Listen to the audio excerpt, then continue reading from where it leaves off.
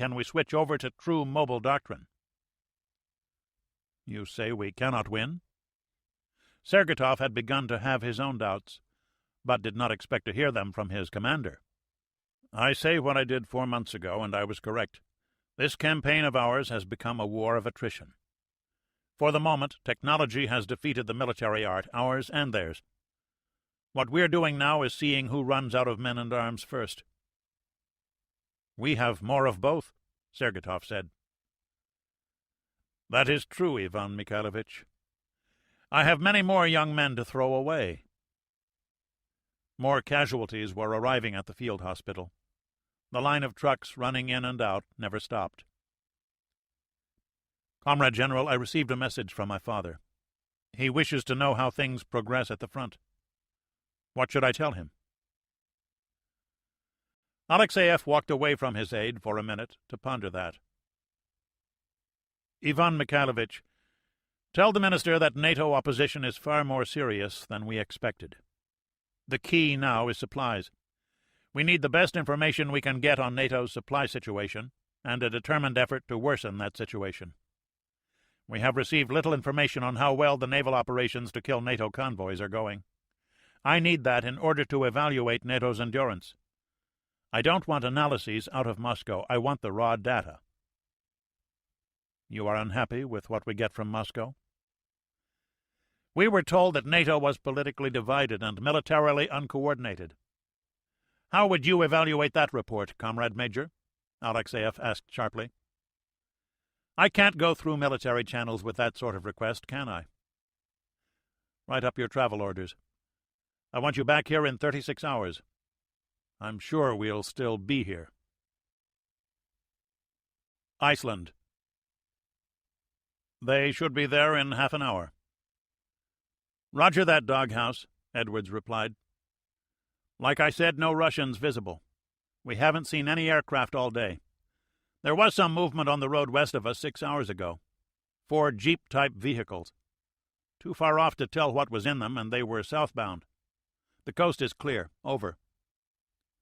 Okay, let us know when they get there. Will do. Out. Edwards killed the radio. People, we got some friends coming in. Who and when, Skipper? Smith asked at once. Didn't say, but they'll be here in half an hour. Must be an airdrop. They come take us out? Vigdis asked. No, they can't land a plane here. Sarge, you got any opinions? Same as yours, I expect. The plane was early, and for once Edwards saw it first. The C-130 Hercules 4-engine transport skimmed down from the northwest, only a few hundred feet over the eastern slope of the ridge they were on. A stiff breeze blew from the west as 4 small shapes emerged from the aft cargo door, and the Hercules turned abruptly north to leave the area. Edwards concentrated on the descending parachutes. Instead of drifting down into the valley below them, the parachutists were coming straight down to a rock-filled slope. Oh, shit, he misjudged the wind. Come on! The parachutes dropped below them as they ran downhill. One by one they stopped, losing their shape in the semi-darkness as the men landed. Edwards and his party moved rapidly, trying to remember where the men had landed. Their camouflage chutes turned invisible as soon as they touched the ground. Halt! Okay, we're here to meet you, Edwards said. Identify yourself. The voice had an English accent. Codename Beagle. Proper name? Edwards, 1st Lieutenant, U.S. Air Force. Approach slowly, mate. Mike went forward alone. At length he saw a vague shape, half hidden by a rock. The shape held a submachine gun. Who are you? Sergeant Nichols, Royal Marines. You picked a bloody poor place to receive us, Lieutenant. I didn't do it, Edwards answered. We didn't know you were coming until an hour ago. Balls up, another bloody balls up. The man stood and walked forward with a pronounced limp. Parachuting's dangerous enough without coming into a fucking rock garden. Another figure came up. We found the lieutenant. I think he's dead. Need help? Mike asked. I need to wake up and find myself home in bed. Edwards soon found that the party sent to rescue him, or whatever their mission was, had gotten off to a disastrous start. The lieutenant in command of the group had landed on one boulder and fallen backward on another. His head hung from the rest of his body as if on a string. Nichols had sprained his ankle badly, and the other two were uninjured but shaken. It took over an hour to locate all their gear. There was no time for sentiment. The lieutenant was wrapped in his parachute and covered with loose rocks. Edwards led the rest back to his perch on the hilltop. At least they'd brought a new battery pack for his radio. "Doghouse, this is Beagle, and things suck. Over." "What took so long?" "Tell that herky-bird driver to get a new eye doctor. The Marines you sent here got their boss killed, and their sergeant ripped his ankle up." "Have you been spotted?" "Negative. They landed in rocks. It's a miracle they weren't all killed. We're back on the hilltop. We covered our tracks." Sergeant Nichols was a smoker. He and Smith found a sheltered spot to light up. "Sounds rather excitable, your lieutenant." "He's only a wing wiper, but he's doing all right." "How's the ankle?" "I'll have to walk on it whether it's fit or not." "Does he know what he's about?" "The skipper? I watched him kill 3 Russians with a knife. That good enough?" "Bloody hell." Chapter 33. Contact. USS Reuben James. "Captain?" Morris started at the hand on his shoulder. He'd just wanted to lie down in his stateroom for a few minutes after conducting helicopter night landing practice, and he checked his watch. After midnight. His face was sweaty. The dream had just started again. He looked up at his executive officer. "What is it, XO?"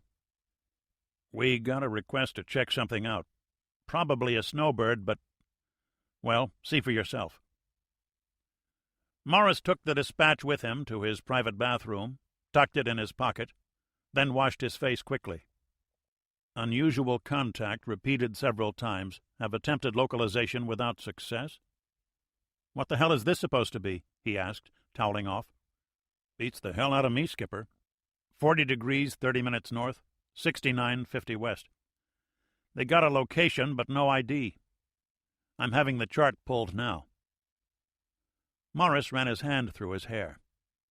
2 hours sleep was better than none, wasn't it? "Okay, let's see how it looks from CIC." The tactical action officer had the chart out on the table next to the captain's chair. Morris checked the main tactical display scope. They were still far offshore in accordance with their orders to check out the 100-fathom curve. "That's way the hell away from here," Morris observed immediately. There was something familiar about the location. The captain bent over the chart. "Yes, sir. About a 60-mile run," Ernst agreed. "Shallow water, too. Can't use the towed array there." "Oh, I know what this place is. That's where the Andrea Doria sank. Probably somebody's got a mad contact and didn't bother checking his chart." "Don't think so." O'Malley emerged from the shadows. "A frigate heard something first. The winch on their tail was busted. They didn't want to lose it, so they were heading into Newport instead of New York because the harbor's deeper. They say they copied a strange passive sonar contact that faded out. They did a target motion analysis and generated this position. Their helicopter made a few passes, and its magnetic anomaly detector registered right over the Doria, and that was that." "How'd you find that out?" O'Malley handed over a message form. "Came in right after the XO went to get you. They sent an Orion to check it. Same story. They heard something odd, and it faded out." Morris frowned. They were chasing after a wild goose, but the orders came from Norfolk. That made it an official wild goose chase. "What's the helo status?" "I can be up in 10 minutes. 1 torpedo and an auxiliary fuel tank. All the gear's online. Tell the bridge to take us there at 25 knots. Battle Axe know about this?" He got a nod. "Okay, signal them what we're up to. Winch in the tail.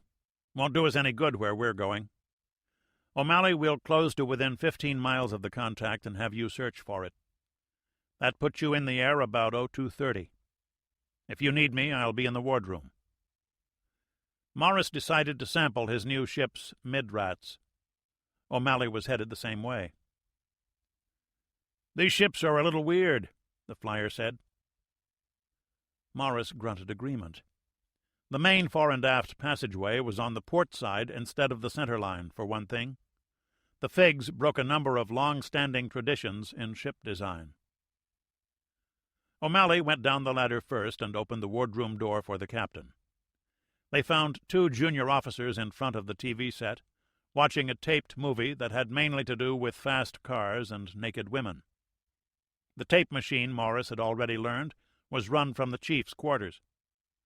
One result of this was that a particularly attractive chest was instant replayed for all hands. Mid-watch rations, or mid-rats, was an open loaf of bread and a plate of cold cuts. Morris got himself a cup of coffee and built a sandwich. O'Malley opted for a fruit drink from the cooler on the after bulkhead. The official Navy term for it was bug juice. "Coffee?" Morris asked. O'Malley shook his head. "Too much makes me jumpy. You don't want shaky hands when you're landing a helo in the dark." He smiled. "I really am getting too old for this crap." "Kids?" "3 boys, and ain't none of 'em going to be a sailor if I have anything to say about it. You?" "Boy and a girl. They're back in Kansas with their mother." Morris went after his sandwich. The bread was a little stale, and the cold cuts weren't cold, but he needed to eat. This was the first meal in 3 days he hadn't eaten alone. O'Malley pushed the potato chips over. "Get all your carbohydrates, Captain." "That bug juice'll kill you." Morris nodded at the fruit drink. "It's been tried before. I flew 2 years over Nam. Mostly search and rescue stuff. Got shot down twice. Never got scratched, though.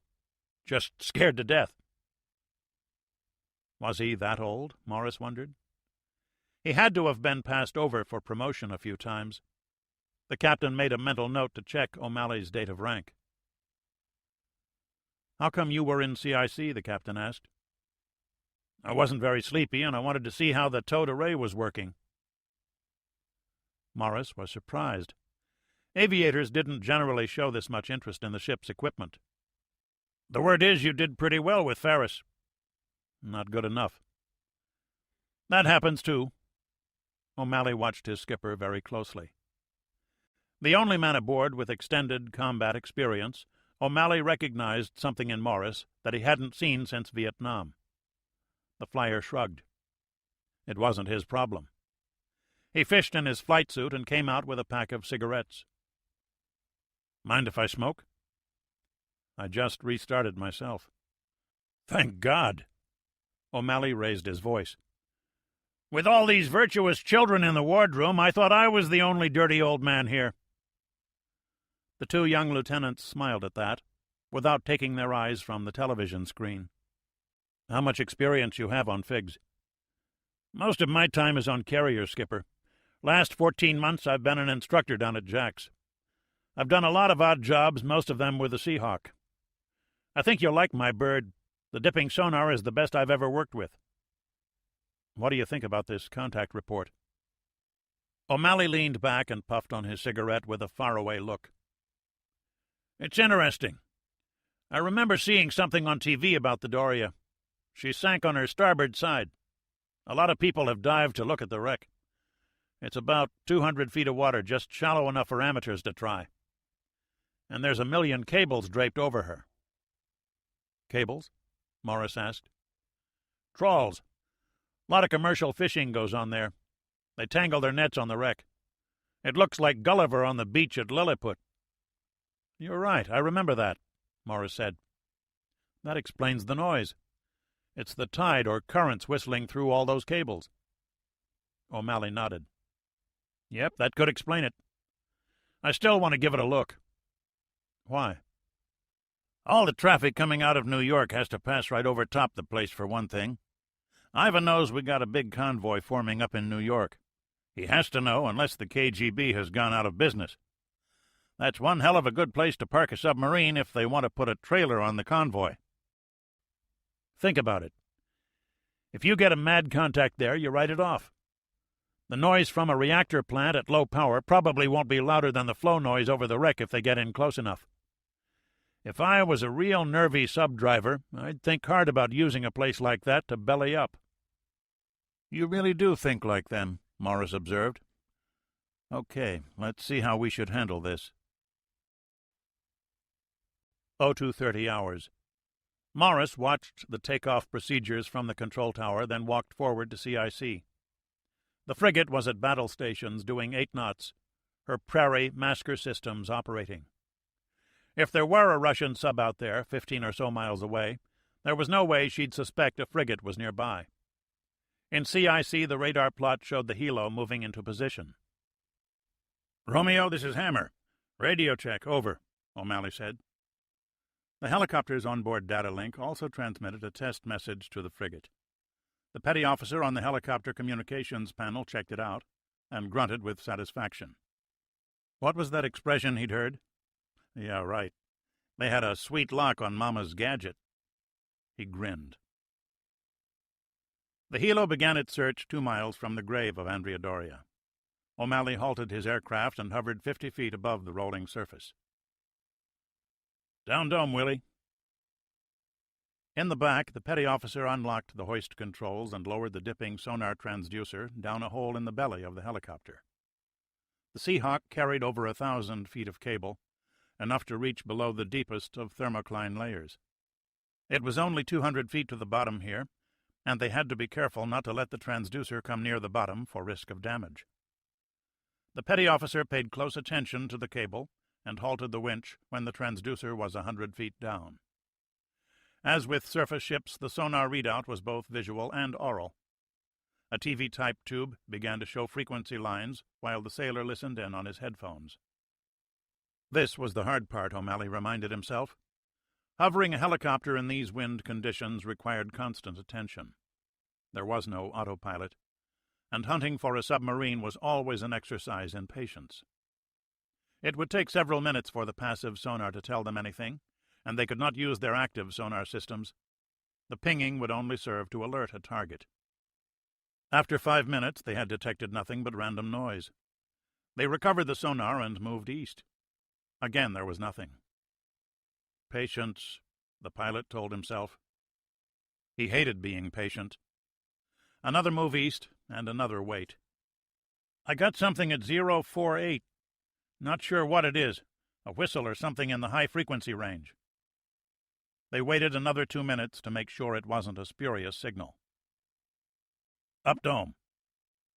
O'Malley brought the helicopter up and moved off northeast for 3,000 yards. 3 minutes later, the sonar went down again. Nothing this time. O'Malley changed positions again. "If I ever write a song about hunting submarines," he thought, "I'll call it Again and Again and Again." This time a signal came back. 2 signals, in fact. "That's interesting," the ASW officer aboard Reuben James observed. "How close is this to the wreck?" "Very close," Morris answered. "Just about the same bearing, too." "Could be flow noise," Willie told O'Malley. "Very faint, just like the last time." The pilot reached up to flip a switch to feed the sonar signal into his headset. "We're looking for a very faint signal," O'Malley reminded himself. "Could be steam noise, too. Prepare to raise dome. I'm going to go east to triangulate." 2 minutes later, the sonar transducer went into the water for a 6th time. The contact was now plotted on the helicopter's onboard tactical display that sat on the control panel between pilot and co-pilot. "We got 2 signals here," Ralston said, "about 600 yards apart." "Looks that way to me. Let's go see the near one. Willie?" "Cable within limits, ready to raise, skipper." "Up dome." "Romeo, Hammer. You got what we got?" "Affirmative, Hammer," Morris answered. "Check out the southern one." "Doing that right now. Stand by." O'Malley paid close attention to his instruments as he flew toward the nearer of the 2 contacts. Again he halted the aircraft. "Down dome." "Contact," the petty officer said a minute later. He examined the tone lines on his display and mentally compared them with data he had on Soviet submarines. Evaluate this contact as steam and plant noises from a nuclear submarine bearing 262. O'Malley listened for 30 seconds. His face broke into a slight smile. That's a nuke boat, all right. Romeo, Hammer, we have a probable submarine contact bearing 262 our position. Moving to firm that fix up right now. 10 minutes later, they had the contact locked in. O'Malley made directly for it and lowered his sonar right on top of the contact. It's a Victor class, the sonarman aboard the frigate said. See this frequency line? A Victor with his reactor plant turned down to minimum power output. Hammer, Morris called. Romeo. Any suggestions? O'Malley was flying away from the contact, having left a smoke float to mark it. The submarine probably hadn't heard them because of the surface conditions. Or if he had, he knew his safest bet was to sit on the bottom.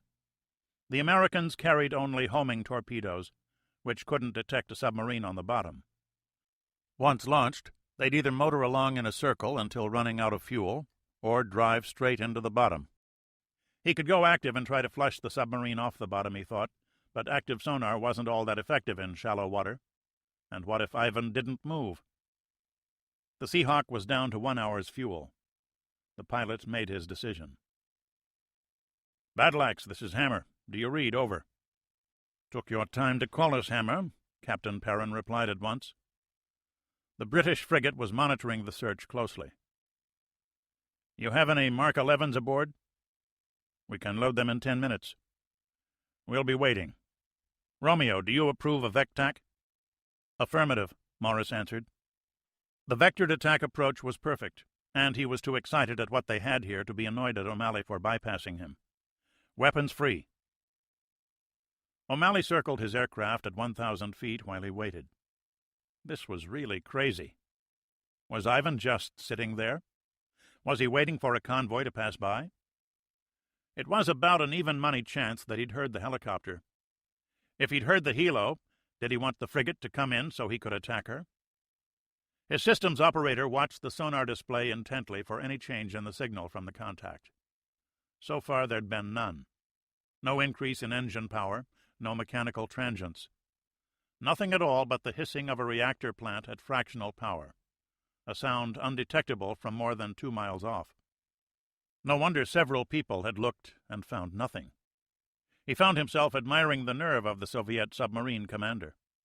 Hammer, this is Hatchet. O'Malley smiled to himself. Unlike American procedures, the Brits assigned helicopter names associated with that of their mother ships. HMS Brazen's helo was Hussey. Battle Axe's was Hatchet. Roger, Hatchet. Where are you? 10 miles south of you. We've 2 depth charges aboard. O'Malley switched his flying lights back on. Very well, stand by. Romeo, the way I want to work this, you give Hatchet a radar steer to our sonobuoy, and we'll use our sonar for the cross-bearing to drop. Do you concur? Over. Roger. Concur, Morris answered. Arm the fish, O'Malley told his co-pilot. Why? If the charges miss, you can bet he'll come off the bottom like a salmon at spawning time. O'Malley brought his helo around and spotted the blinking anti-collision lights of the British Lynx helicopter. Hatchet, tally-ho. I have you now at my 9 o'clock. Please hold your current position while we get set. Willie, any change in the contact? No, sir. This dude's playing it awful cool, sir. You poor brave bastard, O'Malley thought to himself. The smoke float atop the contact was about burned out. He dropped another. After rechecking his tactical display, he moved to a position 1,000 yards east of the contact, hovered 50 feet above the surface, and deployed the dipping sonar. There he is, the petty officer reported. Bearing 268. Hatchet, Hammer, we're ready for your VECTAC. Take your steer from Romeo. Control of the British helicopter's course came now from Reuben James's radar, which steered it onto a precise northerly course. O'Malley watched the Lynx approach, checking to make sure the wind wasn't driving him off his own position. You will drop your charges one at a time on my mark. Stand by, Hatchet. Standing by. The British pilot armed his depth charges and came forward at 90 knots. O'Malley lined up the blinking lights with the smoke float. "Charge 1, mark, mark. Charge 2, mark, mark. Get clear." The Lynx pilot needed no encouragement. Scarcely had the second depth charge fallen free when the helo leaped upward and raced northeast. Simultaneously, O'Malley yanked up on his collective control to bring his delicate sonar transducer out of the water. There was an odd flash of light from the bottom, then another. The surface of the sea turned to foam that leaped into the starry sky. O'Malley closed in and switched on his landing lights. The surface was churned with mud and oil? Just like in the movies, he thought, and dropped another sonobuoy into the water. The bottom reverberated with the rumbles from the depth charges, but the system filtered them out and locked in on the higher frequency sounds. They heard escaping air and rushing water.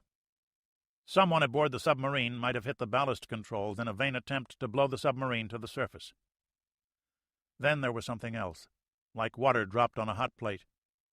It was a moment before O'Malley had it figured out. "What's that, Skipper?" Willie asked over the intercom. "I never heard that before." "The reactor vessel's ruptured. You're hearing a runaway nuclear reactor." God, what a mess that'll be this close into shore, he thought. No more diving on the Doria for a few years. O'Malley switched to the radio circuit. "Hatchet, this is Hammer. I copy collapse noises. We score that one as a kill. Do you claim the kill? Over." "Our Fox, Hammer. Thanks for the steer-in." O'Malley laughed. "Roger that, Hatchet. If you want the kill, you also get to file the environmental impact statement. Out." Aboard the Lynx, pilot and co-pilot exchanged a look. What the devil is that? The two helicopters returned in loose formation and made a pass over both the British and American frigates to celebrate their kill. It was the second for Battle Axe, and Reuben James would now paint half a submarine on the side of her pilot house. The ships recovered their helicopters and turned west for New York.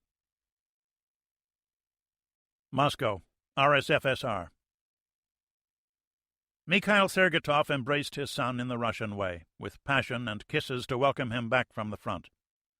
The Politburo member took his son's arm and led him to his chauffeured Zeal for the drive into Moscow. "You've been hurt, Vanya." "I cut my hand on some glass." Ivan shrugged it off. His father offered him a small glass of vodka, which he took. "I haven't had a drink in 2 weeks." "Oh?" "The general does not permit it in his command post," Ivan explained. "Is he as good an officer as I thought?" "Perhaps a better one. I've seen him in command at the front. He is a truly gifted leader." "Then why haven't we conquered Germany?" Ivan Mikhailovich Sergetov had grown up while his father had climbed the party ladder nearly to the top, and he had often seen him switch in a moment from affable host to abrasive party apparatchik. This was the first time it had ever happened to him, however. "NATO was far readier than we had been led to expect, Father. They were waiting for us to come, and their first mission of the war, before we had even crossed the border in force, came as a rude shock." Ivan explained the effects of Operation Dreamland. "We were not told it was that bad. Are you sure?" "I've seen some of the bridges. Those same aircraft raided a dummy command post outside Stendal. The bombs were falling before we knew they were there. If their intelligence had been better, I might not be here." "So it's their air power?" "That's a major part of it. I've seen their ground attack fighters cut through a tank column like a harvester through a wheat field. It's horrible." "But our missiles?" "Our missile troops practice once or twice a year, firing at target drones that plod along in a straight line up where everyone can see them. The NATO fighters fly between the trees. If the anti-aircraft missiles on either side worked as well as their makers said, every airplane in the world would have been shot down twice over by now. But the worst thing of all are their anti-tank missiles. You know, just like ours, and these missiles work all too well." The younger man gestured with his hands. 3 men in a wheeled vehicle. 1 driver, 1 loader, 1 gunner. They hide behind a tree at a turn in the road and wait. Our column comes into view, and they fire from a range of, say, 2 kilometers. They're trained to go for the command tank, the one with the radio antenna up. As often as not, the first warning we have is when the first weapon hits. They fire one more and kill another tank, then race away before we can call down artillery fire. 5 minutes later, from another spot, it happens again. "It's eating us up," the young man said, echoing the words of his commander. "You say we are losing?" "No, I say that we are not winning," Ivan said. "But for us that is the same thing." He continued with the message from his commander, and saw his father settle into the leather seat of the car. "I knew it.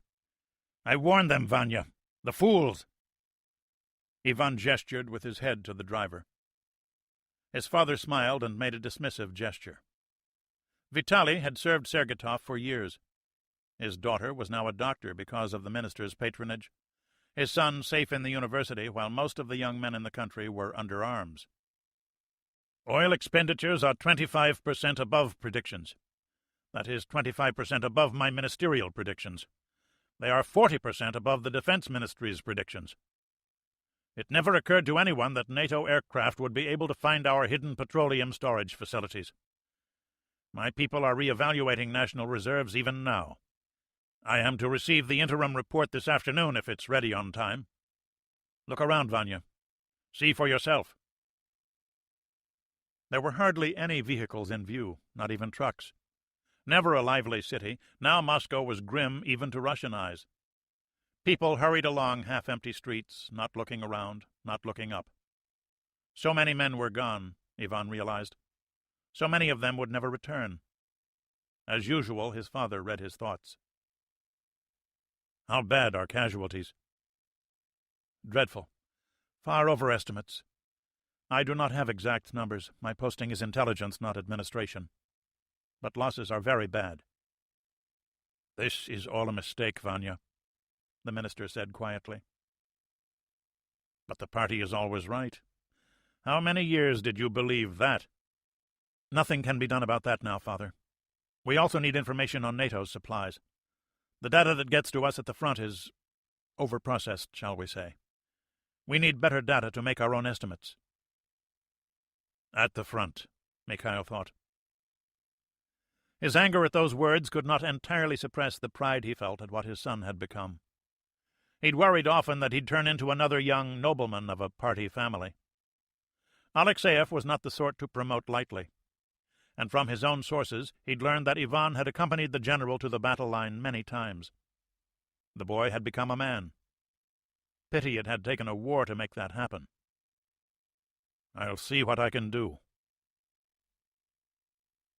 USS Chicago. The Sviatana Anatroff was their last bit of deep water. The freight train of fast attack submarines slowed almost to a halt as it approached the edge of the ice pack. They expected to find 2 friendly submarines here, but friendly was not a word that went well with combat operations. All the American submarines were at battle stations. McCafferty checked the time and the location. So far, everything had gone according to plan. Amazing, he thought. He didn't like being the lead boat. If there were a Russian patrolling the edge of the pack, he'd get first shot, McCafferty knew, wondering if the he would be a speaker of English or Russian. "Con, sonar, I got faint machinery noises bearing 191. "Bearing change?" "Just picked it up, sir. Bearing is not changing at the moment." McCafferty reached past the duty electrician's mate and switched on the Gertrude, a sonar telephone as archaic as it was effective. The only noise was the hissing and groaning of the ice pack. Behind him, the exec got the fire control tracking party working on a torpedo solution for the new target. A garbled group of syllables came over the speaker. McCafferty took the Gertrude phone off the receiver and depressed the transmit trigger. "Zulu X-ray." There came a pause of several seconds, then a scratchy reply. "Hotel Bravo," replied HMS Scepter. McCafferty let out a long breath that went unnoticed by the rest of the attack center crew, all of whom were doing exactly the same thing. "All ahead 1/3, the captain said. 10 minutes later, they were within easy range of the Gertrude. Chicago halted to communicate. Welcome to the Soviet back garden, old boy. Slight change in plans.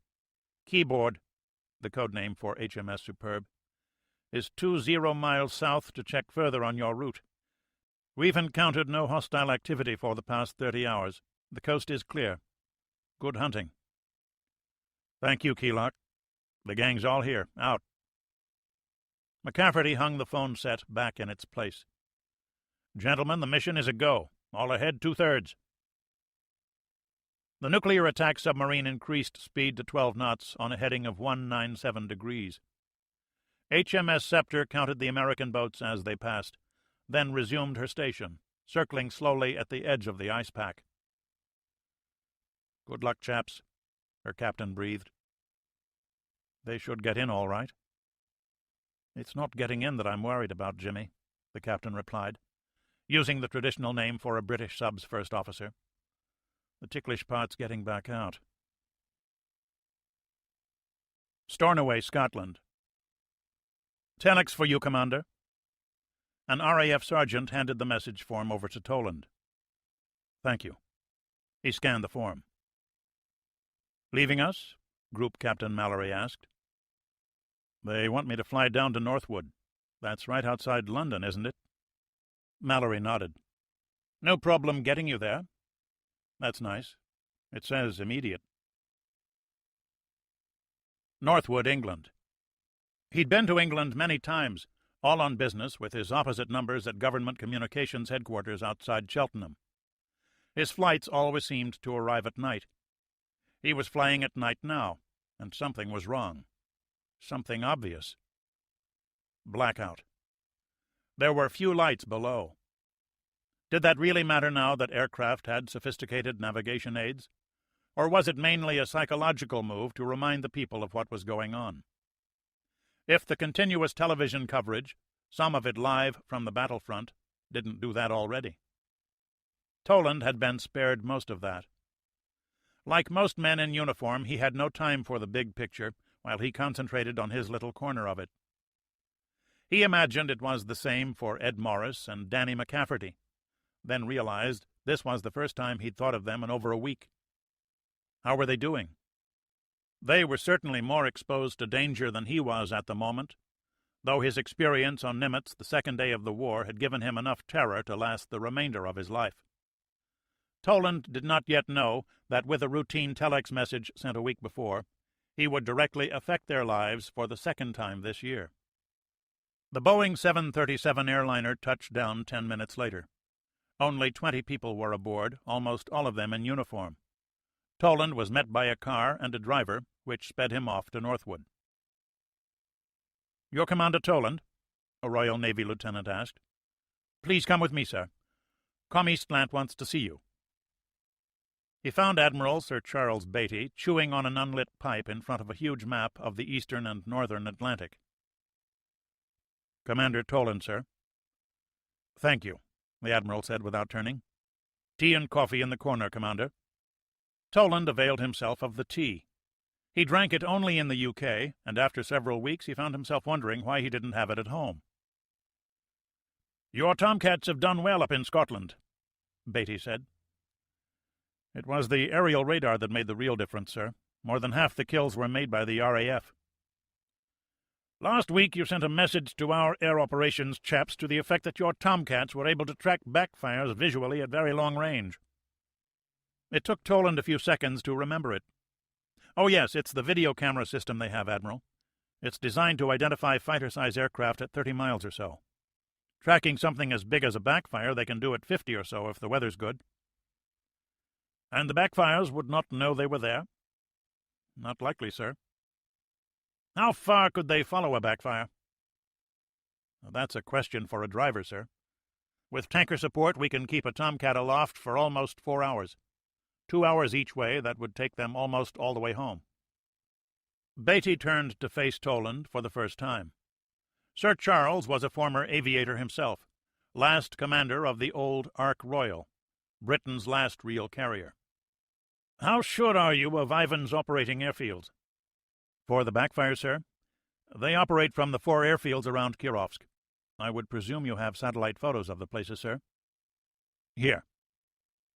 Beatty handed him a folder. There was a degree of unreality to this, Toland thought. 4-star admirals didn't chew the fat with newly frocked commanders unless they had nothing better to do, and Beatty had lots of things to do. Bob opened the folder. Oh. He looked at a photo set for Umbozero, the field east of Kirovsk. There had been lit smoke pots during the satellite pass, and the resulting black smoke had completely hidden the runways to visual light, with flares messing up the infrared imaging systems as well. Well, there were the hardened shelters and maybe 3 aircraft. Was this taken during a raid? Correct. Very good, Commander. The backfire force left the airfield 3 hours before the satellite pass. Trucks, too. Fuel Bowsers? He got a nod. They refuel them right after they land? We think yes, before they get into the shelters. Evidently they don't like the idea of fueling inside a building. Seems reasonable enough. Ivan's had problems with accidental explosions the last few years. Toland nodded, remembering the explosion at the main ordnance storage facility for the Russian Northern Fleet in 1984.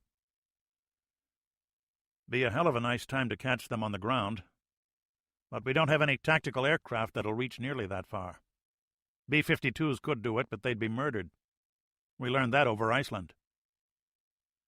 But a Tomcat could trail the backfires nearly to the Russian doorstep, and that could allow you to predict exactly where they'll land, Sir Charles persisted. Toland looked at the map.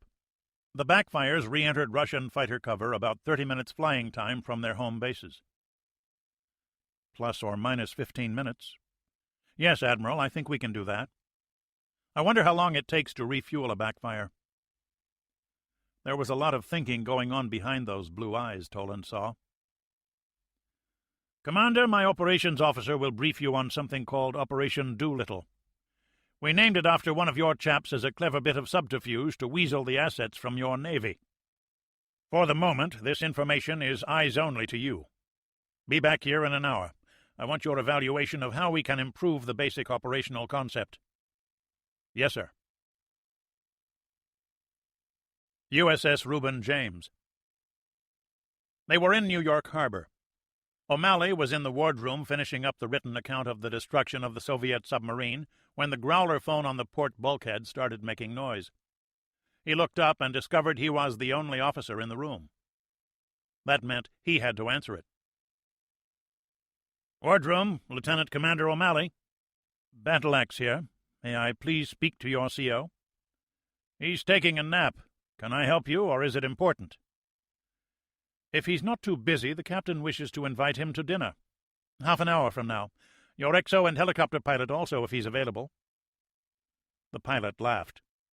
The XO's on the beach, but the helo driver's available if the Queen's ships are still wet. Indeed we are, Commander. Okay, I'll go wake him up. Be back to you in a few minutes. O'Malley hung up and went out the door. He bumped into Willie. Excuse me, sir. The torpedo loading practice? Okay, I'm going to see the skipper anyway. Willie had complained that the last practice had gone a little slow. He handed the petty officer his report. Take this down to the ship's office and tell him to type it up.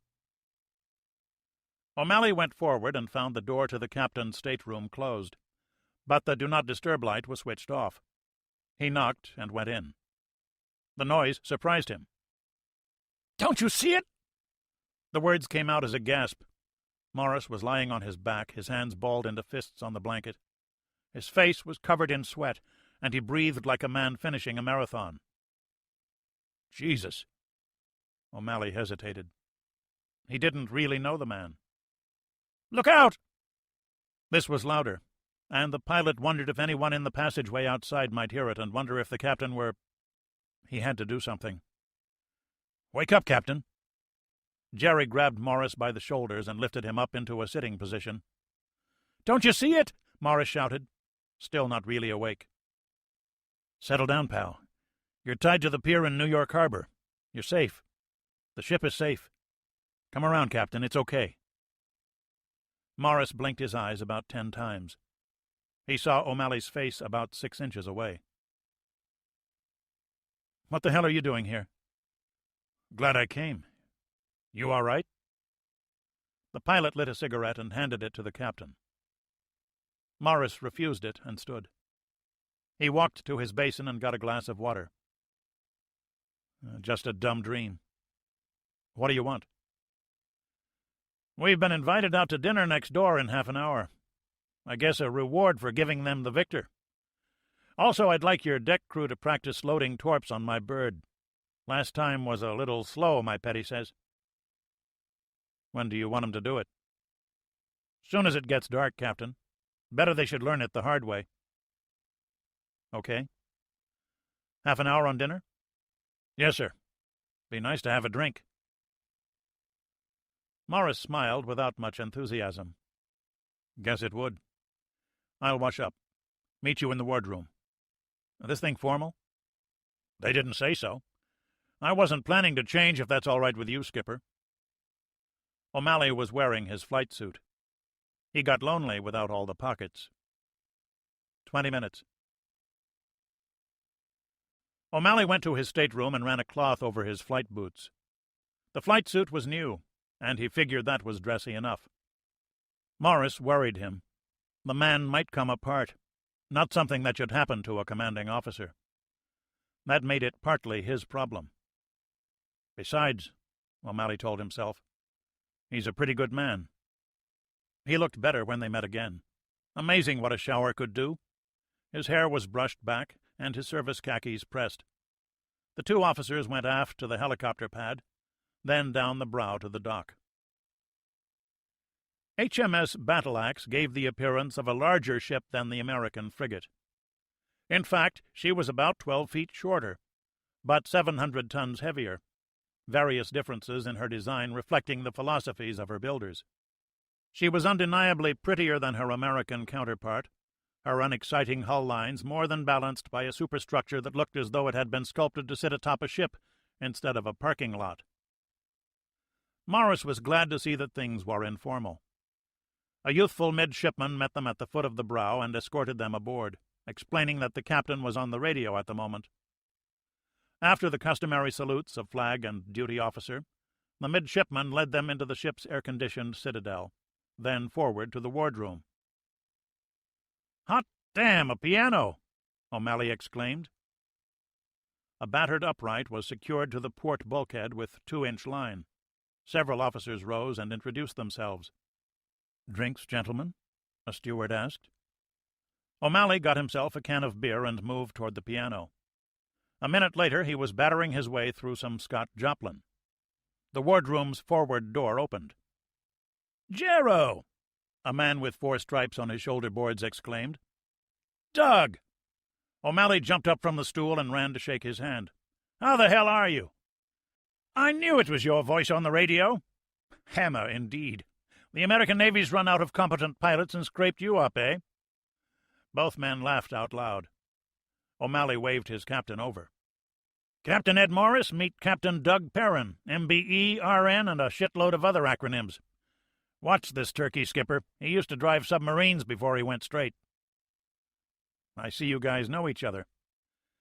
"Some bloody fool decided to send him to lecture at HMS Dryad, our ASW school, when I was taking the advanced course. Set back our relations by at least 100 years. "Is the Fox and Fence put back together yet?" O'Malley asked.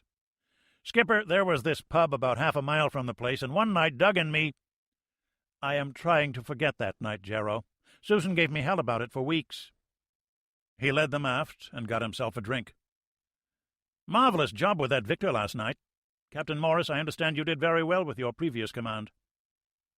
"Killed a Charlie and picked up 2 assists. We stumbled across an Echo on our last convoy. Old boat, but she had a good driver.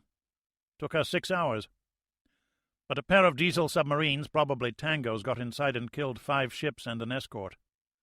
Diomede may have gotten one of them. We are not sure." "Was the Echo coming after you?" Morris asked. "Possibly," Perrin answered. "It does appear that Ivan's going after the escorts quite deliberately. We had 2 missiles shot at us by the last backfire raid. One ran into our chaff cloud, and fortunately our Seawolf intercepted the other.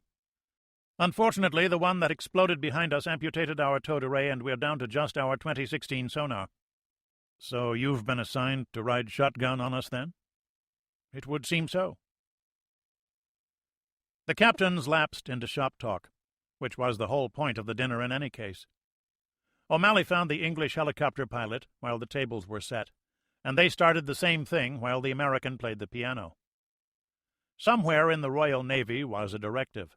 When dealing with American naval officers, get them over early, get a drink in them first, then talk business. Dinner was excellent, though the American's judgment was somewhat affected by the liquid refreshments.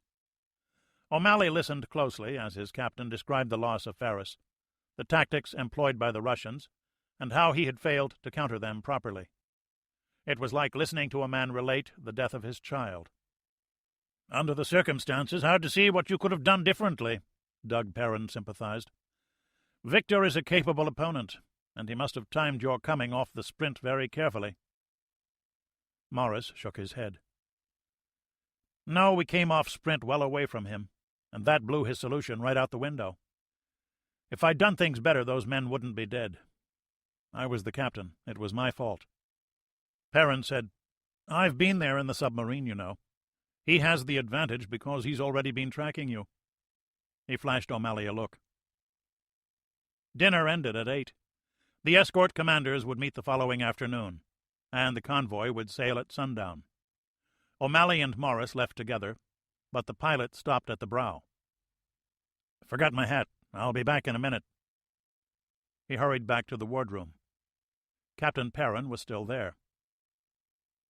"Doug, I need an opinion." "He shouldn't go back out in his current state. Sorry, Jerry, but that's how I see things." "You're right. There's one thing I can try." O'Malley made a small purchase and rejoined Morris 2 minutes later. "Captain, any particular reason you have to head right back to the ship?" he asked quietly. "Something I need to talk about, and I don't want to do it aboard. It's a personal thing. Okay?" The pilot looked very embarrassed. "How about we take a little walk?" Morris agreed. The two officers walked east. O'Malley looked up and down the street and found a waterfront bar with sailors going in and out. He steered Morris into it, and they found a booth in the back. "2 glasses," O'Malley told the barmaid. He unzipped the leg pocket of his flight suit and withdrew a bottle of Black Bush Irish whiskey. "You want a drink here, you buy it here." O'Malley handed her 2 $20 bills. "2 glasses and ice." His voice did not brook argument. "And leave us alone." Service was quick.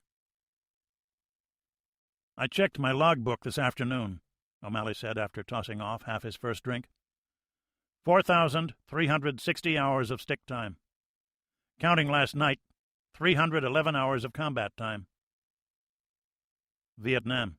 You said you were there." Morris sipped at his own. "Last day, last tour. Search and rescue mission for an A-7 pilot shot down 20 miles south of Haiphong." He had never even told his wife this story. "Saw a flash. Made the mistake of ignoring it. Thought it was a reflection off a window or a stream or something. Kept going. Turned out it was probably a reflection of a gun sight, maybe a pair of binoculars. 1 minute later, some 100-millimeter flak goes off around us. Helo just comes apart. I get her down, we're on fire. Look left. Co-pilot's torn apart. His brains are in my lap. My crew chief, a 3rd class named Ricky. He's in the back. I look. Both his legs are torn off. I think he was still alive then, but there wasn't a damn thing I could do about it. Couldn't even get to him the way things were. And there's 3 people heading towards us. I just ran away. Maybe they didn't see me. Maybe they didn't care. Hell, I don't know. Another helo found me 12 hours later." He poured himself another drink and topped off the one for Morris. "Don't make me drink alone." "I've had enough." "No, you haven't. And neither have I. It took me a year to get over that. You don't have a year. All you got's tonight. You gotta talk about it, Captain. I know. Think it's bad now? It gets worse." He took another pull on the drink. At least it was good stuff, O'Malley told himself. He watched Morris sit there for 5 minutes, sipping at his drink and wondering if he should just go back to the ship. The proud captain.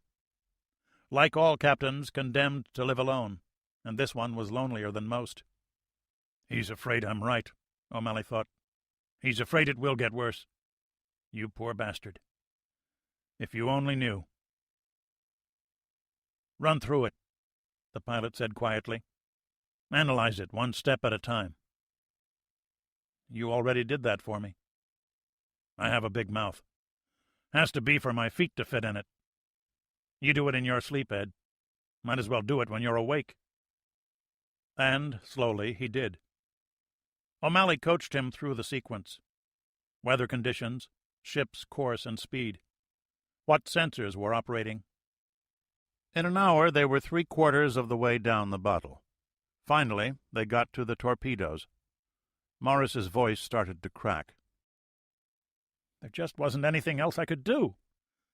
The goddamn thing just came in. We only had one Nixie out, and the first fish blew that the hell away. I tried to maneuver the ship, but you were up against a homing torpedo. You can't outrun 'em, and you can't outturn 'em. I'm not supposed to let—" "Oh, horseshit." The pilot refilled the glasses. "You think you're the first guy ever lost a can? Didn't you ever play ball, Ed? Hell, there's 2 sides, and both of 'em play to win. You expect those Russian sub-skippers are just going to sit there and say, 'Kill me, kill me'? You must be dumber than I thought. My men, some of 'em are dead, most of 'em aren't. I'm sorry some are dead. I'm sorry Ricky died. Kid wasn't even 19 yet. But I didn't kill him, and you didn't kill your men. You saved your ship. You brought her back with most of the crew." Morris drained his glass with one long pull. Jerry refilled it, not bothering with ice. "It's my responsibility. Look, when I got back to Norfolk, I had to visit their families. I'm the captain. There was this little girl, and—" "Jesus, O'Malley, what the hell do you say?" Morris demanded. He was sobbing. Near tears, Jerry saw. "Good. They don't put that in the book," O'Malley agreed. "You think they would have learned by now. Pretty little girl. What do you tell the kids?" The tears started. It had taken nearly 2 hours. "You tell the little girl that her daddy was a good man and he did his best, and you did your best. 'Cause that's all we can do, Ed. You did everything right, but sometimes it just doesn't matter." It wasn't the first time O'Malley had had men cry on his shoulder. He remembered doing it himself. What a miserable life this can be, he thought, that it can bring good men to this. Morris recovered a few minutes later, and by the time they finished the bottle, both men were as drunk as either ever got. O'Malley helped his captain up and walked him to the door. "What's the matter, Navy? Can't take it?" He was a merchant seaman standing alone at the bar. It was the wrong thing to say. It was hard to tell from the baggy flight suit that O'Malley was a man of considerable strength. His left arm was wrapped around Morris. His right hand grabbed the other man by the throat and dragged him away from the bar. "You got anything else to say about my friend Dickweed?" O'Malley tightened his grip. The reply came in a whisper. "All I meant was he has trouble with his liquor." The pilot released him. "Good night." Maneuvering the captain back to the ship was difficult, partly because O'Malley was also drunk, but mainly because Morris was on the point of passing out. That had been part of the plan, too, but the hammer had cut his timing a little close. The brow looked awfully steep from the pier. "What seems to be the problem?" "Good evening, Master Chief." "Good evening, Commander. You got the captain with you?" "Sure could use a hand, too." "You're not kidding." The chief came down the gangway. Together they got the captain aboard. The really hard part was the ladder up to his stateroom. For this, another sailor was summoned. "Damn," the youngster observed. "The old man really knows how to tie one on." "Takes a real sailorman to know how to get blasted," the Master Chief agreed. The three of them got him up the ladder. O'Malley took it from there and landed Morris on his bunk. The captain was sleeping soundly, and the flyer hoped the nightmare wouldn't come back. His still did. Northwood, England. "Well, Commander?" "Yes, sir, I think it'll work. I see most of the assets are nearly in place." "The original plan had a lesser chance of success. I'm sure it would have got their attention, of course, but this way we just might be able to damage the force severely." Toland looked up at the map. "The timing is still tricky, but not very different from that attack we made on the tankers." "I like it, sir. Sure would solve a few problems. What's the convoy situation?" "There are 80 ships assembled in New York Harbor. They sail in 24 hours. Heavy escort, carriers in support, even a new Aegis cruiser with the merchants. And the next step after that, of course," Beatty went on. "Yes, sir. And Doolittle is the key." "Exactly. I want you back at Stornoway. I'll also be sending one of my air operations types to work with your chaps. We'll keep you informed of all developments. Remember that distribution for this is to be strictly limited to the personnel involved." "Understood, sir." "Off with you, then." Chapter 34. Feelers. USS Reuben James. 0700 hours came rather early for Jerry O'Malley. He had the lower bunk in a two-man stateroom. His co-pilot had the upper, and his first considered move was to take 3 aspirins and sit back down. It was almost funny, he thought. The hammer. He felt it inside his head.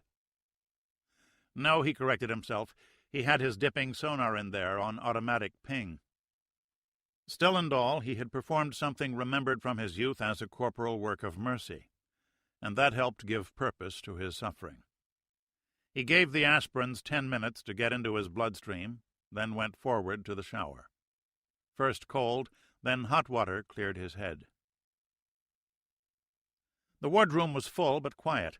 The officers assembled according to age into little knots of whispered conversation. These young officers hadn't faced combat before, and the bravado they might have felt on leaving San Diego some weeks before had been replaced with the sober reality of the task at hand. Ships had been sunk. Men they knew were dead. For these kids, fear was a more terrible unknown than the technical aspects of combat for which they had been trained. He could see the question in their faces. Only time would answer it. They would learn to endure it, or they would not. Combat held no mysteries for O'Malley. He knew that he would be afraid, and that he would put the fear aside as best he could. There was no sense dwelling on it. It would come soon enough. "Good morning, XO." "Morning, Jerry. I was just going to call the skipper." "He needs his sleep, Frank." The pilot had disconnected Morris's alarm clock before leaving the stateroom. Ernst read O'Malley's face. "Well, nothing we really need him for till 11. I knew you were a good XO, Frank." O'Malley debated between bug juice and coffee. The fruit drink this morning was the orange kind. The flavors didn't relate to any particular fruit. O'Malley liked the red kind, but not the orange. He poured some coffee. "I supervised the torpedo loading last night. We cut a minute off our best time, in the dark." "Sounds good to me." "When's the pre-sale brief?" 1400, in a theater 2 blocks from here. COs, XOs, and selected others. I expect you'll want to come too?"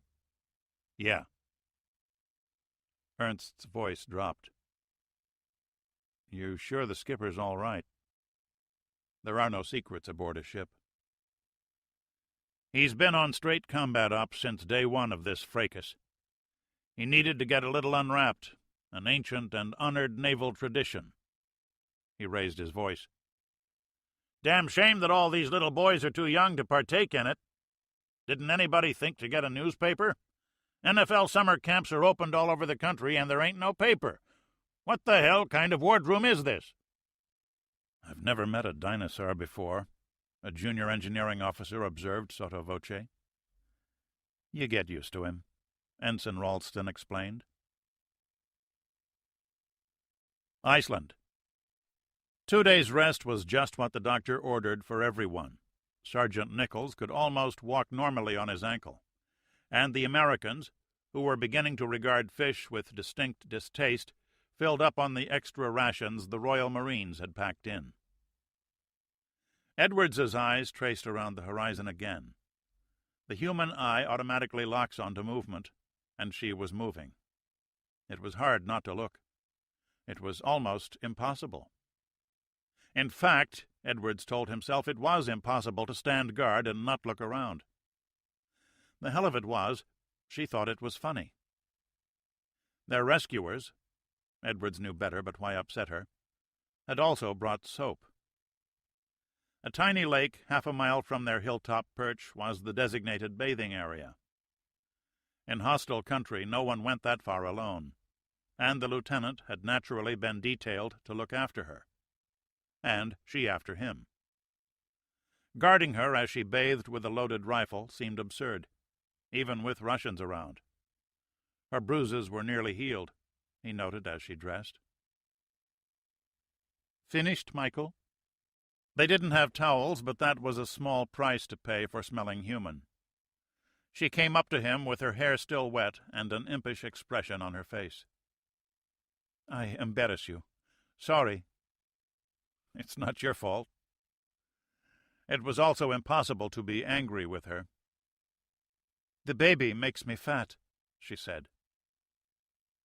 Mike could scarcely tell, but then it wasn't his figure being changed. You look fine. I'm sorry if I looked when I shouldn't have. What is wrong? Edwards found himself struggling with his words again.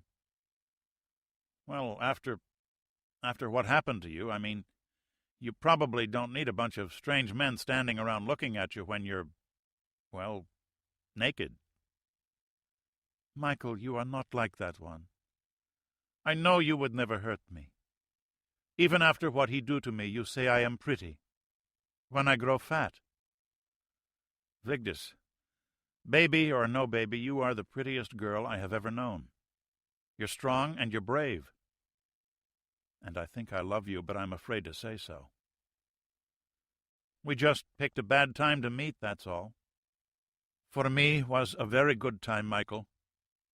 She took his hand. She smiled a lot now. She had a gentle, friendly smile. As long as you know me, every time you think about me, you'll remember that Russian. Yes, Michael. I will remember that. I remember that you saved my life. I asked Sergeant Smith. He say you have orders not to come near Russians because it's so dangerous for you. He say you come because of me.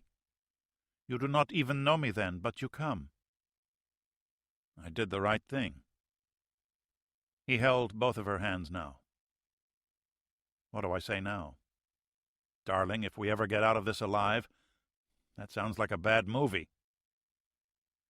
Edwards hadn't been 16 in a long time, but now all the awkwardness that had poisoned his adolescence came back to him.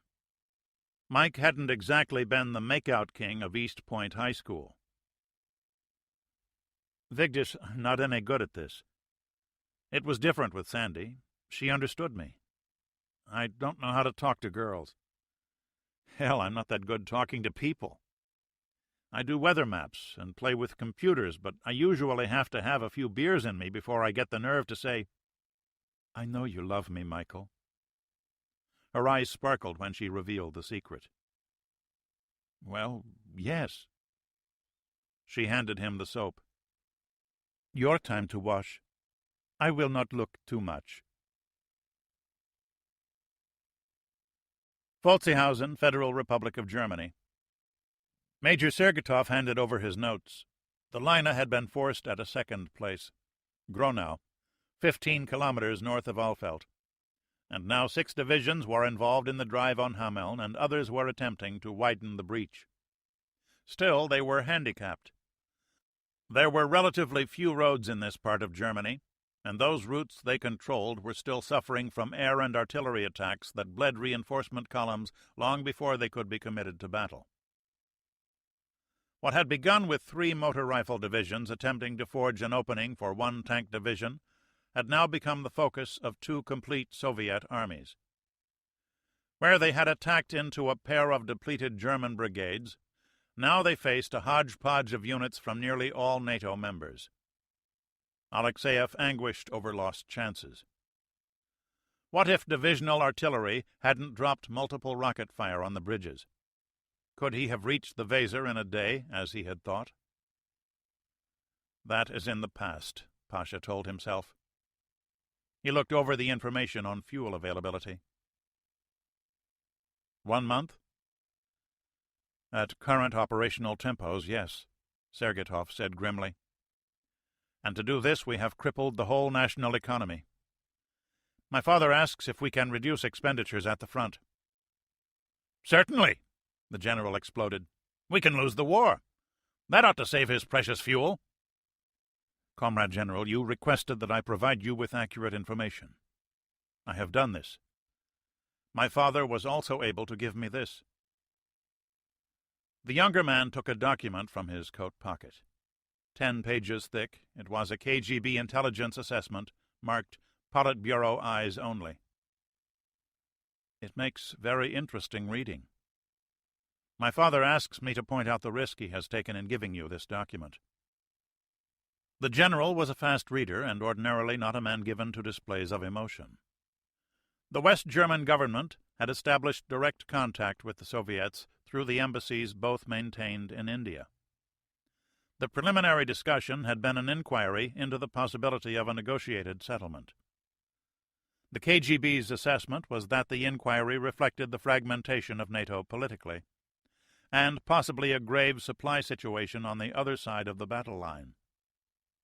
There followed 2 pages of graphs and claims of damage to NATO shipping, plus analysis of NATO's munitions expenditures to date. The KGB calculated that NATO supplies were down to the 2-week mark now, despite all the shipping that had arrived to date. Neither side had produced enough consumable ordnance and fuel to sustain its forces.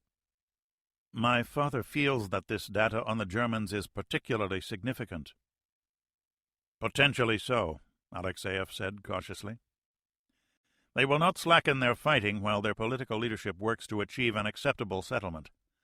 But if we can make them an acceptable offer and remove the Germans from NATO, then our objective is achieved, and we can seize the Persian Gulf at leisure.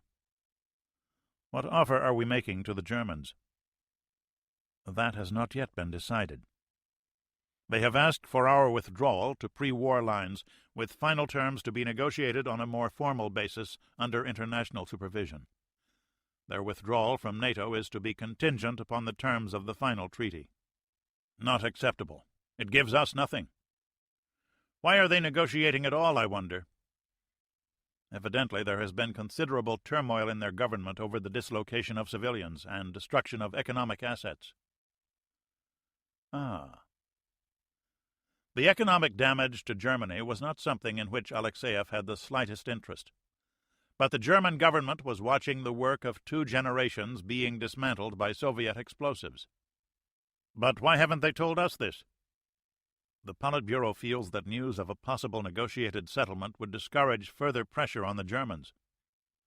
Idiots! This sort of thing tells us what to attack. That is what my father said. He wants your opinion on all this. Tell the minister that I see no indication at all of weakening NATO resolve on the battle line. German morale in particular is still high. They resist everywhere. Their government could be doing this without the knowledge of their own army. If they are deceiving their NATO allies, why not their high command also? Sergetov suggested. After all, it worked that way in his country. A possibility, Ivan Mikhailovich. There is another one as well. Alexeyev turned back to the papers. That this is all a sham. New York. The briefing was conducted by a captain. As he spoke, the escort commanders and their senior officers leafed through the briefing documents like high school students at a Shakespeare play. Outlying sonar pickets will be positioned along the threat axis here. The captain moved his pointer across the view graph. The frigates, Reuben James and Battle Axe, were to be almost 30 miles from the rest of the formation. That put them outside SAM coverage from the other ships. They had their own surface-to-air missiles, but they would be completely on their own. We will have SIRTAS support for most of the trip. The ships are repositioning themselves now. We can expect Soviet submarine and air attacks. To deal with the air threat, the carriers Independence and America will be supporting the convoy. The new Aegis cruiser Bunker Hill, as you may have noticed, will be traveling in the convoy.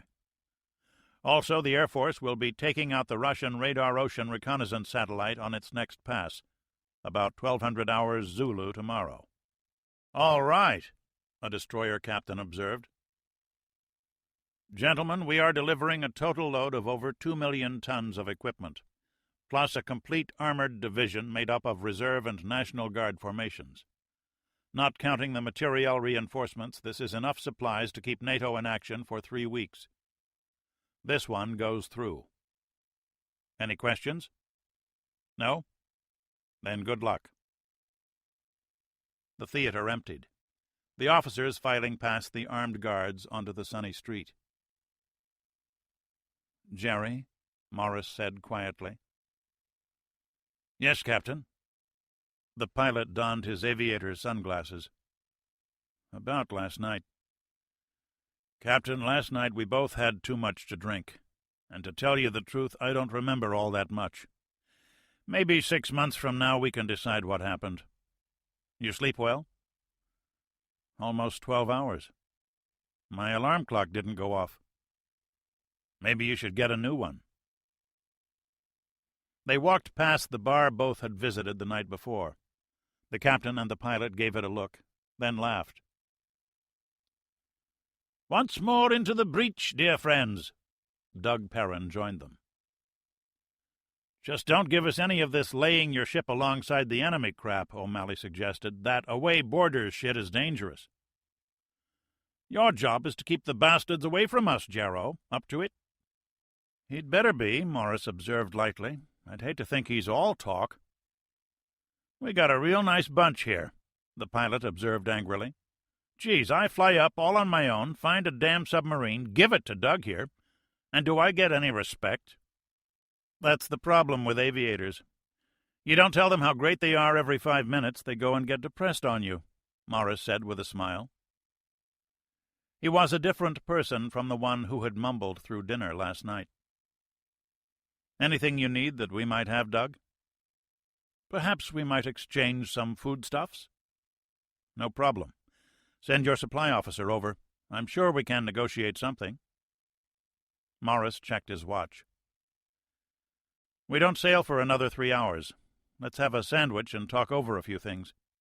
I got an idea for spoofing those backfires that I want to try out on you. 3 hours later, a pair of Moran harbor tugs eased the frigates away from the pier. Reuben James moved slowly, her turbine engines pushing her through the polluted water at a gentle 6 knots. O'Malley watched from the right seat of his helicopter, on alert for a possible Russian sub near the entrance to the harbor, though 4 Orion patrol aircraft were vigorously sanitizing the area. Probably the Victor they had killed 2 days before had been detailed to trail and report on the convoy, first to direct a backfire raid, then to close and launch her own attack. The trailer was dead, but that did not mean that the sailing was a secret. New York was a city of 8 million, and surely one of them was standing at his window with a pair of binoculars, cataloging the ship types and numbers. He or she would make an innocent telephone call, and the data would be in Moscow in a few hours. Other submarines would close on their expected track. As soon as they were outside of shore-based air cover, Soviet search aircraft would come looking, with missile-armed backfires behind them. So many ships, O'Malley thought. They passed a series of row-rows, roll-on, roll-off container ships loaded with tanks, fighting vehicles, and the men of a whole armored division. Others were piled high with containers that could be loaded right onto trucks for dispatch to the front, their contents recorded on computer for rapid delivery to the proper destination. He thought about the news reports, the taped scenes of land combat in Germany. That was what this was all about. The Navy's mission: keep the sea lanes open to deliver the tools those men in Germany needed. Get the ships across. "How does she ride?" Calloway asked. "Not too bad," Morris answered the reporter. "We have fin stabilizers. She doesn't roll very much. If you have any problem, our corpsman can probably come up with something. Don't be bashful about asking." "I will try to keep out of your way." Morris gave the man from Reuters a friendly nod. He'd arrived with only an hour's warning, but he seemed to be a pro, or at least experienced enough to have all his gear packed in one bag. He took the last available bunk in officer's country. "Your admiral said that you're one of his best commanders." "I guess we'll find that out," Morris said.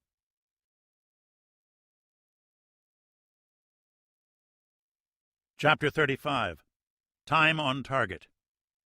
USS Reuben James. The first 2 days went well. The escort force sailed first, blasting with their sonars at the shallow coastal water for possible submarines and finding none. The merchant ships followed, forming slowly into 8 columns of 10 each. The 20-knot convoy was in a hurry to deliver its goods.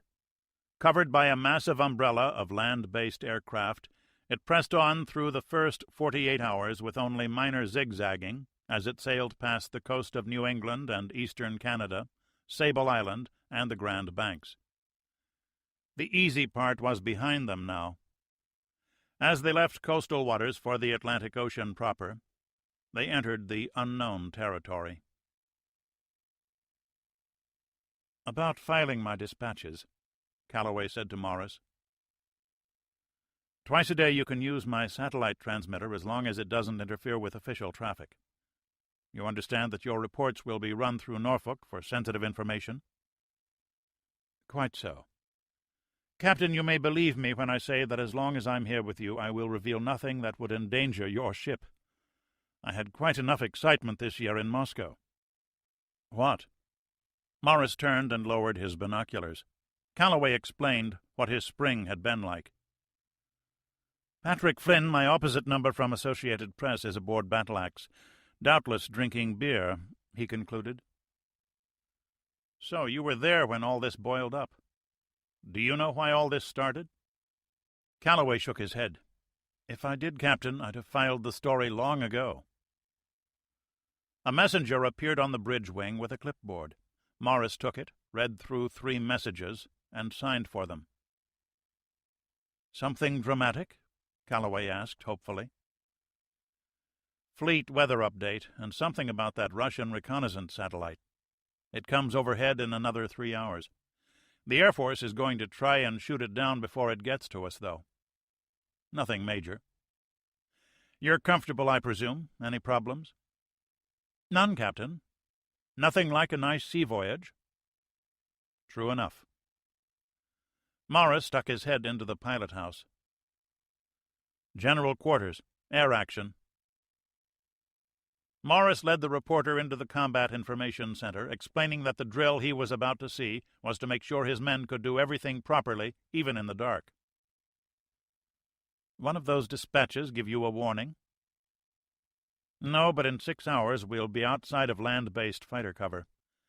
That means Ivan is going to come looking for us." And it's going to get awfully lonely out here by ourselves, Morris thought. He gave his men an hour's worth of drill. The CIC crew ran a pair of computer simulations. On the second one, an enemy missile got through their defenses. Langley Air Force Base, Virginia. The F-15 fighter rolled to a halt just outside the shelter building.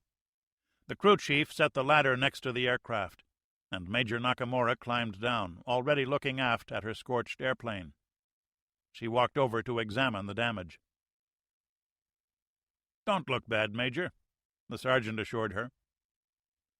A fragment from the exploding rocket motor had drilled a hole the size of a beer can right through her left wing, missing a fuel tank by 3 inches. "I can fix that in a couple of hours."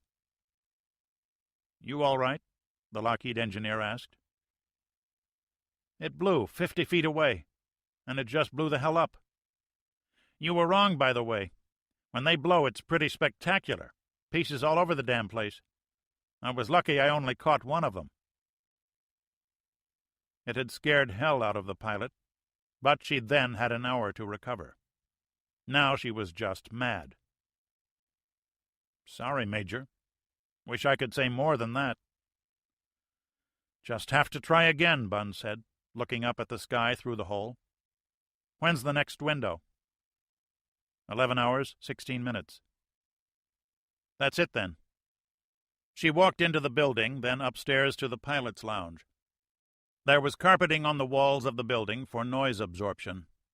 It also prevented serious injury to the pilot's fists.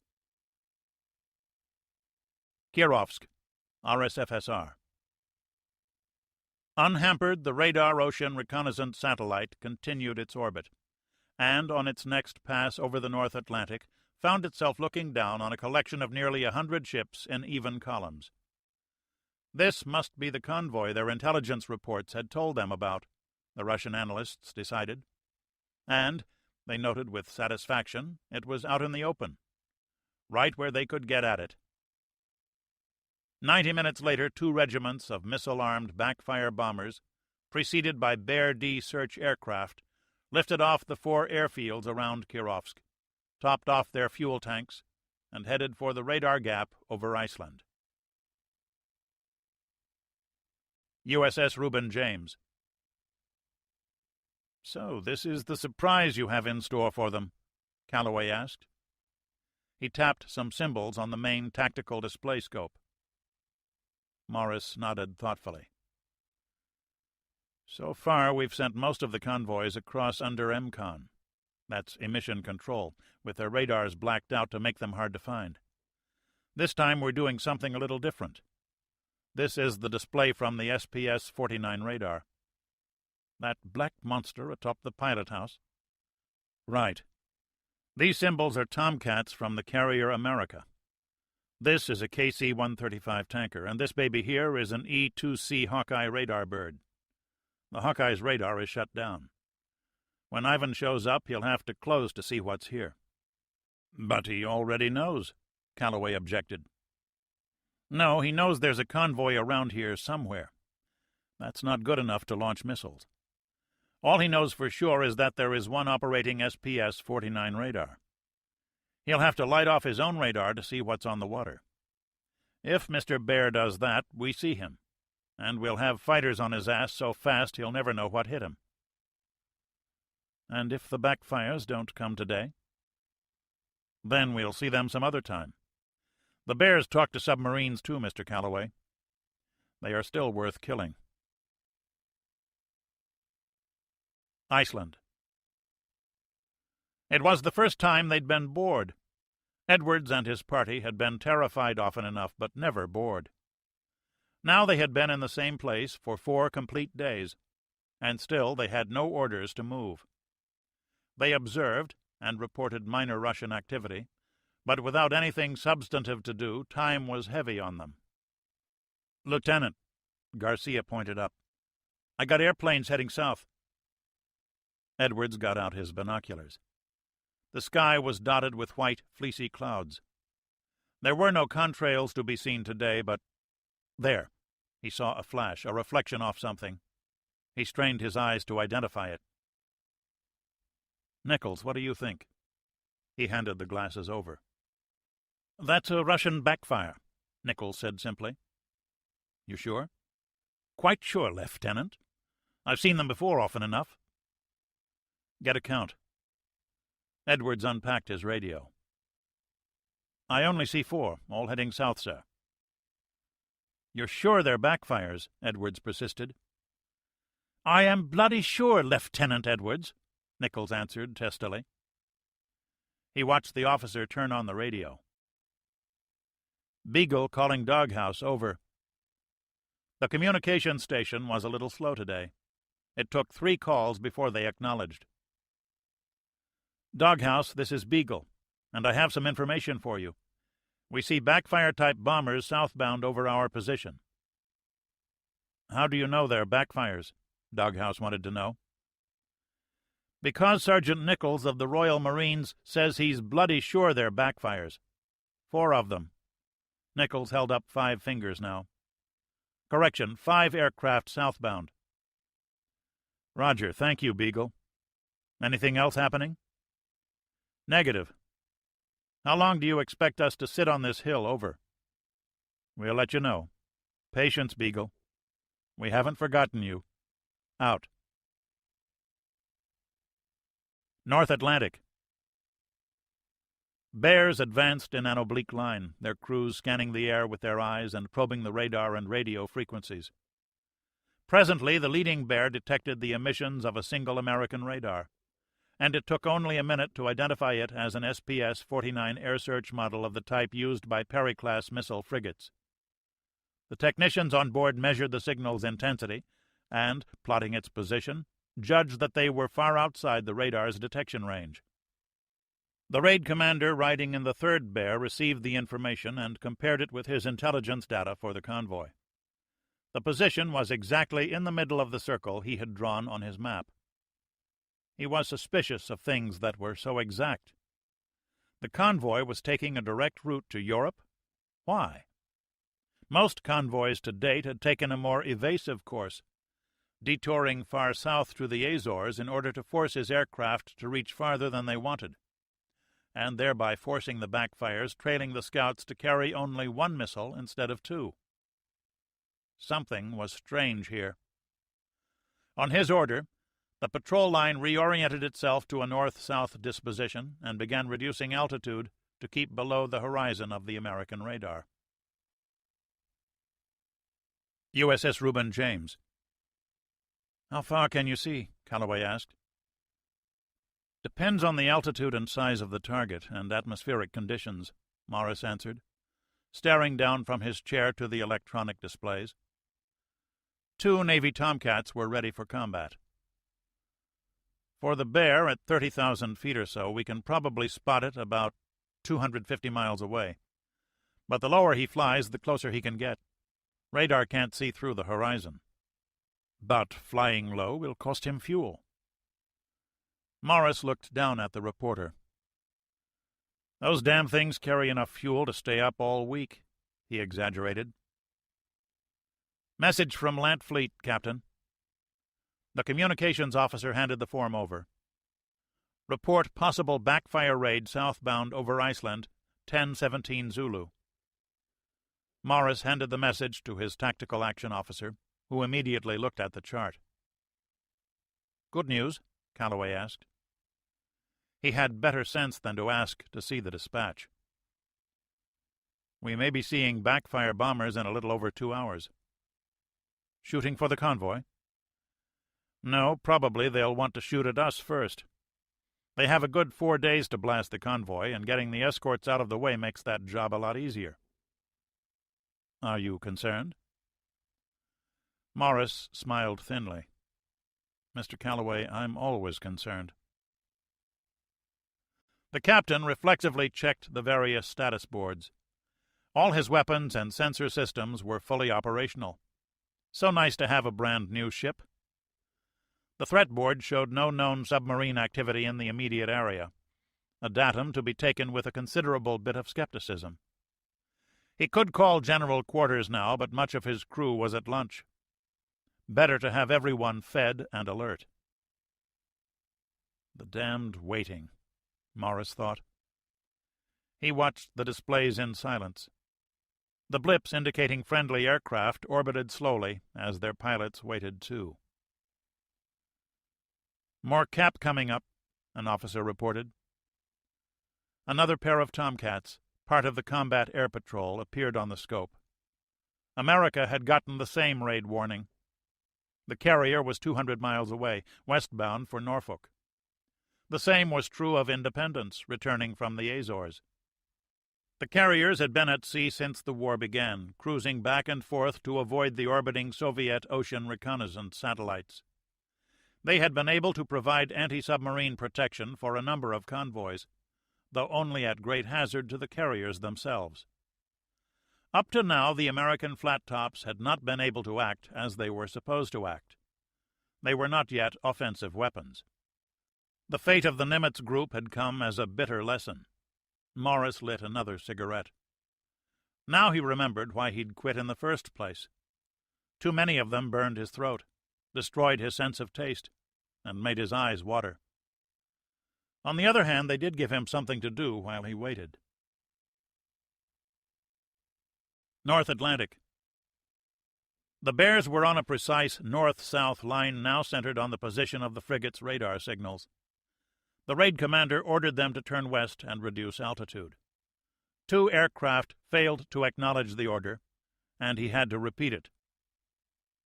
200 miles west of them, aboard the circling E-2C Hawkeye surveillance aircraft, a technician's head went up.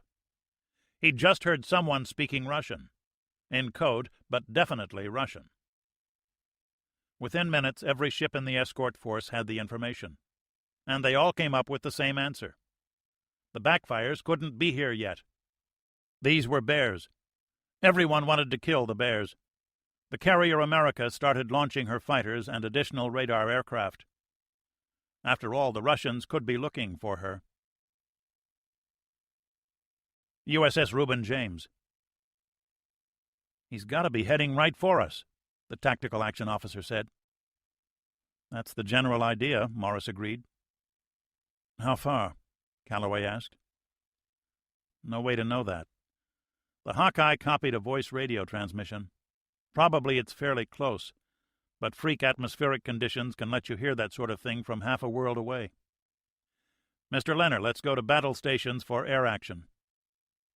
5 minutes later, the frigate was ready. North Atlantic. "Good morning, Mr. Bear." The Tomcat pilot stared at his TV display tube. The Russian aircraft was about 40 miles away, the sun glinting off its massive propellers. Deciding to close without using his radar for the moment, the fighter pilot advanced his throttles to 80% power and activated his missile controls. The head-on closure rate was over 1,000 miles per hour. 17 miles per minute. Then, "Energize," the pilot ordered, and instantly the radar intercept officer in the rear seat powered up the fighter's AWG-9 radar. "We've got him," the RIO reported a moment later. "Shoot." 2 missiles dropped free and accelerated to over 3,000 miles per hour. The Soviet electronics warfare technician was trying to isolate the signature characteristics of the frigate's search radar when a beep sounded on a separate warning receiver. He turned to see what the noise was and went pale. "Air attack warning!" he shouted over the intercom. Reacting at once, the pilot rolled the Bear left and dove for the surface of the ocean, while aft the EW technician activated his protective jamming systems. However, the turn had masked the jammer pods from the incoming missiles. "What's happening?" the raid commander demanded over the intercom. "We have an interceptor radar on us," the technician replied, scared but cool. "Jamming pods are activated." The raid commander turned to his communications man. "Get a warning out. Enemy fighter activity this position." But there wasn't time. The Phoenixes covered the distance in less than 20 seconds. The first went wild and missed, but the second locked on the diving bomber and blew its tail off. The Bear fell to the sea with as little grace as a dropped sheet of paper. USS Reuben James. The radar showed the Tomcat, and they watched as it launched 2 missiles that immediately disappeared from sight, and then, silently, as the Tomcat continued east for 30 seconds. Then it turned around and headed back west. "That, gentleman, is a kill," Morris said. "Splash 1 bear." "How do you know?" Calloway asked. "You think he would have turned back if he missed? And if it was anything but a bear, he'd have broken radio silence. ESM, we copy any radio traffic from 080. The petty officer in the forward starboard corner of the compartment didn't look up. "No, Captain, not a peep." "Damn," Morris said. "It works." "And if the bugger didn't get a message out—" Calloway understood. "We're the only ones who know. Maybe we can bushwhack the whole attack force." Morris stepped over to the display screen. The America's fighters were now all in the air, 70 miles south of the Convoy. He looked at the bulkhead clock. The backfires were about 40 minutes away. He lifted a phone. "Bridge. Combat. Signal Battle Axe to close in." Within seconds, Battle Axe turned hard aport and headed west toward Reuben James. One new thing had already worked today, Morris thought. Why not another? "Stand by to launch helo," he ordered. O'Malley was sitting in his cockpit reading a magazine, or at least letting his eyes scan the pictures, while his mind struggled to detach itself from what was going on around him. The announcement over the loudspeaker tore him away from Miss July. Immediately, Ensign Ralston began the engine start sequence, while O'Malley scanned the trouble board for any mechanical problems, then looked out the door to be sure that the deck crewmen were clear. "What are we supposed to be doing, Commander?" the systems operator inquired. "We're supposed to be missile bait, Willie," O'Malley replied amiably, and lifted off. North Atlantic. The southernmost bear was within 60 miles of the Convoy, but didn't yet know it, nor did the Americans, since he was below the horizon from Reuben James's radar. The bear's pilot did know that it was about time for the aircraft to climb and switch on their own search radars, but word hadn't come yet from the raid commander. Though there was no indication of trouble, the pilot was worried. His instinct told him something strange was happening. One of the bears that had disappeared last week reported tracking a single American frigate radar.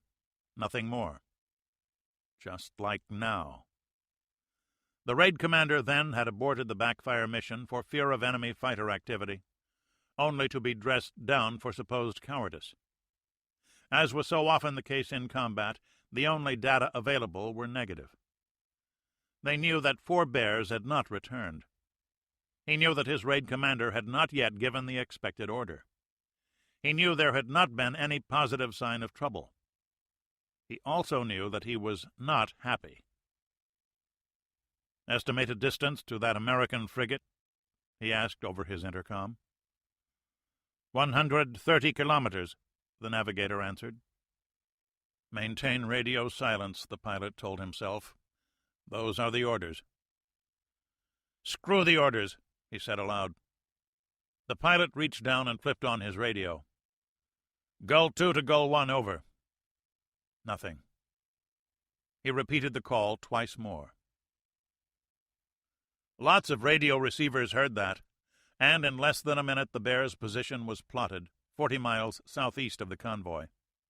A Tomcat dove after the contact. The raid commander didn't answer. He would have answered, the pilot told himself. He would have answered. The backfires should now be less than 200 kilometers away. What are we leading them into? "Activate the radar," he ordered. Every screen ship detected the distinctive emissions from the Big Bulge radar. The nearest SAM-equipped ship, the frigate Groves, immediately energized her missile radars and fired a surface-to-air missile at the oncoming bear. But the Tomcat fighter, that was also racing toward the bear, was too close. The frigate shut down her tracking radar, and the SM-1 missile lost radar lock and self-destructed automatically. Aboard the Bear, the warnings came back to back. First, surface-to-air missile alarm, then an air intercept radar. And then the radar operator acquired the convoy. Many ships to the northwest.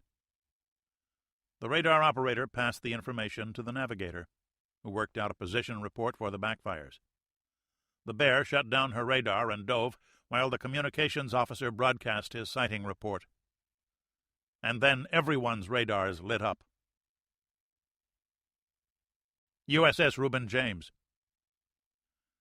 "There are the backfires," the tactical action officer said as the symbols appeared on the scope. "Bearing 041, range 180 miles. On the bridge, the executive officer was as nervous as he would ever get. In addition to the inbound bomber raid, he was now conning his ship exactly 50 feet from the side of HMS Battleaxe. The ships were so close together that on a radar scope they'd appear as a single target. 5 miles away, O'Malley and the helicopter from Battleaxe were also flying close formation over the ocean at 20 knots.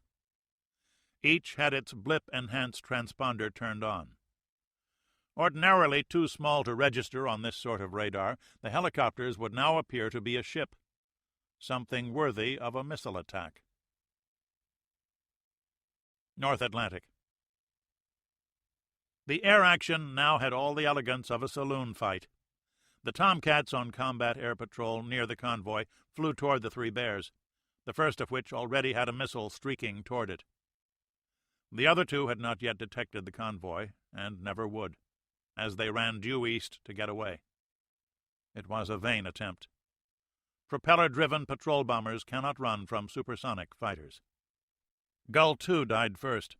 The pilot managed to get his contact report out and acknowledged before a pair of Sparrow missiles exploded close aboard, setting his wing afire.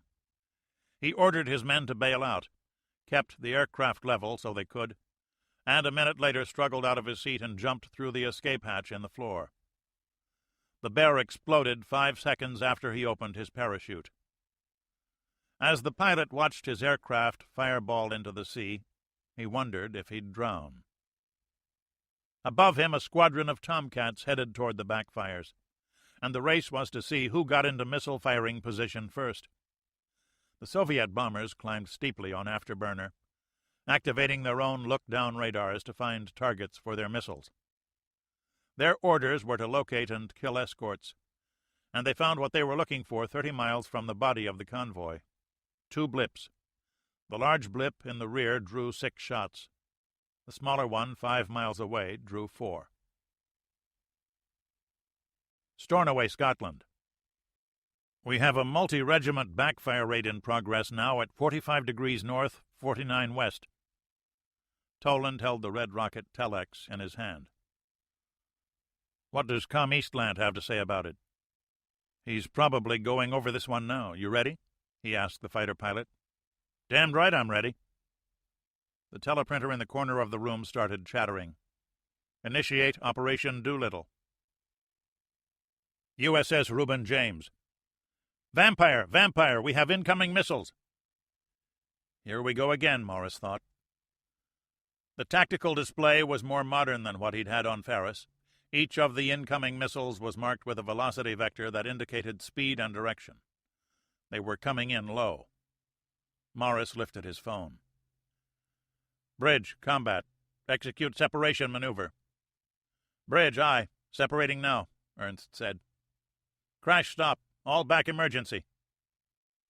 The helmsman pulled the throttle control back, then abruptly reversed the pitch of the propeller blades, throwing the ship from ahead to full astern. Reuben James slowed so rapidly that men had to brace themselves, and Battleaxe forged ahead, accelerating to 25 knots. As soon as it was safe, the British frigate turned hard to port, and Reuben James went to a head full and turned sharply to starboard. Any Soviet radar operator who had lingered behind would have been impressed by the deception. The oncoming AS-4 missiles had been targeted on a single blip. Now there were 2, and they were separating. The missiles divided their attention evenly, with 3 opting for either target. Morris watched his display intently. The distance between his ship and his companion was widening rapidly. "Missiles are tracking us," the ESM operator said loudly. "We have multiple missile seeker heads tracking us." "Right full rudder, reverse course. Fire off chaff rockets." Everyone in the Combat Information Center jumped as 4 canisters exploded directly overhead, filling the air with aluminum foil and creating a radar target for the missiles to track while the frigate heeled violently to port as she turned.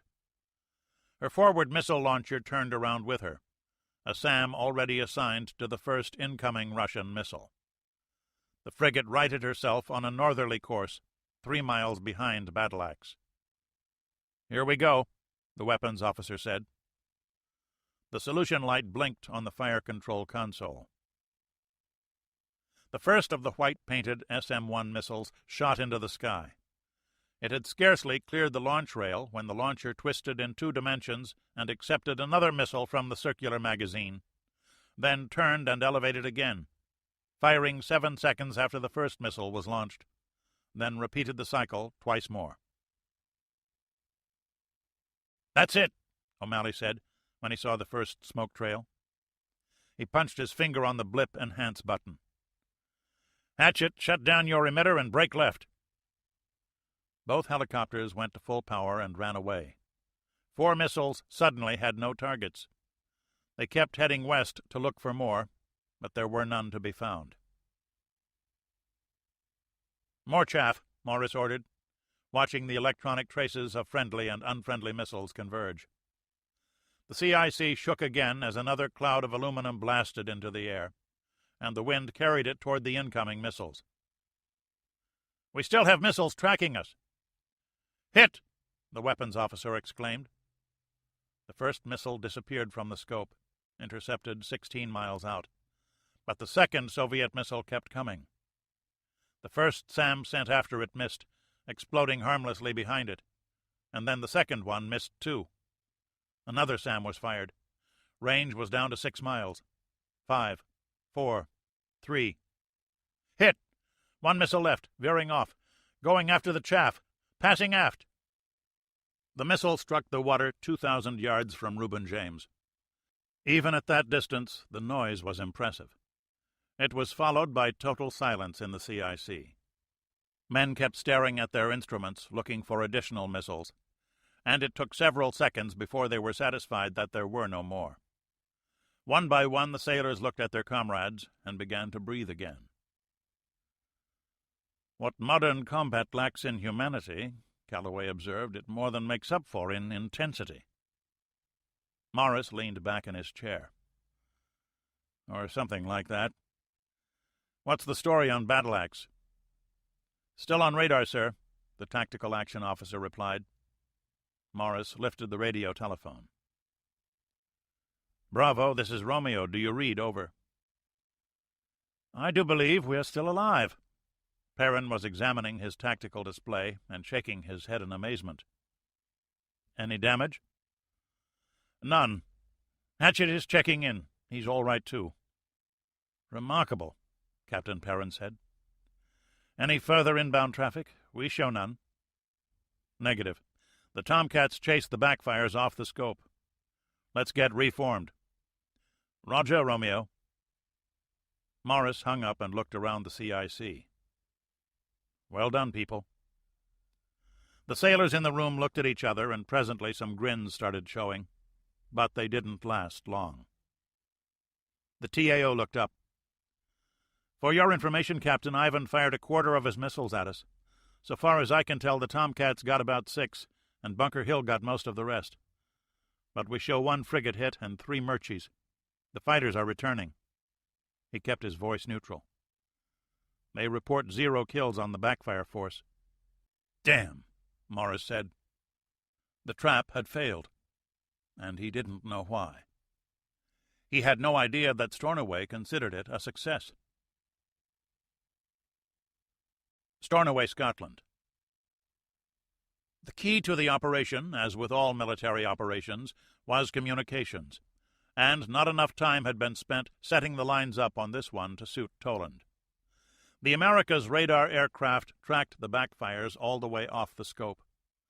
The data from the aircraft was linked to the carrier, thence by satellite to Norfolk, and by satellite again to Northwood. His data came by landline from Royal Navy headquarters. The most important NATO mission of the war depended on transistors and telephone wire more than the weapons that were to be employed. Okay, their last course was 029, speed 610 knots.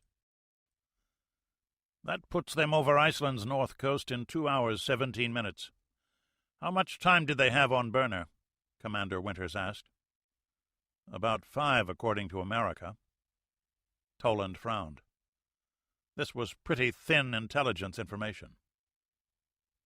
Any way you cut it, their fuel reserves are thinned down some. Okay, 3 aircraft 80 miles apart. He looked over at the newest satellite weather photo. Good visibility. We'll spot 'em. Whoever does follows. The other planes come right back home. Good luck, Commander. North Atlantic. The 3 Tomcats climbed slowly to altitude on a course northwest from Stornoway, and at 35,000 feet linked up with their tankers. Several hundred miles away, the backfire crews did much the same thing. The presence of American fighters over the convoy in large numbers had come as a rude shock, but time and distance had been in their favor, and they'd managed to escape without loss this time. The crew of each aircraft talked among themselves, their emotions released by the climax of yet another dangerous mission. They discussed the claims they'd make on returning to Kirovsk, based on a straightforward mathematical formula. 1 missile in 3 was judged to have hit a target, even accounting for enemy SAM fire. Today, SAM opposition had been light, though none had lingered to evaluate it properly. By consensus, they would claim 16 ship kills, and claim both the outside sonar pickets that their comrades in submarines were having such a bad time with. The flight crews relaxed and sipped tea from thermos jugs as they contemplated their next visit to the 80-ship convoy. The Tomcats separated as they spotted the mountains of Iceland. No radio signals were passed. The flyers exchanged hand signals before breaking off on their patrol stations. They knew the radars couldn't reach them there. Commander Winters checked his watch. The backfires should be here in about 30 minutes. Such a beautiful island, the backfire pilot observed to his co-pilot. Pretty to look at. Living there I am not so certain about. I wonder if the women are as pretty as I have heard. One day we must have mechanical difficulties. Then we could land there and find out. We must get you married, Volodya. The co-pilot laughed. So many tears would be shed. How can I deny myself to the women of the world? The pilot punched up his radio. Keflavik, this is Sea Eagle 26. Status check. Sea Eagle, we show no contacts except for your group. Count is correct. IFF transponders show normal. Acknowledged. Out. The pilot switched off. So, Volodya, our friends are still there. Lonely place. If there are women about and you are Kulturny, you need never be lonely. Another voice came over the intercom. Will somebody shut that horny bastard up? The navigator suggested. Studying to be a political officer? The co-pilot inquired. How long to home? 2 hours, 25 minutes. The backfire continued northeast at 600 knots as it passed over the desolate center of the island. Tally-ho, the pilot said quietly. 1 o'clock and low. The Tomcat's onboard television system showed the distinctive shape of the Russian bomber. Say what you want about the Russians, Winters thought. They do build 'em pretty. He turned the aircraft, which took his nose-mounted camera off the target, but his back-seat officer put his binoculars on the backfire and soon spotted 2 more flying in a loose formation. As expected, their course was northeast, and they were cruising at about 30,000 feet. Winters looked for a big cloud to hide in and found one. Visibility dropped to a few yards. There could be another backfire out there, Winters thought, and maybe he likes flying in clouds too. That could really ruin this mission. He ran out of cloud a moment later, banked his fighter hard, and ducked back inside, his mind computing time and distance. The backfires should all be past now. He pulled back on his stick and popped out of the cloud top. "There they be," the backseater said first. "Heads up, I see more of 'em at 3 o'clock. The pilot vanished back into the cloud for another 10 minutes. Finally, "Nothing to the south of us. They should all be past by now, don't you think?" "Yeah, let's go looking." One terrifying minute later, Winters was wondering if he hadn't let them get too far ahead, as his TV system swept across the sky and found nothing. "Patience," he told himself, and increased his speed to 690 knots. 5 minutes later, a dot appeared on his screen. It grew to 3 dots. He estimated he was 40 miles behind the backfires, and with the sun at his back, there was no way they could spot him. His backseater made a check of the radar warning receiver and the air behind them for additional aircraft, a procedure repeated 3 times a minute. If an American fighter could be out here, why not a Russian? The pilot watched the numbers click off on his inertial navigation system, kept an eye on fuel, and watched forward for any change in the Russian bomber formation. It was both exciting and boring. He knew the significance of what he was doing, but the actual doing was no more thrilling than driving a 747 from New York to L.A. For over an hour they flew, covering the 700 miles between Iceland and the Norwegian coast. "Here's where it gets cute," the backseater said. "Air search radar ahead looks like Anya. Still over 100 miles away, they'll probably have us in 2 or 3 minutes." "That's nice." Where there was air search radar, there would be fighters. "Got their position worked out?" "Yep." "Start transmitting." Winters turned the aircraft and headed back out to sea. 200 miles away, a circling British Nimrod received the signal and retransmitted to a communications satellite. Northwood, England. Admiral Beatty was trying to remain calm, but it didn't come easily to a man whose nerves had been stretched and abused by crisis after crisis since the war began. Doolittle was his baby. For the past 2 hours, he'd waited for word from the Tomcat. 2 had returned without sighting the Russians. 1 had not. Was it tracking them as planned, or had it merely fallen into the sea? The printer in the corner of the communications room began to make the screeing sound that the Admiral had learned to hate. "Eyeballs reports Hares at 69/20N, 15/45E at 1543 Zulu, course 021, speed 580 kts, alt 30. Beatty tore the page off and handed it to his air operations officer. "That puts them on the ground in 37 minutes. Assuming it's the last group and a 15-minute spread, the first bombers will be landing in 22 minutes. 15 minutes from now, then?" "Yes, Admiral." "Get the order out." In 30 seconds, half a dozen separate satellite channels began transmitting the same message. USS Chicago. The 3 American submarines had lain on the bottom of the Barents Sea near the Russian coastline. So near it was only 174 feet of water, for what seemed like half a lifetime, before finally receiving the signal to move south. McCafferty smiled with relief. The 3 British submarines, including HMS Torbay, had already done their job. They had sneaked up on a Russian frigate and 4 patrol boats patrolling the Russian-Norwegian coastline and attacked with torpedoes. The Russians could only assume a major effort was underway to penetrate their patrol barrier and had sent their anti-sub patrol force west to meet it, leaving the way clear for Chicago and her mates. He hoped. As they closed in, his electronics technicians plotted and replotted their bearings. They had to be in exactly the right place when they fired their missiles. "How long before we shoot?" the XO asked. "They'll let us know," McCafferty said. And then, with the chatter of the message from Northwood, they did know. They would launch at 16:02 Zulu time. "Upscope." McCafferty spun the instrument around. A rainstorm overhead drove 4-foot waves. "Looks clear to me," the XO said, watching the TV display. The captain slapped the handles up on the scope. It headed down into its well. "ESM?" "Lots of radar stuff, Captain," the technician replied. "I show 10 different transmitters in operation." McCafferty inspected the Tomahawk weapons status board on the starboard side of the attack center. His torpedo tubes were loaded with 2 Mark 48s and 2 Harpoon missiles. The clock ticked away toward 16:02. "Commence launch sequence."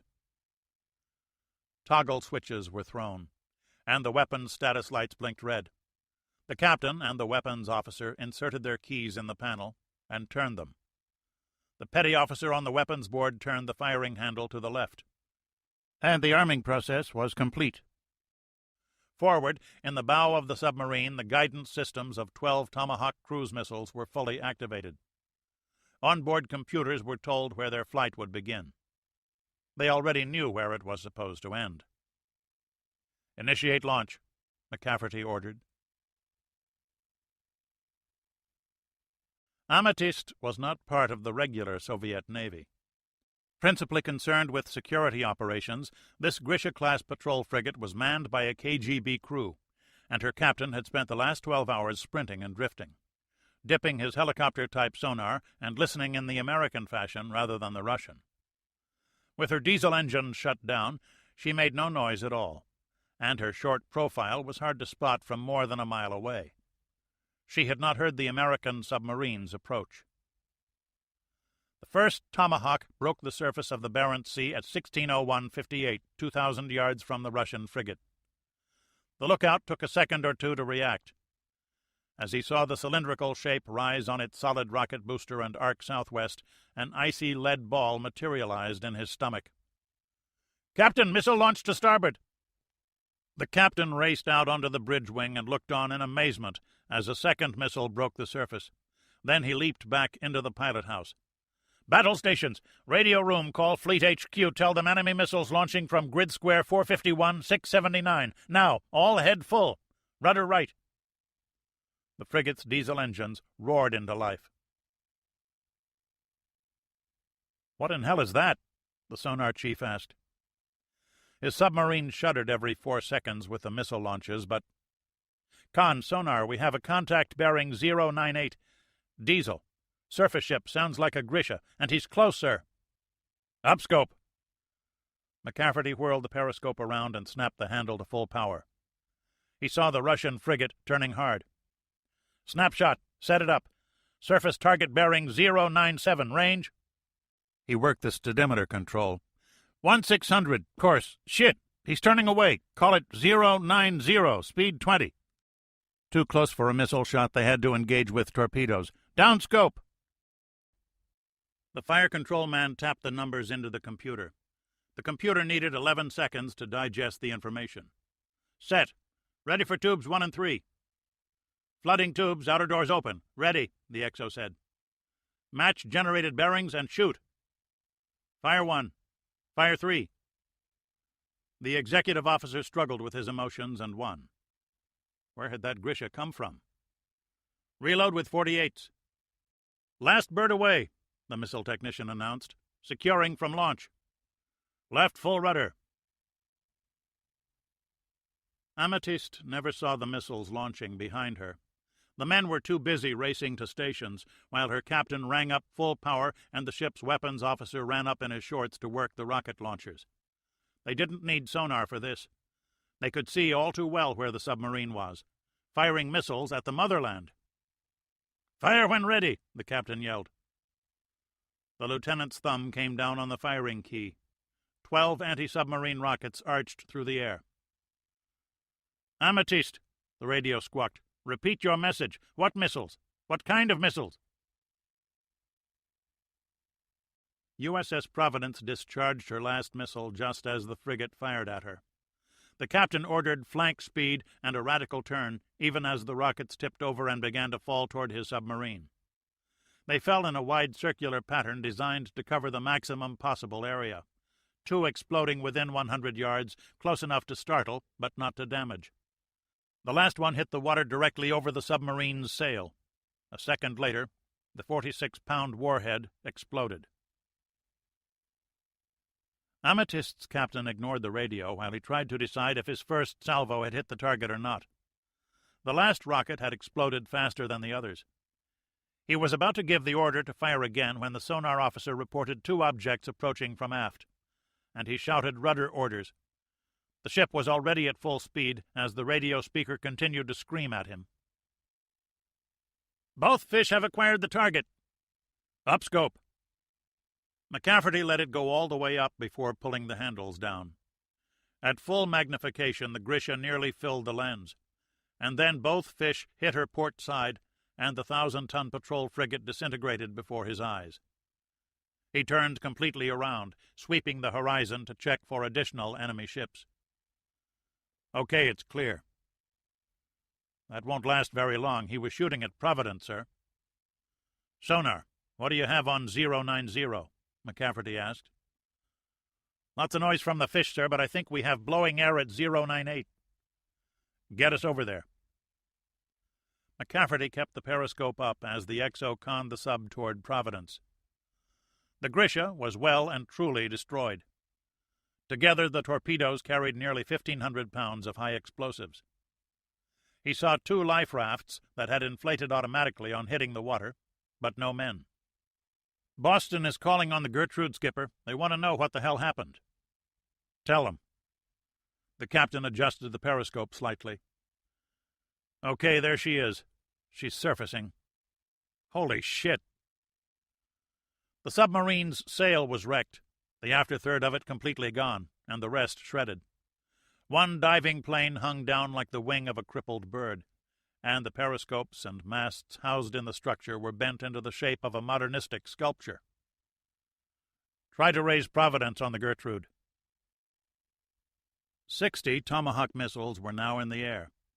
On leaving the water, solid-fuel rockets had boosted them to an altitude of 1,000 feet, where their wings and jet engine air inlets had deployed. As soon as their jet engines had begun to function, the Tomahawks began a shallow descent that ended 30 feet above the ground.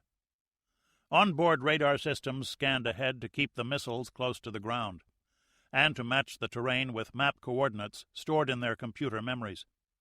6 separate Soviet radars detected the missiles' boost phase, then lost them as they went low. The Russian technicians, whose job it was to watch for a possible nuclear attack against their homeland, were every bit as tense as their Western counterparts, and the weeks of sustained conventional conflict, coupled with continuous maximum alert status, had frayed nerves to the breaking point. As soon as the Tomahawks had been detected rising from the sea, a ballistic missile attack warning had flashed to Moscow. Amethyst's visual missile warning arrived at naval headquarters in Severomorsk almost as fast, and a Thunderbolt alert sent immediately, the code word prefix guaranteeing instant passage to the Ministry of Defense. Launch authority for the anti-ballistic missiles deployed around Moscow was automatically released to the battery commanders, and though it was several minutes before radar officers were able to confirm to Moscow's satisfaction that the missiles had dropped off their scopes and were not on ballistic trajectories, defense units stayed on alert, and all over northern Russia, air defense interceptors scrambled. The missiles could not have cared about the furor they had caused. At this point, the Russian coast was composed of rocky bluffs and cliffs that gave way to tundra, the flat marsh of northern climes. It was ideal terrain for the cruise missiles, which settled down to a flight path scant feet over the grassy swamps at a speed of 500 knots. Each flew over Lake Babazero, their first navigational reference point, and there their flight paths diverged. The Soviet fighters now lifting off the ground had little idea what they were after. Radar information gave the course and speed of the targets, but if they were cruise missiles, they could reach as far as the Black Sea coast. They could even be targeted on Moscow and be flying a deceptive course far off the direct path to the Soviet capital. On orders from their ground controllers, the interceptors arrayed themselves south of the White Sea and switched on their look-down radars to see if they could spot the missiles crossing the flat surface. But they weren't going to Moscow. Dodging between the occasional hills, the missiles flew on a bearing of 213 until they reached the scrub pine forest. One by one they banked hard to the right and changed course to 290. One missile went out of control and fell to the earth. Another failed to make the turn and went south. The rest continued to their targets. Sea Eagle 2-6. The last backfire bomber circled Umbazero south, waiting to land. The pilot checked his fuel. About 30 minutes left. There was not that much of a hurry. For security reasons, the 3 regiments were divided among 4 airfields clustered south of the mining city of Kirovsk. The tall hills around the town held powerful radars and mobile SAM batteries to stave off a NATO air attack. Most of the smelters were still operating, the pilot saw, the smoke rising from the many tall chimneys. Sea Eagle 2-6, you are cleared to land, the tower said finally. Who will it be tonight, Volodya? 20 degrees of flaps, airspeed 200. Landing gear is down and locked. Irina Petrovna, I think, the tall, skinny one at the telephone exchange. What's that? The pilot asked. A small white object suddenly appeared over the runway in front of him. The first of 12 Tomahawk missiles assigned to Umbazero South cut across the runway at a shallow angle. Then the blunt nose cover sprang off the airframe, and several hundred small bomblets began to sprinkle over the area. 17 backfires were already on the ground. 10 were being refueled from trucks in the open. The others were armed and ready for another mission, dispersed in concrete revetments.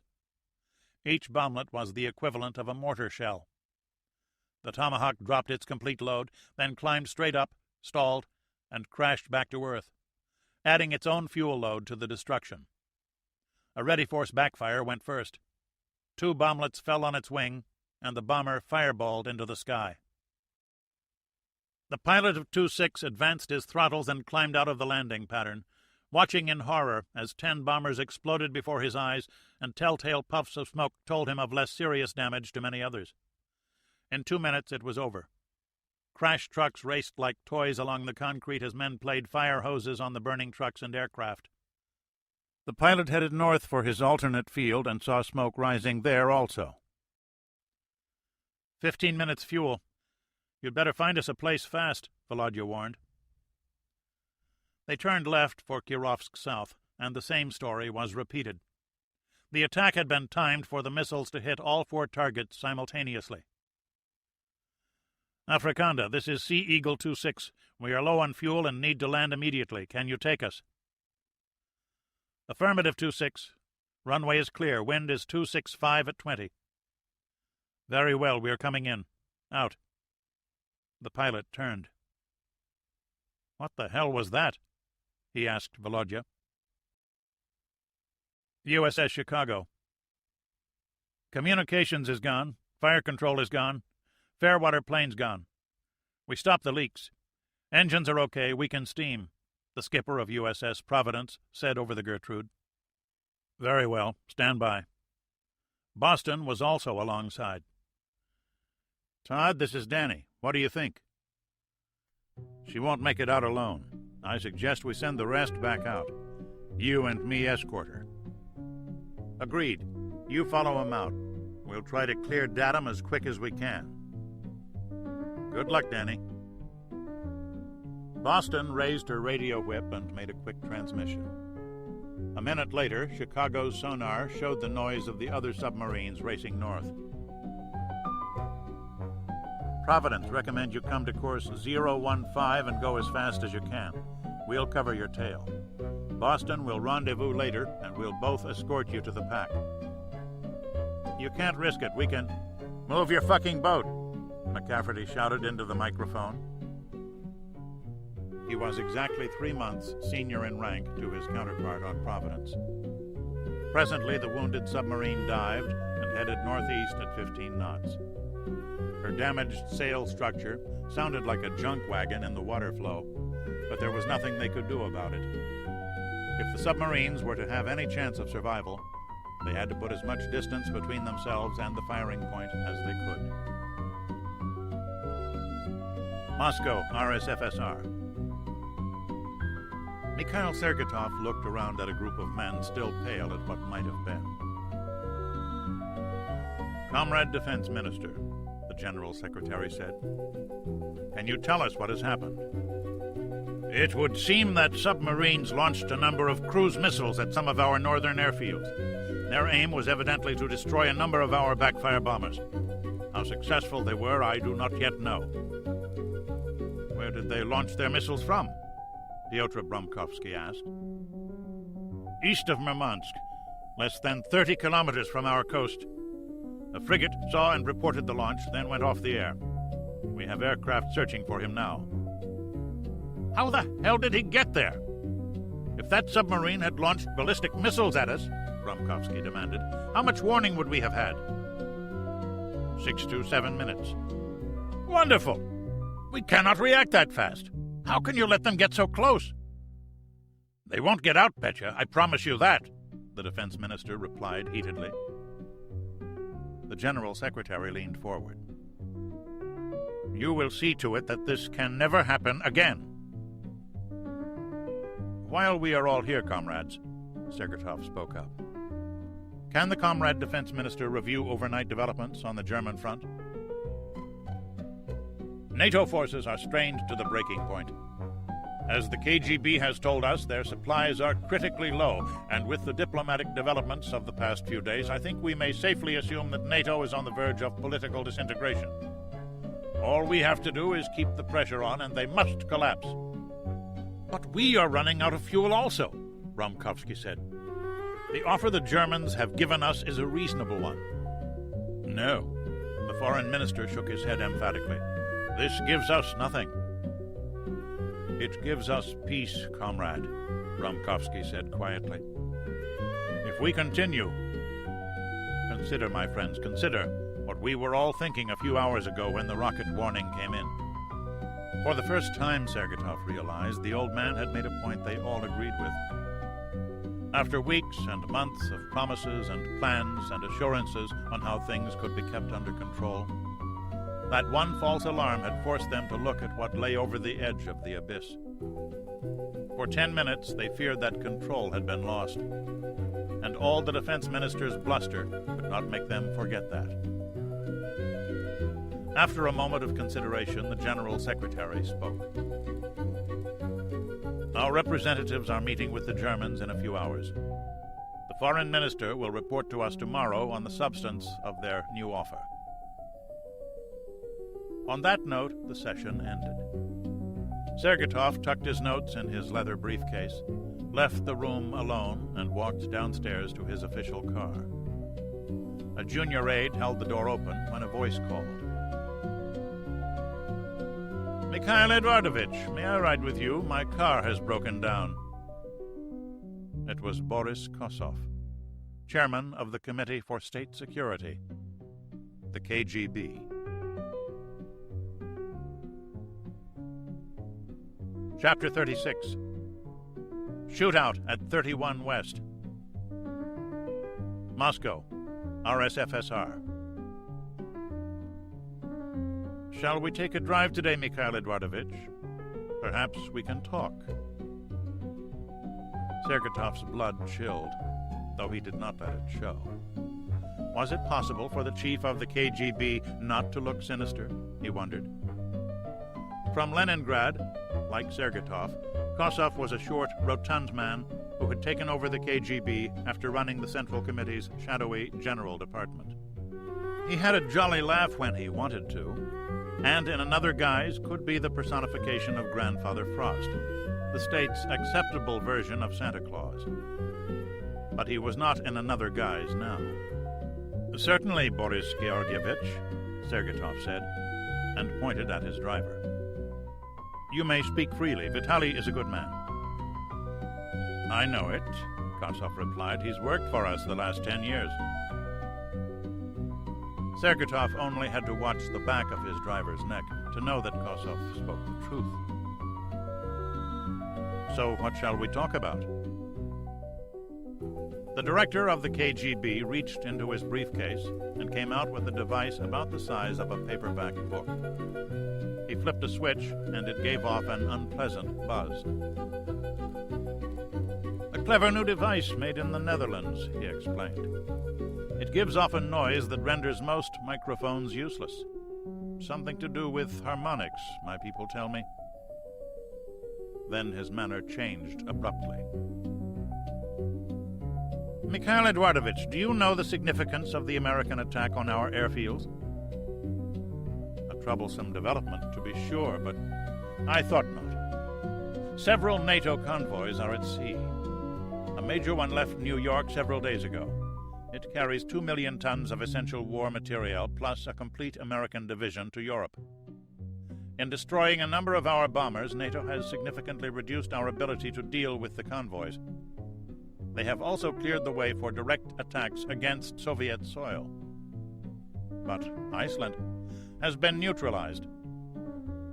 Kossoff explained what had happened to the Soviet fighters at Keflavik. You're telling me the war goes badly? Then why is Germany making overtures for peace? Yes, that is a very good question. If you have suspicions, Comrade Director, you should not bring them to me. I will tell you a story. Back in January, when I had my bypass surgery, day-to-day control of KGB passed to the first deputy chairman, Joseph Larionov. Have you met little Joseph? Kossoff asked. No, he never took your place at Politburo meetings. What about the Defense Council? Sergetov's head snapped around. They did not consult you. You were recovering then. An exaggeration. I was quite ill for 2 weeks, but naturally this information was kept quiet. It took another month before I was back working full-time. The members of the Defense Council had no wish to impede my recovery, and so young, ambitious Joseph was called in to give KGB's official intelligence assessment. As you might imagine, we have many schools of thought in the intelligence services. It is not like your precious engineering, where all things are broken into neat little numbers and graphs. We have to look inside the heads of men who often as not do not themselves know what they think on an issue. Sometimes I wonder why we do not employ gypsy fortune-tellers. But I digress. KGB maintains what we call the Strategic Intelligence Estimate. This is a document updated on a daily basis, which gives our assessment of the political and military strength of our adversaries. Because of the nature of our work, and because of serious mistakes made in the past, we have 3 assessment teams who make the estimate: best case, worst case, and middle case. The terms are self-explanatory, are they not? When we make a presentation to the Politburo, we generally use the middle case estimate. And for the obvious reasons, we annotate our estimates with data from the other 2. So, when he was called in to give his assessment to the Politburo, yes. Young Joseph, the ambitious little bastard who wants my job as a wolf wants a sheep, was clever enough to bring all 3 with him. When he saw what they wanted, he gave them what they wanted. But when you returned, why didn't you correct the mistake? Kossoff gave his companion an ironic smile. Misha, sometimes you can be most engagingly naive. I should have killed the son of a bitch, but this was not possible. Joseph suffers from poor health, though he is not aware of it. The time is not yet right, Kossoff said, as though discussing a vacation. KGB is split into several factions at the moment. Joseph controls one. I control another. Mine is larger, but not decisively so. He has the ear of the General Secretary and the Defense Minister. I am a sick old man. They have told me this. Except for the war, I would have been replaced already. But he lied to the Politburo, Sergetov nearly shouted. Not at all. You think Joseph is foolish? He handed over an official KGB intelligence estimate drawn up under my chairmanship by my department heads. Why is he telling me all this? He fears losing his post, and he wants support with other Politburo members. Is that all? you're telling me that this is all a mistake." "Exactly," Kossoff answered. "Bad luck and poor judgment in our oil industry. Not your fault, of course. Add some fear in the hearts of our party hierarchy, some ambition in one of my subordinates, the defense minister's sense of importance, and outright stupidity on the part of the West, and here we are today." "So what do you think we should do?" Sergeytov asked warily. "Nothing. I ask that you keep in mind, however, that the next week will probably decide the outcome of our war." "Ah!" he exclaimed. "Look, my car has been repaired. You may pull over here, Vitaly. Thank you for the ride, Misha. Good day." Kossoff retrieved his jamming device and stepped out of the car. Mikhail Eduardovich Sergeytov watched the KGB limousine pull away and disappear around the corner. He had played many power games in his life. Sergeytov's climb up the party ladder had been more than an exercise in efficiency.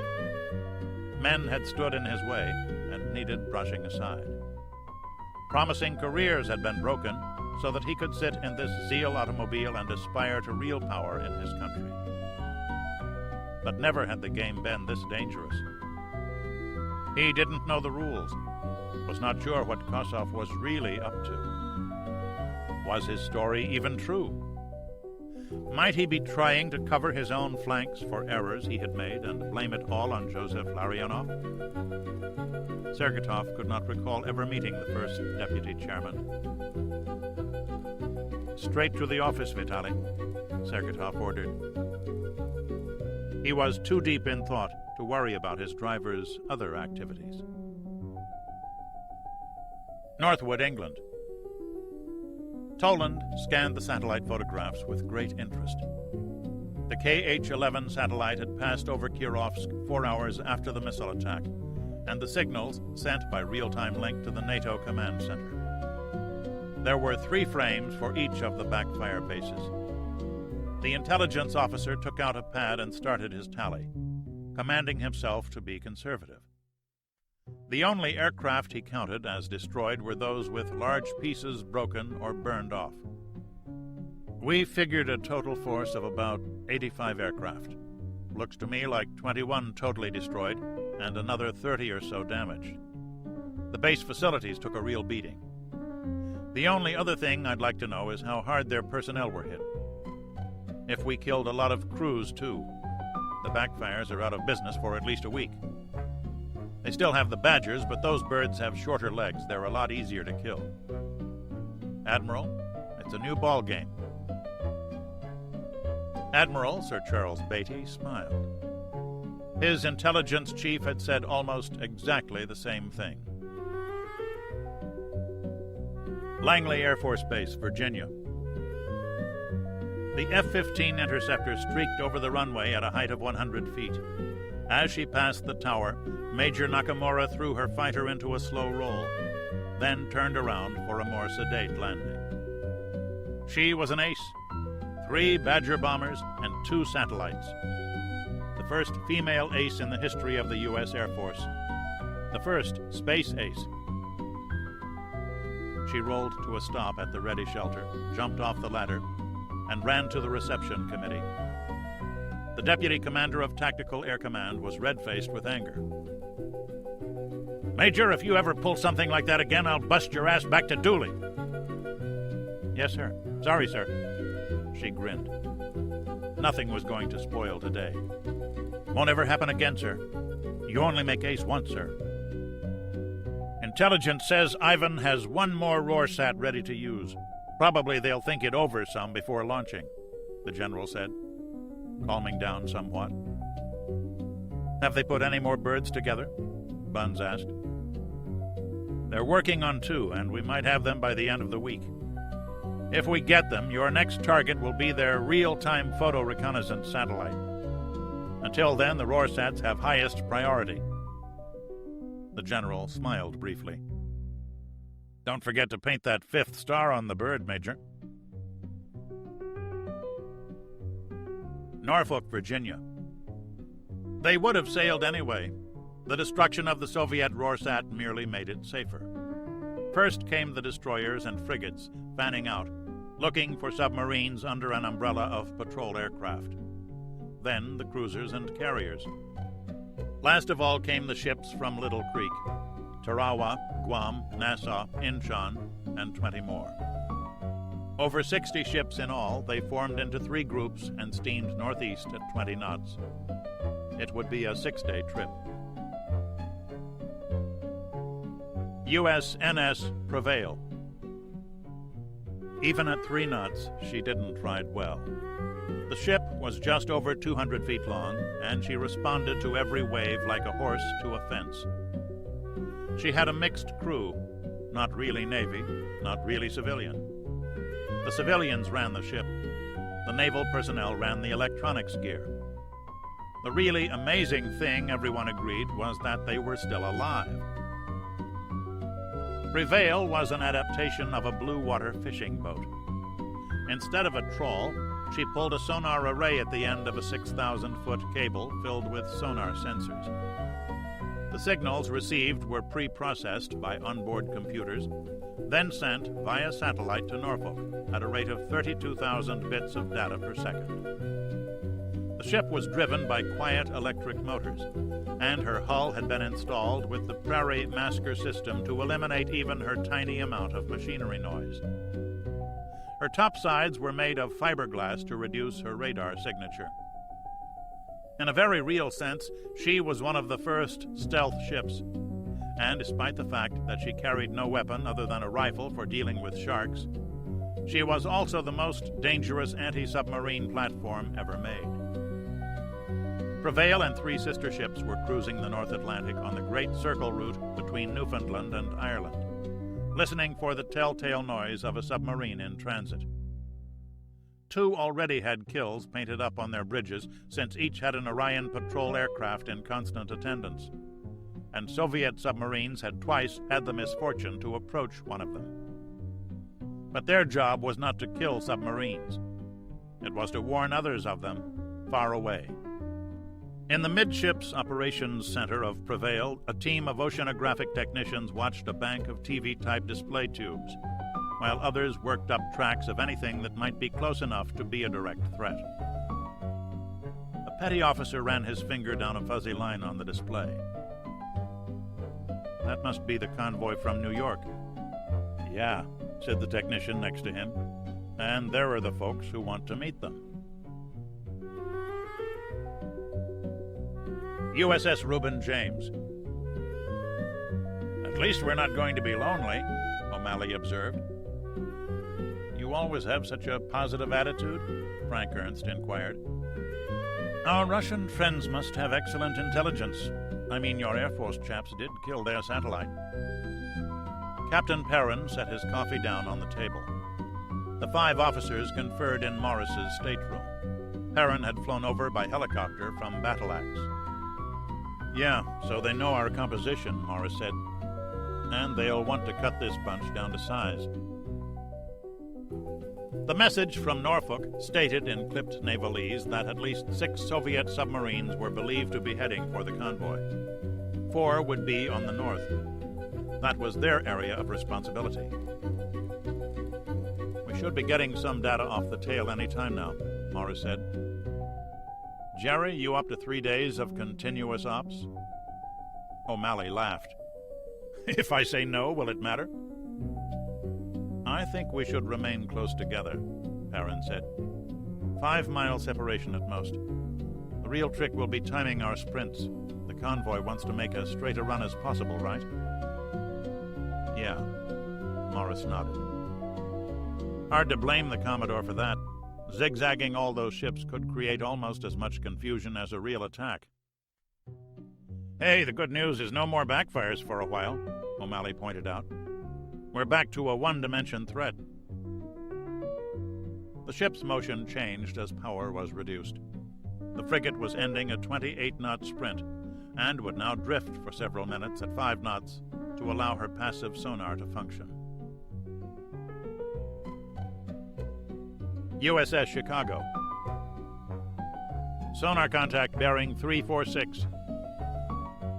700 miles to the ice pack, McCafferty thought as he went forward. At 5 knots. They were in deep water. It was a gamble, but a good one, to run away from the coast at 15 knots, despite the noise Providence made. It had taken 4 hours to reach the 100-fathom curve, a period of constant tension, as he had worried about the Russian reaction to their missile attack. The Russians had sent anti-submarine patrol aircraft first of all, the ubiquitous Bears-dropping sonobuoys, but they'd been able to avoid them. Providence still had most of her sonar systems in operation, and though she could not defend herself, she could at least hear the danger coming. Throughout the 4-hour run, the wounded submarine had sounded like a wagon load of pipes, and McCafferty didn't want to think about how she had handled, with her fairwater planes hanging like laundry in a breeze. But that was behind them. Now they were in 700 feet of water. With their towed array sonars deployed, they'd have an extra measure of warning for approaching danger.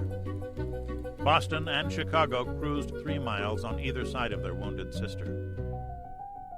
700 miles at 5 knots, McCafferty thought. Almost 6 days. Okay, what do we have here, Chief? Came in slowly, sir, so it's probably direct path.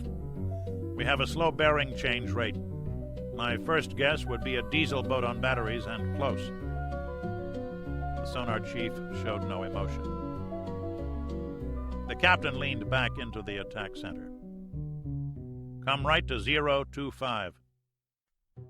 The helmsman applied 5 degrees of right rudder, gently bringing the submarine to a northeasterly course. At 5 knots, Chicago was a hole in the ocean that made almost no noise at all. But her contact was almost as quiet. McCafferty watched the line on the screen change shape ever so slightly over a period of several minutes. Okay, we have a bearing change to the contact. Bearing is now 341. Joe? McCafferty asked his executive officer. I make the range 8,000 yards, plus or minus. He's on a reciprocal heading, speed about 4 knots. Too close, the captain thought. He probably doesn't hear us yet, though. Let's get him. The Mark 48 torpedo fired at its slowest speed setting, turned 40 degrees to the left on leaving the tube, then settled down to head for the contact, its guidance wires trailing back to the submarine. The sonarman directed the fish toward its target, while Chicago moved slowly away from the launch point. Suddenly, the sonar chief's head jerked up. He's heard it. He just kicked his engines. I got a blade count. It's a Foxtrot class doing turns for 15. Transient. He just flooded tubes. The torpedo accelerated and switched on its homing sonar. The Foxtrot knew it had been found, and her captain reacted automatically, increasing speed and ordering a radical turn to starboard, then firing a homing torpedo back down the line of bearing at its attacker.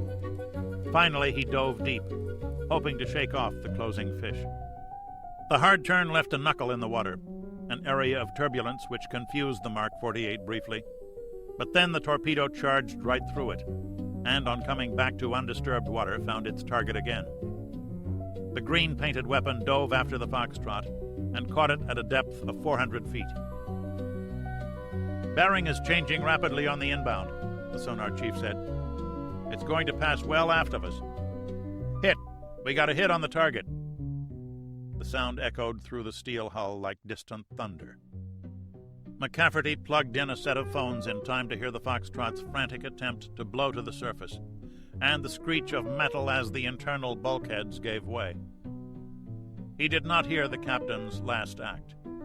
It was to deploy the rescue buoy located on the aft corner of the sail. The buoy floated to the surface and began transmitting a continuous message.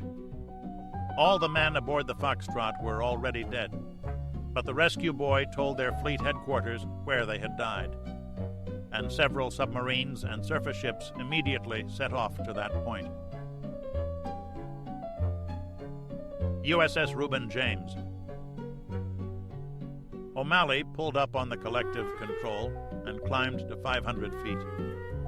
From this height, he could see the northern edge of the convoy off to the southwest. Several helicopters were in the air. A good idea of someone's. Many of the merchant ships were carrying Army helicopters as deck cargo, and most of them were flyable. Their crews were taking them up to patrol the convoy perimeter, looking for periscopes. The one thing any submariner would admit to being afraid of was a helicopter. This procedure was called Black Sky ASW. Throughout the convoy, soldiers were being told to watch the ocean and report anything they saw, which made for many false sighting reports, but it gave the men something to do, and sooner or later they might just spot a real periscope. The Seahawk moved 20 miles east before circling. They were looking for a possible submarine detected on the frigate's passive sonar array during the last drift. "Okay, Willie, drop a LOFAR. Now, now, now!" The petty officer punched a button to eject a sonobuoy out the side panel. The helicopter continued forward, dropping 4 additional buoys at intervals of 2 miles to create a 10-mile barrier. Then O'Malley held his aircraft in a wide circle, watching the sea himself as the petty officer examined the sonar display on his screen. "Commander, what's this I hear about the skipper? You know, the night before we sailed. I felt like getting drunk, and he was kind enough not to make me drink alone. Didn't you ever get drunk before?" "No, sir, I don't drink." "What's this Navy coming to?" "You take her for a minute." O'Malley took his hand off the stick and adjusted his helmet. It was a new one, and he hadn't quite gotten used to it yet. "You got anything, Willie?" "Not sure yet, sir. Give me another minute or two." "Fair enough." The pilot contemplated his instruments briefly, then resumed his outside scanning. "I ever tell you about this 35-footer in the Bermuda to Newport race? Storm beat hell out of it. Anyway, it had an all-girl crew, and when the boat swamped, they lost all their... Skipper, I got a weak signal on number 4. Grateful as hell for being rescued, too." O'Malley took the stick and brought the helicopter around to the northwest. "You don't do any of that either, Mr. Ralston?" "Strong drink giveth the desire, sir, but taketh away the ability," the co-pilot said. 2 more miles, sir." "He even knows Shakespeare. There may be hope for you yet. Talk to me, Willie." "Still a week on number 4. Nothing else." 1 mile, Ralston said, watching the tactical display. O'Malley's eyes scanned the surface, looking for a straight vertical line or a wisp of foam. "Number 4's signal strength is now medium, sir. Getting a twitch on 5. "Romeo, Hammer, I think we may have something here. I'm going to drop another LOFAR between 4 and 5. Designate this one number 6. Dropping now."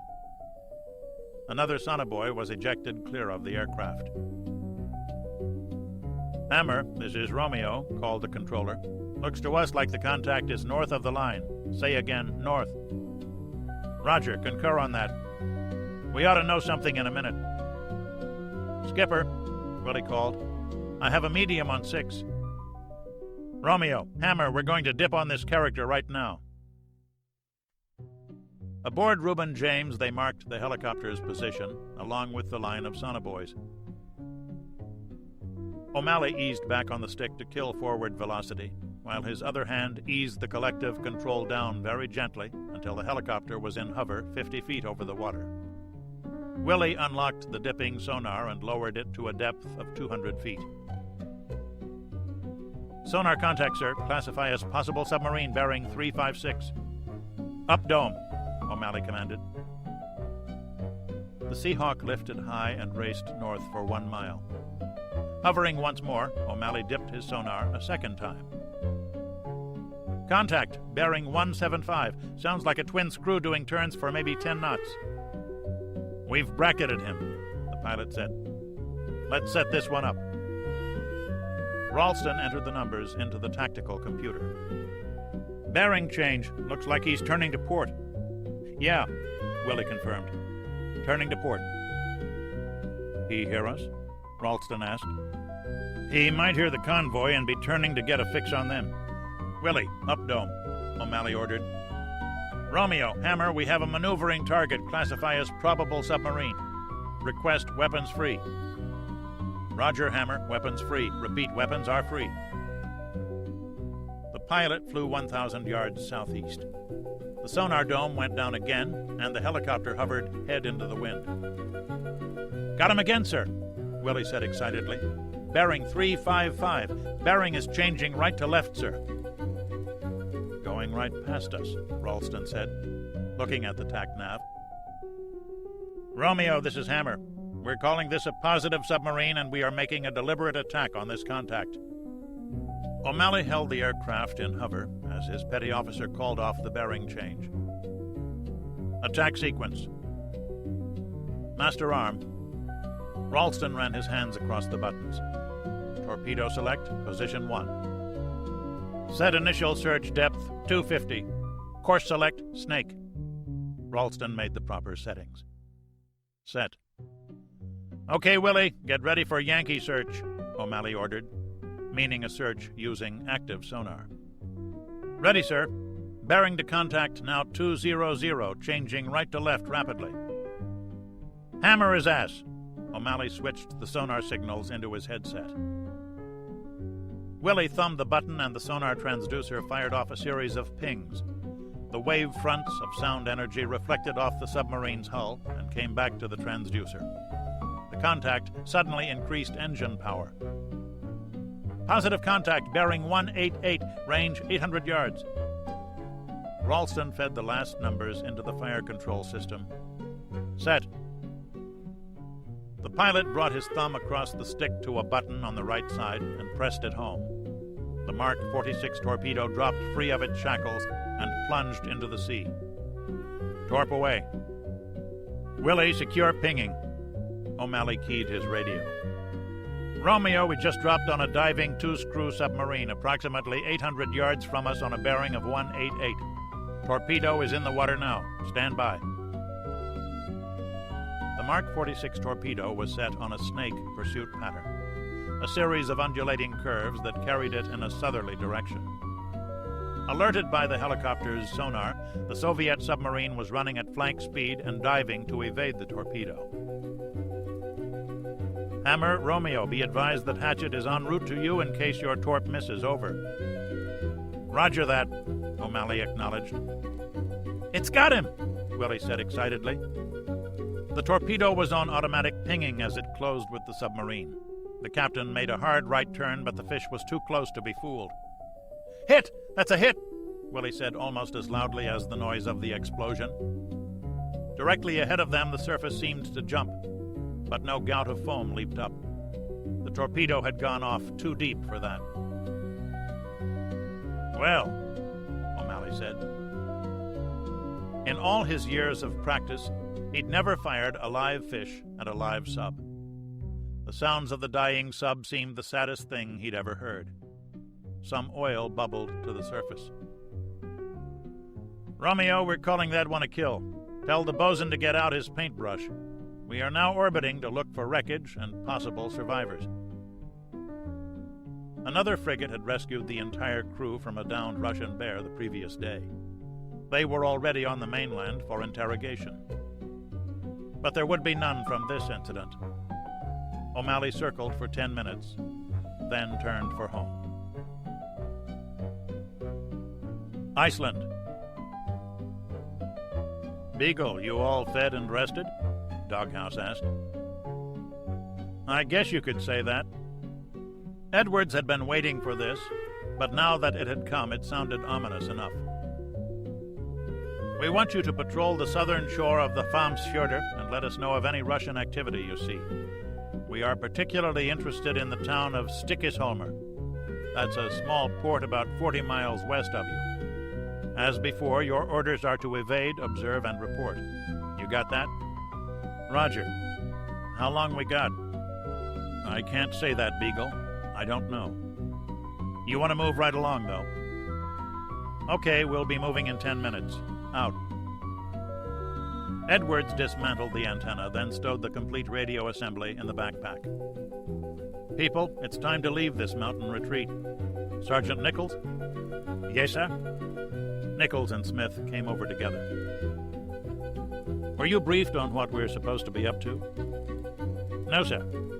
Our orders were to relieve your party and await further instructions. Edwards had already seen the sergeant's map case. He had cards for the whole western Icelandic coast, all but their drop zone in a pristine condition. Of course, the purpose of their coastal reconnaissance was clear enough, wasn't it? The lieutenant took out a tactical map and plotted their course west. Okay, we'll pair off. Sergeant Smith, you take the point along with one of our new friends. Nichols, you take Rogers with you and cover the back door. You both have a radio, and I'll take the third and keep the rest of the party with me. The groups stay within sight of each other. We keep to the high ground as much as possible. The first hard surface road we hit is 10 miles west of here. If you see anything, you drop and report in to me. We are supposed to avoid contact.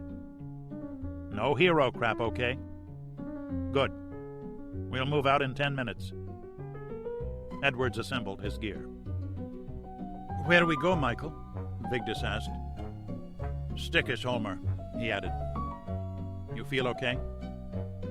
I can walk with you, yes. She sat down beside him. And when we get to Stickisholmer? Mike smiled. They didn't tell me that. Why they never tell you anything? It's called security. That means the less we know, the better it is for us. Stupid, she replied. Edwards didn't know how to explain that she was both right and wrong.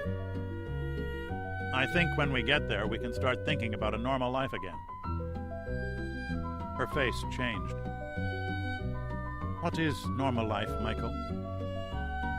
Another good question, Edwards thought. But I have too much on my mind to chew that one over. We'll see. Stendal, German Democratic Republic. The battle for Hameln and the battle for Hanover were now essentially the same action. 2 hours before, the NATO forces had withdrawn to the west, south of the industrial city, allowing them to shorten lines and consolidate. Soviet units were probing forward cautiously, suspicious of another German trap. Alexeyev and Commander-in-Chief West pored over their maps in an attempt to analyze the consequences of the NATO withdrawal. It allows them to put at least one, probably two brigades in reserve, Alexeyev thought. They can use this Highway 217 to move troops rapidly from one sector to another. How often have the Germans given ground voluntarily? His superior asked. They didn't do this because they wanted to. Their lines were overextended. Their units are depleted. So are ours. The Category B units we are committing to battle are taking losses almost a third greater than the A units they replace. We are paying dearly for our advances now. We have paid dearly already. If we fail now, it will all have been for nothing. Pasha, we must attack in force. This entire sector is ready to collapse. Comrade General, that is not my impression. Resistance is spirited. German morale remains high despite their losses. They have hurt us badly, and they know it. Alexeyev had returned from the forward command post at Folzihausen only 3 hours before. Viewing the action from the front lines is very useful, Pasha, but it hinders your ability to perceive the larger picture. Alexeyev frowned at that. The larger picture was frequently an illusion. His commander had told him that very thing many times. I want you to organize an attack along this entire front. NATO formations are gravely depleted. Their supplies are low. They have taken massive casualties. A vigorous attack now will sunder their lines on a 50-kilometer front. We don't have enough A units to attack on this scale, Alexeyev objected. Keep them in reserve to exploit the breakthrough. We'll launch the attack with our best reserve divisions from Hanover in the north to Bodenwerder in the south. We don't have the strength for that, and it will use up too much fuel, Alexeyev warned.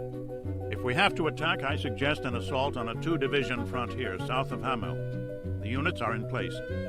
What you propose is too ambitious. This is not a time for half measures, Pasha, Sink West shouted. He'd never raised his voice to Alexeyev before. The younger man found himself wondering what pressure was being applied to his commander, who calmed down now. An attack along a single axis allows a counterattack along a single axis, he continued. This way we can greatly complicate the enemy's task.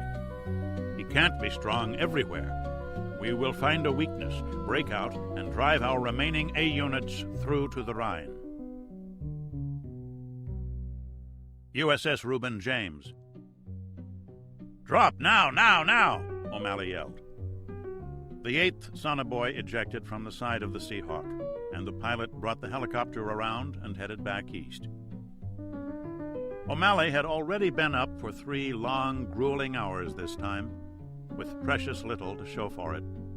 Stop, dip, listen. Stop, dip, listen.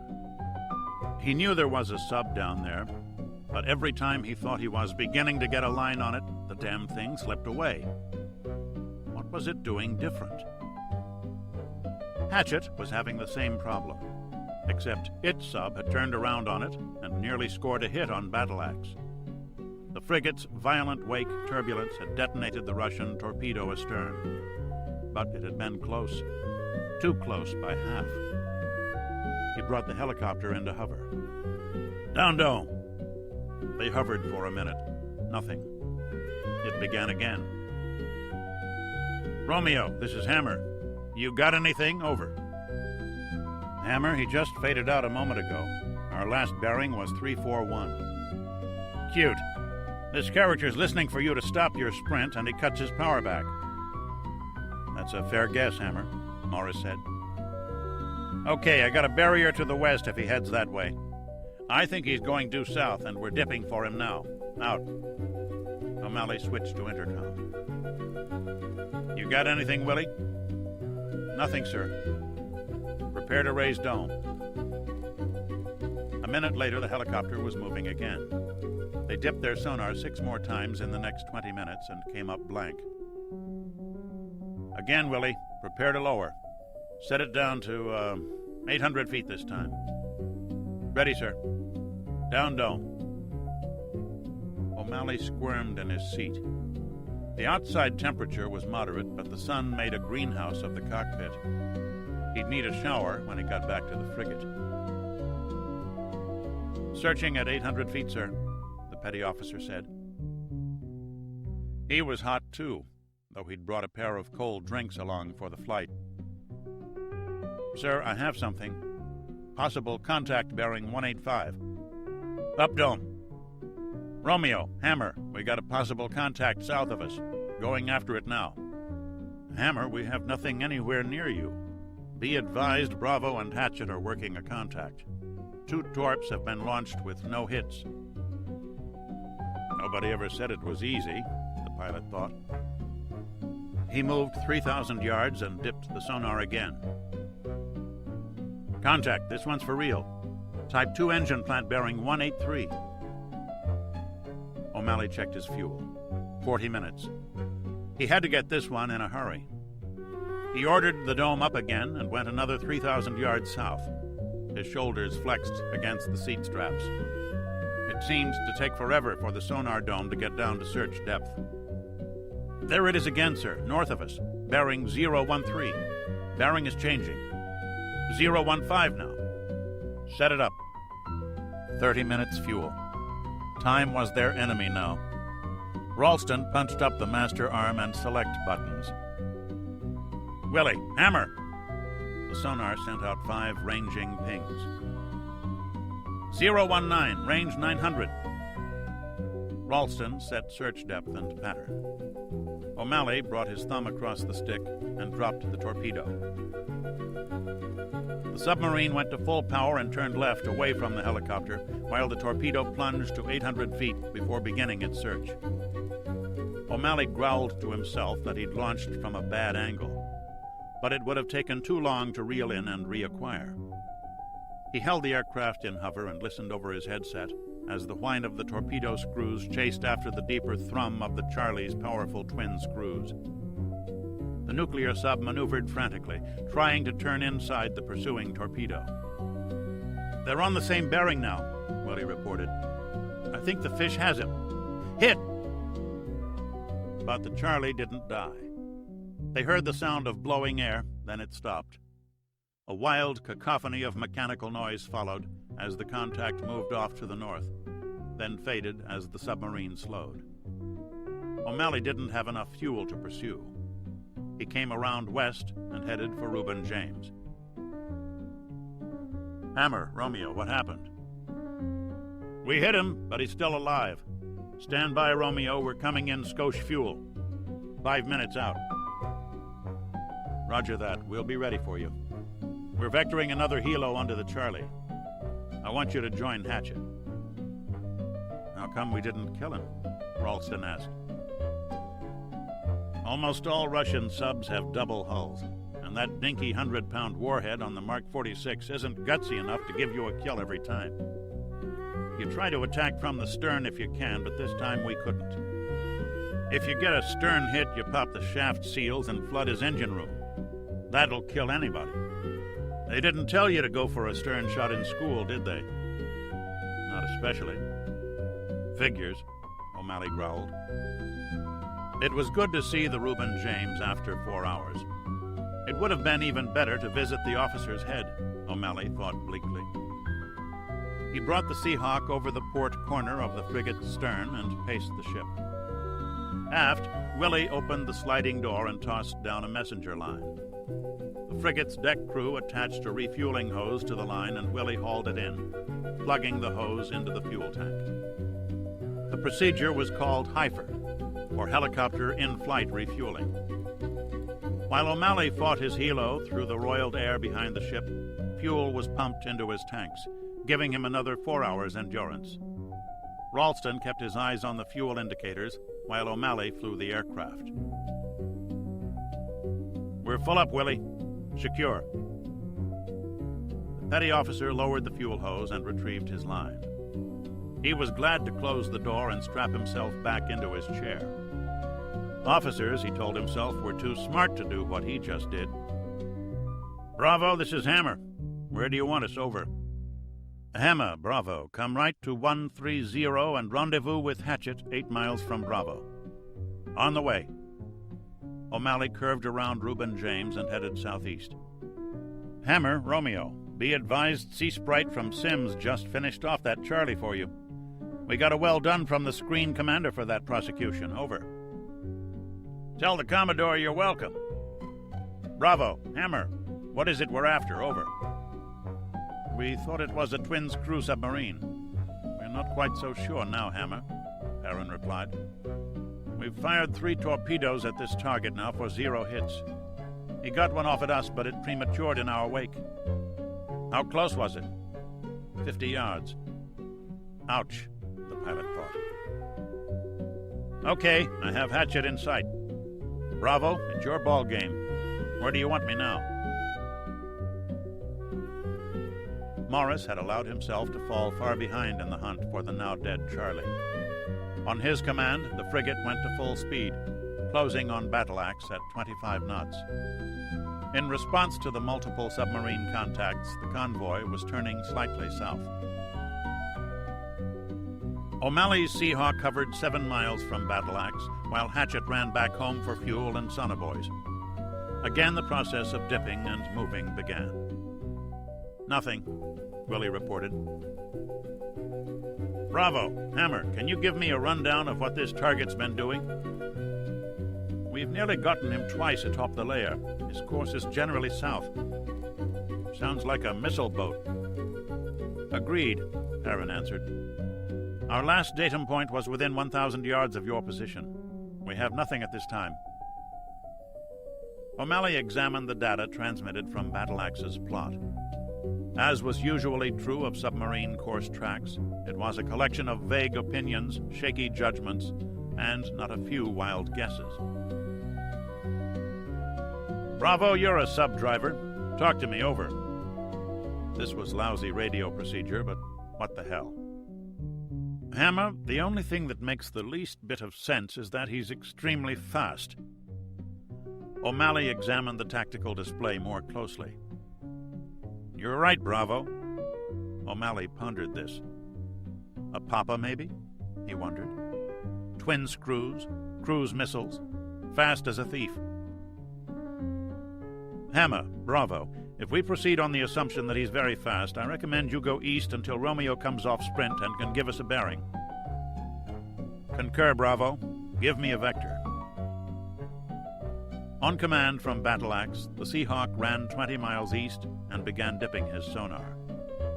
It took 15 minutes to load another pair of Stingray torpedoes on Hatchet, along with fuel and sonobuoys. What do you think we're after, Skipper? Ralston asked. How's a papa grab you? O'Malley asked. But the Russians only have one of those, the co-pilot objected.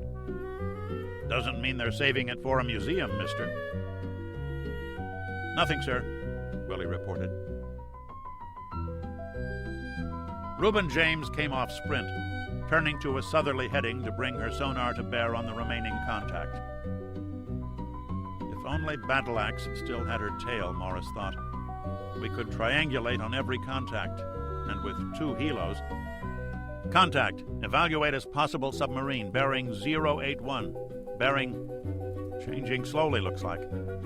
Yeah, bearing changing north to south. The data went at once to Battle Axe and the screen commander. Another helicopter joined the hunt. Down dome.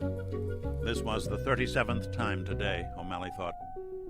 My ass is asleep. Wish mine was. Ralston laughed without much humor. Again, they detected nothing. How can something be exciting and boring at the same time? The ensign asked, unconsciously echoing the Tomcat pilot days ago. Up dome. You know, I've wondered that a few times myself. O'Malley keyed his radio. Bravo, Hammer. I got an idea for you.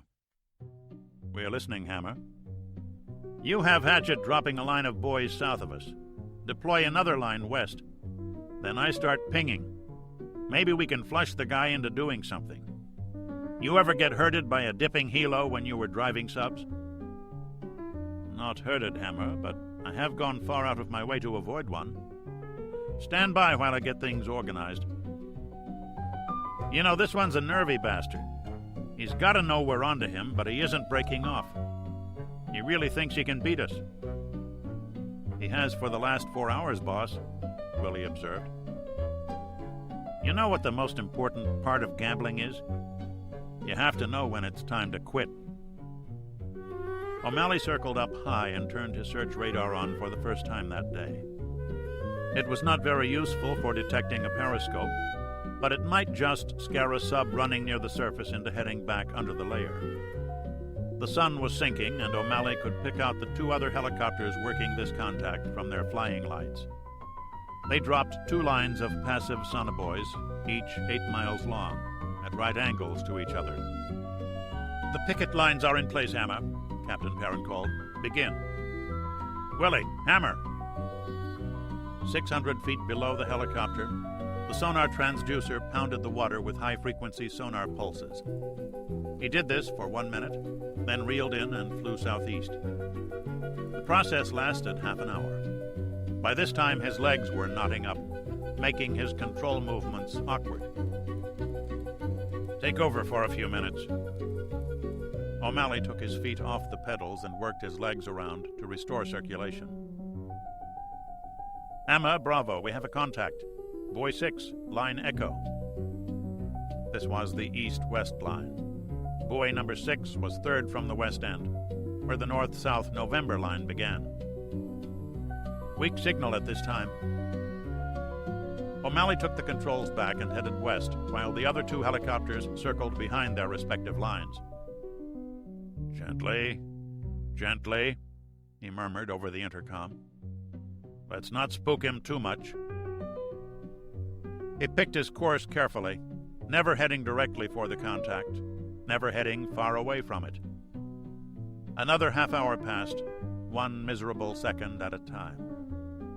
Finally, they had the contact running east at about 10 knots, far below the layer. We now have him on 3 buoys, Perrin reported. Hatchet is moving into position. O'Malley watched the blinking red lights about 3 miles away. Hatchet dropped a pair of directional DIFAR buoys and waited. the display came up on O'Malley's scope. The contact passed right between the Dyfars. "Torpedo away!" Hatchett called. The black-painted Stingray dropped invisibly into the water, half a mile in front of the oncoming submarine. O'Malley closed and dropped his own buoy to listen as he brought the Seahawk into hover. Like the American Mark 48 torpedo, the Stingray didn't use conventional propellers, which made it hard to locate on sonar both for O'Malley and the submarine. Suddenly, they heard the sound of propeller cavitation as the submarine went to full power and turned.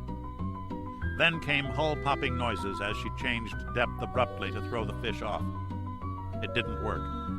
Next came the metallic crash of the exploding warhead. "Hit!" Hatchett called. "Down dome." Willie lowered the sonar transducer one last time. The submarine was coming up. Again, Ralston wondered. That's 2 in a row. "Set it up. Willie, hammer him." "Range 400, bearing 163. I have an up Doppler." "Circular search. Initial search depth 100. "Set," Ralston replied. O'Malley dropped his torpedo at once. "Up dome. Bravo, the hit did not kill the target. We just dropped another one on him."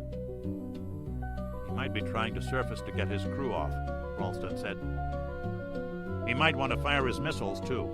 He should have run when he had the chance. I would have." The second hit finished the submarine. O'Malley flew straight back to Reuben James. He let Ralston land the Seahawk. As soon as its wheels were chocked and chained down, he got out and walked forward. Morris met him in the passageway between the helo hangars. "Great job, Jerry." "Thanks, Skipper." O'Malley had left his helmet in the aircraft. His hair was matted to his head with perspiration, and his eyes stung from hours of it. "I want to talk over a few things." "Can we do it while I shower and change, Captain?" O'Malley went through the wardroom and into his stateroom. He stripped out of his clothing in under a minute and headed for the officer's shower. "How many pounds you sweat off on a day like this?" Morris said. "A lot." The pilot pushed the shower button, closing his eyes as the cold water sprayed over him. "You know, I've been saying for 10 years that the 46 needed a bigger warhead. I hope to hell those bastards in ordnance will listen to me now." "The second one, what was it?" "If I had to bet, I'd say it was Papa. Great job from the sonar guys. Those steers you gave us were beautiful." He pushed the button again for more cold water. O'Malley emerged a minute later, looking and feeling human again. "The Commodore is writing you up for something. Your third DFC, I guess." O'Malley thought about that briefly. His first 2 were for rescues, not for killing other men. "How soon will you be ready to go up again?" "How does next week grab you?" "Get dressed. We'll talk in the wardroom." The pilot raked his hair into place and changed into fresh clothing. He remembered the last time his wife had told him to use baby powder to protect his skin from the abuse of sweaty, tight clothes, and how stupid he'd been to reject the suggestion as not in keeping with aviator machismo. Despite the shower, there were a few patches of skin that would continue to itch and chafe. When he went to the wardroom, he found Morris waiting for him with a pitcher of iced bug juice. "You got a diesel boat and 2 missile boats. How were they operating? Anything unusual?" "Awfully aggressive. That Papa should have backed off. The Charlie took a smart route, but he was boring in pretty hard, too." O'Malley thought it over as he drained his first glass. "You're right, they are pushing awful hard. Harder than I expected. They're taking chances they ordinarily wouldn't take. What's that tell us?" "It tells us we got 2 more busy days ahead, I guess." "Sorry, Captain. I'm a little too wasted for deep thinking at the moment." "Get some rest."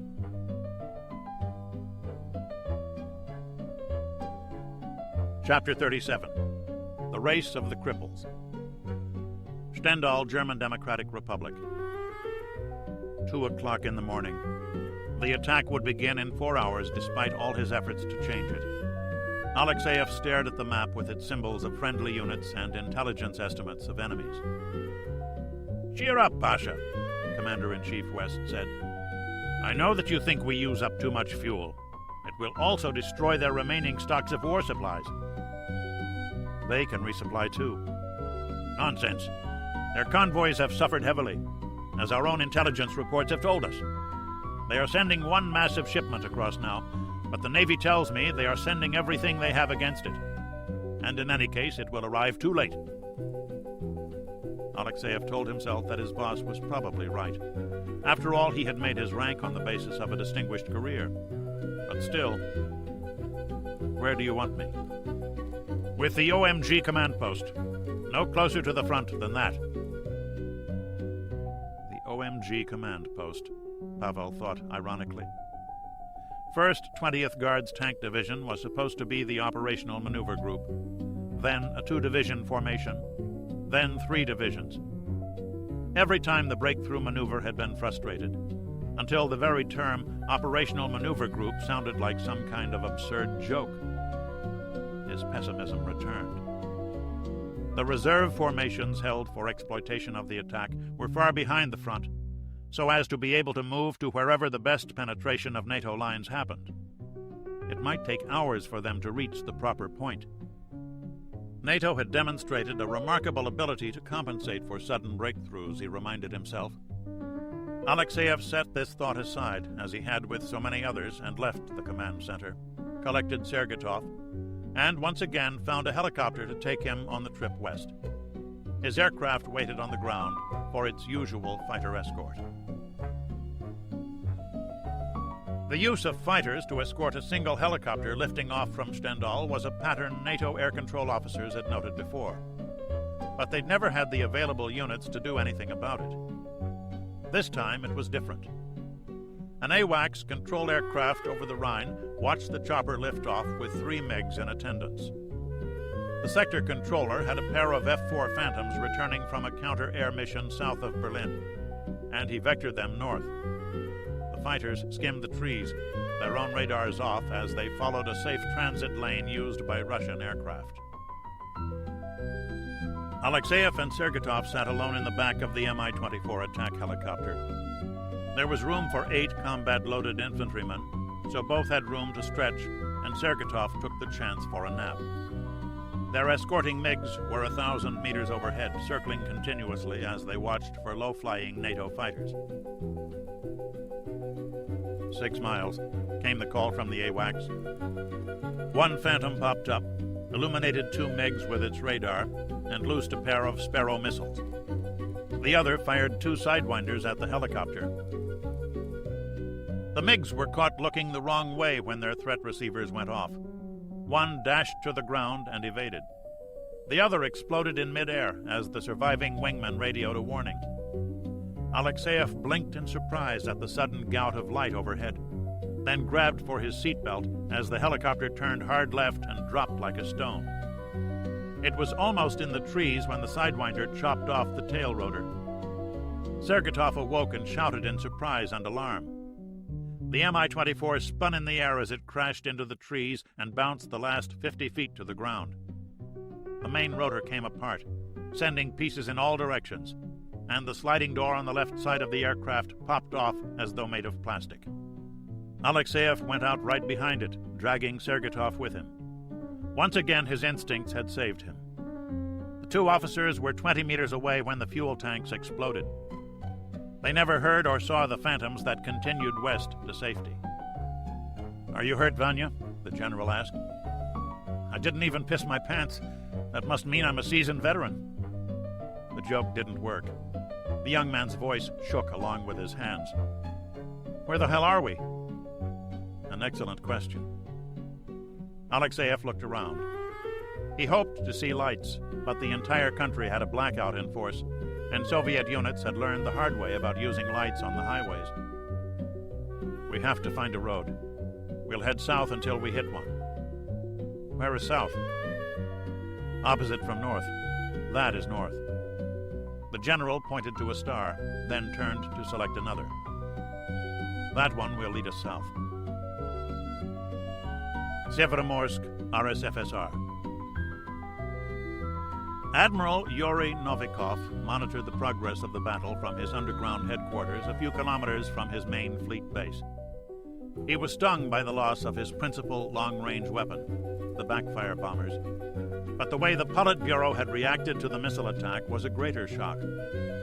Somehow the politicians thought that it meant a ballistic missile attack from the same area was possible, and no amount of argument to the contrary would change their minds. As if the Americans would risk their precious ballistic missile subs in such restricted waters, the Admiral growled to himself. He was up against fast attack boats. He was certain of it, and he was being forced to go after them with half his assets to prevent their escape. He didn't have that many assets to go around. The Commander-in-Chief of Soviet Northern Fleet had had a good war to this point. The operation to seize Iceland had gone almost perfectly, the boldest Soviet attack ever staged. The very next day he had smashed a carrier battle group, an epic victory for his forces. His plan to use his missile-armed bombers and submarines in combination against the convoys had worked well, particularly after he'd decided to use the bombers to eliminate the escort ships first. Submarine losses to date had been heavy, but he'd expected that. The NATO navies had practiced anti-submarine warfare for generations. There had to be losses. He'd made mistakes, Novikov admitted to himself. He should have gone after the escorts in a systematic way sooner.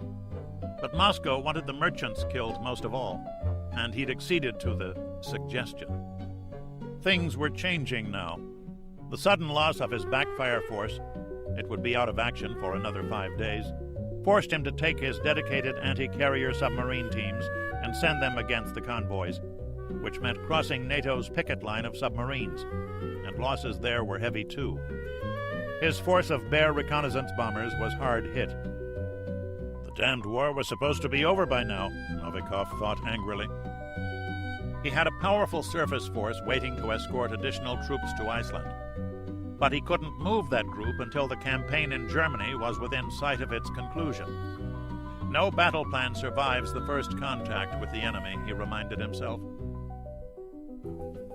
Comrade Admiral, satellite photographs have arrived. His aide handed over a leather dispatch case. The fleet intelligence chief arrived a few minutes later with his senior photo interpretation expert. The photos were spread out across a table. We have a problem here, the photo expert said. Novikov didn't need the expert to tell him that. The piers at Little Creek, Virginia, were empty. The American amphibious assault force had sailed with a full Marine division. Novikov had watched the progress of Pacific Fleet units to Norfolk with great interest. But then his ocean reconnaissance satellites had both been killed, and launch authority on the last of them had been withheld. The next photo showed the carrier berths, also empty. Nimitz is still at Southampton, his intelligence chief pointed out. He came into port with a severe list, and there is no dry dock large enough to accommodate him. He's tied to the ocean dock. He's not going anywhere. That gives the Americans 3 carriers: Coral Sea, America, and Independence. Saratoga is being used for convoy escorting duties. The rest of their Atlantic Fleet carriers are in the Indian Ocean. Novikov grunted. That was bad news for the Indian Ocean Squadron, but they were part of the Soviet Pacific Fleet. Not his problem. He had enough of his own. For the first time, he faced a dilemma that he'd inflicted on the NATO navies. He had more tasks than he had ships, and sending half of his dedicated ASW forces after submarines that were already retreating didn't help matters. Northwood, England. Hello again, Admiral, Toland said. Beatty looked much better. The blue eyes had the gleam of crystal now, and the Admiral's back was ramrod straight as he stood in front of his wall-sized map with his arms folded. How are things in Scotland, Commander? Good, sir. The last 2 raids got chewed up. May I ask how the Doolittle force made out? One of the boats is commanded by a friend of mine. Beatty turned. Which? Chicago, sir. Dan McCafferty. Oh, it would seem that one of the boats was damaged. Chicago and one other are escorting her out. In fact, they are raising quite a rumpus in the Eastern Barents.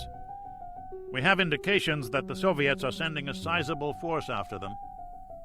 In any case, you're going back to your carrier fleet, and you're to meet with my intelligence staff so that you can bring your chaps up to date when you get there. I wanted to see you personally to thank you for that telex you sent about trailing the backfires to their doorstep. That idea was very useful to us. You're a reservist, I understand. How on earth did they ever let you go? I put my destroyer on a sandbar once. I see. You have atoned for that error, Commander. Beatty offered his hand. Wackersleben, German Democratic Republic. Stop that goddamn truck! Alexeyev screamed. He stood in the middle of the road, daring the vehicle to run over him. It stopped, and he ran around to the cab.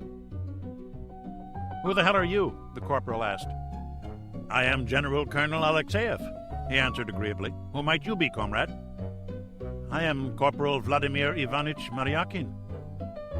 He managed to say this despite a mouth that hung open on seeing the general's shoulder boards.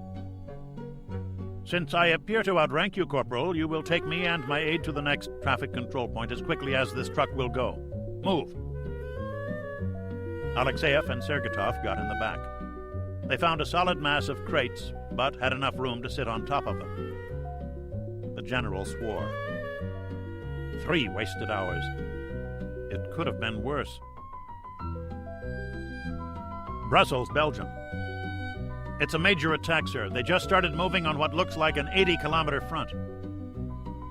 Sakyur looked at the map impassively. It wasn't as though they hadn't expected this. Intelligence had predicted it 12 hours earlier from Soviet traffic patterns. He had exactly 4 reserve brigades that he could use in this sector. Thank God, he thought, that I managed to persuade the Germans to shorten the line at Hanover. Half his reserves had come from that, and not a day too soon. Main axis of the attack? The general asked his operations officer. None is apparent at the moment. It looks like a general attack. Pushing hard to find a weak point, Sakyur finished the statement. Where's their reserve force? Sir, we've identified elements of 3 divisions here south of Volzihausen. They appear to be A units. The attack now underway appears to be mainly B formations. Have we hurt them that bad? Sakyur asked rhetorically. His intelligence officers were working hard to establish just what enemy casualties were, and he got a report every evening. B-class reserve units had started appearing at the front 5 days before, which was puzzling. He knew the Soviets had at least 6 Category A units in reserve in the southern Ukraine, but there were no indications they were moving. Why wasn't this force being committed to the German front? Why were they sending reservists instead? He'd been asking that question for several days, only to get shrugs from his intelligence chief. Not that I'm complaining, he thought. Those 2 field armies might have been enough to rupture his front entirely. Where's a good place to hit back?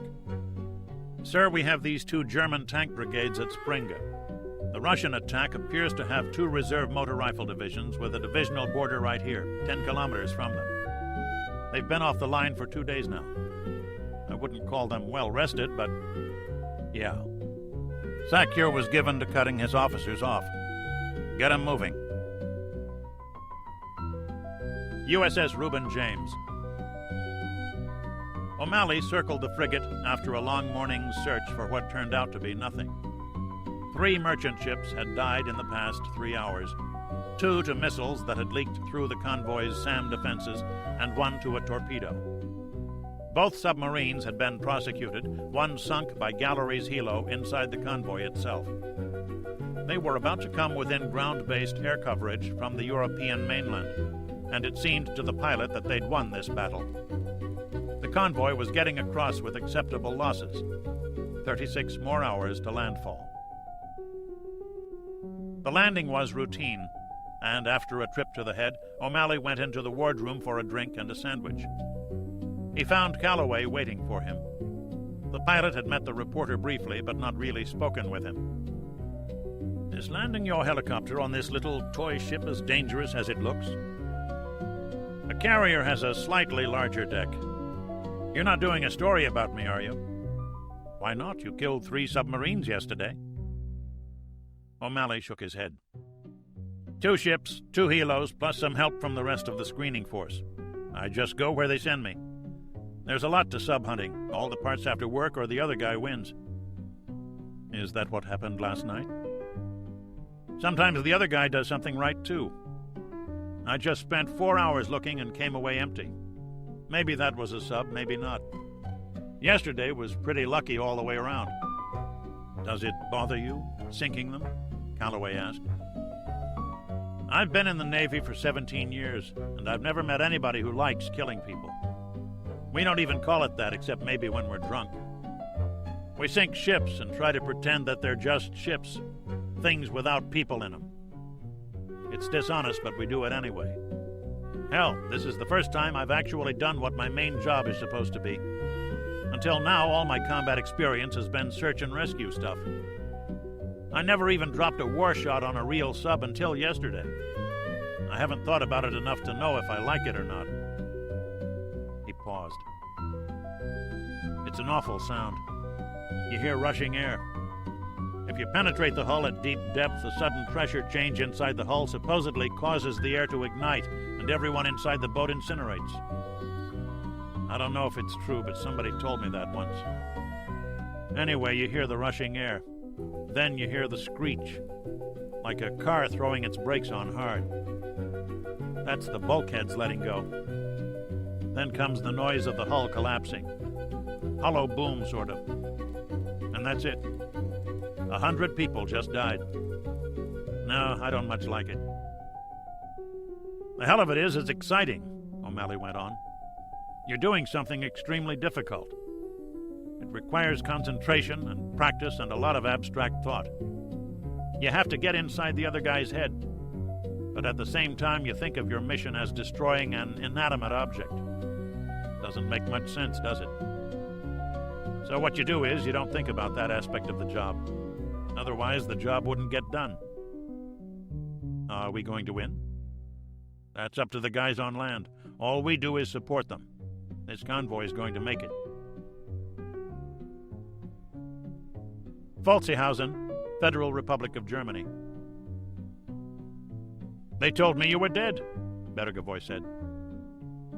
Not even scratch this time. It startled Vanya here out of a sound sleep, however.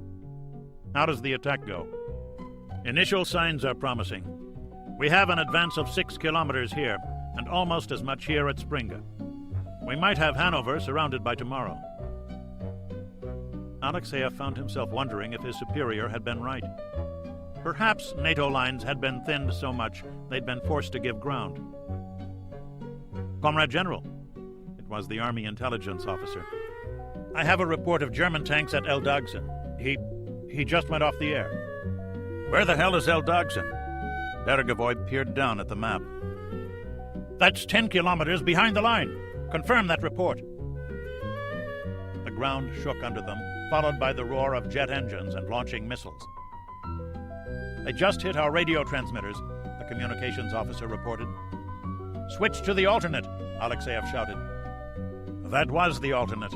They took out the primary last night, Bergevoy answered. Another is being assembled now. So we use what we have here. No, Alexeyev said. If we do that, we do it on the move. I can't coordinate well that way. You can't coordinate at all if you're dead. USS Chicago. All hell was breaking loose. It was like a nightmare, except you woke up from those, McCafferty reminded himself. At least 3 Bear F patrol aircraft were overhead, dropping sonobuoys all over the place. 2 Krivak-type frigates and 6 Grisha patrol boats had shown up on the sonar, and a Victor III submarine had decided to come to the party. Chicago had nibbled the odds down some. For the past few hours, fancy footwork had killed the Victor and a Grisha and damaged a Krivak, but the situation was deteriorating. The Russians were mobbing him, and he would not be able to keep them at arm's length much longer. In the time it had taken him to localize and kill the Victor, the surface groups had closed 5 miles on him. Like a boxer against a puncher, he had the advantage only as long as he kept them away. What McCafferty wanted and needed to do was talk with Todd Sims on Boston to coordinate their activities. He couldn't because the underwater telephone couldn't reach that far and made too much noise. Even if he tried to make a radio broadcast, Boston would have to be near the surface, with her antenna up to hear him. He was sure Todd had his boat as deep as he could drive her. American submarine doctrine was for each boat to operate alone. The Soviets practiced cooperative tactics, but the Americans never felt the need.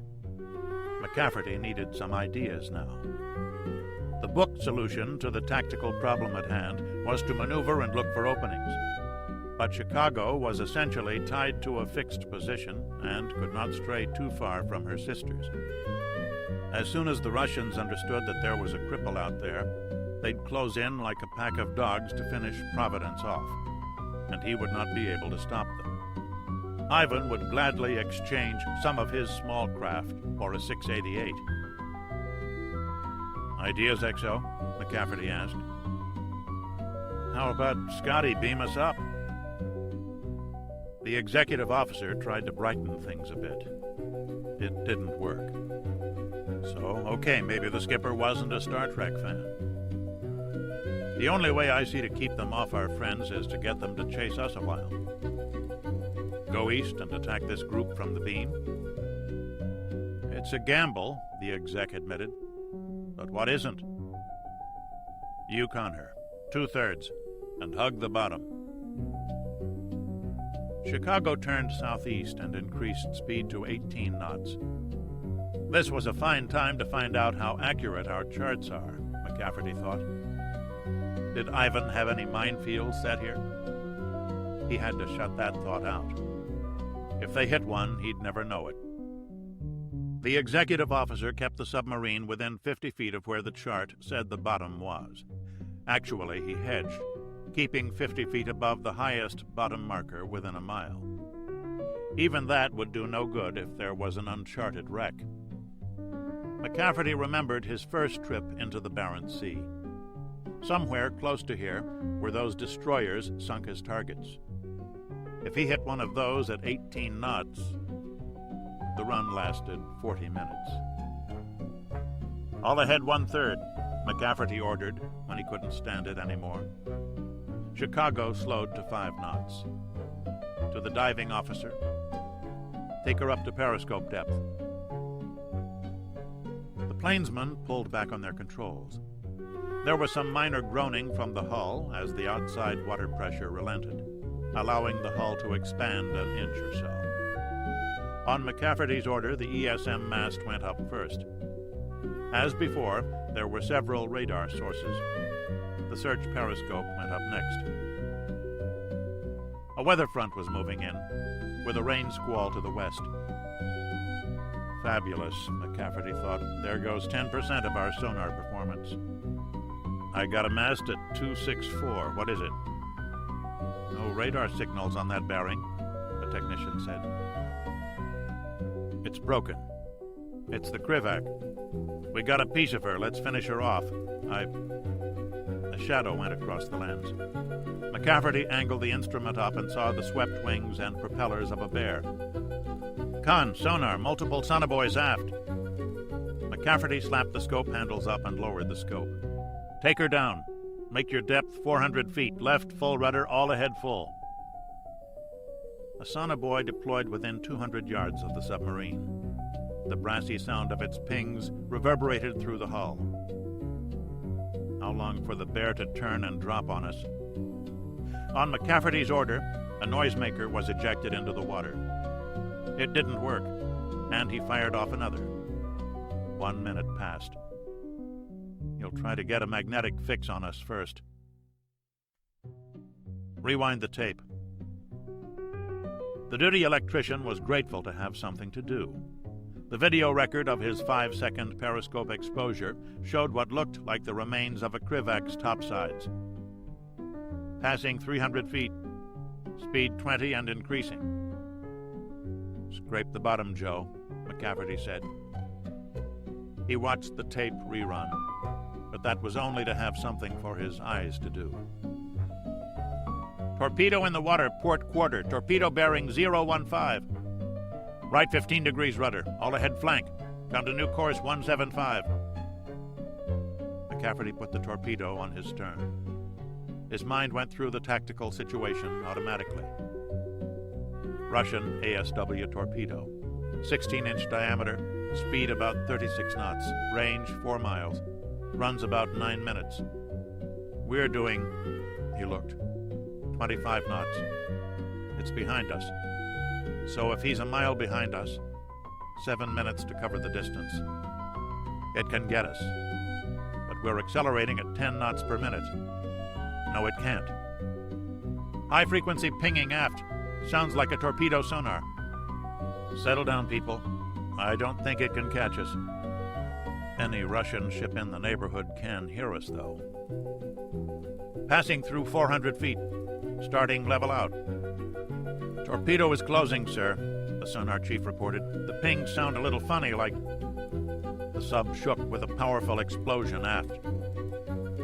All ahead 1/3. Right 10 degrees rudder. Come to new course 265. What you just heard was their fish hitting the bottom. Sonar, start feeding me data. The Russians had a new line of sonobuoys north of Chicago, probably too far off to hear them. Bearings to the nearest Soviet ships were steadying down. They were heading right for Chicago. Well, that'll keep them off our friends for a while, XO. Super. Let's go south some more and see if we can get them to pass us. Then we'll remind them what they're up against. Iceland. If I ever get off this rock alive, Edwards thought, I'll move to Nebraska. He remembered flying over the state many times. It was so agreeably flat. Even the counties were nice, neat squares. Not so in Iceland. For all that, it was easier going than they had enjoyed since leaving Keflavik. Edwards and his party kept to the 500-foot elevation line, which kept them at least 2 miles from the gravel coast road, with mountains at their back and a good long field of view. Up to now, they had seen nothing more than routine activity. They assumed that every vehicle on the move had Russians aboard. That probably was not true. But since the Soviet troops had appropriated so many civilian vehicles, there was no way to tell the sheep from the goats. That made them all goats. Enjoying your rest, Sarge? Edwards and his group caught up with Smith. There was a road half a mile farther ahead, the first they'd seen in 2 days. See that mountaintop? Smith pointed. A chopper landed on it 20 minutes ago. Great. Edwards unfolded his map and sat down. Hill 1063. That's 3,500 feet. Makes a nice lookout point, don't it? You suppose they can see us from there? 10 or 11 miles. Depends, Skipper. I figure they're using it to watch the water on both sides. If they have any brains, they'll keep an eye on the rocks, too. Any idea how many people they have there? Edwards asked. No way. Maybe nobody. Hell, they might have been making a pickup, but I wouldn't bet on it. Maybe a squad, maybe a platoon. You gotta figure they have a good pair of spotting glasses and a radio. How do we get past them? Edwards asked. The ground was mostly open, with only a few bushes in sight. That's a real good question, Skipper. Pick our routes carefully. Keep low. Use dead ground. All the usual stuff. But the map shows a little bay that comes within 4 miles of them. We can't detour around the far side without running into the main road. Can't hardly do that. What's the problem? Sergeant Nichols arrived. Smith explained matters. Edwards got on the radio. You just know they're on the hilltop, not strength or weapons, right? Doghouse asked. Correct. Damn. We wanted you on that hill. Now, there's a surprise, Edwards thought. No chance you can go up that hill? None. Say again, no chance at all. I can think of easier ways to commit suicide, mister. Let me think this one over and get back to you, okay? Very well, we'll be waiting. Out. Edwards got his sergeants together, and they started exploring the maps. Really a question of how many men they have there, and how alert they are, Nichols thought. If they have a platoon there, we can expect some patrol activity. Next question is how much. I wouldn't be very keen on doing that hill twice a day myself. How many men would you put there? Edwards asked. Ivan has a whole paratroop division here, plus other attachments. Call it 10,000 men total. He can't garrison the entire island, can he? So, would he have a rifle platoon on this or any other hilltop? Or just a spotting team? Artillery observers, that sort of mob. They're looking for your invasion force, and from up there a man with a decent spyglass can cover all of this bay to our north, and probably see all the way to bloody Keflavik the other way. They'll also be looking for aircraft. You're trying to make it sound easy? Smith wondered. I think we can approach the hill safely enough, then wait for nightfall. What of it we have, and try to pass under them then. They will have the sun in their eyes, you know. You've done this before? Edwards asked. Nichols nodded. Falklands. We were there a week before the invasion to scout various things. Same thing we're doing now. They haven't said anything on the radio about an invasion. Lieutenant, this is where your Marines are going to land. No one's told me as much, but they didn't send us here to find a football pitch, did they? Nichols was in his mid-30s, approaching 20 years of service. He was by far the oldest member of the party, and the past few days of serving under a rank amateur had chafed on him. The one nice thing about this young weatherman, however, was his willingness to listen. Okay, they wanted us on this hill to eyeball things too. How about this smaller peak to the west of the main summit? We'll have to go far out of our way to be able to climb without being seen, but yes, we can establish ourselves there, I think. So long as they are not terribly alert, that is. Okay, once we cross this road, we keep together in one group. You got the point, Sergeant Nichols. I'd suggest we rest up a bit. Looks like we'll have to be on the move for quite a while once we get moving. 8 miles to the foot of the hill. We will want to be there about sunset. Edwards checked his watch. Okay, we start moving in an hour. He walked over to Vigdis. So, Michael, what do we do now? He explained the situation to her at length. We're going to be close to some Russians. It might be dangerous. You ask if I want to not go with you? Say yes and hurt her feelings. Say no and... Shit. I don't want to see you hurt anymore. I stay with you, Michael. I am safe with you. Southampton, England. It took several hours to pump out the water that had given her the false list, an impression that had been reinforced by the ostentatious activities of divers. The powerful tugs, Catcomb and Vecta, moved her slowly aft into the Solent. Her flight deck had been fully repaired by the Vosper shipwrights, though so much of the gray steel showed the slapdash bandage work of a job done more in haste than in consideration for the ship's proud name. 2,000 men had done the job. New arresting gear had been flown in from America, along with electronic equipment that came nowhere near replacing what the Russian missiles had destroyed. The tugs escorted her to Calshot Castle. Then she moved alone south to Thorn Channel, east by the yachts docked at Cowes. Escorts were waiting at Portsmouth. Then the small formation turned south and west into the English Channel. Flight operations began at once. The first aircraft to arrive were the Corsair attack bombers, then the heavier intruders and the sub-hunting Vikings. USS Nimitz was back in business. USS Chicago. And shoot! 3 hours of exquisite excruciating work distilled down to half a second.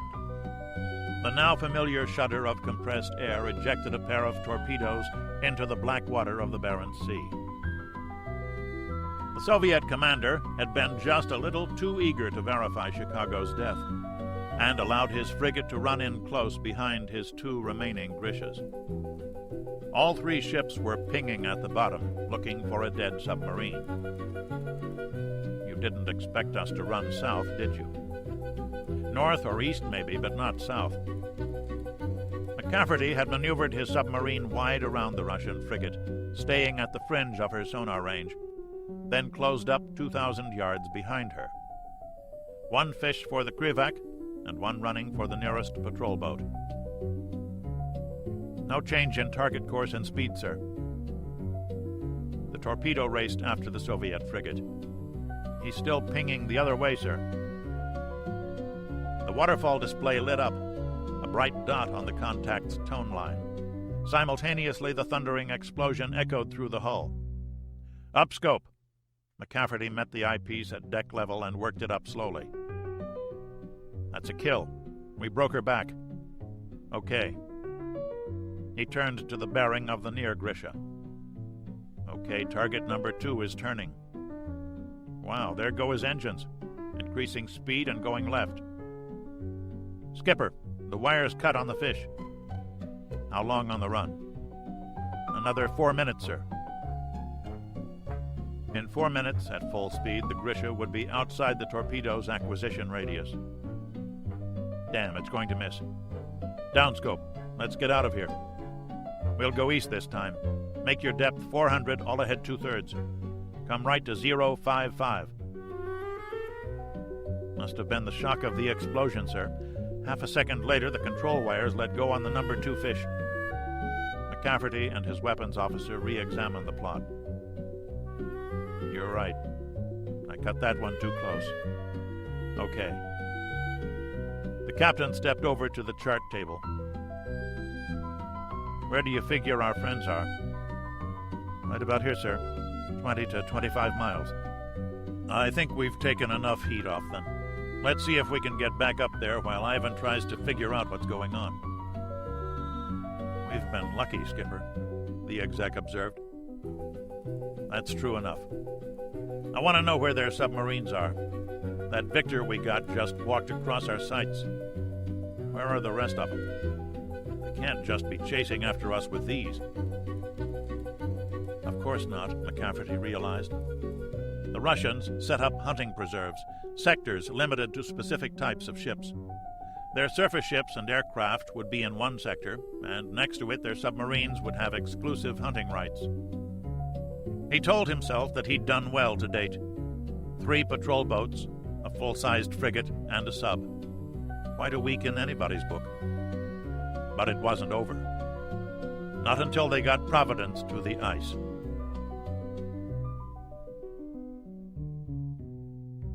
Chapter 38. Stealth on the Rocks. Iceland. The first leg of the trip was only 8 miles in a straight line, but the line they traveled was straight in no dimension. The terrain here was volcanic also, littered with rocks, large and small. The large ones made shadows, and whenever possible they stayed in them. But with every step they had also to detour, uphill and down, left and right, until every yard of forward travel was accompanied by a yard in another direction, and 8 miles became 16. For the first time, Edwards knew that he was under possible observation. Even when the hilltop they skirted was hidden by a ridge, who could say that the Russians did not have another scouting party out? Who could be sure that they were not being watched? That some Russian sergeant with binoculars had noticed their rifles and packs, then picked up his portable radio and sent out a call for an armed helicopter. The effort of the walk made their hearts beat fast. Fear made their hearts beat faster still, compounding their fatigue-like interest on a usurer's loan. Sergeant Nichols proved an efficient leader and a hard one. The oldest member of the party, his stamina, sore ankle and all, amazed Edwards. They all kept quiet. No one wanted to make noise. and Nichols was unable to growl at those too slow to keep up. His contemptuous look was enough. "He's 10 years older than me," Edwards told himself, "and I'm a track man. I can keep up with this bastard, can't I?" Nichols managed to keep them clear of the coast road for most of their journey. But there was one point where the road looped around a small cove to within a mile of their path. Here they faced a cruel choice: risk observation from the road, where the traffic was probably Russian, or from the mountaintop. They risked the road, slowly and gingerly, as they watched traffic motor along every 15 minutes or so. The sun was low in the northwestern sky as they crept up a ravine with steep walls. They found a rock pile to rest in before their dash below the observation post. "Well, that was a nice day's walk, wasn't it?" the sergeant of Royal Marines asked. He wasn't even sweating. "You trying to prove something, Sergeant?" Edwards asked. He was. "Sorry, Lieutenant. Your friends told me you were in proper shape." "I don't think I'll have a heart attack just yet, if that's what you mean." "Now what?" "I'd suggest that we wait an hour until the sun sinks lower, then press on. 9 more miles. We'll want to move as quick as we can." Sweet Jesus, Edwards thought. He kept his face impassive. "You sure they won't see us?" "Sure? No, I am not sure, Lieutenant. Twilight is the hardest time to see, however. The eye cannot adjust from the bright sky to the dark ground." "Okay, you got us this far. I'm going to go and check on the lady." Nichols watched him walk off. "I would not mind seeing the lady myself." "That wasn't a good thing to say, Nick," Smith observed quietly. "Come on, you know what he's—" "Nick, talk nice about the lady," Smith warned. He was tired, but not that tired. "She's had a bad time, man. And the skipper's a gentleman, you dig?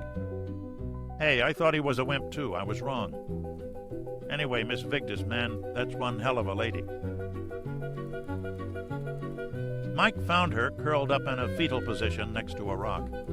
Rogers was keeping an eye on her and moved off when the lieutenant arrived. "How are you?" Mike asked. She turned her head fractionally. "Dead. Michael, I am so tired." "Me too, babe." Mike sat down beside her and stretched his legs out, wondering if the muscle tissue would just fall off the bones. He was strong enough to stroke her hair. It was matted with sweat, but Mike was past noticing such things.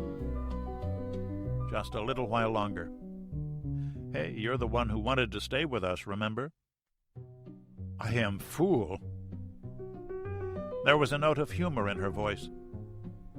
"As long as you can laugh," Mike remembered his father saying, "you are not defeated." "Come on, you better stretch those legs out or they're gonna knot up. Come on, roll over." Edward straightened her legs and massaged her calves briefly. "What we need is some bananas." "What?" Her head came up. "Bananas have lots of potassium. Helps to prevent cramps." Or was it calcium for pregnant women, he wondered. "What do we do when we get to our new hill?" "We wait for the good guys." "They come?"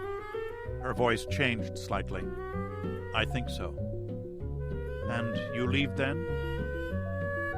Mike was quiet for a moment, measuring his boldness against his shyness.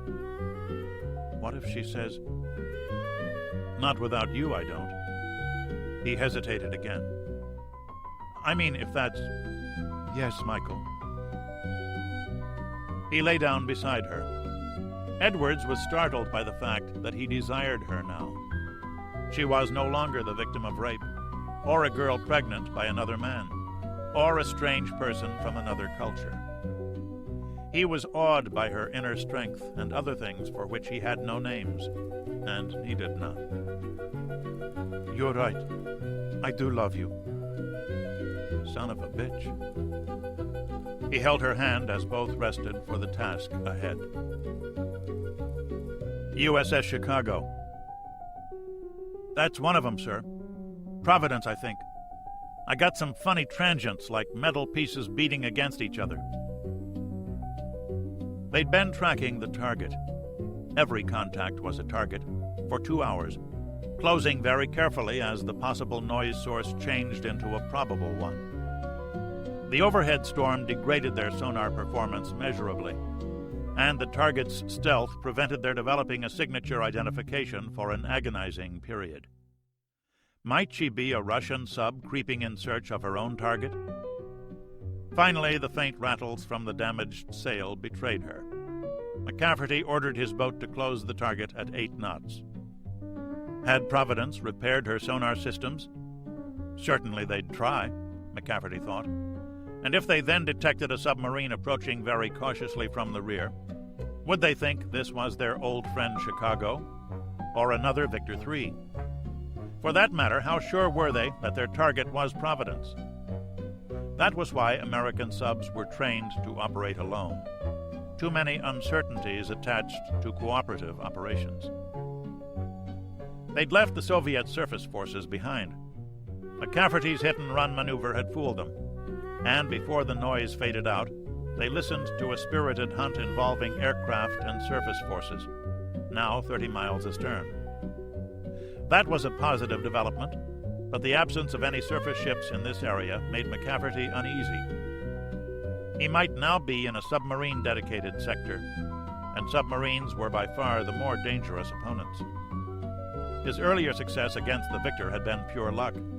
That Soviet skipper had been too interested in starting his own hunt to check his flanks. It was a mistake he did not expect to be repeated. Range? McCafferty asked his tracking party. About 2 miles, sir.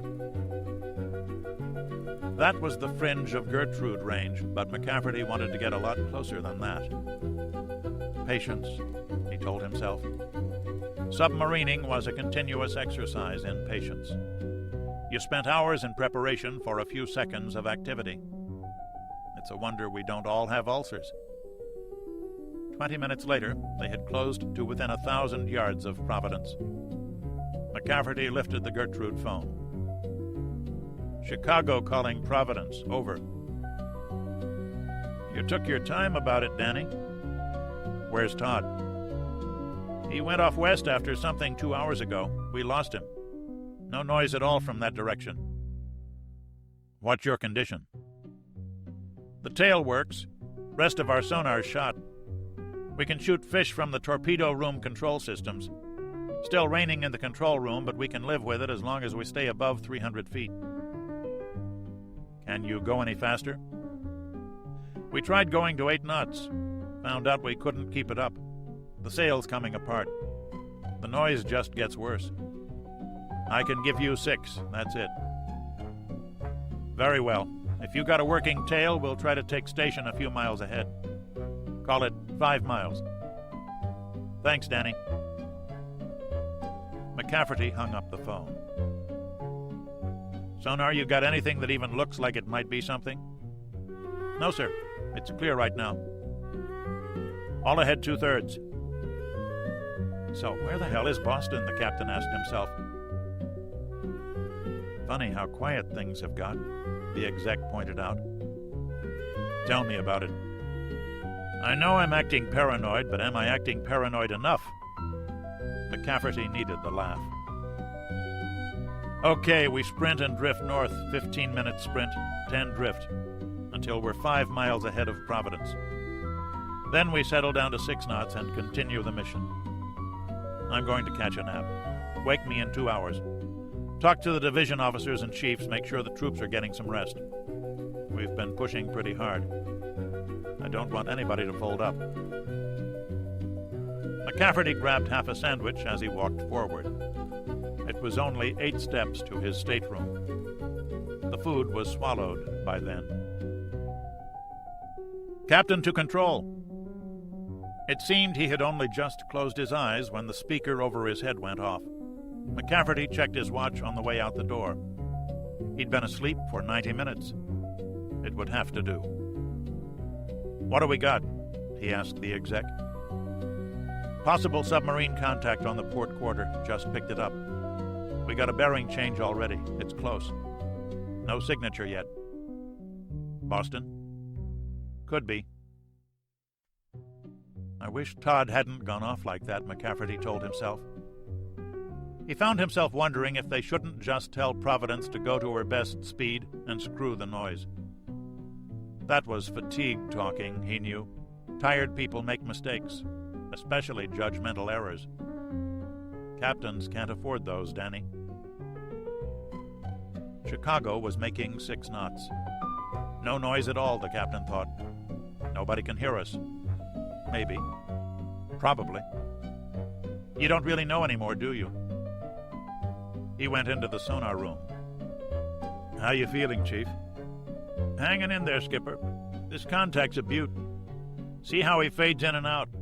He's there all right, but it's a cast-iron bitch to hold him. Boston headed off west a few hours ago. Could be him coming back, sir. Lord knows he's quiet enough. Or it could be a Tango on battery, sir. I don't have enough signal to tell the difference. Sorry, sir. I just don't know. The chief rubbed raw eyes and let out a long breath. How long since you had any rest? I don't know that either, sir. When we finish up this one, you hit the rack, Chief. The tracking party officer called forward next. I have a working range for you, sir. 5,000 yards. I think he's on an easterly course. Trying to firm that up. McCafferty ordered a fire control solution to be run on the contact. What's this? The chief asked. Another sonar contact behind the first one, bearing 253. He's following the other guy. I need an ID, Chief. I don't have enough data, Captain. Both these guys are creeping. Is Boston one of them? If so, which? If the one in front, do we warn him and reveal our position? Or shoot and risk shooting at the wrong one? Or just do nothing at all? McCafferty went aft to the plotting board. How close is this one to Providence? Just over 4,000 yards, coming in on her port bow. He probably has her then, the captain thought aloud. But who the hell is he, the tracking officer asked quietly, and what's this Sierra 2 contact behind him? Transient, the sonar chief called. Mechanical transient on Sierra 2. Left 15 degrees rudder, McCafferty ordered quietly. Torpedo in the water bearing 249. All ahead 2/3. This order was loud. Con, sonar, we got increased machinery noises on Sierra 1. Okay, the front contact is a 2-screw boat. Blade count indicates speed of 10 knots and increasing. Getting some cavitation. Target Sierra 1 is maneuvering. Classify this target as a Tango class. Boston's the one in back. All ahead 1/3. McCafferty ordered his submarine to slow back down. Get him, Todd. His wish was rewarded with an explosion 15 seconds later. Sims had come up with the same tactic as his friend on Chicago. Close to a few thousand yards of the target and give him no chance to maneuver clear. 15 minutes later, Boston joined her healthy sister. Talk about a tough 4 hours. That Tango was good, Sims called over on the Gertrude. You in good shape? Yes, we have the front guard position. You want to take the rear for a while? You got it, Danny. See ya. Iceland. Lead off, Sergeant Nichols. The Russian outpost was 3 miles south and 3,000 feet up. They climbed up the walls of the ravine and into relatively open ground. They were between the sun and the outpost. Edwards found that, intellectually, he believed what Nichols said about light conditions and how the eye reacted to them, and how easy was it to spot something 3 miles away. But walking like this felt like being naked on the street at rush hour. They had darkened their faces with camouflage makeup, and their uniforms blended in well with the color and texture of the land. But the human eye looks for movement, Edwards told himself, and we're moving. What am I doing here? One step at a time. Walk softly. Don't raise any dust. Slow, easy pace. No sudden moves. Heads down. All the things Nichols had said echoed through his mind. Look at me, I'm invisible. He commanded himself not to look up, but Edwards would have been less than human not to sneak an occasional look. The hill, mountain, towered above them. It really got steep near the top. A volcano, he wondered. There was no sign of activity at the summit. Maybe nobody is there? Right. Do us all a favor and be blind, or asleep, or eating, or looking for airplanes. He had to pull his eyes away from it. The rocks he stepped over and around blended together after a while. Each member of the party walked alone. No one said anything.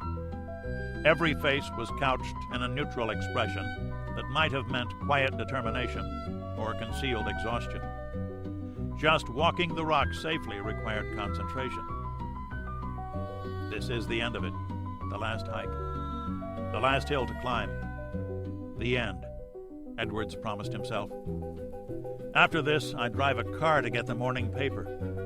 If I can't have a one-story house, I'll damned well have an elevator installed.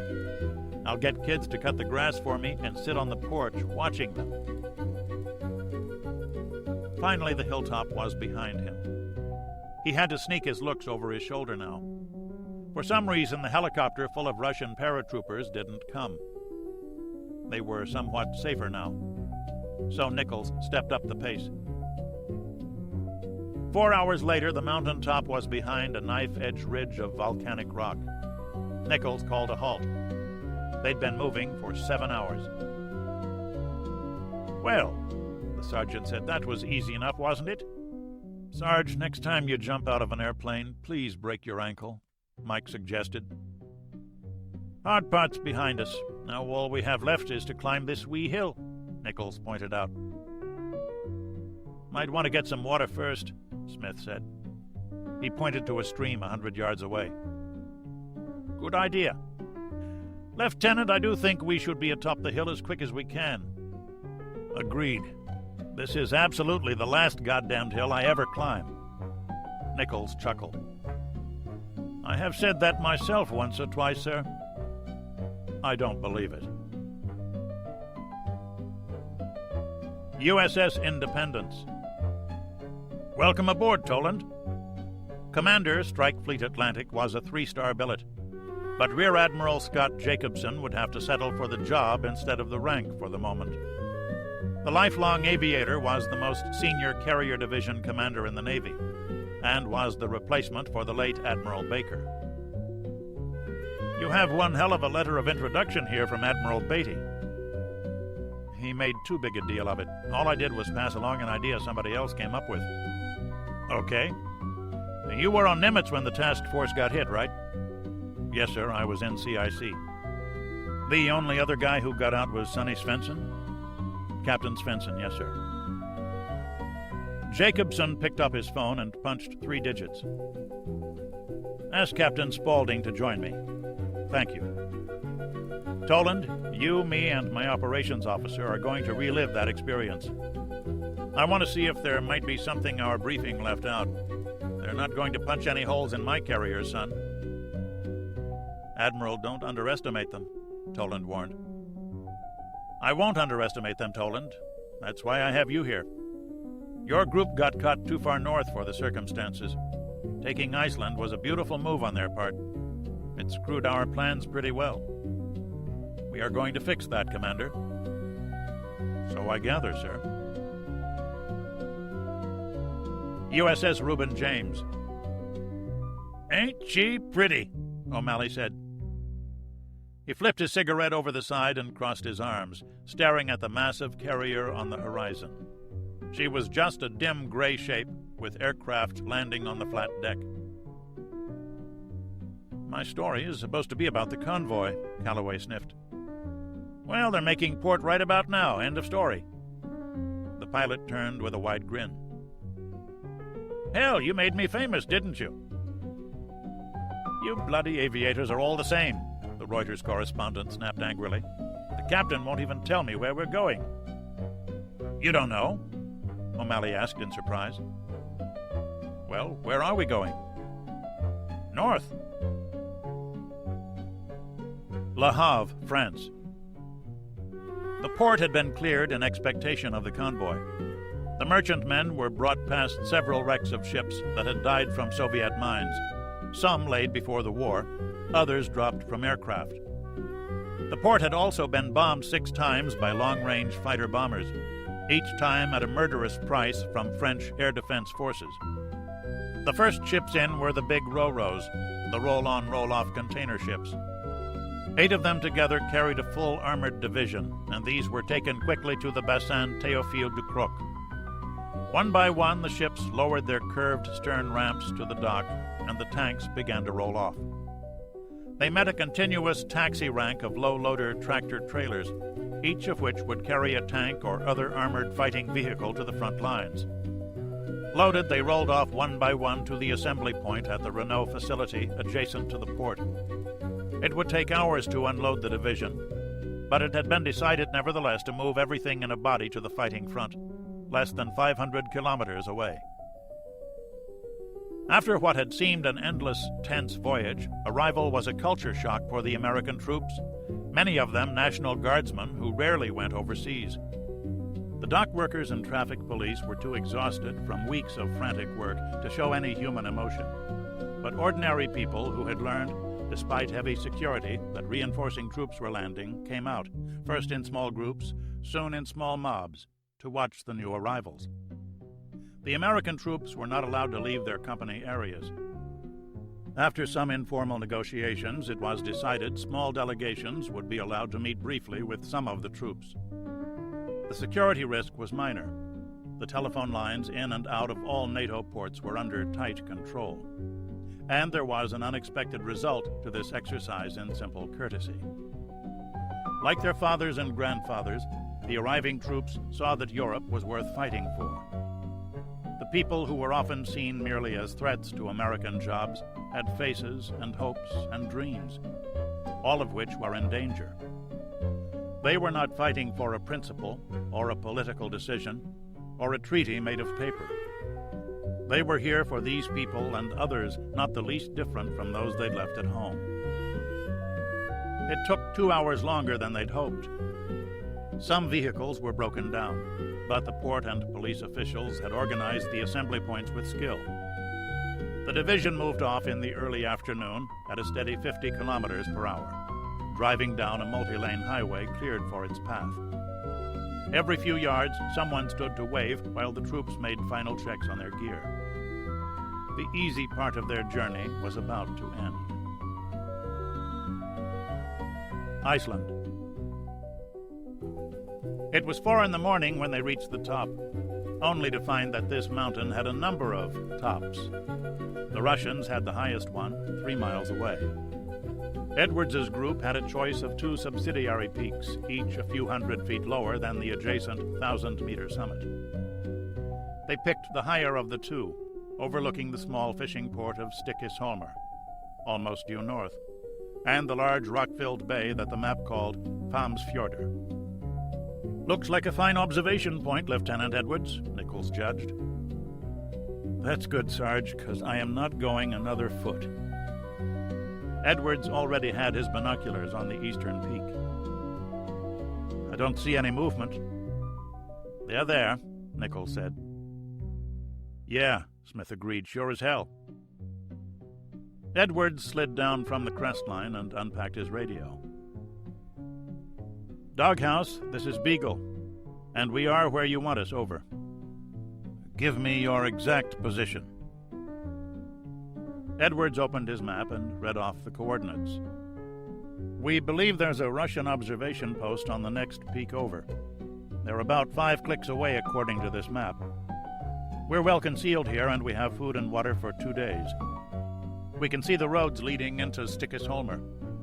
Matter of fact, it's nice and clear now, and we can see all the way to Keflavik. We can't pick anything out, but we can see the peninsula." "Very well. I want you to look north and tell us what you see in detail." Edwards handed the radio antenna to Smith, then turned and put his field glasses on the town. okay.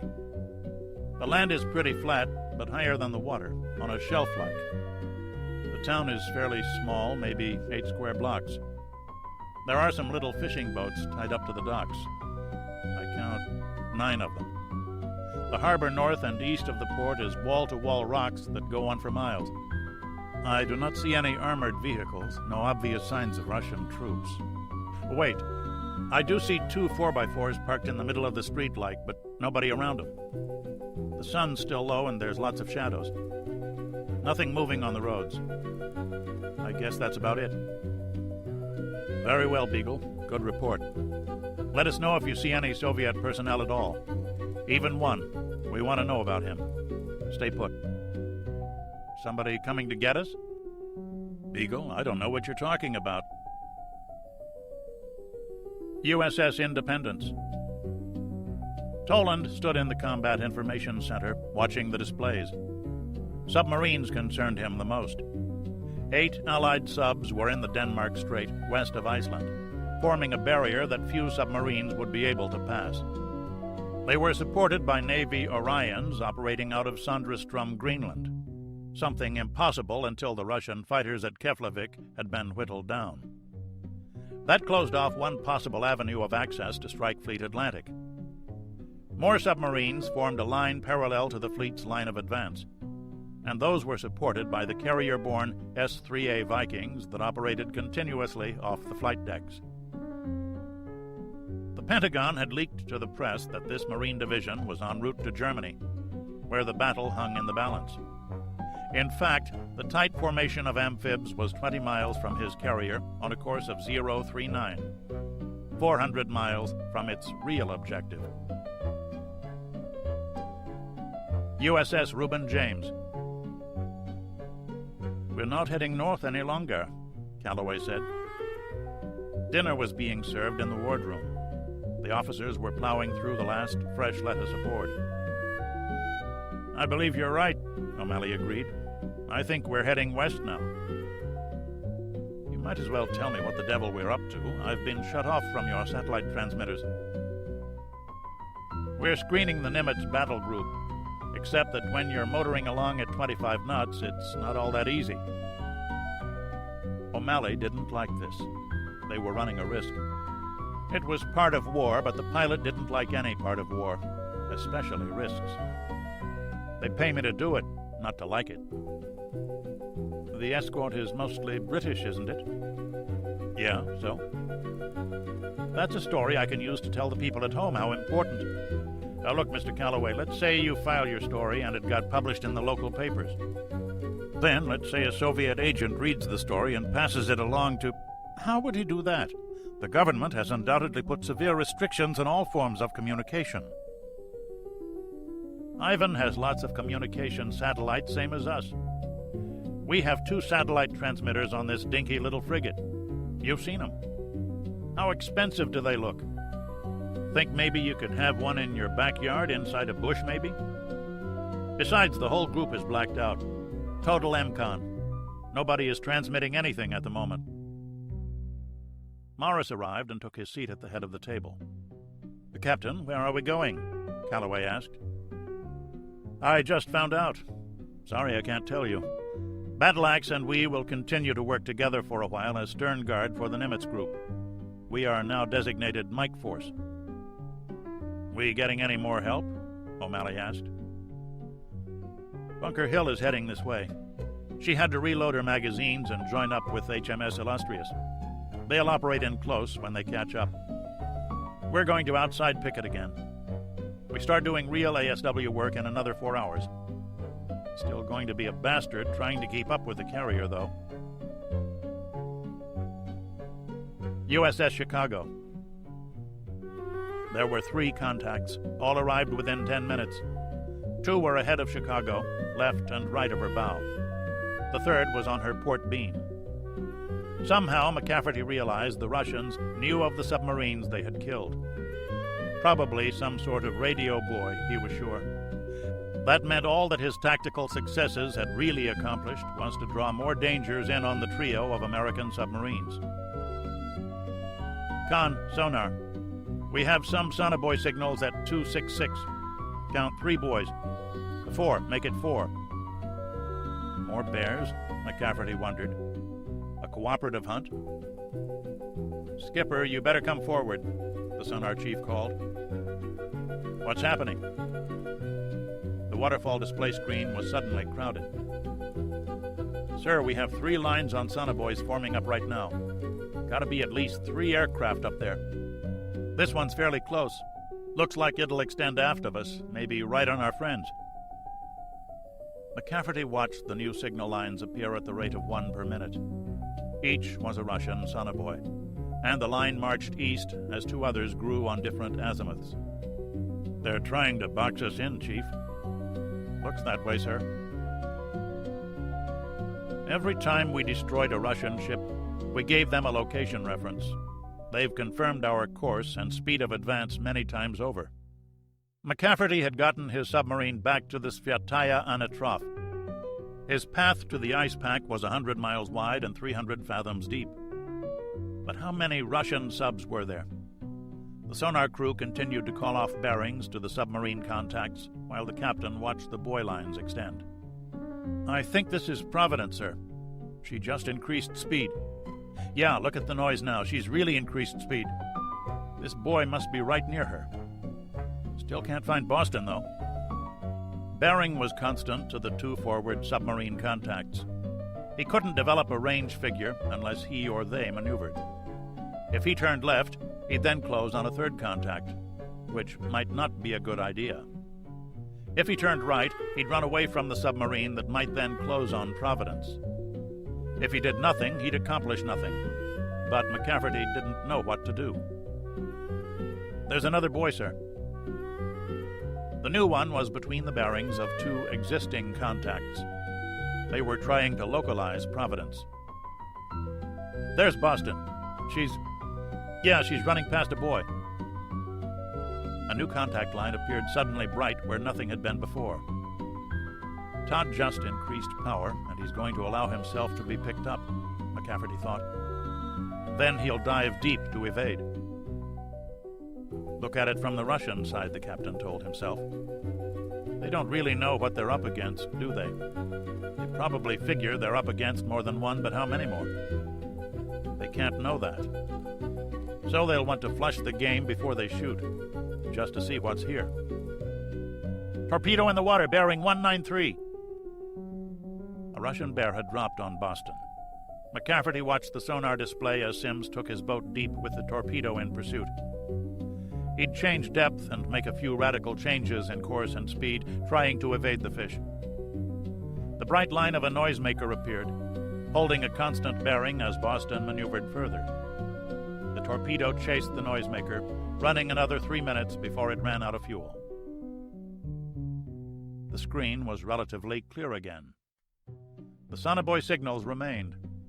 Boston and Providence had reduced power and disappeared. But so had the Russian sub-signals. What are they doing? What is their plan, the captain asked himself. What submarines are out there? Tangos. Has to be Tangos.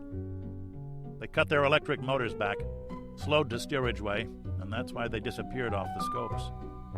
Okay, they're not coming in after us anymore. They stopped moving when the aircraft detected Providence and Boston. They're coordinating with the bears. That means they have to be at shallow depth, and their sonar performance is down because they're close to the surface. Chief, assume that these 2 contacts you had were Tangos doing about 10 knots. The figure of merit gives us a detection range of what? These water conditions, 10 to 12 miles. I'd be real careful using that number, sir. 3 more sonobuoy lines began to appear north of Chicago. McCafferty went aft to see how they were plotted out. They assumed about a 2-mile spacing on the sonobuoy lines, and that gave them range figures. Not being very subtle, are they? The exec observed. Why bother when you don't have to? Let's see if we can pick our way through the buoys. What are our friends doing? They'd better be coming north, too. I don't want to think about what other assets they have moving in on us. Let's head right through here. The executive officer gave the orders. Chicago began to move forward again. Now they'd really find out if the rubber tiles on the hull absorbed sonar waves or not. The last bearings to the Russian submarines were plotted also. McCafferty knew that they too could be moving behind that wall of noise. When he detected them again, it would be at perilously close range. They went deep. The submarine dove to 1,000 feet and cruised toward the precise midpoint between a pair of pinging buoys. Another torpedo appeared in the water aft, and McCafferty maneuvered quickly to evade, only to realize that it was aimed at someone else, or nothing at all. They listened to it run for several minutes, then fade out. A perfect way to break a man's concentration, McCafferty thought, bringing his sub back to a northerly course. Bearings to the sonobuoys changed as they got closer. They were almost exactly 2 miles apart, a mile on either beam, as Chicago went through the first line, crawling just above the bottom. They were set on a frequency that could be heard clearly through the hull.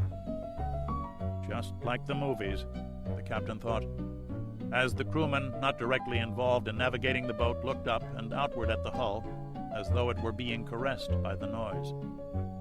Some caress. The second line was 3 miles beyond the first. Chicago turned slightly left to head for another gap. Speed was down to 4 knots now. Sonar called out a possible contact to the north that immediately faded away. Maybe a tango, maybe nothing. It was plotted anyway, as the submarine took nearly an hour to reach the second line of pinging buoys. "Torpedo in the water, port side!" Sonar screamed out. "Right full rudder, all ahead, flank!" Chicago's propeller thrashed at the water, creating a bonanza of noise for the Russian aircraft who'd dropped a fish on a possible contact. They ran for 3 minutes while waiting for additional data on the torpedo. "Where's the torpedo?" "It's pinging, sir. But it's pinging the other way, bearing changing south, left to right, and weakening." "All ahead 1/3. Rudder amidships," McCafferty ordered. "Another one, torpedo in the water bearing 046. "Right full rudder, all ahead flank," McCafferty ordered yet again. He turned to the exec. "You know what they just did? They dropped a fish to spook us into moving. Damn!" "Beautiful tactic, whoever you are. You know we can't afford to ignore a torpedo. But how'd they know we were here? Maybe they just guessed well. Maybe they got a twitch. Then we gave them the contact. Torpedo bearing 041. The torpedo is pinging at us. Don't know if it has us, sir. Captain, I got a new contact bearing 095. Sounds like machinery noises. Possible submarine." "Now what?" McCafferty whispered. He put the Russian torpedo on his stern and hugged the bottom. Sonar performance dropped to 0 as Chicago accelerated past 20 knots. Their instruments could still hear the ultrasonic pings of the torpedo, however, and McCafferty maneuvered to keep the weapon behind him as it dove down after the American sub. "Bring her up. Make your depth 100 feet. Shoot off a noisemaker." "Full rise on the planes!" The diving officer ordered a short blow on the forward trim tanks to effect the maneuver. Along with the noisemaker, it created an enormous disturbance in the water. The torpedo raced in after it, missing below Chicago. A good maneuver, it was also a desperate one. The submarine rose quickly, her elastic hull popping as the pressure on the steel diminished. There was an enemy sub out there, and he now had all sorts of noise from Chicago. All McCafferty could do was run. He was confident that the other sub would chase after him with a homing torpedo circling below, but didn't understand why the other sub was there at all. He slowed Chicago to 5 knots and turned as the torpedo ran out of fuel below him. Next problem. There was a Soviet submarine close by. "He's got to know about where we are, Skipper." "You got that one right, XO. Sonar con. Yankee search." Both sides could use unusual tactics. "Fire control party, stand by. This one's going to be a snapshot." The powerful but seldom used active sonar installed in Chicago's bow blasted the water with low-frequency energy. Contact, bearing 086, range 4600. Set it up. Chicago's steel hull reverberated 3 seconds later with Soviet sonar waves. Set. Ready for tubes 3 and 2. Match bearings and shoot. The torpedoes were fired within seconds of one another. Cut the wires. Take her down. Make your depth 1,000 feet, all ahead flank. Left full rudder. Come to new course 265. The submarine wheeled and sped west as her torpedoes raced toward their target. Transients, torpedoes in the water aft, bearing 085. Patience, McCafferty said. You didn't expect us to do that, did you? Nice job, fire control. We got our shots off a minute faster than the other guy. Speed? 24 knots and increasing, sir, the helmsman answered. Passing 400 feet, sir. Sonar, how many fish we got chasing us? At least 3, sir. Sir, our units are pinging. I believe they have the target. XO, in a few seconds, we're going to turn and change depth. When we do, I want you to fire off 4 noisemakers at 15-second intervals. Aye, Captain. McCafferty went over to stand behind the helmsman. He'd just turned 20 the day before. The rudder indicator was amidships with 10 degrees of down angle on the planes, and the submarine was just passing through 500 feet and hurtling down. The speed log now showed 30 knots. The rate of acceleration slowed as Chicago neared her maximum speed. He patted the boy on the shoulder. Now, 10 degrees rise on the planes and come right, 20 degrees rudder. Yes, sir. The hull thundered with the news that their fish had found their target. Everyone jumped or cringed. They had their own problems chasing after them.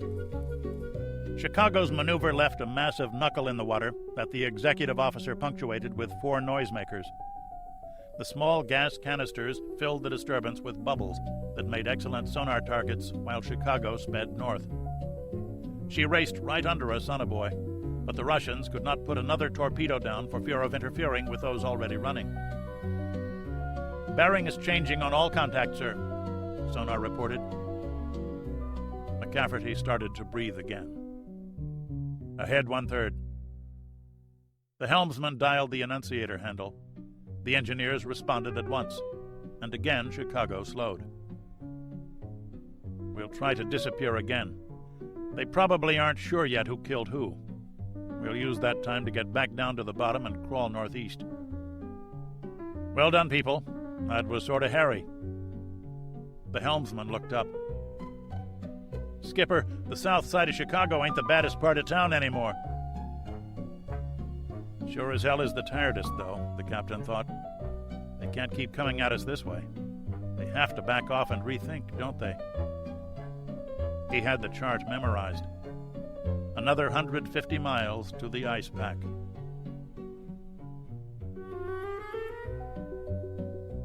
Chapter 39. The shores of Stickisholmer. Hunsen, Federal Republic of Germany. They'd finally defeated the counterattack. No, Alexeyev told himself. We didn't defeat it, we drove it off. The Germans had withdrawn of their own accord after blunting half of the Russian attack. There was more to victory than being in possession of the battlefield. It only got harder. Beregovoy had been right when he'd said that coordinating a large battle on the move was much harder than doing it from a fixed command post. Just the effort of getting the right map opened inside a cramped command vehicle was a battle against time and space, and 80 kilometers of front made for too many tactical maps. The counterattack had forced the generals to move one of their precious A Reserve formations north, just in time to watch the Germans withdraw after savaging the rear areas of 3 B motor rifle divisions and spreading panic throughout the thousands of reservists who were trying to cope with old equipment and barely remembered training. Why did they pull back? Sergetov asked his general. Alexeyev did not respond.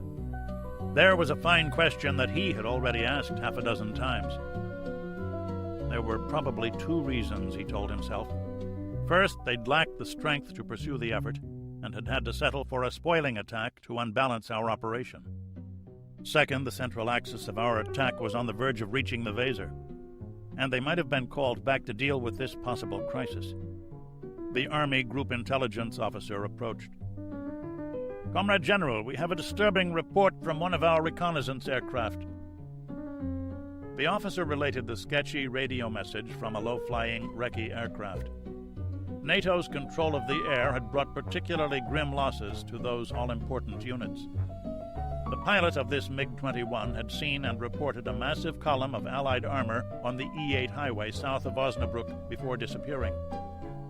The general immediately lifted the radiophone to Stendhal. "Why were we not informed of this as soon as you received it?" Alexeyev demanded of his superior. "It is an unconfirmed report," Sinquest replied. "Damn it, we know the Americans landed reinforcements at Le Havre. And they can't be at the front for at least another day. How soon will you have a bridgehead on the Weser?" "We have units on the river now at Rula." "Then move your bridging units there and get them across." "Comrade, my right flank is still in disarray, and now we have this report of a possible enemy division forming up there." "You worry about crossing the Weser and let me worry about this phantom division." "That's an order, Pavel Leonidovich." Alexeyev set the phone back in its place. He has a better overall picture of what's going on, Tasha told himself. After we bridge the Weser, we have no really serious obstacle in front of us for over 100 kilometers. After the river Weser, we can race into the Ruhr, Germany's industrial heart. If we destroy that, or even threaten it, then perhaps the Germans will seek their political solution and the war is won. That is what he is telling me. The general looked at his maps. Soon the lead regiment would try to force men across the river at Rula. A bridging regiment was already en route. And he had his orders. "Start moving the OMG troops." "But our right flank," Beregevoy protested. "Will have to look after itself." Brussels, Belgium. Sack-Yor was still worried about his supplies. He'd also been forced to gamble in giving highest transport priority to the armored division now approaching Springa. The container ships loaded with munitions, spare parts, and the millions of other specialty items were just now sending their cargoes to the front. His largest reserve formation, the tank force, was about to team up with 2 German brigades, and what was left of the 11th Armored Cavalry Regiment, once a brigade in all but name, now only 2 battalions of weary men. His supply situation was still tenuous. Many of his line units were down to 4 days of consumable stores, and the resupply effort would take 2 days, even if things went perfectly. A thin margin that in a pre-war exercise might have seemed equitable enough, but not now, when men and nations were at stake. Yet what choice did he have? "General, we have a report here of a regiment-sized attack on the Weser. It looks like Ivan's trying to put troops on the left bank." "What do we have there?" 1 battalion of Landwehr, and they're pretty beat up. There are 2 companies of tanks on the way, ought to be there in a little over an hour. There are preliminary indications that Soviet reinforcements are heading that way. This might be the main axis of their attack. At least it seems that they're orienting in that direction. Sack-Yor rocked back in his chair, looking up at the map display. He had 1 reserve regiment within 3 hours of Rula. The general was a man who loved to gamble. He was never happier than when sitting at a table with a deck of cards and a few $100s worth of chips. He usually won. If he attacked south from Springa and failed, the Russians would put 2 or 3 divisions across the Weser, and he had precisely 1 regiment in reserve to stand in their way.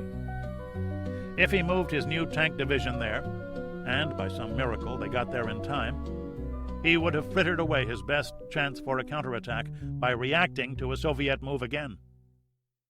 No, he couldn't just react anymore. He pointed to Springa. "How long before they're ready to move?" "The whole division? 6 hours at best. We can divert the units still on the road south to..." "No." "Then we go south from Springa with what's ready now?" "No." Zakier shook his head and outlined his plan. Iceland. I see one, Garcia called. Edwards and Nichols were beside him in a moment. Hello, Ivan, Nichols said quietly. Even with binoculars, the distance was still a little over 3 miles. Edwards saw a tiny figure walking along the crest of the mountain top. He carried a rifle and appeared to be wearing a soft hat, perhaps a beret, instead of a helmet. The figure stopped and brought his hands up to his face. He had binoculars too, Edwards saw. He looked north, slightly downward, training his field glasses left to right and back again. Then he turned and looked off in the direction of Keflavik. Another man appeared, approaching the first. Perhaps they were talking, but it was impossible to tell at this distance. The one with binoculars pointed at something to the south. What do you suppose this is all about? Edwards asked. Talking about the weather, girls, sports, food. Who knows? Nichols replied. Another one. The third figure appeared, and the trio of Russian paratroopers stood together doing whatever it was that they were doing. One had to be an officer, Edwards decided. He said something, and the others moved off quickly, dropping out of sight below the crest. What order did you just give? Presently, a group of men appeared. The light was bad, and they shuffled around too much to get an accurate count. But there had to be at least 10. About half of them were carrying their personal weapons, and these started moving downhill, to the west. Right, he's a smart soldier, Nichols announced. He's sending out a patrol to make certain the area is secure. What do we do about it? Edwards asked. What do you think, Lieutenant? Our orders are to sit tight. So we sit tight and hope they don't see us.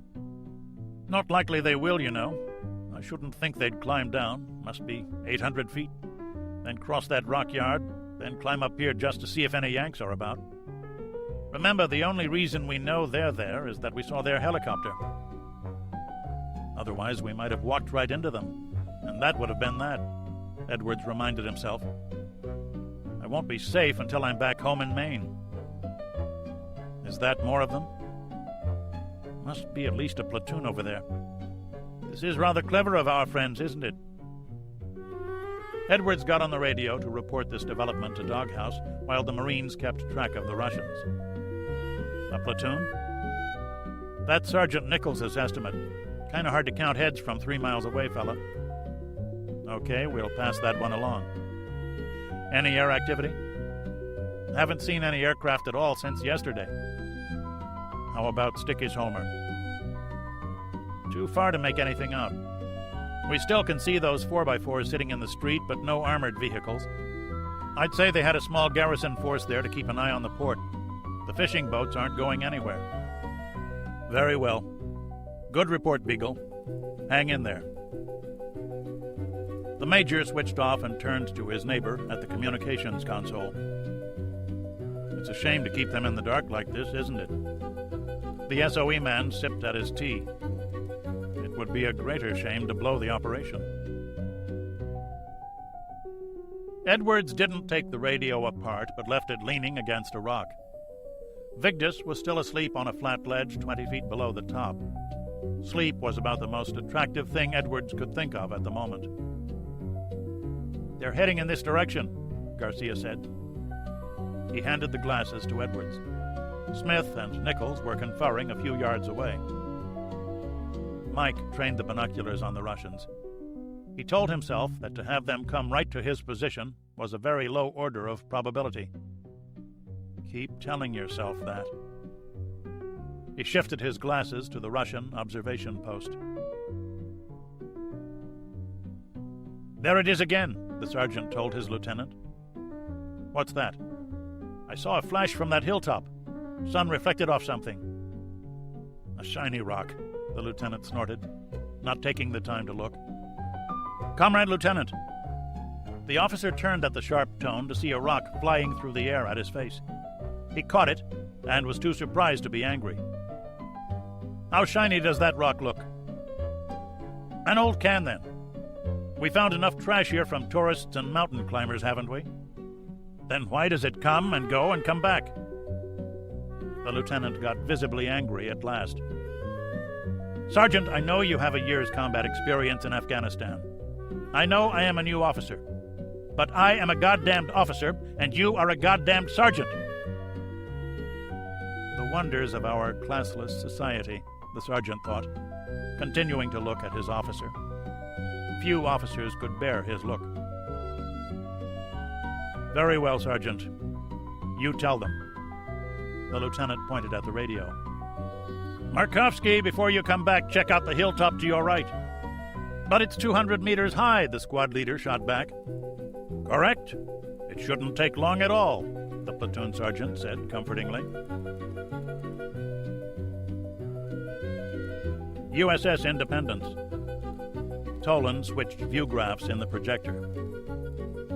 Okay, these satellite shots are less than 3 hours old. Ivan has 3 mobile radars, here, here, and here. He moves them about daily, meaning that one's probably been moved already, and usually has 2 operating around the clock. At Keflavik, we have 5 SA-11 launch vehicles, 4 birds per vehicle. This SAM is very bad news. You've all been briefed on its known capabilities, and you'd better figure on a few hundred handheld SAMs too. The photo shows 6 mobile anti-aircraft guns. We don't see any fixed ones. They're there, gentlemen, they're just camouflaged. At least 5, perhaps as many as 10 MiG-29 fighter interceptors. This used to be a regiment until the guys from Nimitz cut them down to size. Remember that the ones who are left are the ones who survived 2 squadrons of Tomcats. That is the opposition at Keflavik. Toland stepped aside while the wing operations officer went over the mission profile. It sounded impressive to Toland. He hoped it would be so for the Russians. The curtain went up 50 minutes later. The first aircraft launched for the strike were the E-2C Hawkeyes. Accompanied by fighters, they flew to within 80 miles of the Icelandic coast and radiated their own radar coverage all over the formation. More Hawkeyes reached farther out to cover the formation from possible air and submarine-launched missile attack. Keflavik, Iceland. Ground-based Soviet radar detected the Hawkeyes even before their powerful systems went active. They could see 2 of the slow propeller-driven aircraft hovering beyond SAM range, each accompanied by 2 other aircraft whose extended figure-8 course tracks denoted them as Tomcat interceptors guarding the Hawkeyes. The alarm was sounded. Fighter pilots boarded their aircraft while missile and gun crews raced to their stations. The fighter force commander was a major with 3 kills to his credit, but who had learned the virtue of caution the hard way. He'd been shot down once already.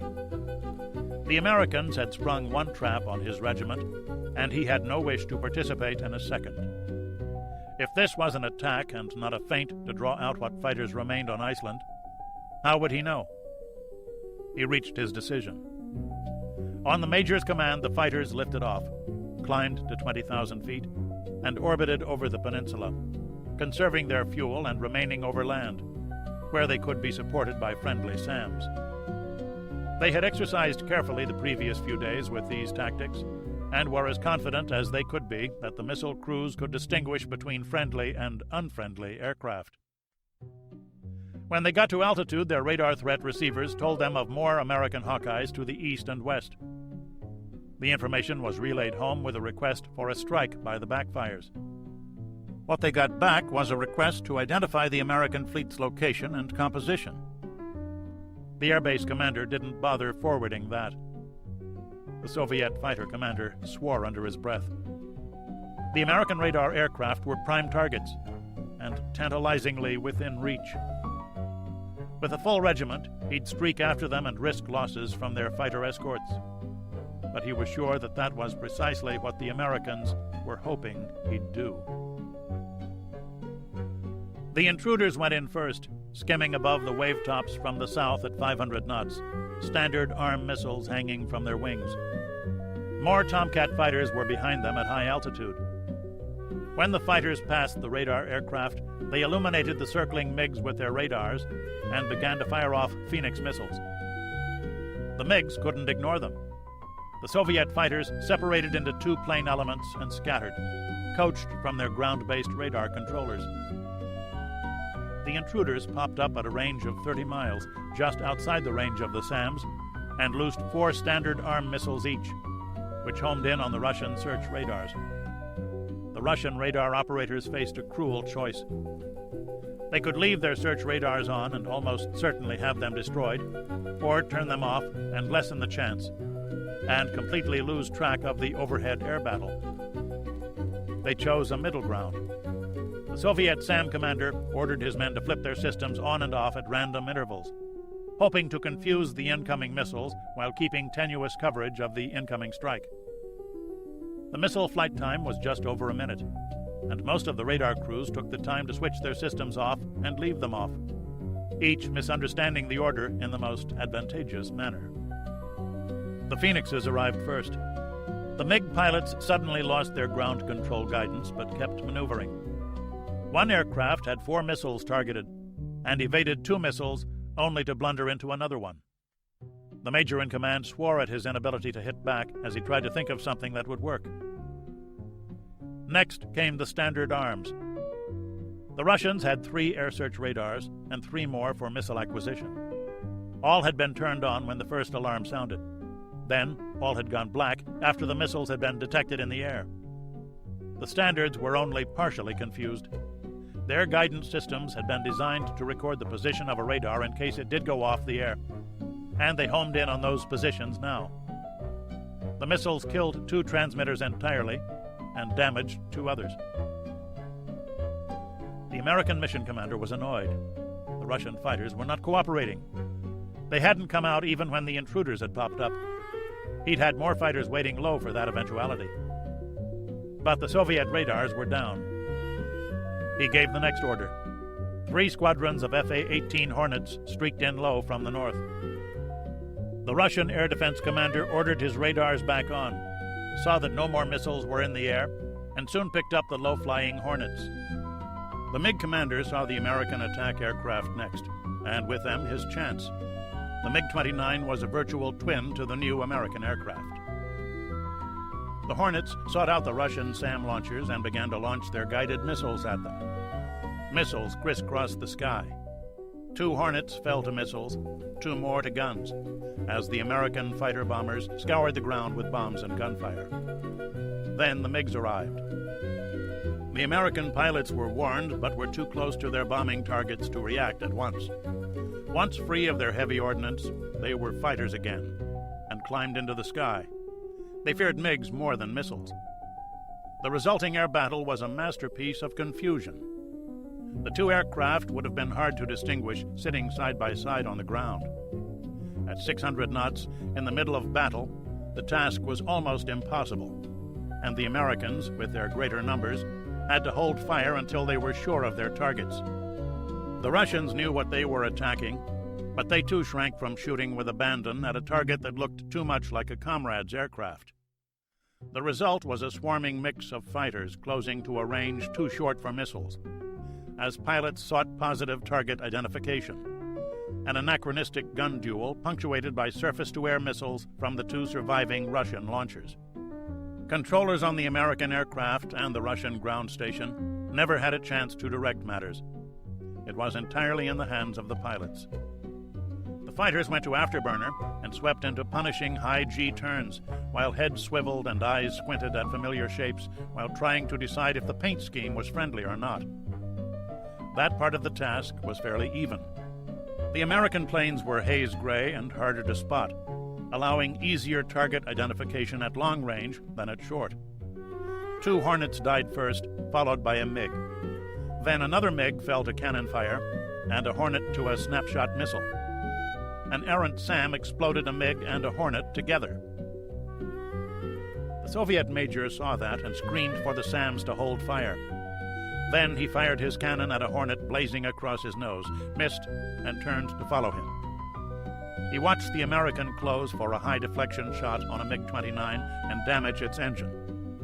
The Major didn't know how many of his aircraft were left. It was beyond that. He was engaged in a struggle for personal survival, which he expected to lose. Caution faded to nothing as he closed on afterburner and ignored his low-fuel state light. His target turned north and led him over the water. The Major fired his last missile and then watched it track right into the Hornet's right engine as his own engines flamed out. The Hornet's tail fragmented, and the Major screamed with delight as he and the American pilot ejected a few hundred meters apart. 4 kills, the Major thought. At least I have done my duty. He was in the water 30 seconds later. Commander Davies crawled into his raft despite a broken wrist, cursing and blessing his luck at the same time. His first considered action was to activate his rescue radio. He looked around and saw another yellow raft a short distance away. It wasn't easy paddling with one arm, but the other guy was paddling toward him. What came next was quite a surprise. "You are prisoner!" The man was pointing a gun at him. Davies's revolver was at the bottom of the sea. "Who the hell are you?" "I am Major Alexander Georgievich Chapayev, Soviet Air Force." "Howdy. I'm Commander Gus Davies, U.S. Navy." "Who got you?" "No one get me. I run out of fuel." He waved the gun. "And you are my prisoner." "Oh, horseshit." Major Chapayev shook his head. Like Davies, he was in a near state of shock from the stress of combat and his close escape from death. "Hold on to that gun, though, Major. I don't know if there are sharks around here or not." "Sharks?" Davies had to think for a moment. The code name for that new Russian sub. "Akula. Akula in the water." Chapayev went pale. "Akula?" Davies unzipped his flight suit and tucked in his injured arm. "Yeah, Major. This is the 3rd time I've had to go swimming. Last time I was on the raft for 12 hours, and I saw a couple of the goddamn things. You got any repellent on your raft?" "What?" Chapayev was really confused now. "This stuff." Davies dipped the plastic envelope in the water. "Let's rope your raft to mine. Safer that way. This repellent stuff's supposed to keep the Akula away." Davies tried to secure the rafts one-handed and failed. Chapayev set the gun down to help. After being shot down once, then surviving an air battle, the Major was suddenly obsessed with the idea of being alive. The idea of being eaten by a carnivorous fish horrified him. He looked over the side of the raft into the water. "Christ, what a morning," Davies groaned. His wrist was really hurting now. Chapayev grunted agreement. He looked around for the first time and realized he couldn't see land. Next, he reached for his rescue radio and found that his leg was lacerated. The radio pocket on his flight suit ripped away in the ejection. "Aren't we 2 sorry sons of bitches?" he said in Russian. "What's that?" "Where is land?" The sea had never looked so vast. "About 25 miles that way, I think. That leg doesn't look too good, Major." Davies laughed coldly. "We must have the same kind of ejector seats. Oh, shit, this arm hurts." "Damn, what do you suppose that's all about?" Edwards wondered aloud. They were too far away to hear anything, but they could not miss the smoke rising from Keflavik. A more immediate concern was the squad of Russians now at the base of their hill. Nichols, Smith, and the 4 privates were spread out across a front of 100 yards centered on Edwards, faces darkened, mainly squatting behind rocks and watching the Russians half a mile away. "Doghouse, this is Beagle, and we got trouble here, over." He had to call twice more to get an answer. "What's the problem, Beagle?" "We got 5 or 6 Russians climbing our hill. They're about 600 feet below us, half a mile away. Also, what's going on at Keflavik?" "We have an air attack underway there. That's all I know at the moment." "Keep us posted, Beagle. I'll see if I can send you some help." Thank you. Out. Michael? Good morning. Glad one of us got a decent night's sleep. She sat down beside him, resting her hand on his leg, and the fear subsided for a moment. I'd swear I just saw some movement on the top there, the platoon sergeant said. Let me see. The lieutenant moved his powerful spotting glasses on the peak. Nothing. Nothing at all. Maybe you saw a bird. Those little puffin things are all over the place. Possibly, the sergeant allowed. He was starting to feel guilty for sending Markovsky up there. If this lieutenant had half a brain, he thought, he'd have sent a larger force, maybe led it himself, like an officer should. The airbase is being heavily attacked. Have you radioed in? Tried to. They're off the air at the moment. There was concern in his voice. 60 miles was too far for the small tactical radios. Their heavy VHF set reported into the airbase. As much as he wanted to be with the patrol, the lieutenant knew his proper place was here. Warn Markovsky. Edwards saw one of the Russians stop and fiddle with his walkie-talkie.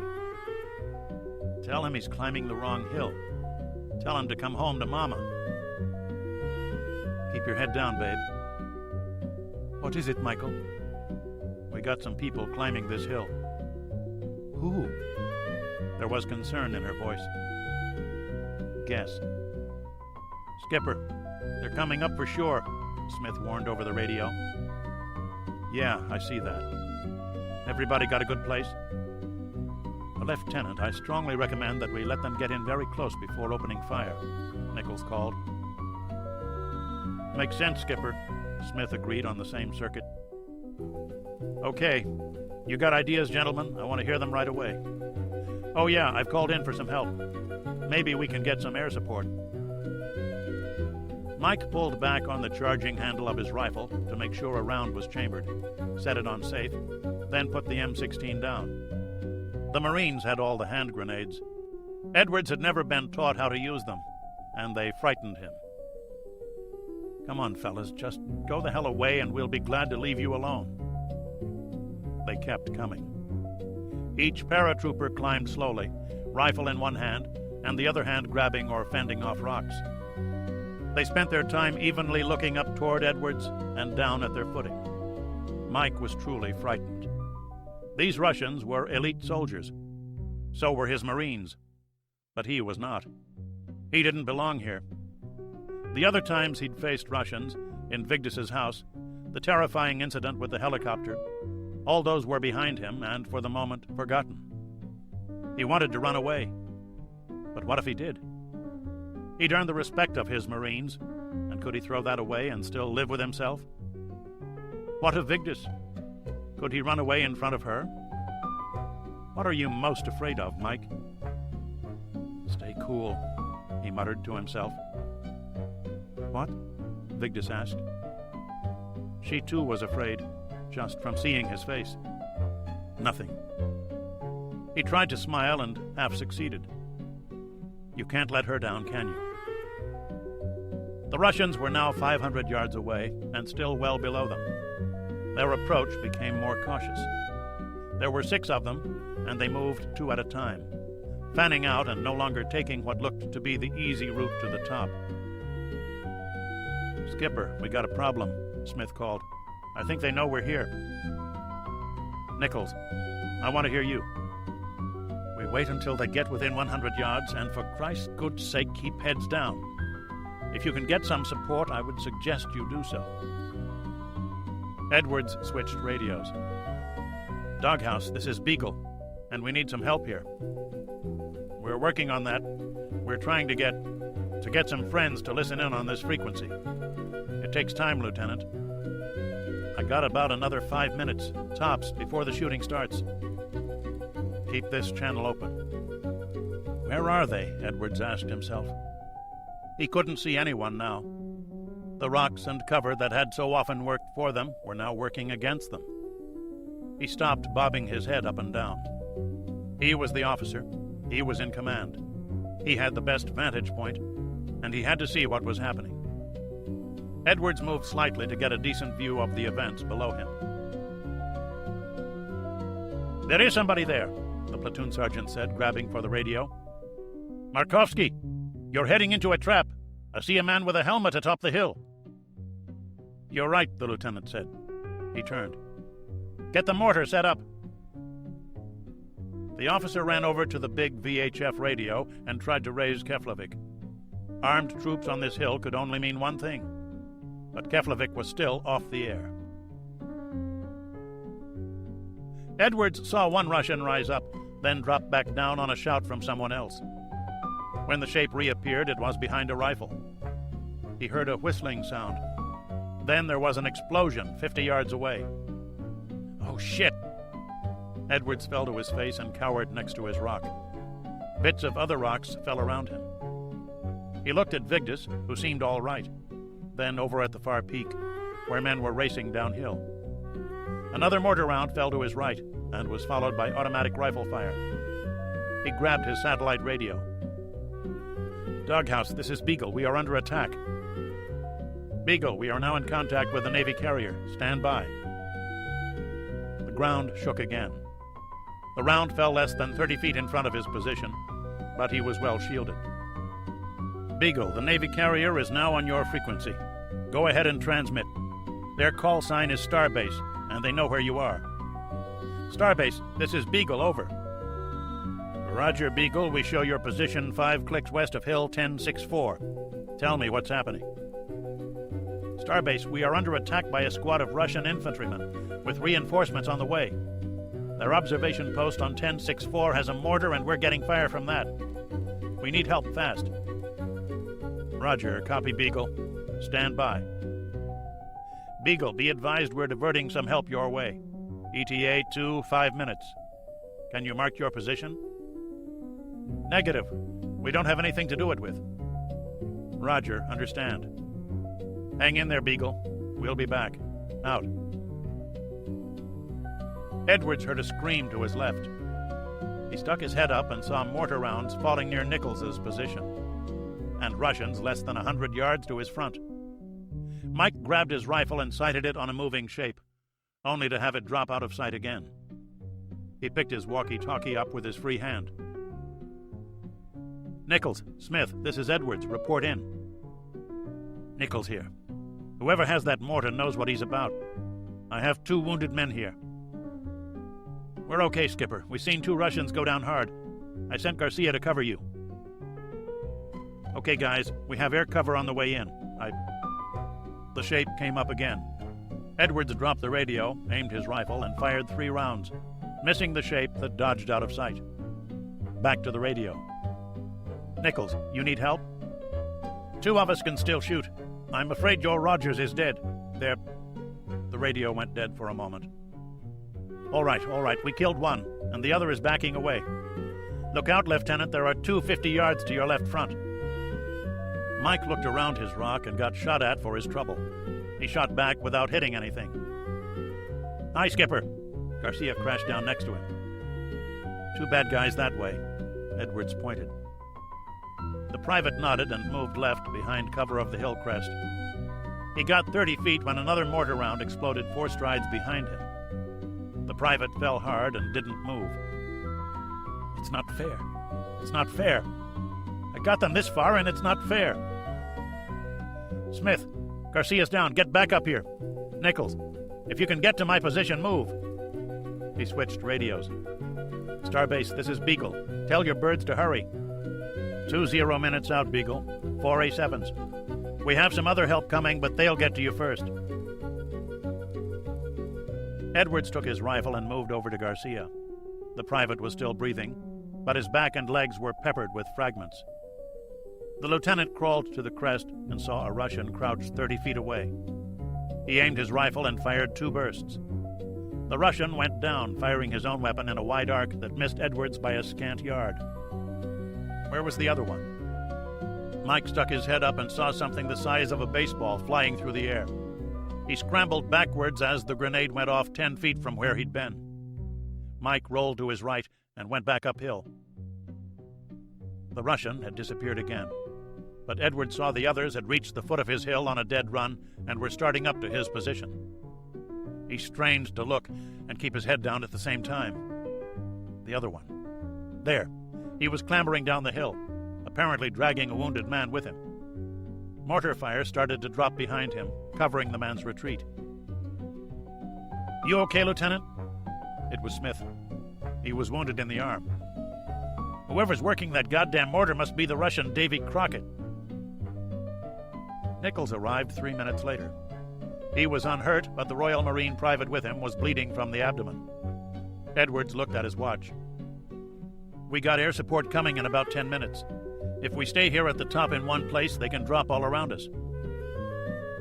The men took position within 50 feet of Edwards. Mike grabbed Vigdis by the arm and set her between two boulders. "Michael, I'm scared too. Stay here no matter what happens. Stay here. You can..." The whistling sound came again, and this one was close. Mike stumbled and fell right on top of her. A hot needle seemed to penetrate his lower leg.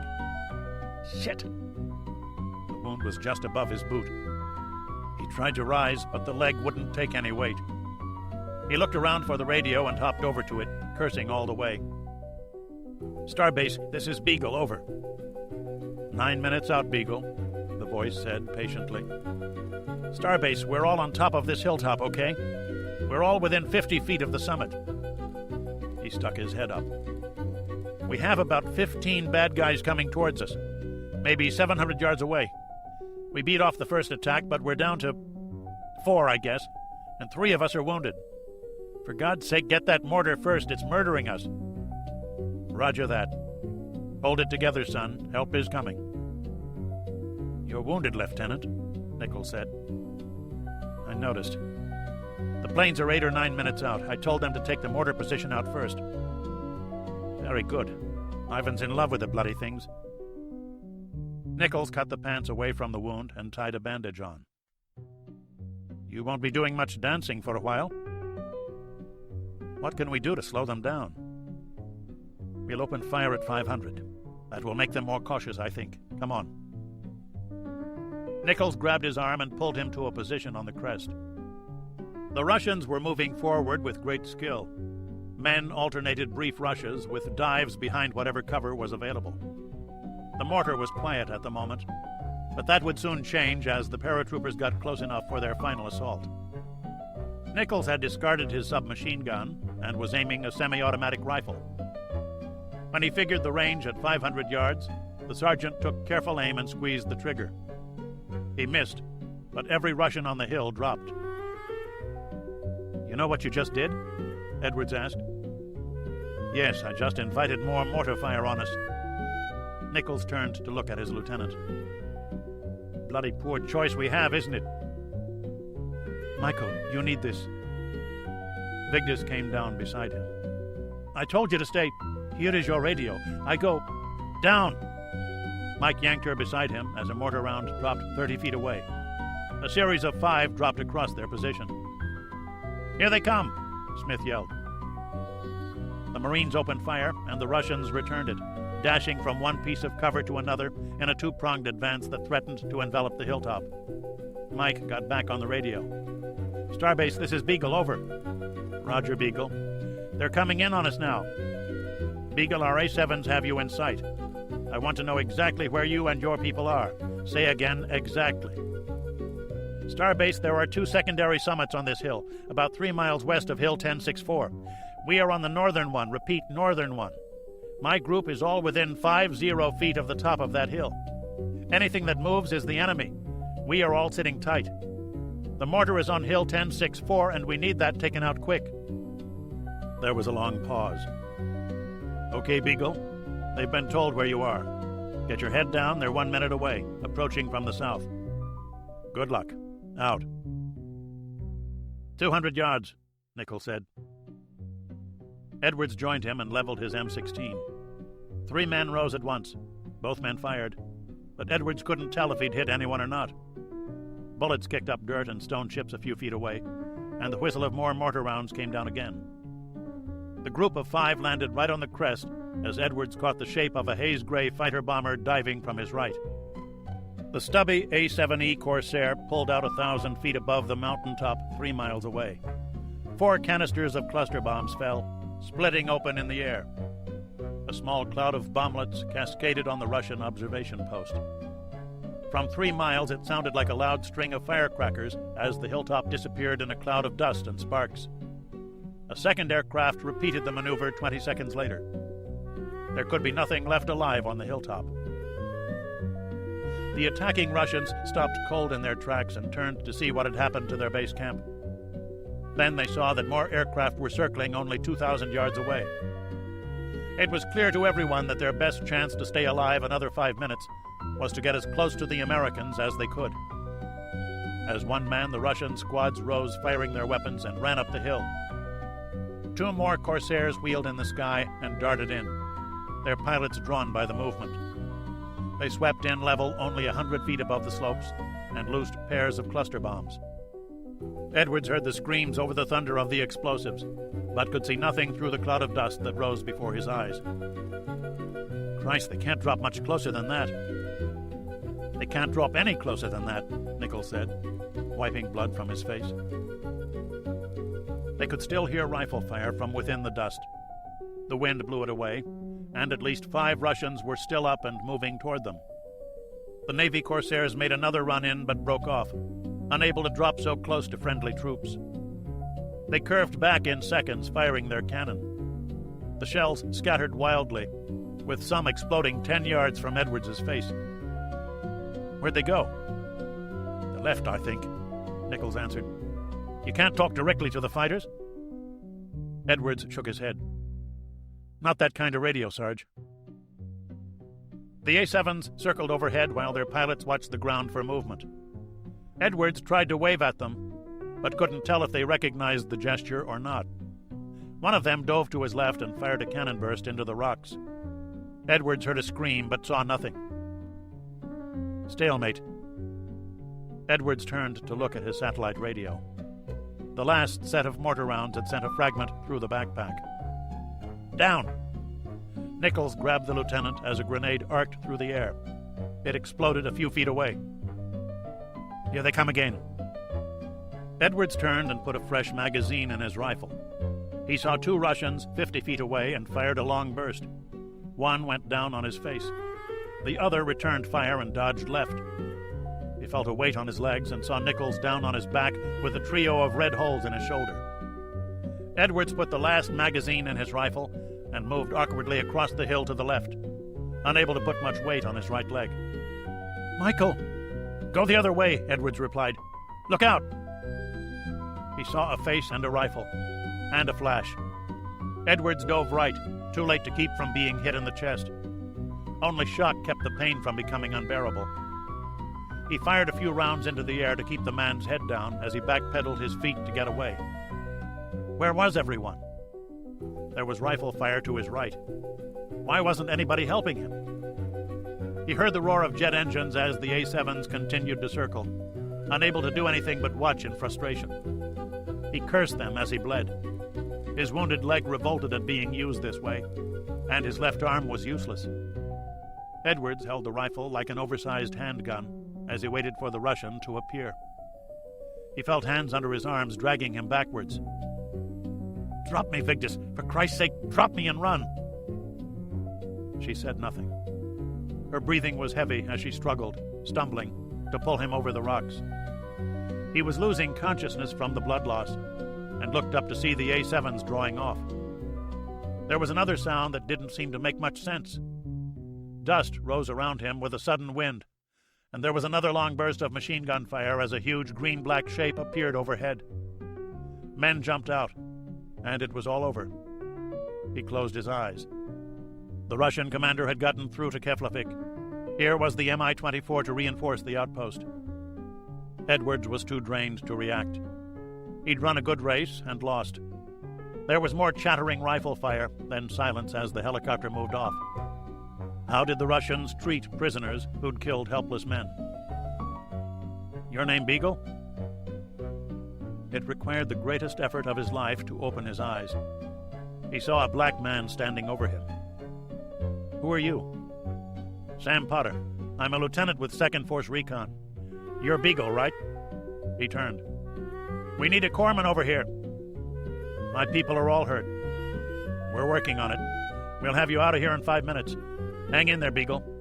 I gotta go do some work. Okay, people, he called loudly. Let's get those Russians checked out. If we got any live ones, we want to move them the hell off this rock right now. Michael? Edwards was still confused. Her face was right above his when he lost consciousness. Just who the hell is this guy? Lieutenant Potter asked 5 minutes later. Wing wiper. He done good, Smith said, wincing with his own injuries. How'd you get here? Potter waved for his radio operator. We fucking walked all the way from Keflavik, sir. Quite a trip, Sarge. Potter was impressed. He gave a short radio order. Chopper's on the way in now. I guess the lady goes out too. Yes, sir. Welcome to Iceland, sir. We've been waiting for you. Take a look, Sarge. Potter's arm swept to the west. A series of gray bumps on the horizon headed east toward Stikkisholmur. USS Chicago. They were still out there, McCafferty was sure. But where? After killing the last Tango, contact had never been re-established with the other 2 Russian submarines. 8 hours of relative peace rewarded his evasive maneuvering. The Russian ASW aircraft were still overhead, still dropping sonobuoys, but something had gone wrong for them. They weren't coming very close now. He'd had to maneuver clear only 4 times. That would have been a lot in peacetime, but after the past few days it seemed like a vacation. The captain had taken the chance to rest himself and his crew. Though they would all have gratefully accepted a month in bed, the 4 or 6 hours of sleep they'd all had were like a cup of water for a man in the desert, enough to get them a little farther. And there was only a little farther to go. Exactly 100 miles to the jagged edge of the Arctic ice. 16 hours or so. Chicago was about 5 miles ahead of her sisters.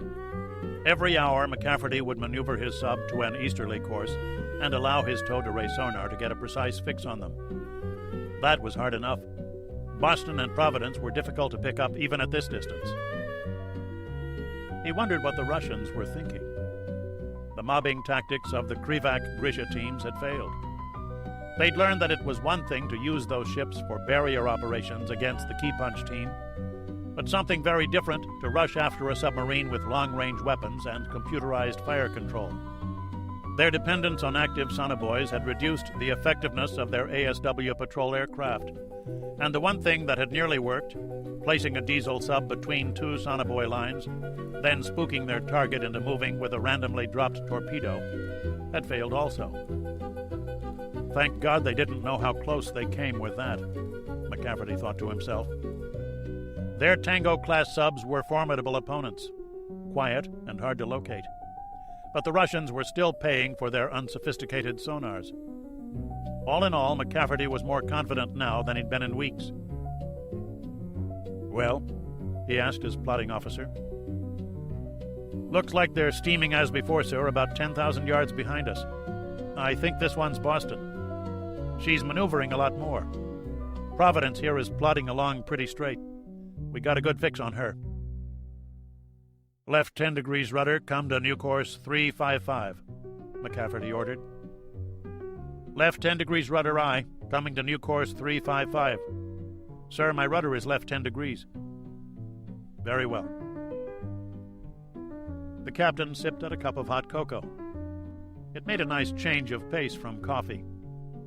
Chicago turned slowly north. In the engine spaces aft, the submarine's engineer crew kept watch on their instruments as the reactor plant turned out an even 10% power. About the only bad news was the storm on the surface. For some reason, a series of squalls was parading around the top of the world, and this one was a real growler. The sonar crew estimated 15-foot waves and 40-knot winds, unusual for the Arctic summer. It knocked 10 to 20% off their sonar performance, but would make for ideal conditions as they approached the ice pack.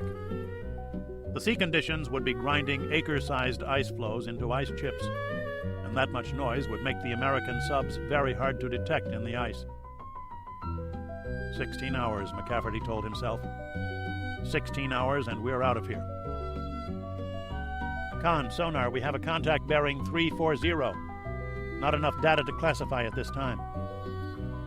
McCafferty went forward to sonar. Show me. Right here, Skipper. The chief tapped the display. I can't give you a blade count yet, too sketchy for anything. Well, it smells like a nuclear boat, the chief allowed. Put up your model. The chief pushed a button and a secondary screen displayed the predicted sonar range, generated by computer from known local water conditions. Their direct path sonar range was just over 30,000 yards. The water was not deep enough yet for convergence zones, and they were beginning to get low-frequency background noise from the ice pack. It would impede their ability to discriminate sonar contacts in the same way bright sunlight lessens the apparent intensity of an electric light. Getting a slow bearing change here. Going left to right, bearing to target is now 342. Fading out a little bit. What's this? The chief looked at a new fuzzy line on the bottom of the display. Possible new contact bearing 004. The line faded out and stayed out for 2 minutes, then came back on bearing 006. McCafferty debated whether to go to battle stations. On one hand, he might need to engage a target very soon, but probably not. Wouldn't it be better to give his crew a few more minutes' rest? He decided to wait. Firming up, we now have 2 possible submarine contacts bearing 340 and 004. McCafferty went back to control and ordered to turn east, which would track his towed array on the new targets, plus give a cross bearing on each from which to compute range. It gave him more than he bargained for. Boston is maneuvering west, sir. I can't detect anything out that way, but she's definitely heading west. Sound general quarters, McCafferty ordered. It was no way to wake up from needed sleep, the captain knew. In berthing spaces all over the boat, men snapped instantly awake and rolled out of their bunks, some dropping to the deck, others climbing upright in the crowded spaces. They ran to stations, relieving the routine watchstanders to head for their own battle stations. All stations report manned and ready, sir. Back to work. The captain stood over the plotting table and considered the tactical situation. 2 possible enemy submarines were astride his course to the ice. If Boston was moving, Sims probably had something also. Maybe to the west, maybe aft. In 20 short minutes, McCafferty had gone from coolly confident to paranoid again. What were they doing? Why were 2 subs almost directly in his path? Take her up to periscope depth. Chicago rose slowly from her cruising depth of 700 feet. It took 5 minutes. Raise the ESM. The slender mast went up on hydraulic power, feeding information to the electronic warfare technician. Skipper, I got 3 J-band aircraft search sets. He read off the bearings. Bears or maze, McCafferty thought. Look around. Upscope. He had to let the periscope go all the way up to see over the wave tops. Okay, I got a May bearing 171, low on the horizon, heading west. She's dropping buoys. Downscope. Sonar, you have anything to the south? Nothing but the 2 friendly contacts. Boston is fading out on us, sir. Take her back down to 600. The Russians are supposed to depend almost exclusively on active sonobuoys, damn it. He ordered to turn back to the north once they reached the ordered depth, and slowed to 5 knots. So they're trying to track us passively now. They must have gotten a twitch somewhere. Or maybe nowhere. Passive sonar tracking was technically very demanding, and even the sophisticated signal processing equipment in Western navies made for many false contacts. On the other hand, we've pretty well telegraphed our course. They could flood the area. Why didn't we try something different? But what? The only other passage north was even narrower than this. The western route between Bear Island and the North Cape of Norway was wider, but half of the Soviet Northern Fleet had a barrier there. He wondered if Pittsburgh and the rest had escaped safely. Probably. They should have been able to run faster than Ivan was able to hunt, as opposed to us. This is how we hunt the Russians, McCafferty thought. They can't hear our passive boys, and they never know when they're being tracked or not. The captain leaned against the rail surrounding the periscope pedestal. The good news, he told himself, is that we're damned hard to hear. Maybe Ivan got a twitch, maybe not. Probably not. If they heard us for sure, we'd have a torpedo in the water after us right now. But we don't, so they don't. Bearings are firming up on both forward contacts. In open ocean water, they'd have a layer to fool with, but there was none here. The combination of fairly shallow water and the overhead storm eliminated any chance of that. Good news and bad news, McCafferty thought. Con sonar, new contact, bearing 286, probable submarine. Trying to get a blade count now. Come left to 348. Belay that. McCafferty changed his mind. Better to be cautious than bold here. Come right to 015. Then he ordered Chicago down to 1,000 feet. The farther he got from the surface, the better the sonar conditions he would have. If the Russians were near the surface to communicate with their aircraft, their sonar performance would suffer accordingly. He'd play every card he had before committing to battle. But what if... He faced the possibility that one or more of the contacts were friendly. What if Scepter and Superb had received new orders because of the damage to Providence? The new contact at 286 could be friendly too, for that matter. Damn. No provision had been made for that. The Brits said they'd leave as soon as the boats reached the pack, that they had other things to do. But how often had his orders been changed since May? McCafferty asked himself. Come on, Danny, you're the captain. You're supposed to know what to do, even when you don't. The only thing he could do was try to establish the range to and identity of his three contacts. It took another 10 minutes for sonar to work on the contacts. They're all three single-screw boats, the chief said finally. McCafferty grimaced. That told him more about what they weren't than what they were. The British submarines were all of a single propeller design. So were the Russian Victor and Alpha classes. Machinery signatures? They're all running at very low power settings, Skipper. Not enough for a classification. I got steam noises on all three, that makes them nukes. But if you look here, you can see that we're just not getting enough signal for anything else. Sorry, sir, that's the best I got. The farther we go east, McCafferty knew, the less signal his sonar would have to work on. He ordered a turn to reverse course, coming to a southwesterly heading. At least he had range. The northerly targets were 11 and 13 miles away, respectively. The western one was 9 miles off. All were within range of his torpedoes.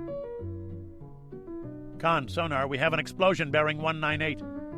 Something else, a possible torpedo at 205. Very faint. Comes in and out. Nothing else in that area, sir. Maybe some breaking up noises at 198. Sorry, sir. These signals are very weak. Only thing I'm really sure of is the explosion. The captain was back in sonar yet again. Okay, Chief. If it was easy, I wouldn't need you. McCafferty watched the screen. The torpedo was still running with a slowly changing bearing. It was no danger to Chicago. Concentrate on the 3 submarine contacts. Aye, Captain. You'd think, with all the practice I've had, that I would have learned patience by now.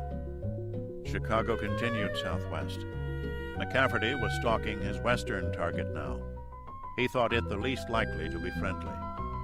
The range closed to 8 miles, then 7. Captain, classify the target at 280 as an Alpha class. You sure? Yes, sir. That is an Alpha-type engine plant. I have it clearly now. Set it up. We'll run 1 fish in deep, dog-leg it at low speed, then pop it up right underneath him. His fire control crew was getting better by the day. It almost seemed that they were working faster than the computer support. Skipper, if we shoot from this deep, it'll take a lot of our reserve high-pressure air, the exec warned. You're right. Take her to 100 feet. McCafferty winced. How the hell did you let yourself forget that? 15-degree rise on the planes. Set. Solution set, sir. Stand by. The captain watched the depth gauge needle turn counterclockwise. 100 feet, sir. Fire control. Set. Match generated bearings and shoot. 2 fired, sir. The Alpha might hear the air blast, or he might not, McCafferty knew. The torpedo moved off at 40 knots on a heading of 350, well off the bearing to the target. 3,000 yards out, a command sent down the control wires told the torpedo to turn and go deep. McCafferty was being very cagey with this shot, more than he would have preferred. When the Alpha detected the incoming fish, it would be from a bearing that Chicago wasn't at. If he fired a return shot, it would not come toward them. The disadvantage of this was the increased chance of losing the control wires and getting a clean miss. The torpedo was running deep to take advantage of the water pressure that reduced cavitation noise, hence reducing the range at which the Alpha could detect it. They had to play some extra angles on this because the Soviet sub had a top speed of more than 40 knots and was almost as fast as the torpedo itself. Chicago continued to move southwest, putting as much distance as possible between herself and the torpedo. Torpedo continues to run normal, sir, sonar reported. Range to target? McCafferty asked. About 6,000 yards, sir. Recommend that we bring her up at 4,000 and go to high speed, the weapons officer suggested. Very well. The tracking party plotted the course of the torpedo and its target. Con, sonar, the Alpha just increased engine power. He hears it. Bring the fish up now, full speed, switch on the sonar. Hull popping noises, sir. The Alpha is changing depth, the sonar chief called, excitement in his voice. I have the torpedo sonar on my scope. Our unit is pinging. The target seems to be pinging also. Sir, we lost the wires. The fish has lost the wires. Shouldn't matter now. Sonar, give me a blade count on the Alpha. Doing turns for 42 knots, sir. Lots of cavitation noise. Seems to be turning. He may have just deployed a noisemaker. Anybody ever shoot at an Alpha before? The executive officer asked. Not that I know about. Miss! Con, sonar, the fish has passed aft of the target. Target appears to be heading east. The fish is still... No, it's turning now. The torpedo is still pinging, sir. Torpedo also heading east. Turning again. I have a bearing change on the fish. Skipper, I think it's chasing after the noisemaker. I show an opening bearing between the fish and target. Damn, I thought we had that one locked in, the weapons officer growled. How far are we from launch point? About 7,000 yards, sir. Bearing to the Alpha. 348. Target bearing is moving east. Machinery noises are down. Blade count shows about 20 knots. He'll keep putting distance between himself and the torpedo, McCafferty said. As long as it was running and pinging, nobody wanted to get near it. The fish would circle until it ran out of fuel. But anything that came within its 4,000-yard sonar radius risked detection. What about the other 2 contacts? No change, sir, the plotting officer said. They seem to be pretty much holding their positions. That means they're Russians. McCafferty looked down at the plot. If they were Brits, they would have maneuvered and fired their own fish as soon as they'd heard the Alpha. And probably everyone in 20 miles had heard the Alpha. 3-1. And they're alerted now. McCafferty shrugged. At least I know what I'm up against. Sonar reported another contact to the south. It should be Boston, Danny thought. If it wasn't, Providence would have done something. He ordered Chicago south. If he had to blast a hole through 3 submarines, he wanted help. He rendezvoused with Boston an hour later. I heard an Alpha. We missed. What did you get? It had twin screws and it's dead, Sims answered. Their Gertrude phones were on a very low power setting. 3 boats ahead, about 14 miles. One's the Alpha. I don't know about the others. McCafferty outlined his plan quickly.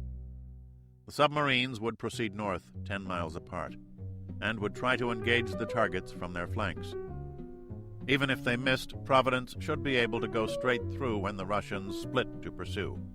Sims agreed, and the boats split up yet again. McCafferty noted that he was still about 16 hours from the ice. There were probably still Soviet patrol aircraft overhead. He'd wasted a torpedo. No, he told himself, that was a well-planned attack. It just hadn't worked, as sometimes happened. A line of sonobuoys appeared, active ones this time, to his northeast. He wished angrily that the Russians would select one set of tactics and stick to it. Hell, all he wanted to do was leave. Of course, he had launched missiles at the Soviet homeland, and they were probably still angry about that. Nobody had ever told him whether the mission was successful or not. McCafferty commanded himself to stop this random thinking. He had trouble enough right here. Chicago moved northwest. As she did so, the bearing to all of her sonar contacts changed to the right. The Alpha was still there, her machinery noise fading in and out. Technically speaking, he could shoot at her, but he'd just seen that her speed and maneuverability were enough to beat a Mark 48 torpedo. He wondered what the Alpha skipper had done. Surprisingly, he hadn't fired a torpedo of his own down the bearing of the incoming fish. What did that mean? It was an American tactic and was supposed to be a Soviet tactic also. Was it because he knew that friendly boats were in the area? McCafferty filed it away. Yet another case where the Russians were not acting the way they were expected to act. The northwest course closed the distance markedly to one of the contacts. The Alpha and the other unknown maneuvered east themselves, maintaining the 10-plus mile range. Unknowingly, the captain thought. He stood over the plot. The fire control solution was already set on the nearest contact. Range was down to 8 miles. McCafferty went to the sonar room again. What can you tell me about this one?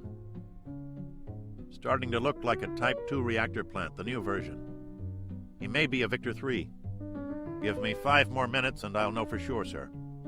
The closer we get, the clearer he looks. Power output? Pretty low, sir. I thought I might have a blade count a few minutes ago, but it didn't work out. He's probably just making steerage. McCafferty leaned back against the bulkhead separating the room from the monstrous computer used to process signals. The line on the waterfall display that would show the unique frequency pattern of the machinery on the Victor 3 was fuzzy but narrowing. 3 minutes later, it was a fairly sharp vertical stroke of light.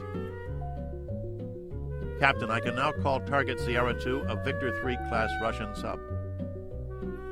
McCafferty went aft to control. Range to target Sierra 2? 14,500 yards, sir.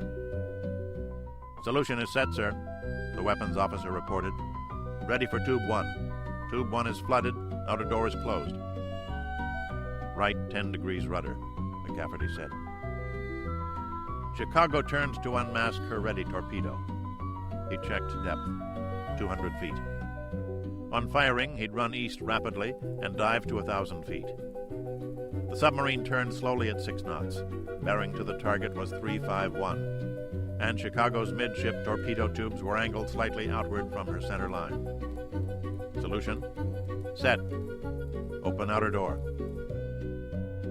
The petty officer on the torpedo board pushed the proper button and waited for the status light to change. Outer door is open, sir. Match bearings and shoot. The 7,000 tons of USS Chicago shuddered again with the torpedo launch. 1 fired, sir. McCafferty gave orders to change course and depth, increasing speed to 10 knots. Another exercise in patience.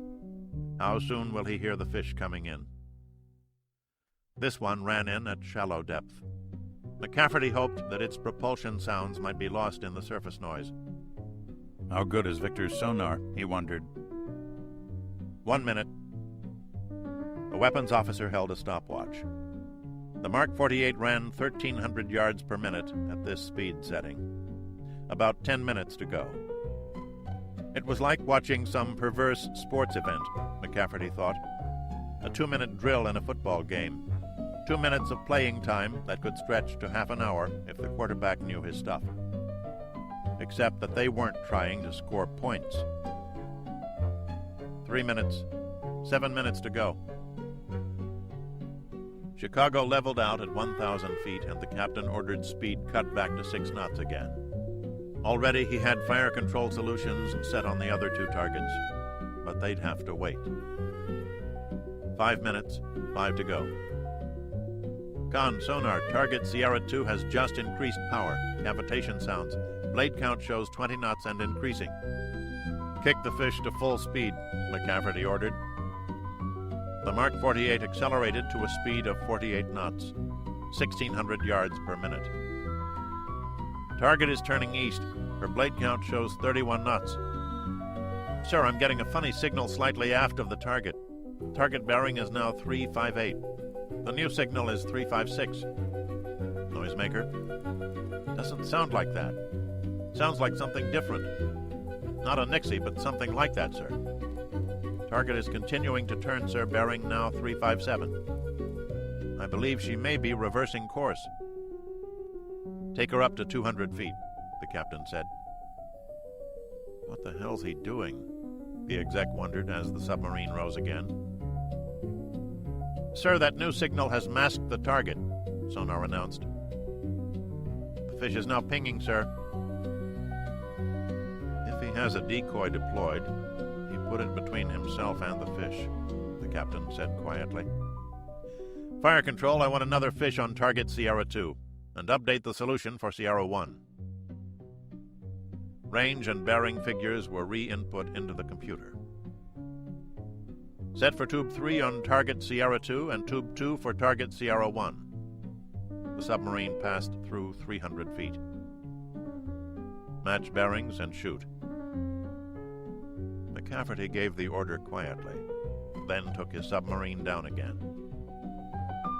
That pod on the Victor 3 that we thought was a towed array housing? What if it's a decoy like our Nixie? We don't use them on submarines, McCafferty thought, but Ivan does things his own way. The fish might still ignore it. He doesn't think so. He thinks it'll work. Then he can turn behind the noise of the explosion and get one off at us. McCafferty walked over to the plot. The other new fish was running toward what was probably another Victor class. The second target was maneuvering east now. The Alpha was also. The obvious tactical move: clear the danger area, turn, and begin your own stalk. While both were turned away, their sonar would be ineffective along the route of the advancing torpedo. Sonar called out, Captain, I have an explosion bearing 354. We have lost contact with target Sierra 2. I don't know if the fish hit her or not. The other 2 fish seem to be running normally. Patience, the captain breathed. Con, sonar, we show some sonobuoys dropping aft. The bearings were plotted. They were in a north-south line 2 miles aft of Chicago. One of the other boats got a message out to his friends, the exec suggested. Good bet. These cooperative tactics will be a cast-iron bitch if they ever figure out how to do it right. Sierra 2 is back, sir. I have a Type 2 machinery signature at 349. Some possible hull popping noises. Sierra 2 is changing depth. The weapons officer commanded one of the running torpedoes to turn left a few degrees. McCafferty picked up a pen and started chewing on it. Okay, probably his sonar is a little messed up. I'll bet he's trying to get an antenna up to tell his friends where we fired from. All ahead 2/3. Torpedoes in the water bearing 031. Do we have anything else on that bearing? No, sir. I show nothing else. McCafferty checked his plot. It was working, by God. He'd spooked the Russians into moving east toward Todd Sims in the Boston. Con, sonar, torpedo in the water aft, bearing 286. Make your depth 1,200 feet, the captain said instantly. Right full rudder. Come to new course 165. Our friend the Victor got word out to his Airedale friends. Sir, we lost the wires to both fish, Weapons reported. Estimated range to Sierra 2. The fish should be about 6,000 yards out. It's programmed to start pinging in another minute. Mr. Victor made a mistake this time. He should have covered his ass before he went topside to radio the airplanes. Sonar, what's the position of the torpedo on our stern? Bearing changing. Sir, I'm losing sonar performance due to flow noise. Last bearing on the Russian fish is 278. All ahead 1/3. McCafferty brought his submarine back to slow, quiet speed. In 2 minutes, they realized that the airdropped torpedo was well clear of them, and that their second shot at the Victor was close to its target. By this time, the sonar display was totally confused. Target Sierra 2 had picked up the incoming fish late, but was racing directly away from it at full speed now. Their shot at the other Victor was still running, but that target was maneuvering to avoid another fish from Boston. The Alpha was at full power heading due north, another Mark 48 in pursuit. 2 more Russian torpedoes were in the water to the east, probably heading after Boston. But Chicago didn't have her sister ship on sonar. 5 submarines were racing around, 4 of them chased by smart weapons. Sir, I have another decoy deployed on Sierra 2. Sierra 1 has one deployed also. Our fish is pinging on 2. Somebody's fish is pinging on 1, and one of the Russian fish is pinging at 035. Sir, I have an explosion at bearing 339. Dad wanted me to be an accountant, McCafferty thought. Maybe then I could keep all these damn numbers straight. He walked over to the plot. The paper plot wasn't much clearer. The pencil lines that designated sonar contacts and running torpedoes looked like electrical wire dropped at random on the chart. Captain, I have very loud machinery noises at bearing 339. Sounds like something's broke, sir. Lots of metallic noise. Getting some air noise now. He's blowing tanks. No breakup noises yet. Left full rudder. Come to new course 010. We didn't kill the Victor? I'll settle for a small piece of him if it sends him home. We'll score that one as a damage. What's going on with the other 2? The fish after Sierra 1 is pinging, and so's Boston's. I guess it's from Boston. The slight abatement of the confusion lasted 10 minutes. The second target put her stern on both torpedoes and ran northwest. More sonobuoy lines appeared across Chicago's path. Another airdropped torpedo was detected to the west, but they didn't know what it had been dropped on, just that it wasn't close enough to worry about. The torpedo they'd put in pursuit of the second Victor-class sub was struggling to catch a target running directly away as fast as it could go, and another fish was angling in from the opposite direction. Possibly Boston had fired at the Alpha too, but the Alpha was racing away at a speed almost as great as the torpedoes. McCafferty re-established sonar contact with Providence and continued north. Chaos worked in his favor, and he took maximum advantage of it. He hoped Boston could evade the torpedoes that had been launched in her direction, but that was out of his hands. 2 explosions bearing 003, sir. That was the last bearing to the second Victor, but sonar detected nothing more. Had the fish killed the sub, the decoy, or had they homed in on each other? Chicago continued north, increasing speed to 10 knots as she zigzagged through the sonobuoy lines to increase her distance from the injured Providence. The attack center crew was emotionally exhausted, as drained as their captain from the frantic tracking and shooting exercise. The technical aspects of the work had been handled well in pre-war workups, but nothing could simulate the tension of firing live weapons. The captain sent them in pairs to the galley for food and a half-hour's rest. The cooks brought up a platter of sandwiches for the ones who couldn't leave. McCafferty sat behind the periscope, eyes closed, head back against something metallic while he munched on a ham sandwich. He remembered seeing the cans loaded aboard. The Navy had gotten a good price earlier in the year on canned Polish hams. Polish hams, he thought. Crazy. He allowed his crew to go off battle stations an hour later. Half his men were allowed to go off duty. They didn't head for the galley and a meal. They all preferred sleep. The captain knew that he needed it at least as badly as they. After we get to the ice, he promised himself, I'll sleep for a month. They picked up Boston on sonar, a ghostly trace on the sonar screens due east of them. Providence was still aft, still cruising along at 6 knots, and still making too much noise from her battered sail. Time passed more rapidly now. The captain remained seated, forgetting his dignity and listening to reports of nothing. McCafferty's head came up. He checked his watch and realized he'd been dozing for half an hour. 5 more hours to the ice. It came up clearly on sonar now, a low-frequency growl of noise that covered 30 degrees on either side of the bow. Where did the Alpha go? McCafferty was in sonar 10 seconds after asking himself that question. What was your last bearing on the Alpha? Sir, we lost him 3 hours ago. Last we had him, he was at plank speed on a steady northeasterly bearing. Faded out, and he hasn't come back, sir. What's the chance he's hiding in the ice, waiting for us? If he does, we'll pick him up before he picks us up, sir. If he's moving, his engine plant turns out a lot of medium and high-frequency noise, the sonar chief explained. McCafferty knew all that, but wanted to hear it again anyway. All the low-frequency ice noise will ruin his chance to detect us at long range, but we should be able to hear him a good ways off if he's moving. The captain nodded and went aft. XO, if you were driving that Alpha, where would you be?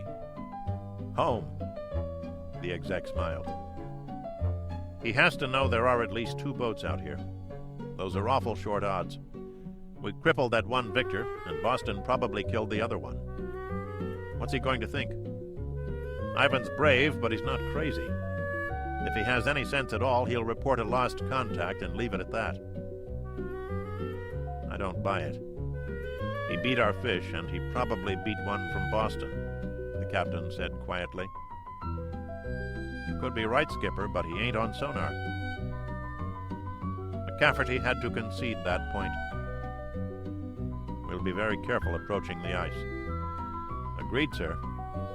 We're being paranoid enough.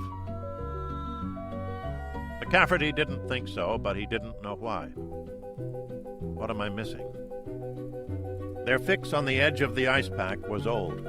Currents and wind would have moved the ice a few miles south as increasing summer temperatures weakened the thick white roof on the ocean. Maybe an hour's worth? The captain wondered hopefully. The plot showed Boston 15 miles to the east, and Providence 8 miles southeast. 3 more hours to the ice. 18 nautical miles, maybe less, and they'd be safe. Why should there be anything else out here? They can't send their whole fleet after us. They have plenty of other problems to worry about. McCafferty dozed off again. Con, sonar! McCafferty's head came up. Con, aye, the exec answered. Providence has speeded up somewhat, sir. Estimate she's doing 10 knots. Very well. How long was I out? The captain asked. About an hour and a half. You've been awake quite a while, sir, and you weren't snoring loud enough to bother anybody. Sonar is still blank except for our friends. McCafferty got up and stretched.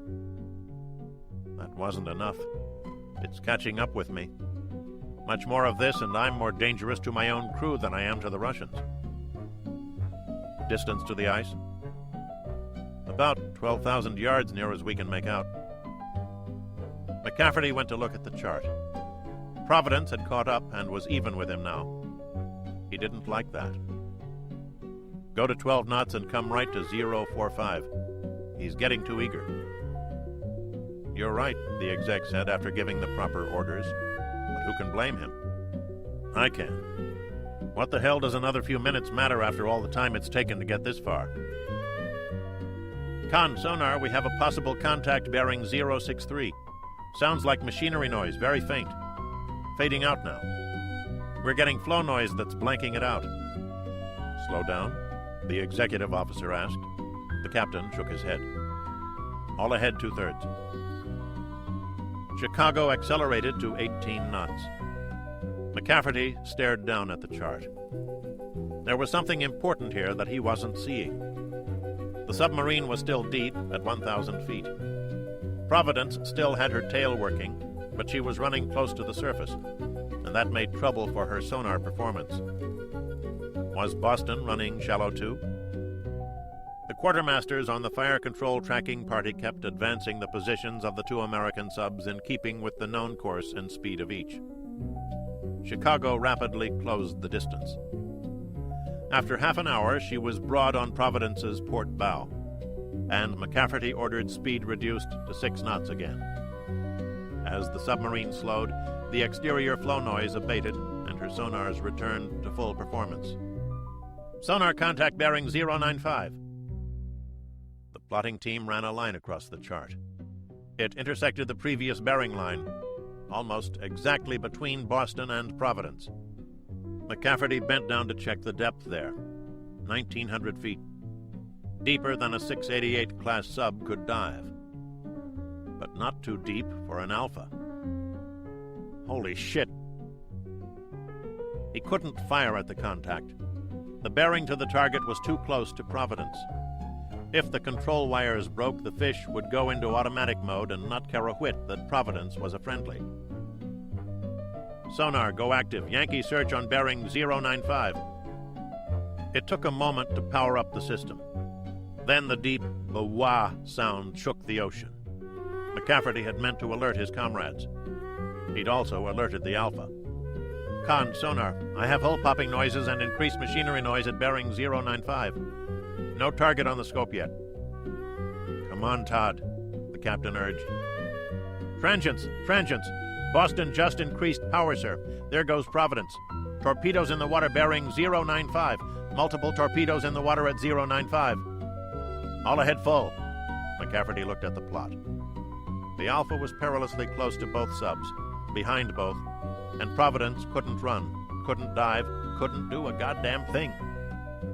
He could only watch as his fire control team readied 2 torpedoes. The Alpha had fired 4 fish, 2 at each American boat. Boston changed course west, as did Providence. McCafferty and the exec went to the sonar room. He watched the contact lines swing left and right across the screen. The thick ones denoted the submarines. The thinner, brighter lines each of the 4 torpedoes. The 2 aimed at Providence closed rapidly. The wounded sub was up to 20 knots and made noise like a gravel truck trying to run. It was clear that she'd never make it. 3 noisemakers appeared on the screen, but the torpedoes ignored them. The lines converged to a single point that blossomed bright on the screen. They got her, sir, the chief said quietly. Boston had a better chance. Sims was at full speed now, with the torpedoes less than 1,000 yards behind. He too deployed noisemakers and made radical changes in course and depth. 1 torpedo went wild, diving after a decoy and exploding on the bottom. The other locked on Boston and slowly ate up the distance. Another bright dot appeared, and that was that. Yankee searched the Alpha, McCafferty said, his voice low with rage. The submarine vibrated with the powerful sonar pulses. Bearing 109, range 13,000. Set. Match and shoot.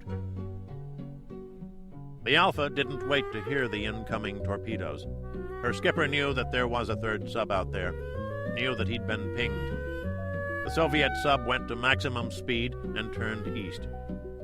Chicago's weapons officer tried to move the torpedoes on a closing course, but they had a scant 5-knot advantage on the Alpha, and the math was clear. They'd come up 2,000 yards short at the end of their fuel. McCafferty was past carrying. He too went to flank speed and chased after her for half an hour, coming down to 5 knots 3 minutes before the torpedoes ran out of fuel. The flow noise cleared off his sonars just in time to hear the Alpha decelerate safely. Okay, now we'll try again. They were 3 miles from the ice now, and Chicago was quiet. The Alpha turned west, and McCafferty's tracking party gathered data to compute her range. The turn west was a mistake.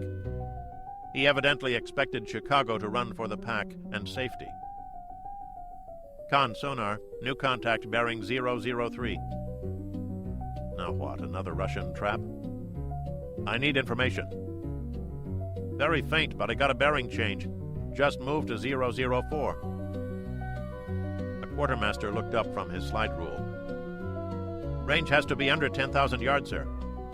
Transients, torpedo in the water bearing 005. Left full rudder, all ahead flank. Bearing change, torpedo bearing now 008. Belay that order, McCafferty shouted. The new contact was shooting at the Alpha. Jesus, what is this thing? The sonar chief asked. The Alpha heard the new fish and reversed course. Again they heard and saw the thunder of the Alpha's engines. But the torpedo closed the distance rapidly. It's a Brit. That's one of their new spearfish. I didn't know they had any in the fleet yet. How fast? The sonar chief asked. 60 or 70 knots. God, let's buy some. The Alpha ran straight for 3 miles, then turned north to head for the ice. She didn't make it. The spearfish cut the corner. The lines on the display merged again, and a final bright dot appeared. Bring her around north, McCafferty told the exec. Go to 18 knots. I want to be sure he knows who we are. We are HMS Torbay. Who are you? Chicago. We heard the commotion earlier. Are you alone? Captain James Little asked. Yes, the Alpha ambushed us. We're alone. We will escort you. Understood. Do you know if the mission was successful? Yes, it was.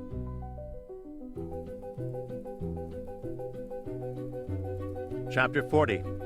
The Killing Ground. Stikisholmer, Iceland. There was much to do, and time was short. Lieutenant Potter and his team of Force Recon commandos found 8 Russian troops in the town. They were trying to escape down the only road south when they ran into an ambush which killed or wounded 5 of their number. Those were the last who could have warned Keflavik of the ships on the horizon. The first regular troops came by helicopter. Platoon or company-sized units were placed on every hilltop overlooking the bay.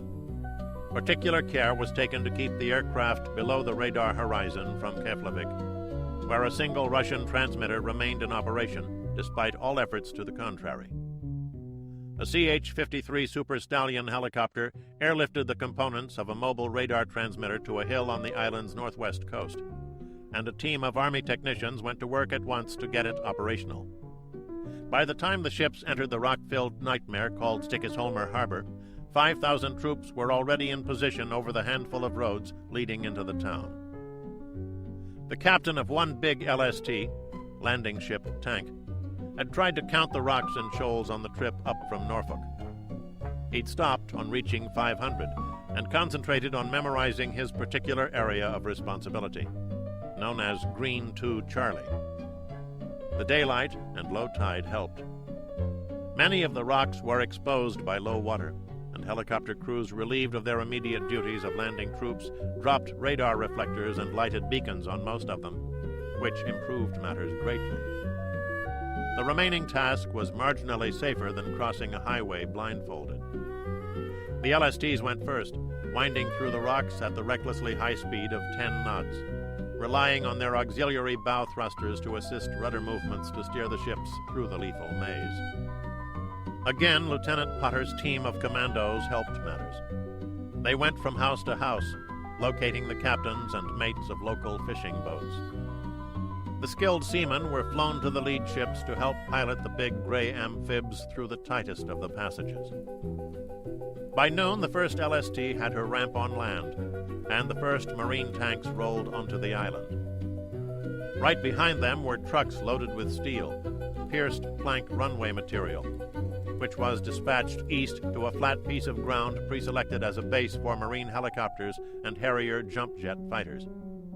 Once the fleet helicopters had completed their task of marking the rocks and shoals, they returned to moving troops. The troop carriers were escorted by Sea Cobra gunships and Harriers as they extended the marine perimeter to the hills overlooking the Huitao River. Their contact was made with outlying Russian observation posts, and the first real fighting began. Keflavik, Iceland. "So much for our intelligence reports," General Andreev muttered. From his headquarters, he could see the massive shapes steaming slowly into view. They were the battleships Iowa and New Jersey, accompanied by missile cruisers for air defense. "We can engage them now," the artillery chief said. "Then do so, while you can." He turned to his communications officer. "Has word gotten out to Severomorsk?" "Yes, Northern Fleet will sortie its aircraft today, and submarines are being sent as well." "Tell them their primary targets are the American amphibious ships at Stickisholmer." "But we are not sure they are there. The harbor is too dangerous for—" "Where the hell else would they be?" Andreev demanded. "Our observation posts there do not answer us, and we have reports of enemy helicopters moving south and east from that direction. Think, man!" "Comrade General, the Navy's primary objective will be the enemy carrier force." "Then explain to our comrades in blue that carrier aircraft cannot take Iceland away from us, but their fucking Marines can." Andreev saw smoke rise from one of his heavy gun batteries. The sound followed a few seconds later. The first Russian salvo landed several thousand yards short. "Fire mission!" Iowa had not fired her guns in anger since Korea, but now the massive 16-inch rifles turned slowly to starboard. In the central gunnery control station, a technician worked the joystick controls for a mastiff remotely piloted vehicle. The miniature airplane purchased a few years earlier from Israel circled 8,000 feet above the Russian gun battery, its television camera shifting from one emplacement to another. "I count 6 guns. Looked like 155 or so. Call him 6-inch. The precise location of the Russian battery was plotted. Next, the computer analyzed data on air density, barometric pressure, relative humidity, wind direction and speed, and a dozen other factors. The gunnery officer watched his status board for the solution light to come up. "Commence firing." The center gun of the number 2 turret loosed a single round. A millimeter-band radar atop the after director tower tracked the shell, comparing its flight path with the one predicted by the fire control computer. Not surprisingly, there were some errors in predicted wind velocity. The radar zone computer forwarded the new empirical readings to the master system, and the remaining 8 main battery guns altered position slightly. They fired even before the first round landed. "Mother of God," Andreev whispered. The orange flash obscured the ship momentarily. Someone to his left shouted, perhaps thinking that one of the Russian artillery rounds had struck home. Andreev had no such illusions. His artillerymen were out of practice and had not yet bracketed their target. He turned his field glasses to his gun battery 4 kilometers away. The first round landed 1,500 meters southeast of the nearest gun. The next 8 landed 200 meters behind them. "Get that battery moved right now!" "Drop 200 and fire for effect." Already the guns were going through their 30-second reload cycle. Inert gas ejected scraps of the silk propellant bags out the muzzles to clear the bores. Then the breeches opened and loading ramps unfolded into place. The bores were checked for dangerous residue. Then elevators from the handling rooms rose to the back edge of the ramps, and the shells were rammed into the waiting gun barrels. The heavy power bags were dropped onto the ramps and rammed behind the shells. The ramp came up, the breeches closed hydraulically, and the guns elevated. The turret crews moved out of the loading compartments and held their hands over their muff-style ear protectors. In fire control, fingers depressed the keys and the breeches surged backwards once more. The cycle began again, the teenage seamen performing the same tasks that their grandfathers had done 40 years before. Andreev stepped outside to watch in ghastly fascination. He could hear the sound of ripping linen that announced the passage of the monstrous projectiles, and turned to look at the battery.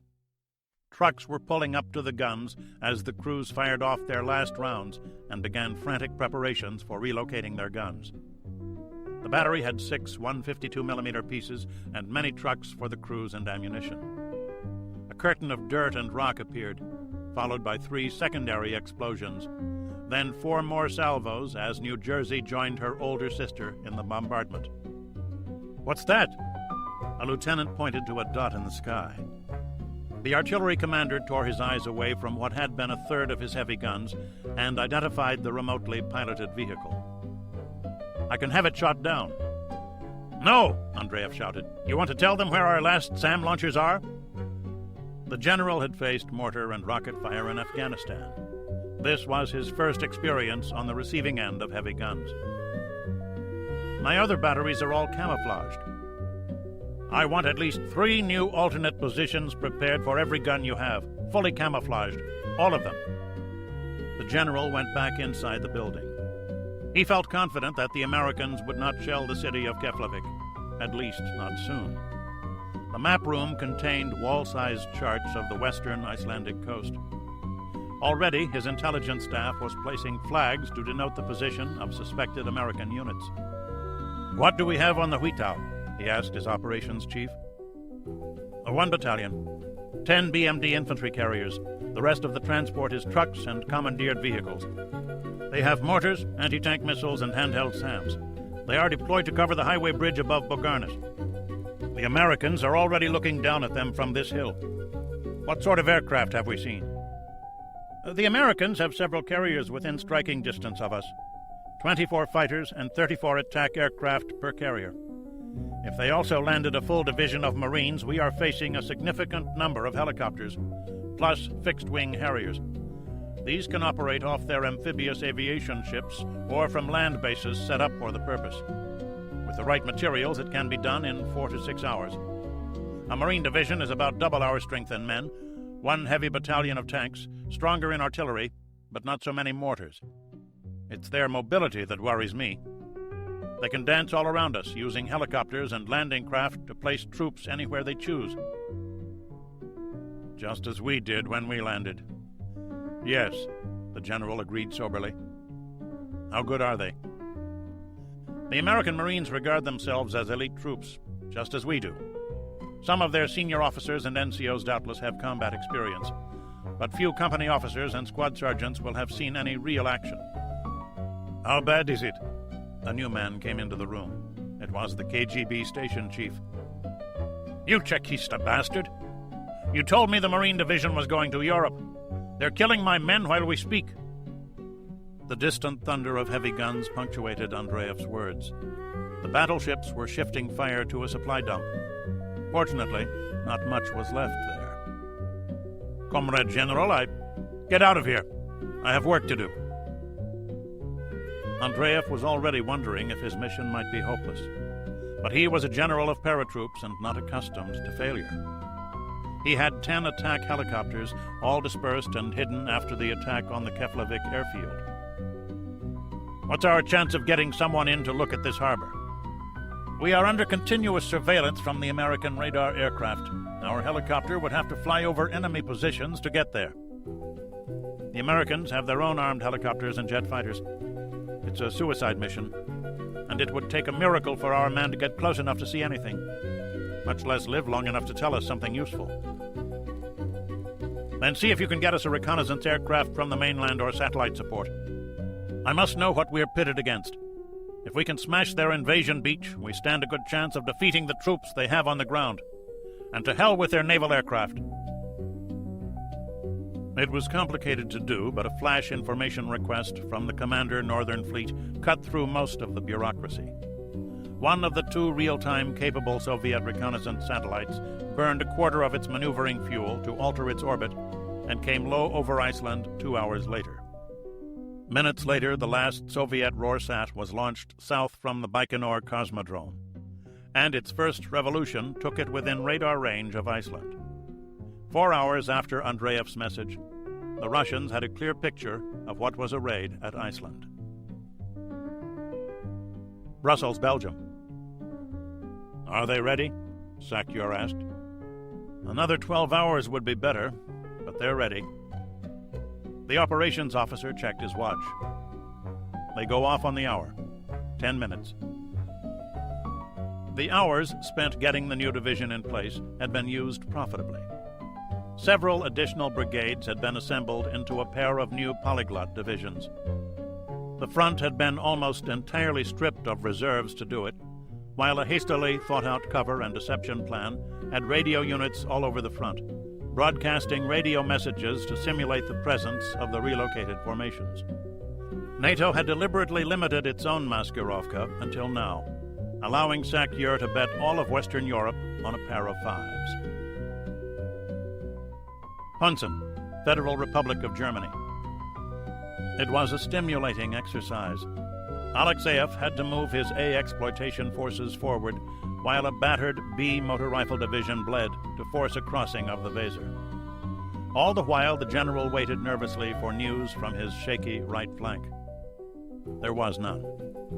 Sink West was as good as his word, and launched a covering attack against Hamburg to draw off NATO forces from the latest Soviet breakthrough. That was no easy maneuver. Anti-aircraft missile and gun units had been drawn from other sectors. When NATO appreciated what was in the offing, they would break every effort to prevent a Soviet advance on the Ruhr. Resistance so far had been light. Perhaps they didn't understand what was happening. Or perhaps, Alexeyev thought, they really were at the end of their personnel and logistical string. The first A unit was 120th Motor Rifle, the famous Rogachev Guards, whose leading elements were just now crossing at Rula, and right behind was 8th Guards Tank.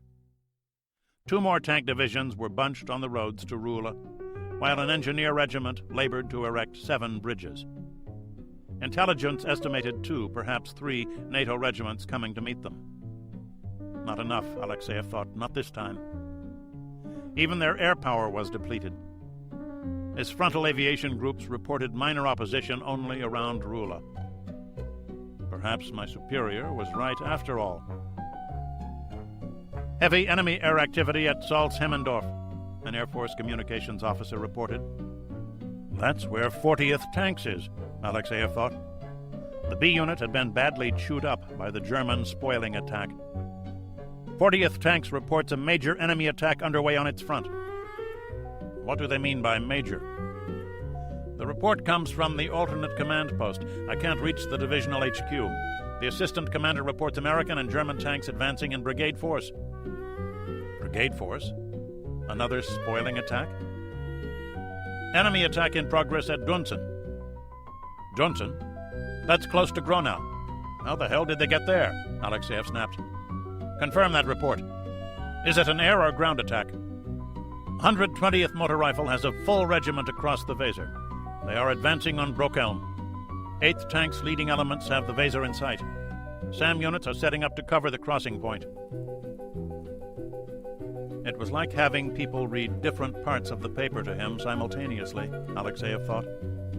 General Beregovoy was at the front, coordinating traffic control and setting final assignments for the post-crossing maneuver. Pasha knew that was his proper place, but, as before, he was annoyed to be far from the real action, giving orders like a party boss instead of a fighting commander. The artillery from all the advancing divisions was well forward to protect the crossing against counterattack. My rear areas are awfully weak. Comrade General, the attack at Dunsen is composed of enemy tank and motorized troops with heavy tactical air support. The regimental commander at Dunsen estimates brigade strength. A brigade at Dunsen? And a brigade at Salzhemmendorf? Those are B unit commanders. Out of practice, inexperienced. If they were really effective officers, they'd be in A units, not shepherding out-of-shape reservists. Enemy ground units at Bremke. Strength unknown. That's only 15 kilometers from here.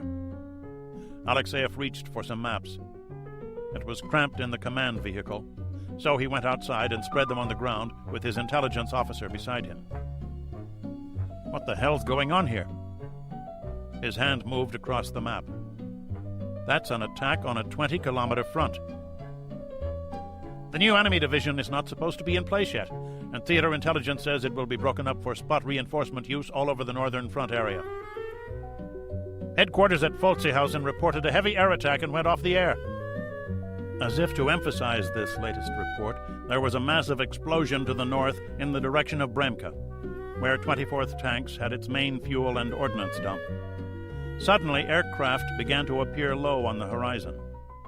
The mobile command post was in woods overlooking the small town of Hunsen. The town was largely deserted, and the unit's radio transmitters were there. NATO aircraft had so far shown a reluctance to damage civilian buildings unless they had to. Not today. 4 tactical fighters leveled the center of the town, where the transmitters were, with high-explosive bombs. "Get alternate 1 going immediately," Alexeyev ordered.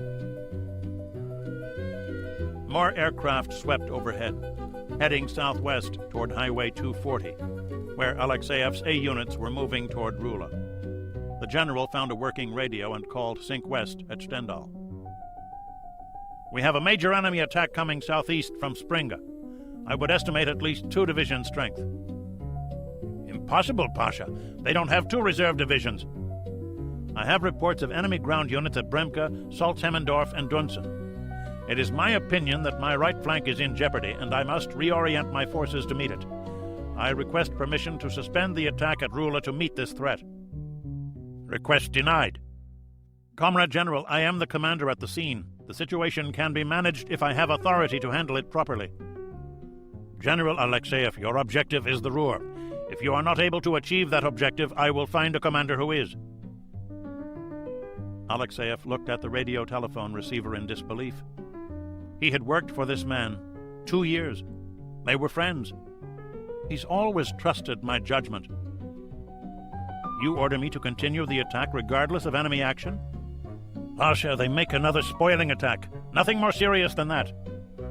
"Get those 4 divisions across the Weser," the man said more gently. "Out."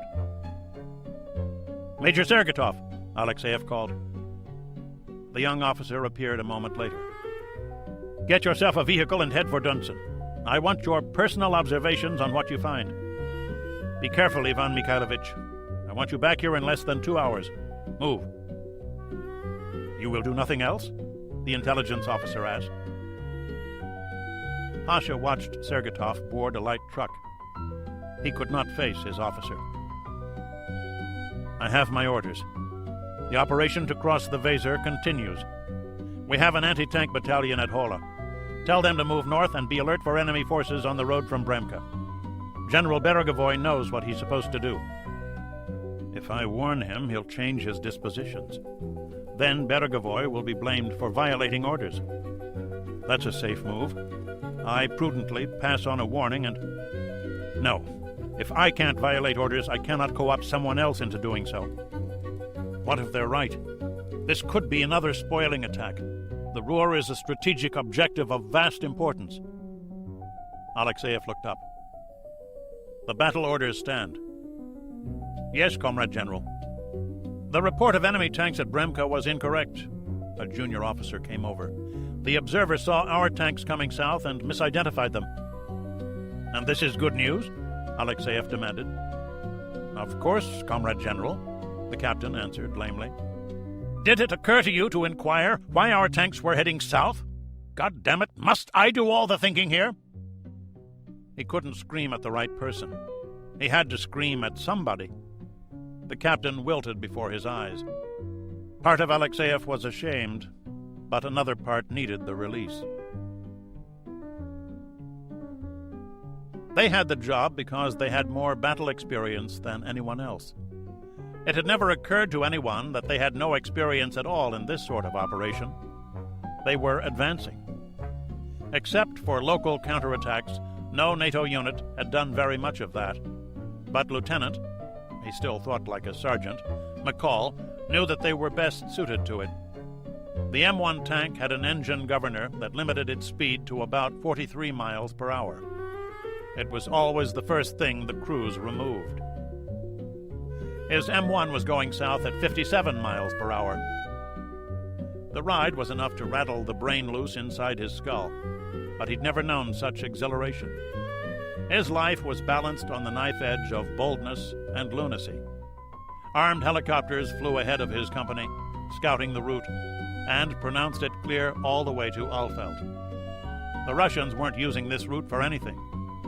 It wasn't a road at all, but the right-of-way for an underground pipeline, a grassy strip 100 feet wide that took a straight line through the forests.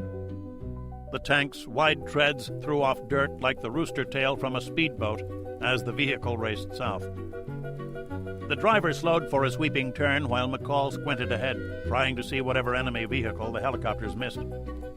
It didn't have to be a vehicle. It just could be 3 guys with a missile launcher, and Mrs. McCall would get the telegram, regretting to inform her that her son... 30 kilometers, he thought. Damn. Only a half hour since the German grenadiers had punched a hole in the Russian lines, and zoom goes the Black Horse Cav. It was crazy, but hell, it was crazy to have stayed alive ever since his first engagement, an hour after the war started. 10 clicks to go. Look at that! More of our tanks southbound. What the hell is going on? Sergatov snarled to his driver, even talking like his general now. Are they our tanks? The driver asked. The new major shook his head. Another one passed through the gap in the trees. The turret had a flat top, not the usual dome shape of Soviet tanks. A helicopter appeared over the gap and pivoted in the sky. Sergatov didn't mistake this for a Russian, and the stubby wings on either side of the fuselage marked it as an armed attack chopper. The driver lurched to the right just before the nose-mounted machine gun flashed at them. Sergatov jumped clear as the tracers reached out. He landed on his back and rolled toward the tree line. His head was down, but he could feel the heat blast when the machine gun tracers ignited the spare gas tank on the back of the truck. The young officer scampered into the trees and looked around the edge of a tall pine. The American helicopter flew to within 100 meters of his vehicle to ensure its destruction, then spun off to the south. His radio was in the overturned, burning truck. Buffalo 3-1, this is Comanche, over. Comanche, this is 3-1, report, over. We just popped a Russian truck. Everything else looks clear. Roll 'em, cowboy, the helicopter pilot urged. McCall laughed at that. He had to remind himself that this wasn't really fun. Quite a few tank drivers had gotten into trouble by getting just a little too unwound on the German countryside. And now they were being ordered to. 2 more minutes and 3 kilometers passed. Here's where it gets tricky. Buffalo 3-1, we show 3 Russian vehicles standing guard on the hilltop. Look like Bravo Tango Romeos. All the bridge traffic seems to be trucks. The repair shop is on the east bank north of the town. The tank slowed as they came to the last turn. McCall ordered his track off the road, onto the meadow grass, as it edged ponderously around the stand of trees.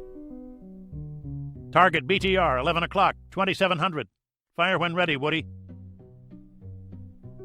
The first of the 8-wheel vehicles exploded before any of their crews knew a tank was near. They were looking for aircraft, not enemy tanks 40 kilometers in the rear. The next 2 died within a minute, and McCall's platoon of 4 tanks dashed forward. They all reached the ridge 3 minutes later. One by one, the huge Abrams tanks crested the hill overlooking what had once been a small city. Many days of continuous air attacks and artillery fire had ended that. 4 ribbon bridges were in operation, with numerous trucks crossing or waiting to cross. First, the tanks located and engaged anything that looked even vaguely dangerous. Machine gun fire began working on the trucks, while the main guns reached into the tank repair yard established in the fields north of the town. By this time, 2 full troops were in place, and infantry vehicles took on the trucks with their light 25mm cannon. Within 15 minutes, over 100 trucks were burning, along with enough supplies to keep a whole Russian division in business for a hard day of combat. But the supplies were incidental. The rest of the squadron was catching up with the advance party, and their job was to hold this Russian communications nexus until relieved. The Germans already had Gronau, and the Russian forces east of the Leine were now cut off from their supplies. 2 of the Russian bridges were clear, and a company of M2 Bradley infantry carriers darted across to take up position on the eastern edge of the town. Ivan Sergetov crawled to the edge of the grassy road.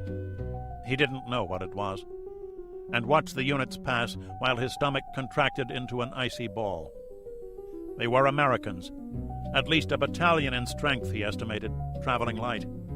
No trucks, just their tracked vehicles. He kept his wits enough to begin a count of the tanks and personnel carriers that raced before him at a speed that he'd never really appreciated before. It was the noise that was most impressive. The turbine-driven M1 tanks did not make the roar of diesel-powered tanks. Until they were a few hundred meters away, you couldn't even know they were there. The combination of low noise and high speed. "They're heading towards Alfeld. I have to report this." But how? His radio was gone, and Sergetov had to think for a minute to determine where he was. 2 kilometers from the Leine, right across that wooded ridge. His choice was a difficult one. If he returned to the command post, it was a walk of 20 kilometers. If he ran to the rear, he might find friendly units in half the time and get the alarm out. But running that way was cowardice, wasn't it? Cowardice or not, he had to go east. Sergetov had the sickening feeling that the alarm had not been sounded. He moved to the edge of the trees and waited for a gap in the American column. It was only 30 meters to the far side. 5 seconds to cross the gap, he told himself. Less. Another M1 blazed past him. He looked left and saw that the next was nearly 300 meters away. Sergetov took a deep breath and ran into the open. The tank commander saw him but couldn't get to his machine gun fast enough. Besides, 1 man on foot without even a rifle wasn't worth stopping for. He reported the sighting on his radio and returned to the mission at hand. Sergetov didn't stop running until he was 100 meters into the trees. Such a short distance, but he felt as if his heart would spring from his chest. He sat down with his back against a tree to catch his breath and continued to watch the vehicle pass. It took several minutes before he could move again. Then it was up the steep hill, and soon he was once more looking down at the Leine. The shock of seeing the American tanks was bad enough. What he saw here was far worse. The Army tank repair yard was a smoking ruin. Everywhere there were burning trucks. At least it was downhill. He ran down the east side of the ridge, right up to the river. Quickly stripping off his pistol belt, Sergetov leaped into the swift current. "What's that? Hey, I see a Russian swimming!" A machine gunner swiveled his .50 caliber around. The vehicle commander stopped him. "Save it for the MiG, soldier." He climbed up the east bank and turned to look back. The American vehicles were digging into defensive positions.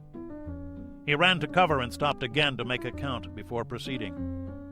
There was a traffic control point at Zak. Sergetov ran all the way. After the first hour, things settled down. Lieutenant McCall got out of his tank to inspect his platoon's positions. One of the few ammunition carriers to accompany the troop stopped briefly at each tank, its crew tossing out 15 rounds each. Not enough to replace what they'd fired, but not bad.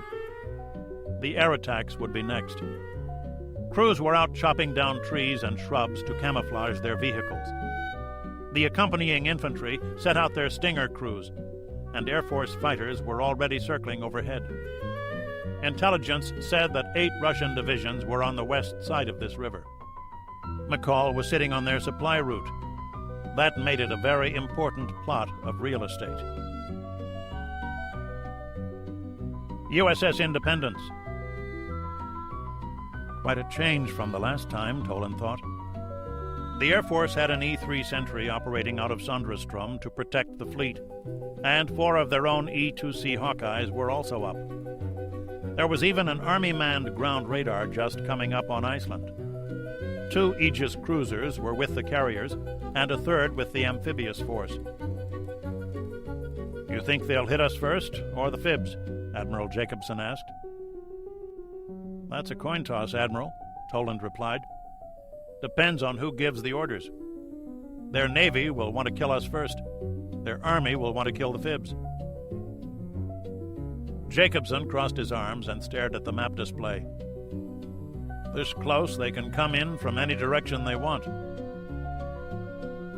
They expected no more than 50 backfires, but there were still plenty of the older Badgers, and the fleet was only 1,500 miles from the Soviet bomber bases. They could come out with nearly their maximum ordnance loads. To stop the Russians, the Navy had 6 squadrons of Tomcats and 6 more of Hornets, nearly 140 fighters in all.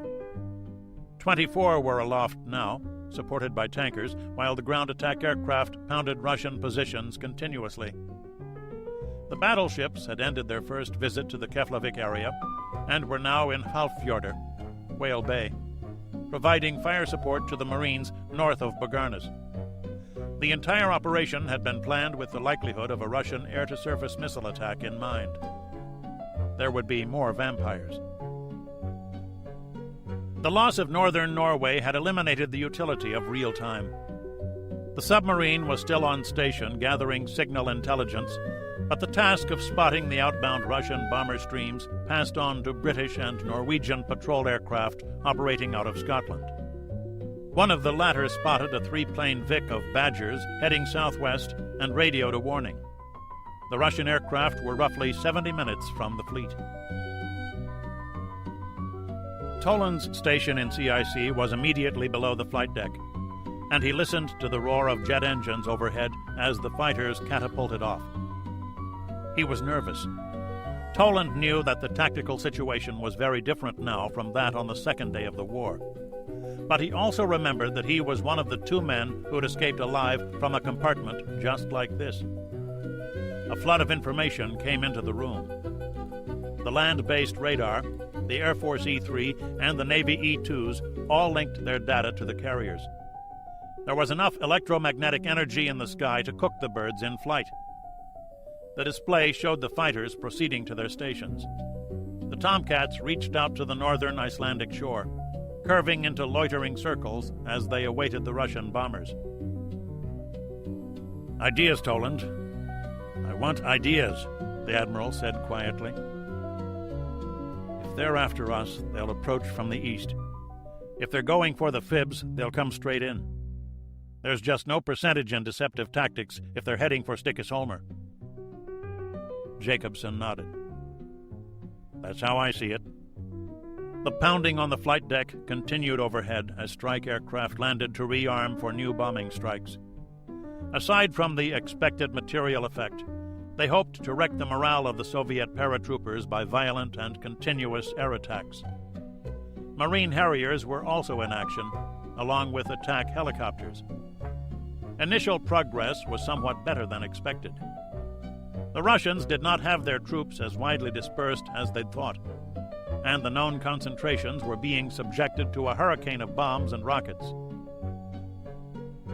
"Starbase, this is Hawk Blue 3. I'm getting some jamming, bearing 024.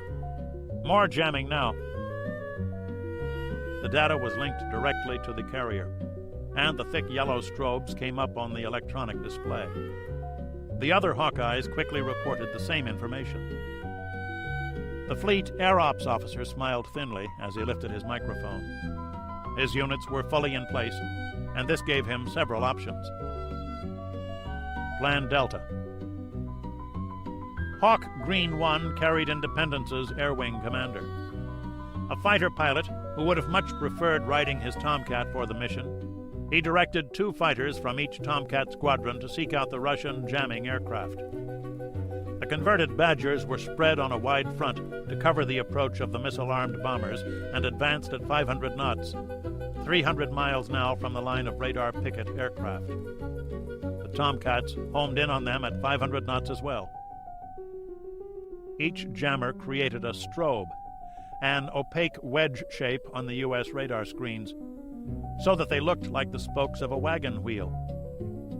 Since every such spoke was particular to each of the radar transmitters, the controllers were able to compare data, triangulate, and plot the position of the jammers. The Tomcats closed in quickly while the radar intercept officers in the back seat of each fighter flipped the Phoenix missile seekers to home on jam guidance mode. Instead of depending on the aircraft's own radar for guidance, the missiles would seek out the noise transmitted from the Badgers. 20 jamming aircraft were plotted. 18 fighters headed for them, targeting at least 2 missiles at each. Delta, execute. The Tomcats launched on orders 40 miles from their targets. Once more, Phoenix missiles streaked through the air. Flight time was a mere 56 seconds. 16 of the Badger jammers went off the air. The surviving 4 all switched off when they saw the smoke trails of missiles and dove for the deck with Tomcats in pursuit. Numerous radar contacts. Raid 1 is 50 aircraft, bearing 009, range 360, speed 600 knots, altitude 30,000. Raid 2, the talker went on as the enemy aircraft were plotted. We have the main raid, probably Badgers going for the fibs. This one will be backfires. They'll try to launch on us, probably far out to draw our fighters off, Toland said. Jacobson spoke briefly to his operations officer. Hawk Green 1 would control the defense of the amphibious force. Hawk Blue 4 from Nimitz would defend the carrier groups. The fighters divided according to plan and went to work. Toland noted that Jacobson was leaving control of the air action to the officers in the control aircraft. The Fleet Air Defense Officer on USS Yorktown controlled the SAM ships, all of which went to full alert but left their radar transmitters on standby. The only thing that worries me is they might try that drone crap again, Jacobson murmured. It worked once, Toland agreed. But we didn't have them this far out before. The Tomcats divided into 4 plane divisions, each controlled by radar. They too had been briefed about the drones that had fooled Nimitz. The fighters kept their radars off until they were within 50 miles of their targets, then used the radars to locate targets for their onboard TV systems. Hawk Blue 4, one called. Tally-ho, I got eyeballs on a backfire. Engaging now. Out. The Russian plan of attack had anticipated that the American fighters would try to burn through the jamming aircraft to the north, then be caught off balance by the appearance of the backfires to the east. But the jammers were gone, and the backfires did not yet have the American carrier fleet on radar and could not launch their missiles on the basis of hours-old satellite photographs. Neither could they run away. The supersonic Russian bombers went to afterburner and activated their radars in a contest with time, distance, and American interceptors. Again, it was like watching a video game. The symbols designating the backfires changed as the planes switched on their own protective jammers. The jamming reduced the effectiveness of the Phoenix missiles, but Russian losses were already serious. The backfires were 300 miles away. Their radars had an effective range of only half that, and already fighters swarmed over their formations. Tally-ho calls cluttered the radio circuits as the Tomcats converged to engage the Russian bombers, and the caret symbols started dropping off the radar screens. The backfires closed at 17 miles per minute, their radars searching desperately for the American fleet. Going to get some leakers, Toland said. 6 or 8, Jacobson agreed. Figure 3 missiles each. By now the Tomcats had fired all of their missiles and drew off for the Hornets to join the action with Sparrows and Sidewinders. It wasn't easy for the fighters to keep up with their targets. The backfire's speed made for difficult pursuit curves, and the fighters were notoriously short on fuel. Their missiles continued to score, however, and no amount of jinking and jamming could defeat all of them. Finally, one aircraft got a surface radar contact and radioed a position. The 7 remaining backfires fired their missiles and turned north at Mach 2. 3 more fell to missiles before the fighters had to turn away. Again the vampire call came in, and again Toland cringed. 20 incoming missiles were plotted. The formation activated jammers and SAM systems with a pair of Aegis cruisers on the threat axis. In seconds, they were launching missiles, and the other SM-2-equipped SAM ships added their own missiles to the basket, allowing their birds to be guided by the Aegis computer systems. The 20 incoming missiles had 90 SM-2s targeted on them. Only 3 got through the SAM cloud, and only one of them headed for a carrier. America's 3-point defense guns tracked the AS-6 and destroyed it 1,000 feet from the ship. The other 2 missiles both found the cruiser Wainwright and exploded her 4 miles from Independence. Damn. Jacobson's face took a hard set. I thought we had that one beat. Let's start recovering aircraft. We've got some dry fighters up there. Everyone's attention turned to the Badgers. The northern Tomcat groups were just coming within range of the older bombers. The Badger crews had expected to follow their jammers in, reversing earlier tactics. Some were slow to realize that they had no electronic wall to hide behind, but none had a choice. They detected incoming fighters while still 5 minutes from their launch points. The Badgers held course and increased to full speed to lessen their time of vulnerability while their crews looked anxiously for missiles. The Tomcat pilots were surprised that their incoming targets were not altering course, which made the possibility of drones seem even more likely. They closed to get visual identification of their targets for fear of being tricked again into shooting at drones. Tally-ho, Badger at 12 o'clock and level! The first Tomcat loosed a pair of missiles from 40 miles out. Unlike the backfires, the Badgers had a location fix for their targets, which enabled them to launch their AS-4s from maximum range. One by one, the 20-year-old bombers launched and turned as tight as their pilots dared to escape. Their escape maneuvers allowed half to survive, since the Navy fighters were unable to pursue. Aboard the radar aircraft, kills were being tallied even as the missiles flew toward Stickis-Holmer. Soviet naval aviation had just taken fearful losses. USS Nassau. Edwards was still in the twilight of anesthesia when he heard the electronic gonging of the general quarters alarm.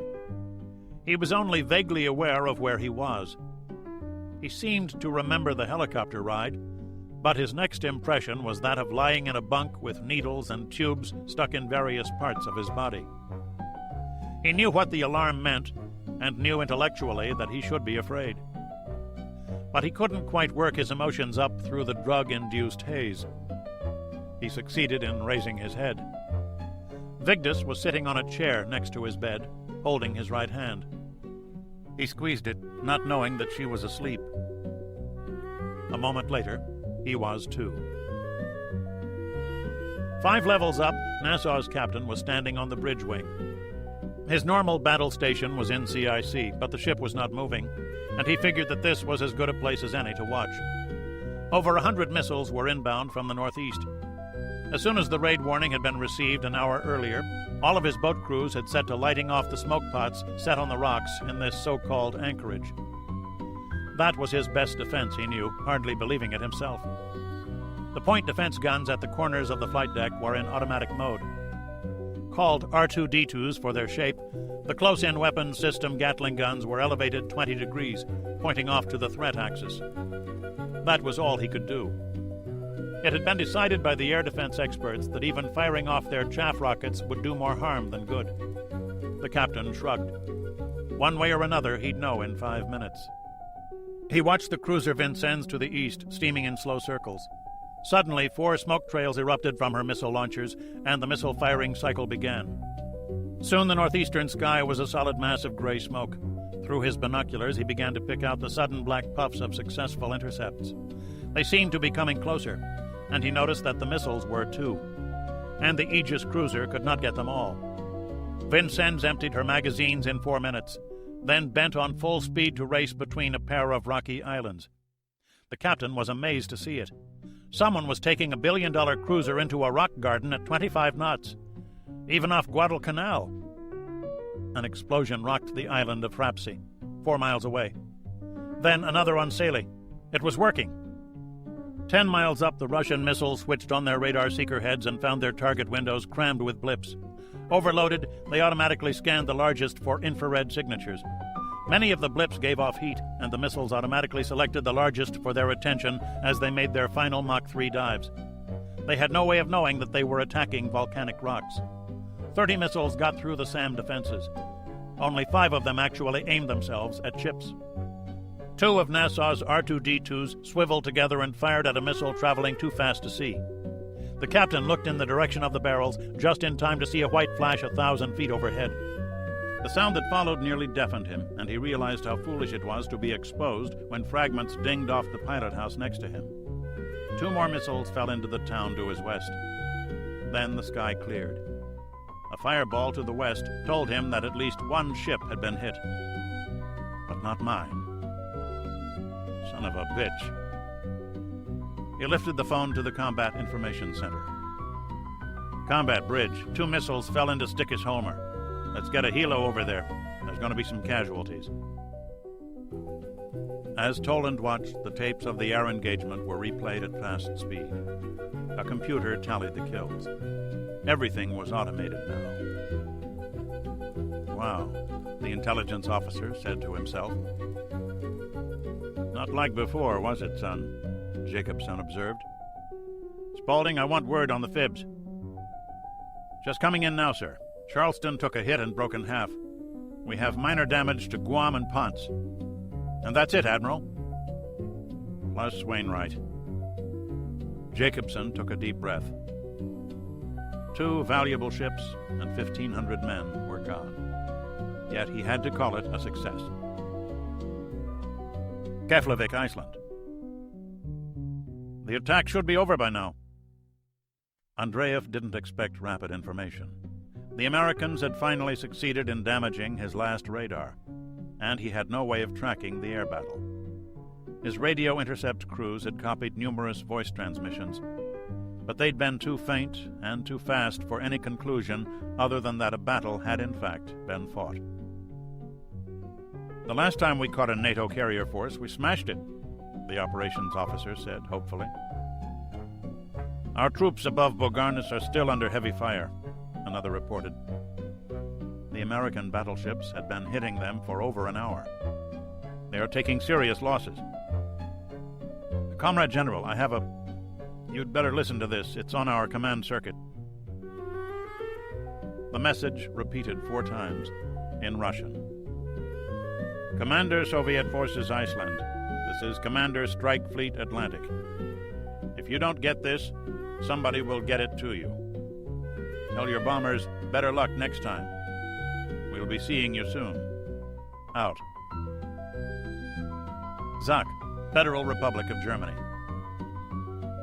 Sergitov staggered up to the traffic control point in time to see a battalion of tanks move down the road toward Alfeld. He stood slumped over, hands on his knees, as he watched the tanks roll off. Identify yourself. It was a KGB lieutenant. The KGB had taken over traffic management. The authority to shoot violators came easy to the KGB. Major Sergitov, I must see the area commander at once. Attached to what unit, Sergitov? Ivan stood up straight. Not Comrade Major, not Comrade, just Sergitov. I am personal aide to General Alexeyev, Deputy Commander West. Now get me the hell to your commander. Papers. The lieutenant held out his hand, a coldly arrogant look on his face. Sergitov smiled thinly. His identification documents were in a waterproof plastic envelope. He handed the top card over to the KGB officer. It was something his father had managed to get for him before mobilization. And what might you be doing with a Class 1 priority pass? The lieutenant was wary now. And who the fuck are you to ask? The son of a Politburo member brought his face to within a centimeter of the other man's. Get me to your commander now, or we'll see who gets shot here today.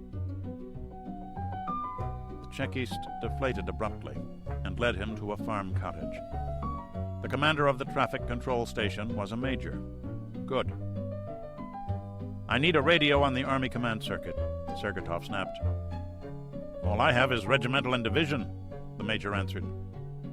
Nearest division headquarters? 40th tanks at... It's destroyed. Damn, I need a vehicle. Now! There is an American force at Alfeld.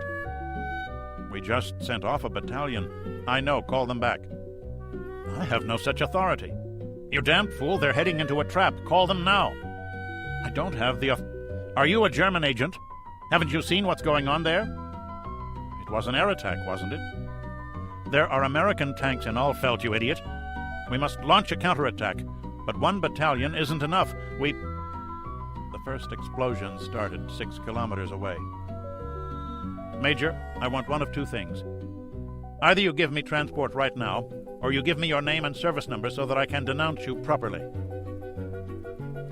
The two KGB officers shared a look of incredulity. Nobody talked that way to them, but anyone who did. Sergeytov got his vehicle and raced off. Half an hour later, he was in the supply base at Hola. There he found a radio. Where are you, Major? Alexeyev demanded. Hola, the Americans got through our lines. They have at least 1 battalion of tanks at Alfeld. What? The radio was silent for a moment. Are you certain? Comrade General, I had to swim the damned river to get here. I counted a column of 25 armored vehicles a few kilometers north of the town. They shot up the tank repair station and massacred a column of trucks. I repeat, General, there is an American force at Alfeld in at least battalion strength. Get transport to Stendal and report personally to Commander-in-Chief West. USS Independence. Good evening, Major Chapayev. How's the leg? Toland asked, sitting down beside the hospital bunk. Are you being treated properly? I have no complaints. Your Russian is fair. I do not often get to practice with a Soviet citizen. Perhaps you can help me somewhat.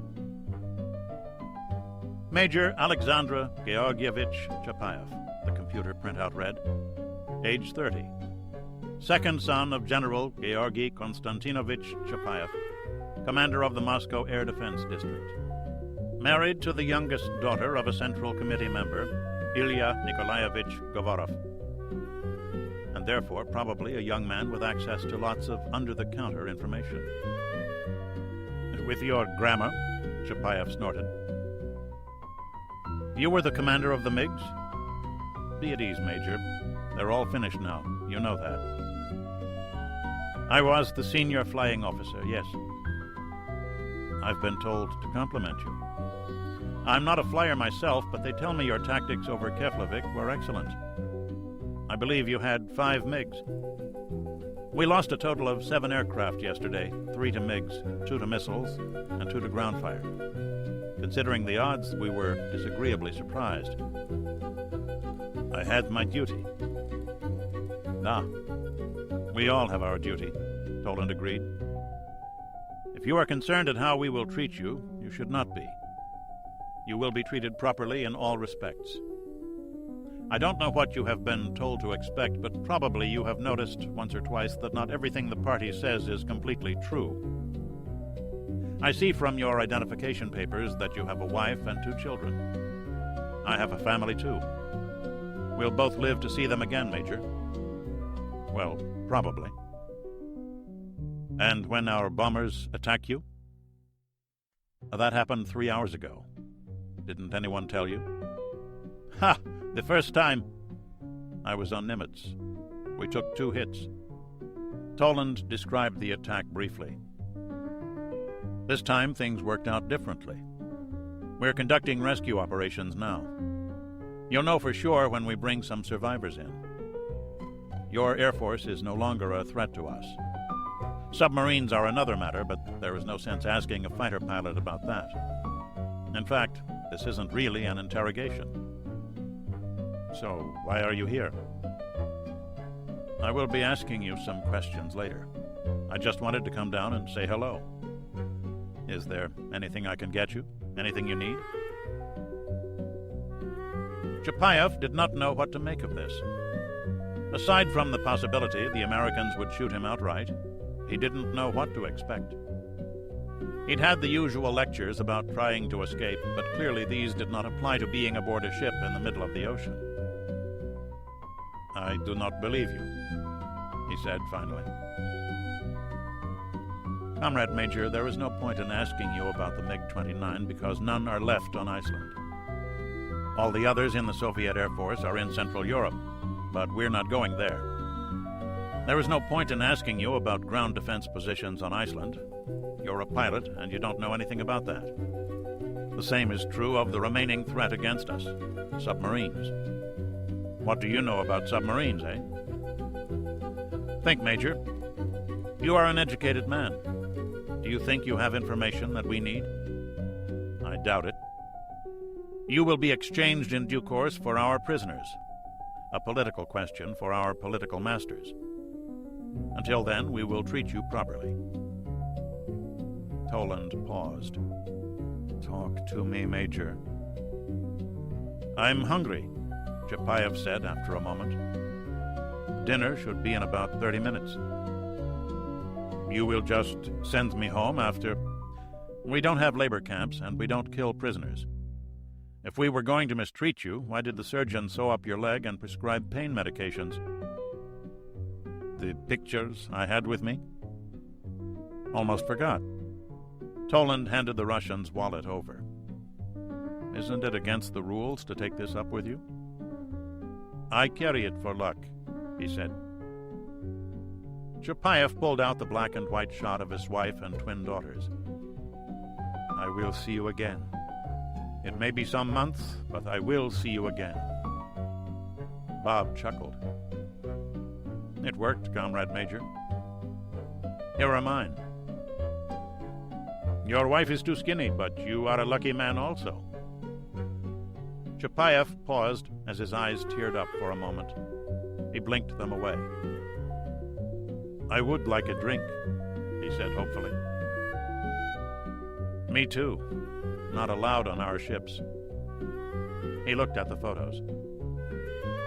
"Your daughters are beautiful, Major. You know, we have to be crazy to leave them." "We have our duty," Chapayev said. Toland gestured angrily. "It's the damned politicians. They just tell us to go. And we go like idiots. Hell, we don't even know why the goddamned war started." "You mean you do not know?" Bingo. Codeine and sympathy.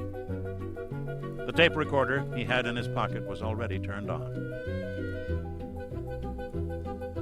Hunsen, Federal Republic of Germany. "If I continue the attack, we'll be destroyed here," Alexeyev protested. "I have 2 full divisions on my flank, and I have a report that American tanks are at Alfeld." "Impossible," Sinkwest replied angrily. "The report came from Major Sergetov. He saw them arrive. I have ordered him to Stendal to make his report to you personally. I have 26th Motor Rifle approaching Alfeld now. If any Americans are present, they'll handle matters." That's a Category C unit, Alexeyev thought. Reservists, short on equipment, out-of-date training. "What progress have you made on the crossing?" 2 regiments across, a 3rd moving now. Enemy air activity has picked up. Damn it, I have enemy units in my rear. "Get back to Stendal, Pasha. Bergovoy is in command at Hunsen. I need you here." "I'm being relieved. I'm being relieved of my command." "Understood, Comrade General," Alexeyev replied. He switched off the radio. "Can I leave my troops this vulnerable to counterattack? Can I forego warning my commanders?" Alexeyev slammed his fist on the work table. "Get me General Bergovoy." Alfeld, Federal Republic of Germany. It was too far for artillery support from the NATO lines, and they'd been forced to leave their own guns behind. McCall trained his gun sights through the haze and saw the advancing Russian formations. He estimated 2 regiments. That made it a division-sized attack in the classic 2-up, 1-back fashion. I don't see any SAM launchers up front. The colonel in overall command started giving his orders over the command circuit. Friendly air was coming in. Apache attack choppers popped up right behind the Cavs' positions. They moved south to flank the advancing Russian vehicles, jinking and skidding as they launched their Hellfire missiles into the leading echelon of tanks. Their pilots sought out missile-launch vehicles, but found none. Next came the A-10s. The ugly twin-engine aircraft swooped low, free for once of the SAM threat. Their rotary cannon and cluster bombs continued the job of the Apaches. "They're coming in dumb, boss," the gunner commented. "Maybe they're green, Woody." "Okay by me." The Bradleys on the eastern edge of the town engaged next with their missiles. The leading Soviet ranks were savaged even before they came into range of the tanks over the river. The attack began to falter. The Russian tanks stopped to shoot. They popped smoke and shot wildly from inside it. A few wild rounds landed close to McCall's position, but they were not aimed shots. The attack was stopped 2 kilometers short of the town. "Head north," Alexeyev said over the headset. "Comrade General, if we head north," the pilot started to say. "I said head north." "Keep low," he added. The heavily armed Mi-24 swooped low abruptly. Alexeyev's gorge rose in his throat as the pilot tried to get even with him for giving the stupid, dangerous order. He sat in the back, hanging onto the seatbelt and leaning out the left side door to see what he could. The helicopter jinked violently left and right, up and down. The pilot knew the dangers here. "There," Alexeyev called. 10 o'clock. I see. American or German? Tanks at 10 o'clock. I see some missile vehicles too, Comrade General. Do you wish to see them more closely?" the pilot inquired acidly. He brought the chopper down a wooded road, barely 2 meters above the pavement as he dipped out of sight. "That was at least a battalion," the general said. "I'd say more," the pilot commented. He was at full power, his nose low for maximum speed, and his eyes scanned ahead for enemy aircraft. The general fumbled with his map. He had to sit down and strap in to use both hands on it. "My God, this far south?" "As I told you," the pilot answered over the intercom, "they have staged a breakthrough." "How close can you go to Alfeld?" "That depends on how much the general wishes to be alive tonight." Alexeyev noted the fear and anger in the words, and reminded himself that the captain flying this helicopter was already twice a hero of the Soviet Union for his daring over the battlefield. "As close as you think safe, Comrade Captain. I must see for myself what the enemy is doing." "Understood. Hang on. It will be a very rough ride." The Mi-24 jumped up to avoid some power lines, then dropped again like a stone. Alexeyev winced at how close to the ground they stopped. "Enemy aircraft overhead. Look like the Devil's Cross. 4 of them heading west." They passed over not a road, Alexeyev thought, a grassy strip with tracked vehicles on it. The grass had been churned to bare dirt. He checked his map. This route led to Alfeld. "I will cross over the line and approach Alfeld from the east. That way we'll be over friendly troops if anything happens," the pilot advised. Immediately thereafter, the aircraft jumped up and down again. Alexeyev caught a glimpse of tanks on the ridge as they raced past. Many of them. A few strings of tracer bullets reached out at the chopper but fell behind. "Quite a few tanks there, Comrade General. I'd say a regimental force. The tank repair yard is to the south. What's left of it. Shit! Enemy helicopters to the south." The aircraft stopped and pivoted in the air. There was a roar as an air-to-air missile leaped off the wingtip. Then the Mi-24 started moving again. It jinked up, then down hard, and the general saw a smoke trail go overhead. "That was close." "Did you get him?" "Does the general wish me to stop and see?" "What's that? That wasn't here before." The chopper stopped briefly. Alexeyev saw burning vehicles and running men. The tanks were old T-55s. This was the counterattack he'd been told about. Smashed. A minute later, he saw vehicles assembling for another effort. "I've seen enough. Straight to Stendal as fast as you can." The general leaned back with his maps and tried to formulate a clear picture of what he'd seen. Half an hour later, the helicopter flared and landed.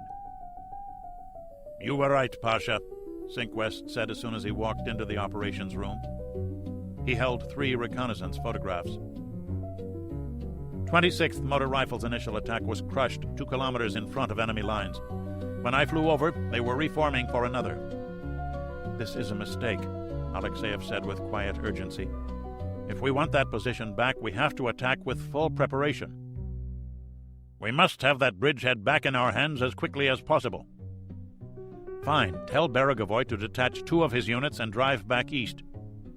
"We can't abandon the Weser crossing." "Comrade General, either we pull those units back or we let NATO destroy them in place. That is the only choice we have at the moment." "No. Once we get Alfeld back, we can reinforce. That will defeat the counterattack on their flank and allow us to continue the advance." "What do we have to strike Alfeld with?" 3 divisions are en route now." Alexeyev scanned the unit designations on the map. "They're all C formations." "Yes, I had to divert most of my B units north. NATO counterattacked at Hamburg as well." "Cheer up, Pasha. We have many C units coming onto the front." Wonderful. All these old, fat, out-of-practice reservists are marching to a front held by battle-seasoned troops. Wait until all 3 divisions are in place. Get their artillery up front first so that we can pound the NATO positions. What about Gronau? The Germans crossed the line there, but we have them contained. 2 divisions are moving to attack there also. Alexeyev walked over to the main map display and looked for changes in the tactical situation since he'd last been here. The battle lines in the north had not changed appreciably, and the NATO counterattack on the Alfeld-Ruhle salient was only now being posted. Blue flags were at Gronau and Alfeld. There was the counterattack at Hamburg. We've lost the initiative. How do we get it back? The Soviet army had started the war with 20 A divisions based in Germany, with another 10 moved in at the start, and more since. All of them had now been committed to battle, many pulled off the line due to losses. The last reserve of the full-strength formations was at Ruhle, and they were about to be trapped. Beregovoy was too good a soldier to violate orders, even though he knew his forces had to be pulled back before they were irretrievably cut off. We must abandon the attack. If we press on, those divisions will be trapped behind 2 rivers, not just 1. The attack is a political and military necessity, Sinkwest answered. If they push forward, NATO will have to draw forces off this attack to defend the Ruhr. Then we'll have them. Alexeyev didn't argue further. The thought that came to him felt like a blast of cold air on exposed skin. Have we failed? USS Independence. Admiral, I need to see somebody in the MAF. Who? Chuck Lowe. He's a regimental commander. Before he took it over, we worked together on Sinclair's intelligence staff. Why not? He's good, Admiral.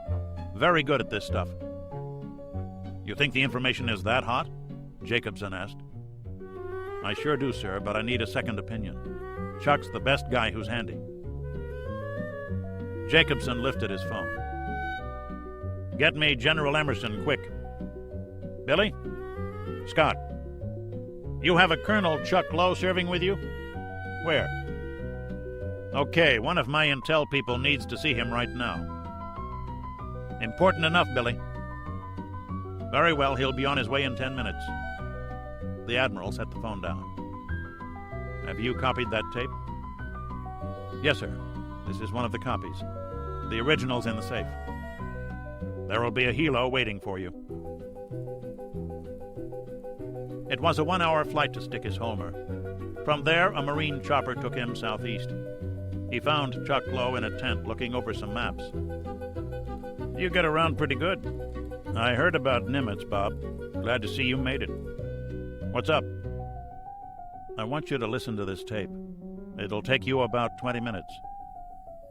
Toland explained who the Russian was. He handed over a small Japanese personal tape player with earphones. The 2 officers walked out of the tent to a relatively quiet place. Twice, Lowe rewound the tape to repeat a section. "Son of a bitch," he said quietly when it was finished. He thought we already knew. Colonel Lowe stooped down to pick up a rock. He hefted it in his hand for a moment, then hurled it as hard as he could. "Why not? We assume the KGB is competent. Why should they assume that we're not? We had the information all along, and we blew it." His voice was full of wonder and disgust.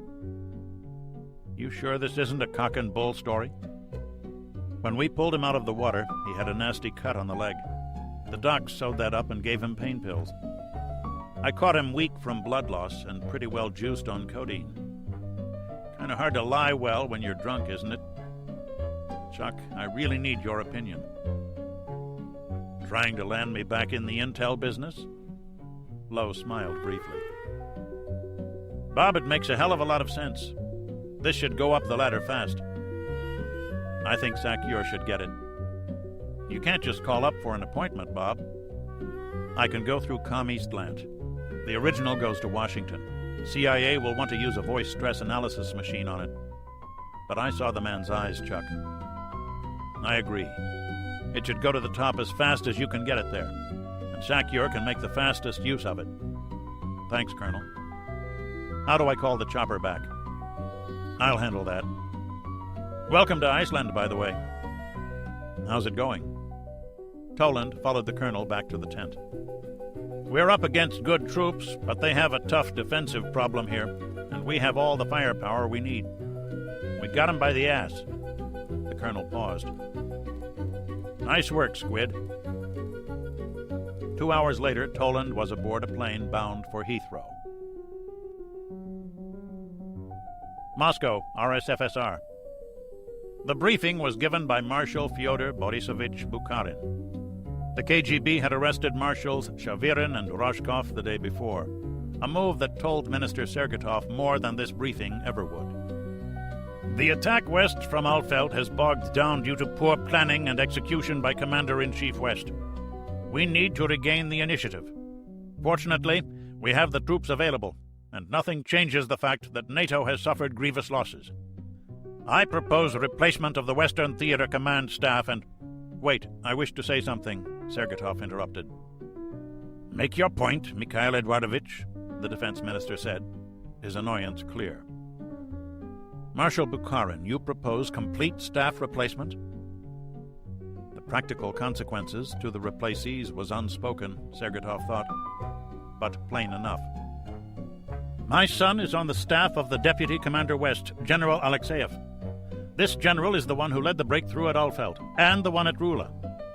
He's been wounded twice and had his helicopter shot down by enemy fighters, after which he commandeered a truck and raced to the front to lead yet another successful attack. He's the only effective general we have that I know of, and you want to replace him with someone unfamiliar with the situation? What madness is this?" he asked angrily. The Minister of the Interior leaned forward. "Just because your son is on his staff?" Sergetov's face went beet red. "Just because my son, you say? My son is at the front serving the state. He's been wounded and barely escaped death when he was shot down at his general's side. Who else at this table can say that, comrades? Where are your sons?" He pounded on the table in rage. Sergetov concluded in a softer voice, wounding his colleagues in a way that mattered, really mattered. "Where are the communists here?" There was a brief but deadly silence. Sergetov knew that he had either ended his political career or boosted it beyond measure. His fate would be decided by whoever spoke next. "In the Great Patriotic War," Pyotr Bromkovsky said with an old man's dignity, "Politburo members lived at the front. Many lost sons. Even Comrade Stalin gave his sons to the state, serving alongside the sons of ordinary workers and peasants. Mikhail Eduardovich speaks well. Comrade Marshal, your evaluation of General Alexeyev, if you please. Is Comrade Sergetov correct in his assessment?" Bukharin looked uneasy.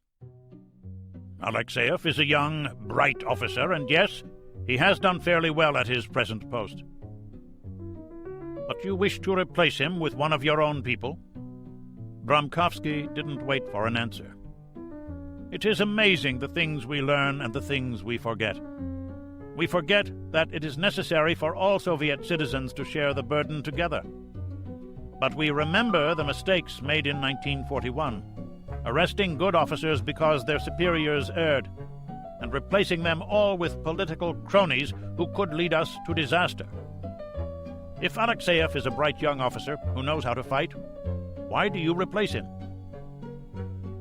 Perhaps we were hasty, the defense minister admitted, watching the mood around the table shift dramatically. I'll get you for this, Mikhail Eduardovich. If you wish to ally yourself with our oldest member, it is fine with me. He won't live forever. Neither will you. That is decided then, the party chairman said. Next, Bukharin. What of the situation on Iceland? There are reports that some enemy troops have landed, but we immediately attacked the NATO fleet. We are waiting now for an assessment of the losses we inflicted. We have to wait for satellite reconnaissance before we can be sure of that. Bukharin knew only what Soviet losses were, and he would not reveal those until he could report favorable strike results. Stendal, German Democratic Republic. They arrived just after dark, the KGB officers in battle dress. Alexeyev was working on deployments of newly arrived C divisions and didn't see them enter Sinkwest's office. 5 minutes later, he was summoned. Comrade General Alexeyev, you are now Commander-in-Chief of the Western Theater of Military Operations, his superior said simply. I wish you luck. Alexeyev felt the hair rise up on his neck at the general's tone. The man was flanked by a pair of KGB colonels wearing the standard KGB battle dress, camouflage cloth tailored in the pattern of a Class A uniform, the state security GB emblem shoulder boards. It was an institutional form of arrogance that suited the KGB as perfectly as the look on the colonels' faces. What do I say? What can I do? This is my friend. The former Commander-in-Chief of the Western Theater of Military Operations said it for him. Goodbye, Pasha. They took the general out. Alexeyev watched him go, then stop at the door.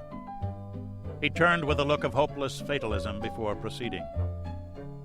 Alexeyev's last sight was of the general's pistol belt, the leather flap loose over an empty holster. He turned away and saw on the desk a telex confirming his command status. It told him that he had the complete confidence of the party, the Politburo, and the people. He crumpled it and threw it against the wall. He had seen the same words on the same form a few brief weeks before. The recipient of that message of confidence was now in a car heading east. How long do I have? Alexeyev summoned his communications officer. Get me General Beregovoy. Brussels, Belgium. Sakyur allowed himself a meal. He'd lost 10 pounds since the war had begun by subsisting on coffee and sandwiches and stomach acid. Alexander had commanded armies in his teens and 20s. Maybe that's why he did so well, the general thought. He was young enough to stand it. It was working. The Cav was at Alfeld. The Germans were firmly in control of Gronau and Bruggen, and unless Ivan reacted quickly, his divisions on the Weser were in for a very nasty surprise. The door to his office opened. It was his German intelligence officer. Excuse me, Herr General, I have a naval intelligence officer here. Is it important, Joachim? Yeah. Sakyur looked down at his plate. Show him in. The general was not impressed. The man was dressed in his shipboard khakis. Only a very sharp eye could see where the creases used to be. General, I'm Commander Bob Toland. Until a few hours ago, I was on the threat team with Strike Fleet Atlantic. How's it going on Iceland? The air attack on the fleet was chewed up, sir. There's still the submarine problem to deal with, but the Marines are moving. I think we'll win this one, General. Well, the more subs they send after the carriers, the fewer go after my convoys. That's one way to look at it, Toland thought. Admiral, we captured a Russian fighter pilot. He comes from an important family. I interrogated him. Here's the tape. I think we know why the war started. Joachim, did you check his data? No, sir. He has already briefed Iceland, and Admiral Beatty wanted the data to come directly to you. Sakyur's eyes narrowed. Let's hear it, son. Oil.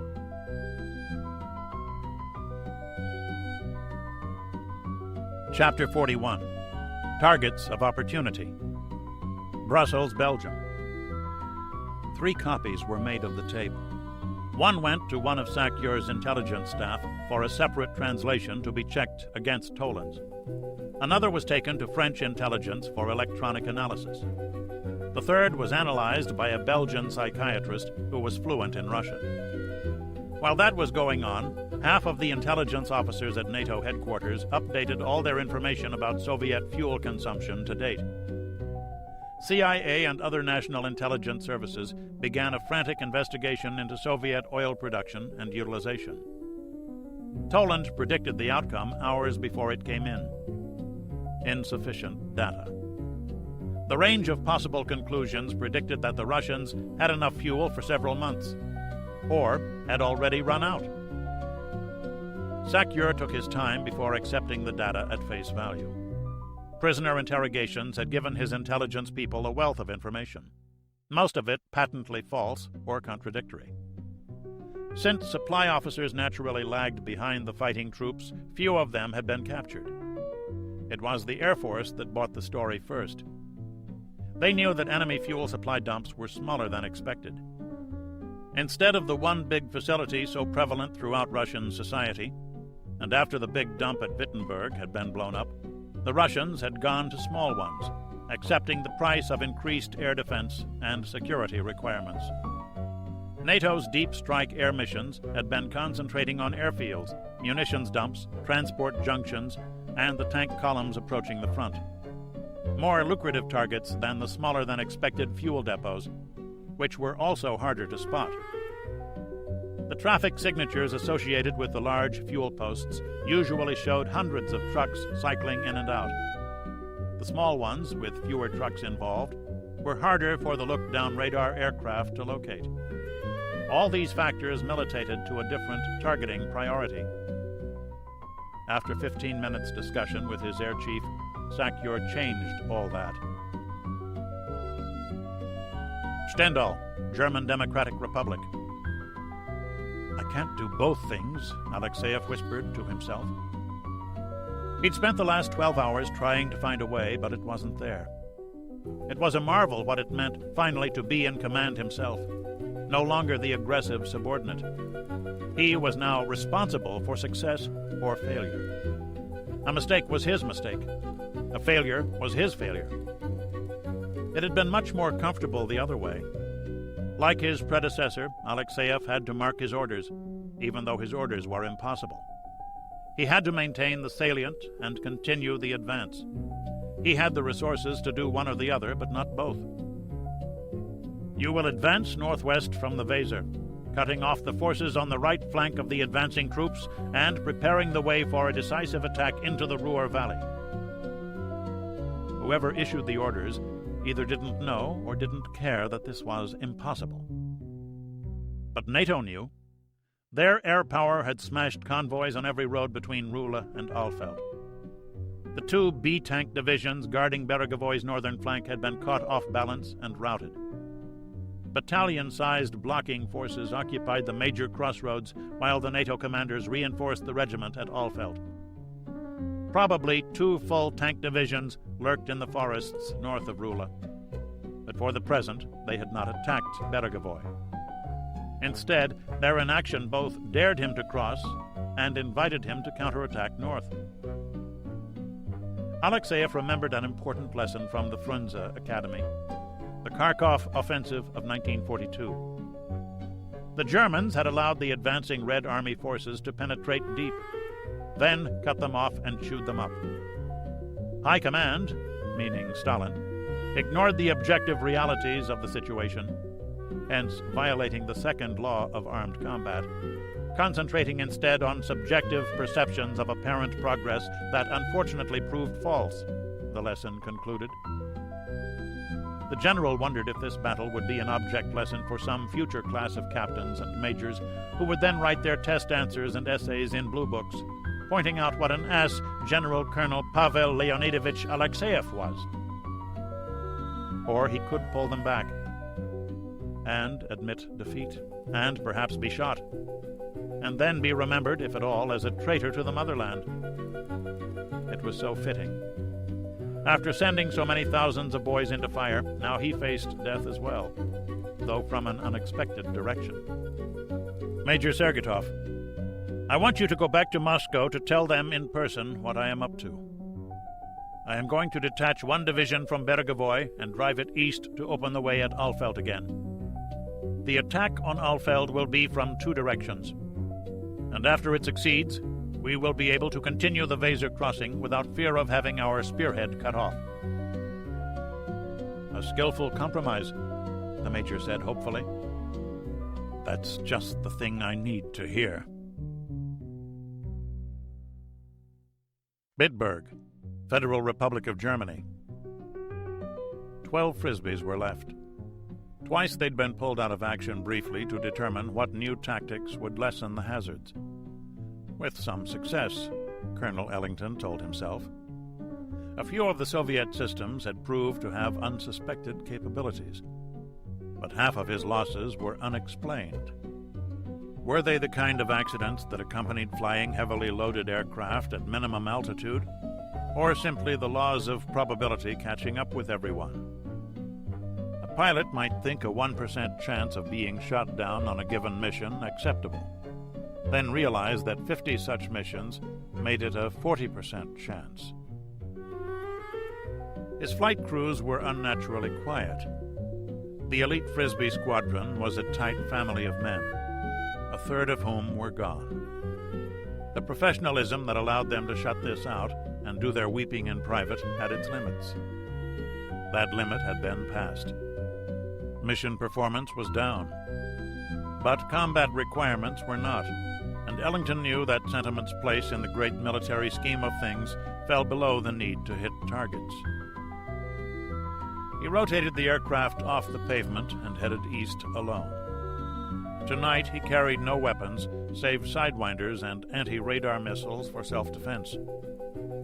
His F-19A was burdened with fuel tanks instead of bombs. He settled to an initial flight altitude of 3,000 feet and checked his instruments, making a slight adjustment in the aircraft's trim before starting a slow descent to 500 feet. That was his altitude on crossing the Weser. "Got some activity on the ground, Duke," Isley reported. "Looks like a column of tanks and troop carriers heading northeast on Highway 64. Reported in. In this sector, everything that moved was a target. A minute later, they crossed the Lina north of Alfeld. They could see the distant flashes of artillery, and Ellington banked left to keep clear. A 6-inch shell in its ballistic arc didn't care if the Frisbee was invisible or not. This ought to be safer than a strike mission, Ellington told himself.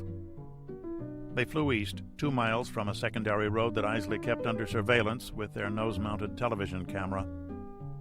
The threat warning receiver was lit up from SAM radars sweeping the sky for intruders. "Tanks," he said quietly. "Lots of them." "Moving?" "Don't think so. Looks like they're sitting alongside the road near the tree line." "Wait, missile launch warning. SAM, 3 o'clock. Ellington pushed the stick down and to the left.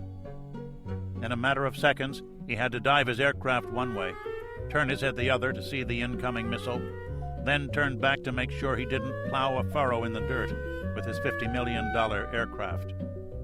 All he saw of the SAM was a yellow-white gout of flame, and it was heading for him. As soon as he leveled out, he wrenched the Frisbee into a hard right turn. In the back, Isley had his eyes on the missile.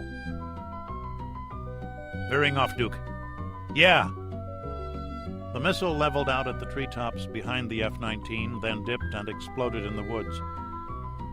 The instruments say that was an SA-6. The search radar is 1 o'clock and very close. Okay, Ellington said. He activated a single sidearm anti-radar missile and fired it at the transmitter from a range of 4 miles. The Russians were slow to detect it. Ellington saw the detonation. Take that, Darth Vader. I think you're right on how they're getting us, Duke. Yeah. The Frisbee was designed to defeat overhead radars. Something looking up had a much better chance of detecting them. They could defeat that by flying very low, but then they couldn't see as well as they wanted to see. He turned for another look at the tanks. How many you think, Don? Lots, over 100. Tell him. Ellington turned back north while Major Isley made his report. In minutes, some German Phantom jets would visit the tank assembly point. That many tanks sitting still probably meant a fueling point, he thought. Either the fuel trucks were already there, or they were en route. Fuel trucks were now his primary targets. A surprising change after weeks of going for supply dumps and moving columns. What's that? Trucks dead ahead. The Duke watched the enhanced view on his head-up display. A long line of fuel trucks traveling in a tight column, blacked out and moving fast. The curved metal tops made the identification easy. He turned the fighter again to circle 2 miles from the road. Isley's infrared picture showed the glow of engines and exhaust piping, hotter than the cool night air. It was like a procession of ghosts down the tree-lined road. I count 50 or so, Duke, and they're heading for that tank park. 5,000 gallons per truck, Ellington thought. 250,000 gallons of diesel fuel. Enough to fill every tank in 2 Soviet divisions. Isley called that one in also. Shade 3, the AWACS controller radioed back. We have 8 birds en route. ETA 4 minutes. Orbit and evaluate. Ellington did not acknowledge. He put his aircraft right down on the treetops for several minutes, wondering how many trees had Russian soldiers standing nearby with their SA-7 handheld missiles. A long time since he'd flown over Vietnam. A long time since he'd first realized that random chance could reach up into the sky and end his life despite all his skill. His years of peacetime flying had allowed him to forget that. Ellington never thought an accident could kill him. But one man with an SA-7 could, and there was no way to know when he was flying over one. Stop thinking about that, Duke. The Royal Air Force Tornadoes swept in from the east. The lead aircraft dropped his cluster bombs in front of the column. The rest swept over the road at a shallow angle, raining the bomblets on the convoy. Trucks exploded, sending burning fuel high into the air. Ellington saw the silhouettes of 2 fighter bombers against the orange flames as they headed west for home. The fuel spread out on both sides of the road, and he watched the undamaged trucks stop and turn, desperately trying to escape the conflagration. Some were abandoned by their drivers. Others steered clear of the fire and tried to continue north. A few succeeded. Most bogged down, too heavily loaded to move on the soft earth. Tell them they got about half. Not bad at all. A minute later, the Frisbee was ordered northeast again. In Brussels, the radar signals downlinked from the ground search radar aircraft plotted the fuel convoy's path.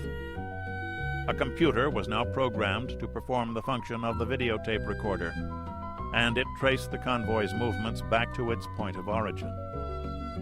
8 more attack aircraft headed toward this patch of woods. The Frisbee got there first. "I show Sam radars, Duke," Isley said. "I'll call it one battery of SA-6 and another of SA-11. They must think this place is important." "And 100 little bastards with handheld SAMs," Ellington added. "ETA on the strike?" 4 minutes. 2 batteries of SAMs would be very bad news for the strike aircraft. "Let's cut those odds down some." Isley singled out the SA-11 search acquisition radar. Ellington headed toward it at 400 knots, using a road to travel below the trees until he was 2 miles away. Another sidearm dropped off the airframe and rocketed toward the radar transmitter. At the same moment, 2 missiles came their way. The Duke applied maximum power and turned hard to the east, dropping chaff and flares as he did so. One missile went for the chaff and exploded harmlessly.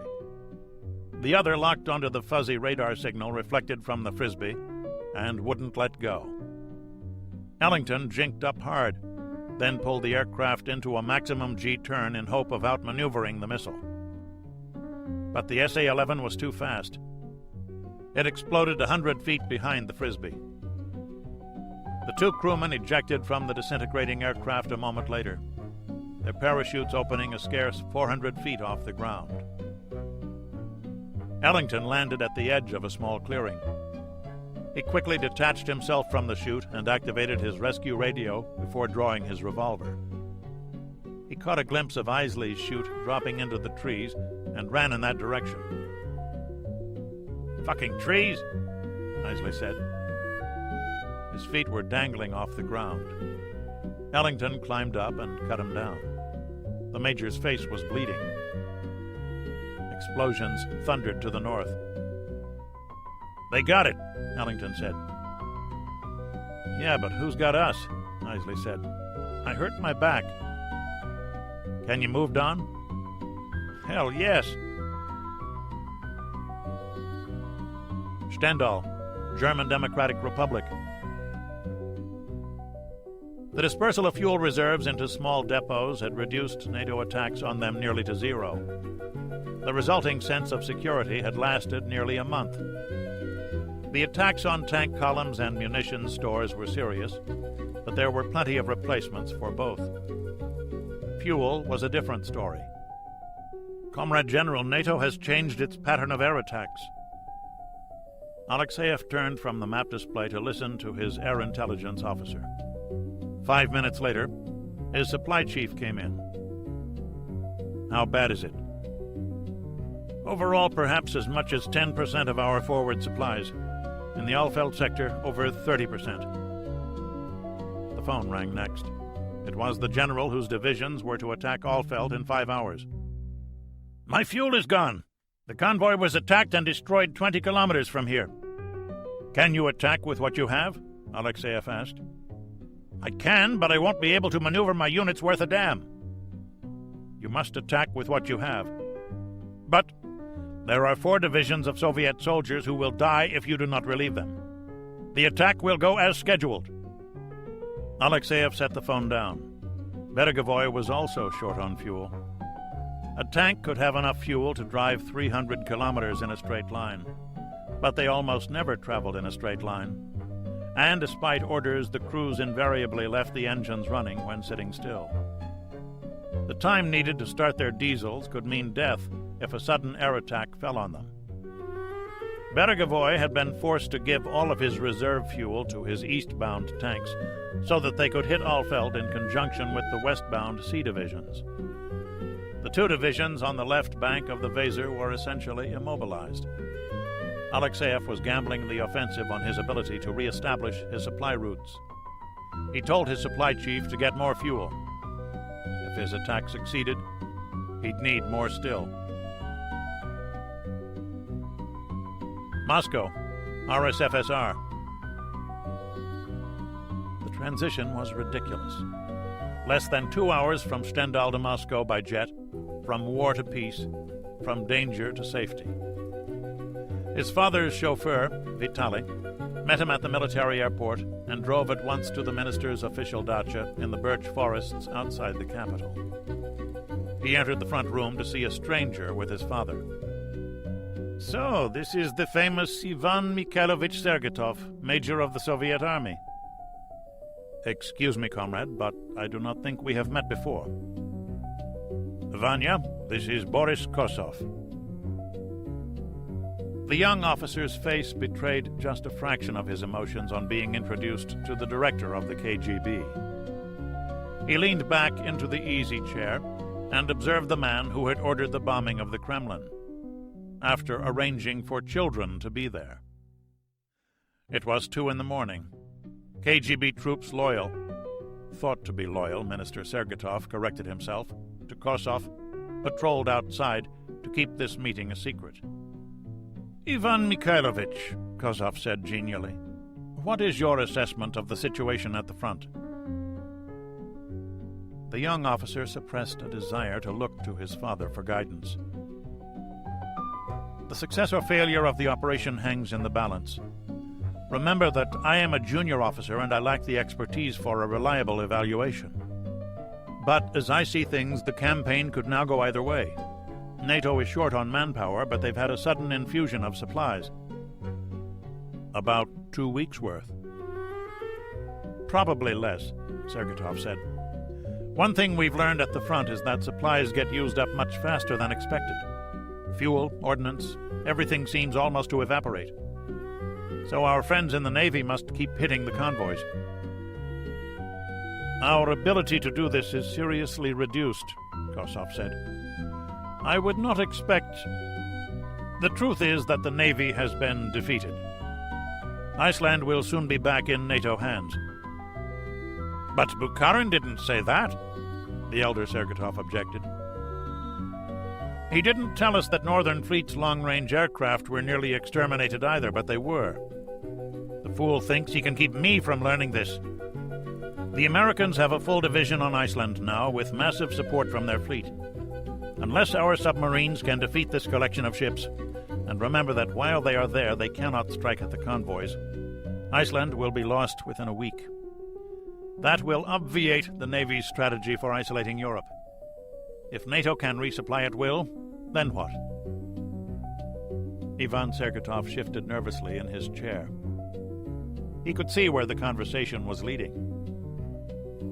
Then, possibly, we have lost. Possibly, Kosov snorted. Then we are doomed. We will have lost our war against NATO. We still have only a fraction of our energy needs, and our armed forces are a shadow of their former selves. And what will the Politburo do then? But if the all-felt offensive succeeds... Both Politburo men ignored this statement. What of the secret German negotiations in India? Minister Sergetov asked. You noted that the foreign minister glossed over that. Kosov smiled wickedly. He was a man born to conspiracy. They have not changed their bargaining position a dot. At most, it was a hedge against the collapse of NATO forces. It might also have been a trick from the beginning. We're not sure. The KGB chief poured himself a glass of mineral water. The Politburo meets in 8 hours. I will not be there. I feel an angina attack coming on from my damaged heart. So, Larionov will deliver your report? Yes. Kosov grinned. Poor Joseph. He is trapped by his own intelligence estimates. He will report that things are not going according to plan, but still going. He will say that NATO's current attack is a desperate attempt to forestall the all-felt offensive, and that the German negotiations still hold promise. I should warn you, Major, that one of his men is on your staff. I know his name, but I have not seen his reports. It was probably he who provided the information that got the former commander arrested and put your general in his place. What will happen to him? The officer asked. That is not your concern, Kosov answered coldly. A total of 7 senior officers had been arrested in the past 36 hours.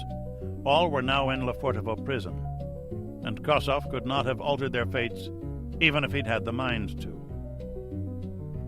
Father, I need to know the fuel situation. We are down to minimum national reserves.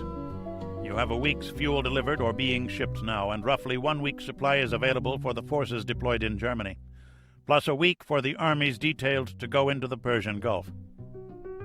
So tell your commander that he has 2 weeks to win the war. If he fails, it will mean his head. Larionov will blame the army for his own intelligence mistakes. Your life will be in danger too, young man. Who is the KGB spy on our staff? The theater operations officer. He was co-opted years ago, but his control officer is in the Larionov faction. I don't know exactly what he is reporting. General Alexeyev is. Technically, he's violating orders by taking a unit on the Weser and sending it east to relieve Alfeld. Then he is already in danger, and I cannot help him. Not without tipping my hand. Vanya, you should return now. Comrade Kosov and I have other things to discuss. Sergetov embraced his son and walked him to the door. He watched the red taillights disappear behind the birch trees. I don't like using my own son in this. Whom else can you trust, Mikhail Eduardovich? The Rodina faces possible destruction. The party leadership has gone mad, and I don't even have full control of the KGB. Don't you see? We have lost. We must now save what we can. But we still hold enemy territory. Yesterday does not matter. Today does not matter. What matters is 1 week from today. What will our defense minister do when it becomes obvious even to him that we have failed? Have you considered that? When desperate men realize they have failed, and those desperate men have control of atomic weapons, then what? Then what indeed? Sergetov wondered. He pondered 2 more questions. What do we, do about it? Then he looked at Kosov and asked himself the second. Alfeld, Federal Republic of Germany. The Russians were not responding very fast, McCall was surprised to see. There had been air attacks and several vicious artillery bombardments during the night, but the expected ground assault hadn't materialized. For the Russians, this was a crucial mistake. More ammunition had arrived, bringing them to full loads for the first time in weeks. Better still, a full brigade of German Panzer Grenadiers had reinforced the depleted troopers of the 11th Cav. And McCall had learned to trust these men as he trusted his tank's composite armor. Their defensive positions were arrayed in depth to the east and west. The armored forces pushing down from the north could now support Alfeld with their long-range guns. Engineers had repaired the Russian bridges on the Lena, and McCall was about to move his tanks east to support the mechanized troops guarding the rubble that was Alfeld. It was strange crossing the Soviet Ribbon Bridge. It was strange to be moving east at all, McCall thought, and his driver was nervous, crossing the narrow, flimsy-looking structure at 5 miles per hour. Once across, they moved north along the river, swinging around the town. It was raining lightly, with fog and low-hanging clouds. Typical European summer weather that cut visibility to under 1,000 yards. He was met by troops who guided the arriving tanks to selected defensive positions. The Soviets had helped for once. In their constant efforts to clear the roads of rubble, they'd given the Americans neat piles of brick and stone about 2 meters high, almost exactly the right size for tanks to hide behind. The lieutenant dismounted from his vehicle to check the placement of his 4 tanks, then conferred with the commander of the infantry company he was detailed to support. There were 2 battalions of infantry dug in deep and hard on the outskirts of Alfeld, supported by a squadron of tanks. He heard the overhead whistling of artillery shells, the new kind that dropped mines on the fog-shrouded battlefield ahead of him. The whistling changed as he mounted his tank. Incoming. Stendal, German Democratic Republic. It's taken too long to get them moving, Alexeyev growled to his operations officer. It's still 3 divisions, and they are moving now. But how many reinforcements have arrived? The operations man had warned Alexeyev against trying to coordinate a two-pronged attack, but the general had stuck to the plan. Beregevoy's A tank division was now in place to strike from the west, while the 3 C reserve divisions hit from the east. The regular tank force had no artillery. They'd had to move too fast to bring it. But 300 tanks and 600 personnel carriers were a formidable force all by themselves, the general thought. But what were they up against? And how many vehicles had been destroyed or damaged by air attack on the approach march? Sergetov arrived. His Class A uniform was rumpled from his traveling. "And how was Moscow?" Alexeyev asked. "Dark, Comrade General."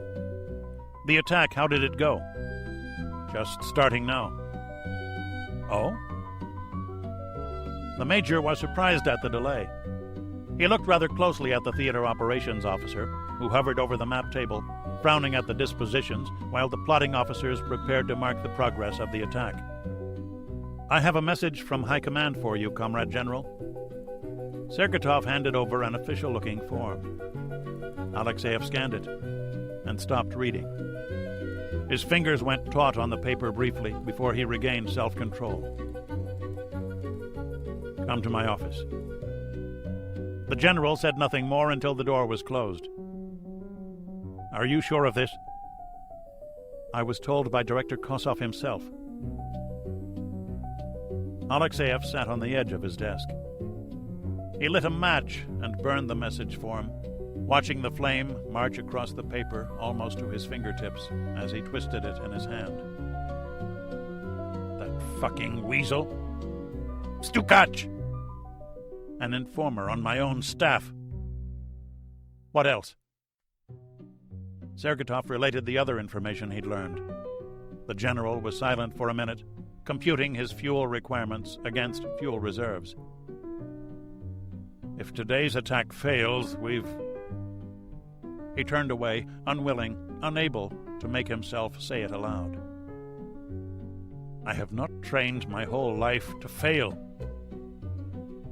He remembered the first notice he'd had of the campaign against NATO.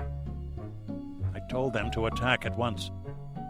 I told them that we needed strategic surprise, and that we'd have difficulty achieving it if we waited so long. I told them that we'd have to close the North Atlantic to prevent resupply of the NATO forces. So, now that we've accomplished none of these, my friend is in a KGB prison, and my own life is in jeopardy because I may fail to do what I told them we could not do. Because I was right all along. Come now, Pasha. Why should the Politburo listen to its soldiers when it can just as easily shoot them?"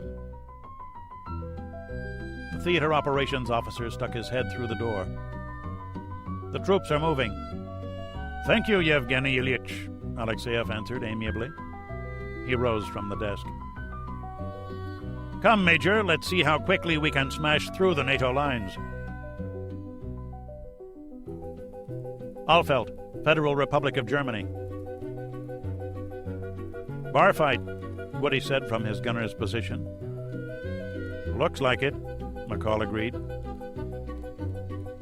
They'd been told to expect 2 or 3 Soviet reserve divisions.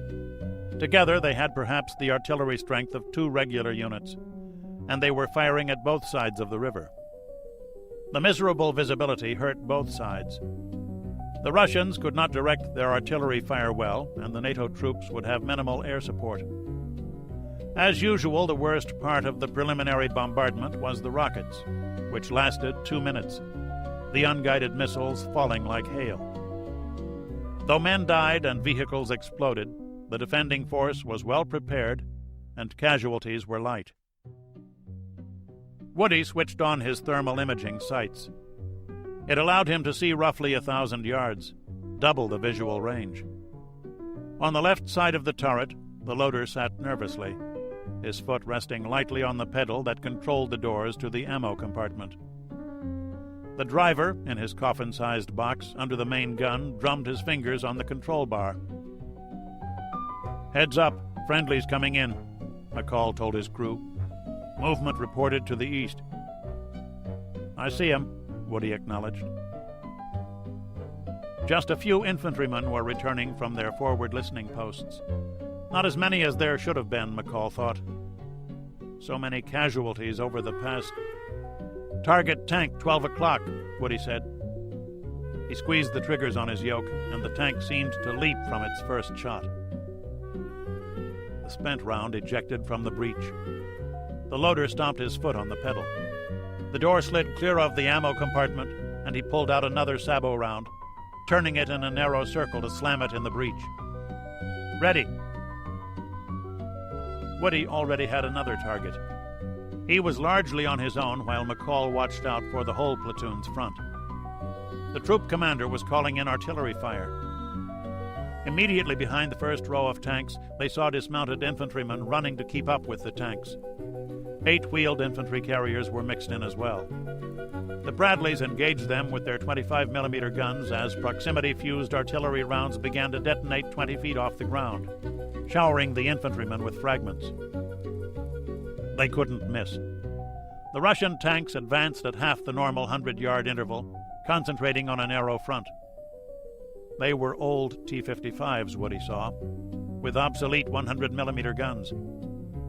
He killed 3 before they could even see the NATO positions. One shell landed in the stone pile ahead of their tank, sending a mix of steel fragments and stone chips over the vehicle. Woody dispatched that tank with a heat round. Smoke rounds began falling. They didn't help the Russians at all. The electronic sights on the NATO vehicles saw right through it. More artillery fire landed on the Cav now that the Russians could see well enough to direct fire in on their positions. And that began an artillery duel as NATO guns searched for the Russian batteries. "Antenna tank, sabot!" The gunner locked his sights on the T-55 and fired. The round missed this time, and they reloaded another round. The second shot blew the turret into the sky. The thermal sight showed the bright dots of anti-tank missiles running downrange, and the fountaining explosions of the vehicles they hit. Suddenly, the Russians stopped. Most of the vehicles died in place, but some turned and ran off. "Cease fire! Cease fire!" McCall told his platoon. "Report in." 3-2 has a track blown off, one replied. The others were intact, protected by their stone revetments. 9 rounds fired, boss, Woody said. McCall and the loader opened their hatches to vent the acrid propellant smell out of the turret. The gunner pulled off his leather helmet and shook his head. His sandy hair was filthy. "You know, there's one thing I miss from the M60. "What's that, Woody?" "We ain't got no hatch in the bottom. Nice to be able to take a piss without climbing outside." "Did you have to say that?" the driver moaned. McCall laughed. It was a moment before he realized why. For the first time, they'd stopped Ivan cold, without having to pull back at all. A good thing, since their current position didn't allow for that possibility. And how did the crew react?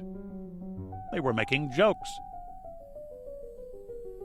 USS Reuben James. O'Malley lifted off again. He was averaging 10 flight hours per day. 3 ships had been torpedoed, 2 more hit by submarine-launched missiles in the past 4 days, but the Russians had paid dearly for that. They'd sent perhaps as many as 20 submarines into Icelandic waters.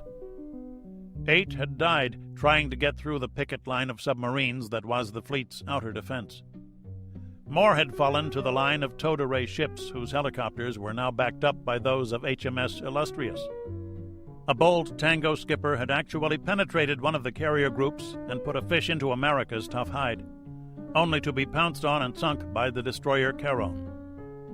The carrier could now make only 25 knots, barely enough to conduct flight operations, but she was still there. Mike Force, Reuben James, Battle-Axe, and Illustrious, was escorting a group of amphibs south for another landing. There were still bears in the woods, and Ivan would go for the amphibious warfare ships as soon as he had the chance. From 1,000 feet, O'Malley could see Nassau and 3 others to the north. Smoke rose from Keflavik. The Russian troops were getting no rest at all. Won't be easy for them to track in on us, Ralston thought aloud.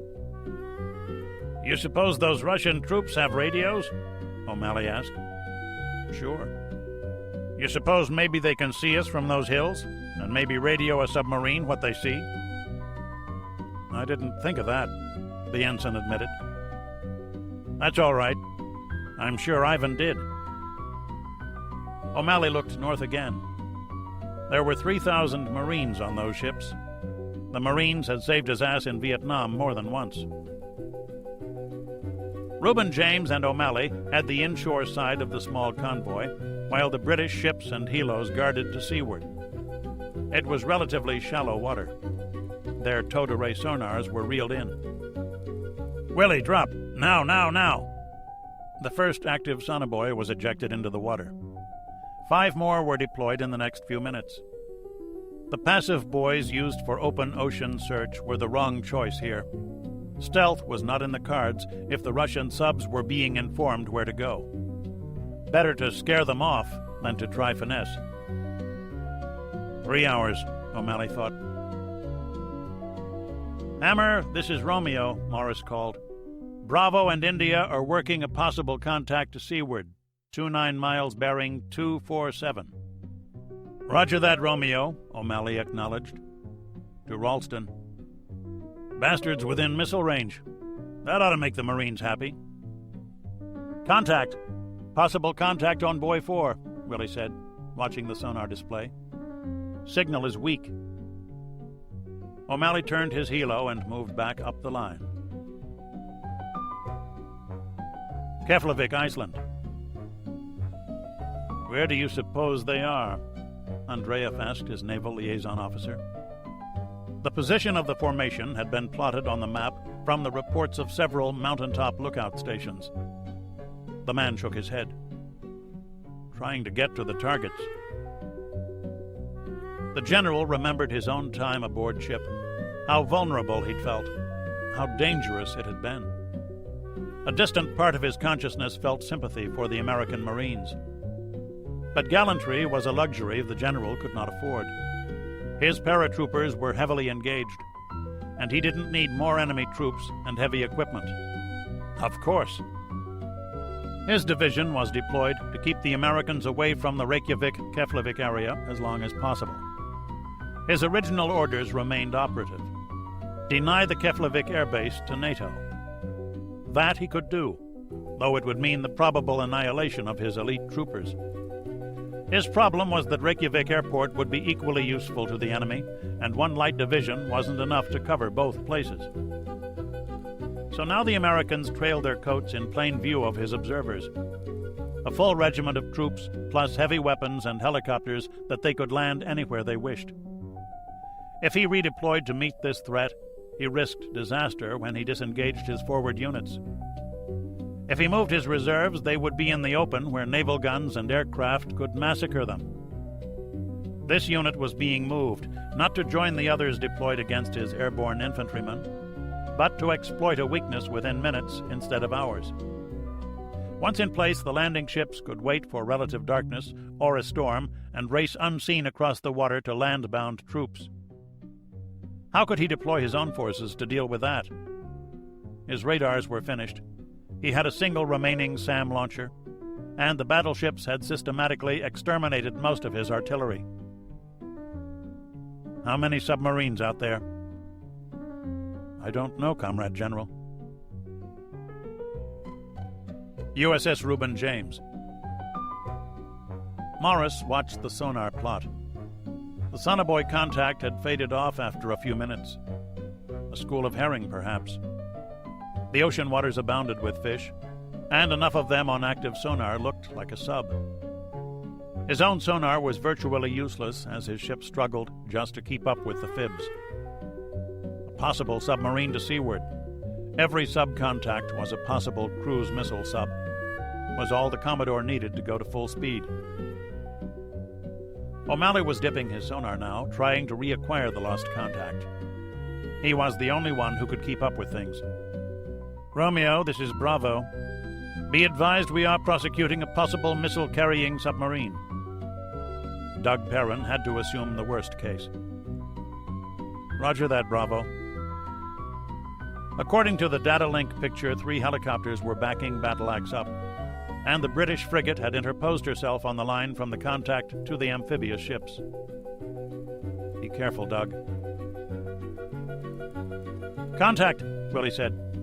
I have an active sonar contact bearing 303, range 2300. O'Malley didn't have to look at his tactical display. The submarine was between him and the fibs. Up, Dome. The pilot hovered while the sonar transducer was winched in. The contact was alerted now. That made it harder.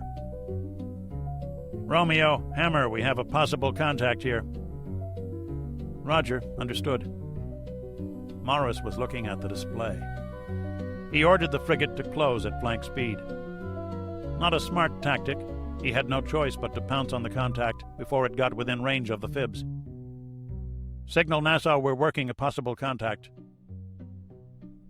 Down Dome, O'Malley ordered. Drop it to 400 and hammer. Willie activated the sonar as soon as the proper depth was reached. He got a screenful of echoes. The transducer was so close to the rocky bottom that nearly 20 rocky spires showed up. A swiftly running tide didn't help matters. Flow noise around the rocks gave numerous false readings on the passive plot also.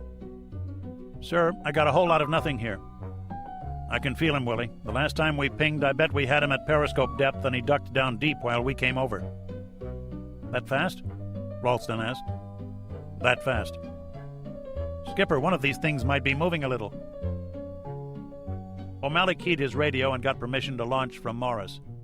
Ralston set the torpedo for circular search, and the pilot dropped it into the sea. The pilot keyed the sonar into his headphones. He heard the whine of the torpedo's propellers, then the high-frequency ping of its homing sonar. It continued to circle for 5 minutes, then switched over to continuous pinging, and exploded.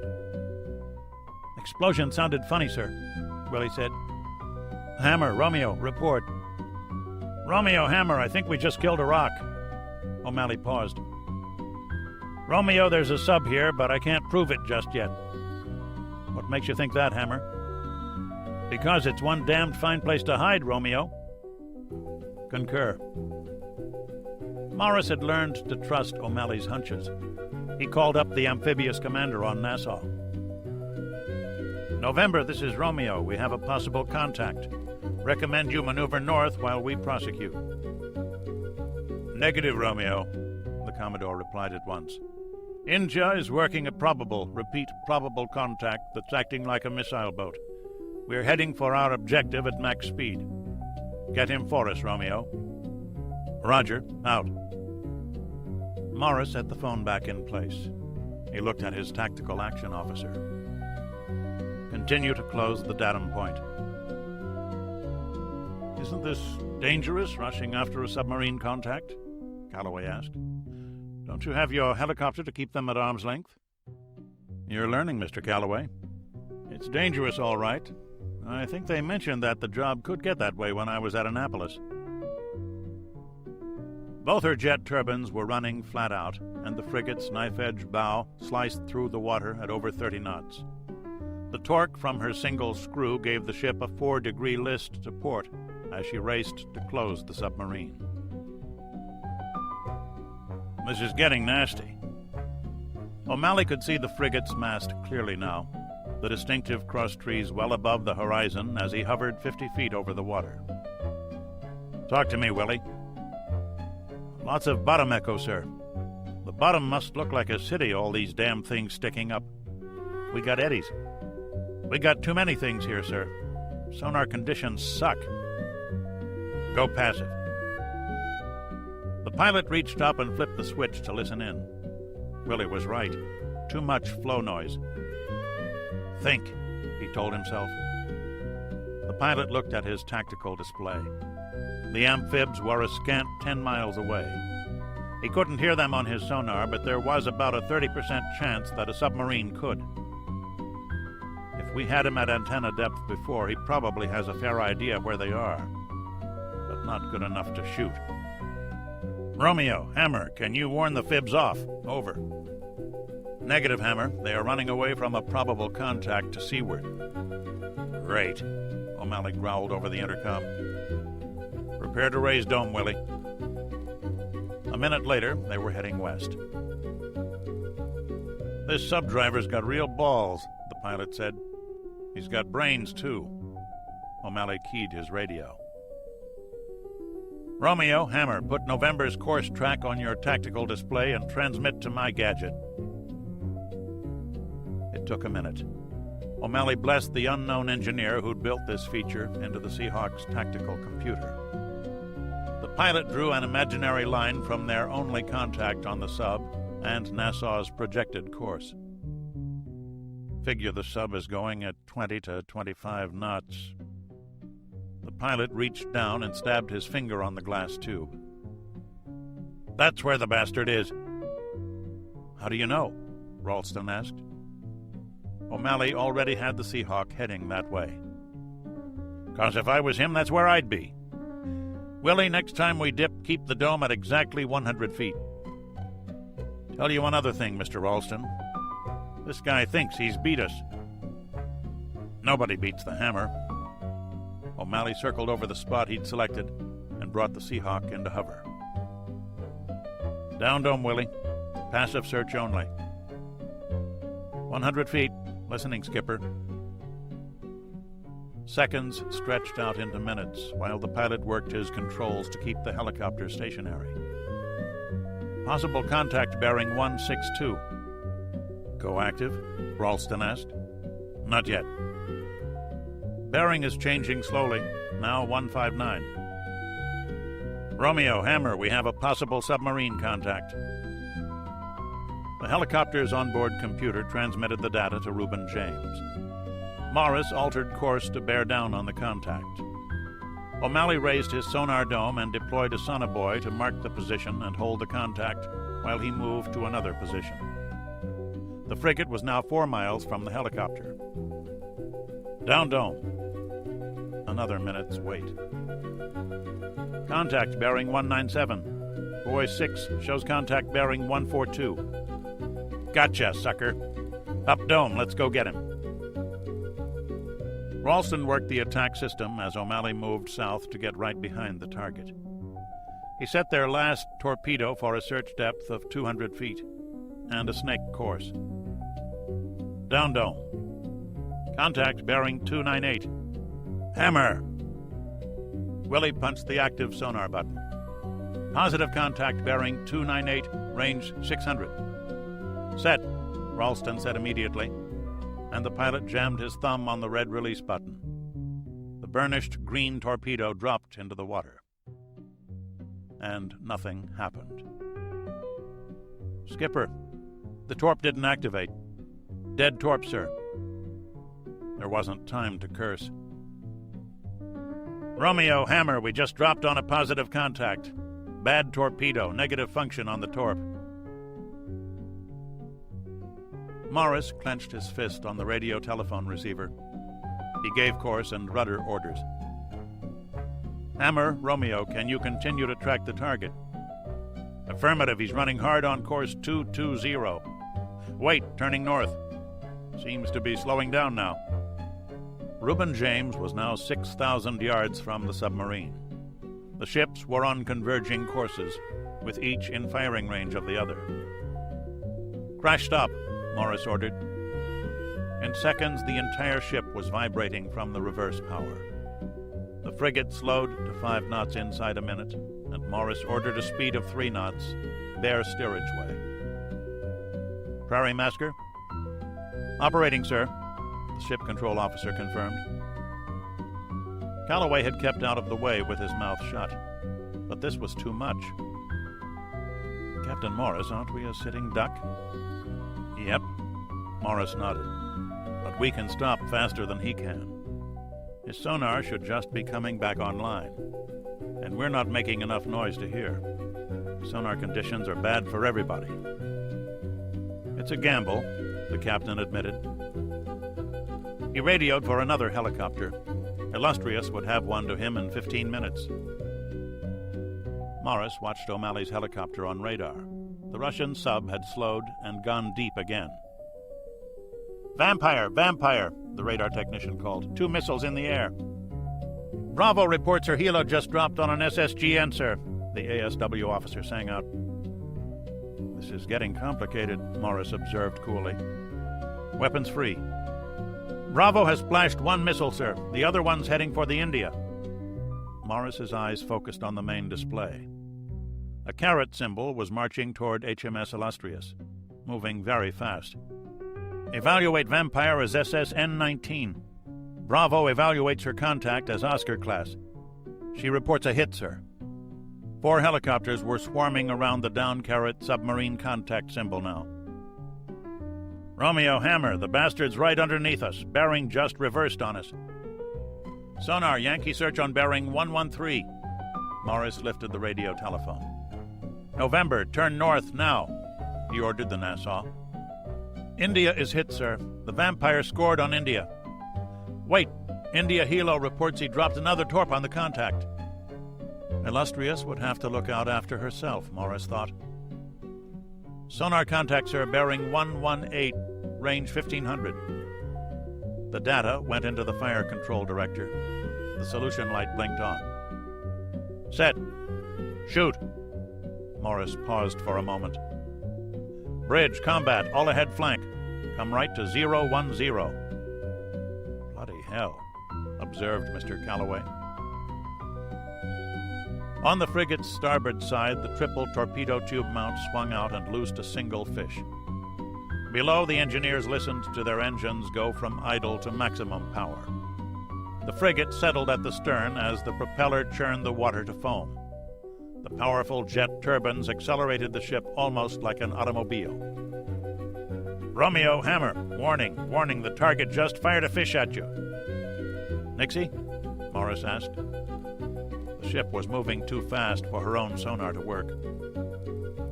One in the water and another ready to stream, sir, a petty officer responded. That's it then, Morris said. He reached into his pocket for a cigarette, looked at it, then tossed the whole pack into a waste can. Romeo, hammer, this contact is a Type 2 engine plant. I evaluate this contact as a Victor class. Now at full speed, turning north. Your torp is pinging the target. We've lost the fish he sent your way. Roger. Stick with the sub, hammer. Aren't you one cool bastard? O'Malley said into the intercom. He could see smoke rising from HMS Illustrious. Idiot, the pilot said to himself. You shouldn't have dropped the first torp. All he could do now was ping. Skipper, the torp just went to continuous ping. It seems to be closing the target. Ping interval is shortening. Hull popping noise. The sub is changing depth again. Coming up, I think. O'Malley saw a disturbance in the water. Suddenly, the spherical bow of the Victor came through the surface. The submarine had lost depth control trying to evade the fish. What followed a moment later was the first warhead explosion O'Malley had ever really seen. The submarine was sliding back down when a plume of water appeared 100 feet from where the bow had poked up. Romeo, hammer, that was a hit. I saw the son of a bitch. Say again, that's a hit. Morris checked with his sonar officer. They hadn't picked up the Russian torpedo's homing sonar. It had missed. Captain Perrin scarcely believed it. The Oscar had taken 3 torpedo hits so far, and still there were no breaking up noises. But the machinery noise had stopped, and he had the submarine on his active sonar. Battle Axe closed at 15 knots when the black shape appeared amid a mass of bubbles on the surface. The captain ran to the bridge and put his binoculars on the Russian ship. The sub was a bare mile away. A man appeared atop the submarine's sail, waving wildly. Check fire, he screamed. Ship control, bring us alongside quick as you can. He didn't believe it. The Oscar showed a pair of jagged rents on her upper hull and floated with a 30-degree list from the ruptured ballast tanks. Men were scrambling out of the sail and the forward deck hatch. Bravo, Romeo, we just killed a Victor-class inshore. Please advise your situation, over. Perrin lifted the phone. Romeo, we have a wounded Oscar on the surface. The crew is abandoning ship. He fired 2 missiles. Our Sea Wolves splashed 1. The other hit India in the bows. We are preparing to conduct rescue operations. Tell November that he may continue his promenade. Over. Way to go, Bravo. Out. He switched channels. November, this is Romeo. Did you copy Bravo's last transmission? Over. Affirmative, Romeo. Let's get this parade to the beach. General Andreev took the report from the observation post himself before handing the radio phone to his operations officer. The American landing ships were now 5 kilometers from Akranis Lighthouse. They'd proceed probably to the old whaling station in Hvalfjordur to wait their chance. We will resist to the end, the KGB colonel said. We'll show them how Soviet soldiers can fight. I admire your spirit, Comrade Colonel. He walked over to the corner and picked up a rifle. Here, you may take this to the front yourself. But, Lieutenant Gasparenko, get the colonel a driver. He's going to the front to show the Americans how Soviet soldiers fight. Andreev watched with dark amusement. The Chekist could not back down. After he was gone, the general summoned his divisional communications officer. All long-range radio transmitters, except for 2, would be destroyed. Andreev knew he could not surrender yet. His troopers would have to pay a bill in blood first, and the general would suffer for every drop. But he knew it would soon reach a point at which further resistance was futile, and he would not sacrifice his men for nothing. Alfeld, Federal Republic of Germany. It was over for a while. The second attack had nearly done it, McCall thought. The Russians had run their tanks flat out and gotten to within 50 yards of the American positions, close enough that their old, obsolete cannon had destroyed half of the troops' tanks. But that attack had faltered on the brink of success, and the third attack at dusk was a half-hearted affair executed by men too tired to advance into the kill zone. He could hear the noise behind him of another action underway. The Germans west of the town were under heavy attack. Stendal, German Democratic Republic. General Beregovoy reports a heavy counterattack from the north, towards Alfeld. Alexeyev accepted the news impassively. His gamble had failed. That's why it's called gambling, Pasha. Now what? It was very quiet in the map room. The junior officers who plotted the movements of friendly and enemy forces had never talked much, and now were not even looking over to the other map sectors. It was no longer a race to see whose forces got to their objectives first. The word you're looking for is gloom, Pasha. The general stood next to his operations officer. Yevgeny Ilyich, I am open to suggestions. He shrugged. We must continue. Our troops are tired. So are theirs. We're throwing inexperienced troops against veterans. We have to change that. We will take officers and NCOs from the A units that are off the line and use them to beef up the C units now arriving. These reservists must have experienced combat soldiers to leaven their ranks, else we send them like cattle to the slaughter. Next, we will temporarily suspend offensive operations. Comrade General, if we do that, we have enough strength for one last hard push. That push will be at the time and place of my choosing, and it will be a fully prepared attack. I will order Beregovoy to escape the best way he can. I cannot trust that order to the radio. Yevgeny Ilyich, I want you to fly to Beregovoy's headquarters tonight. You'll need a good operational brain to assist him. That will be your assignment. I'll give you a chance to redeem yourself, you traitorous bastard. Use it well.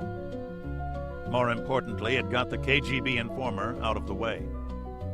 The operations officer walked off to arrange transport. Alexeyev took Sergetov back into his office. You're going back to Moscow.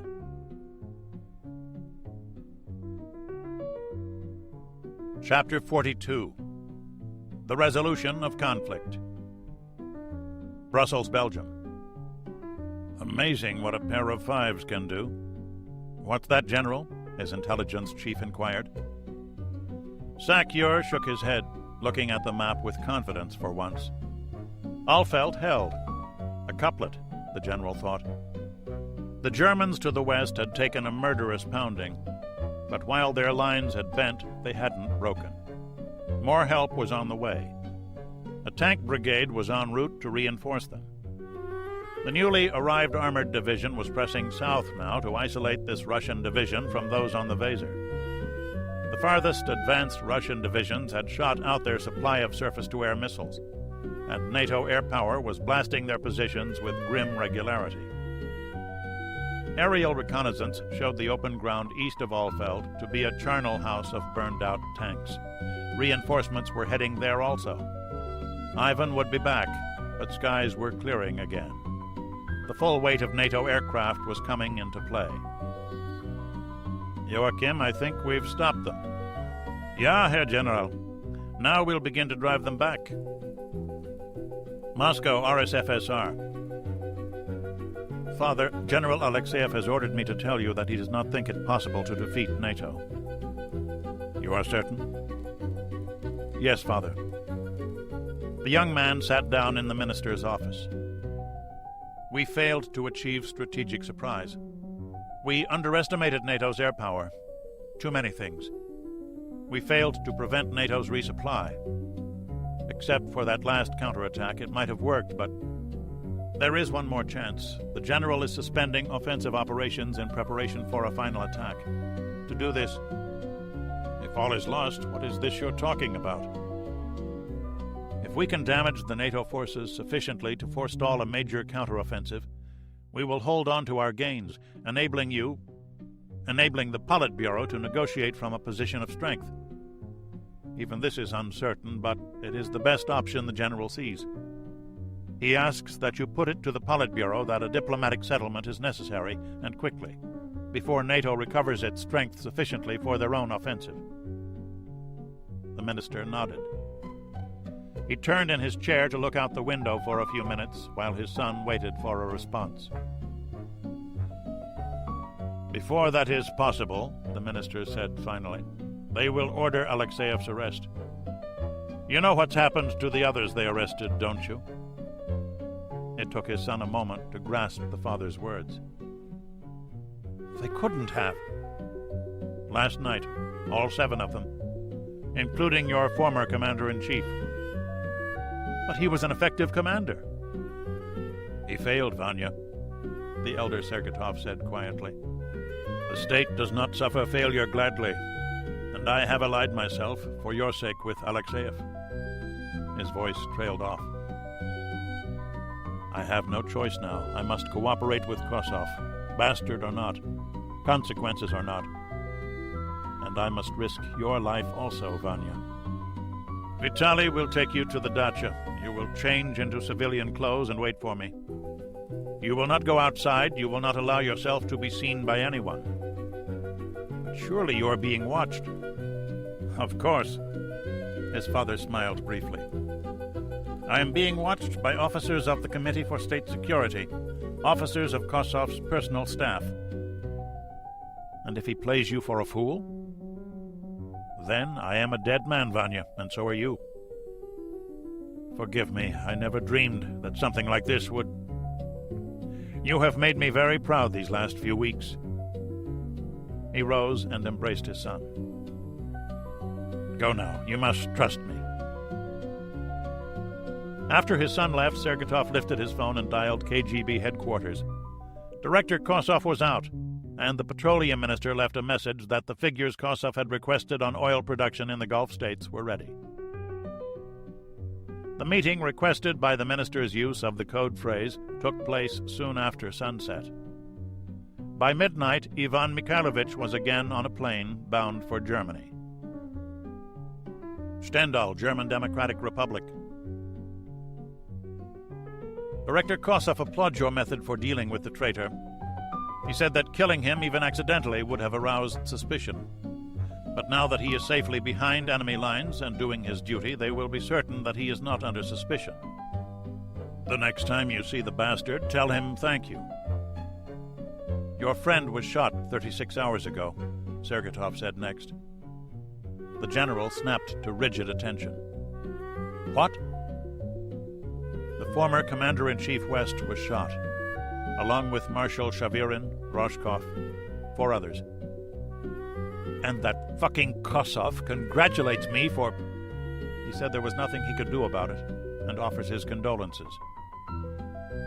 Condolences from the Committee for State Security, Alexeyev thought. There will come a time, Comrade Kosov. I am next, of course.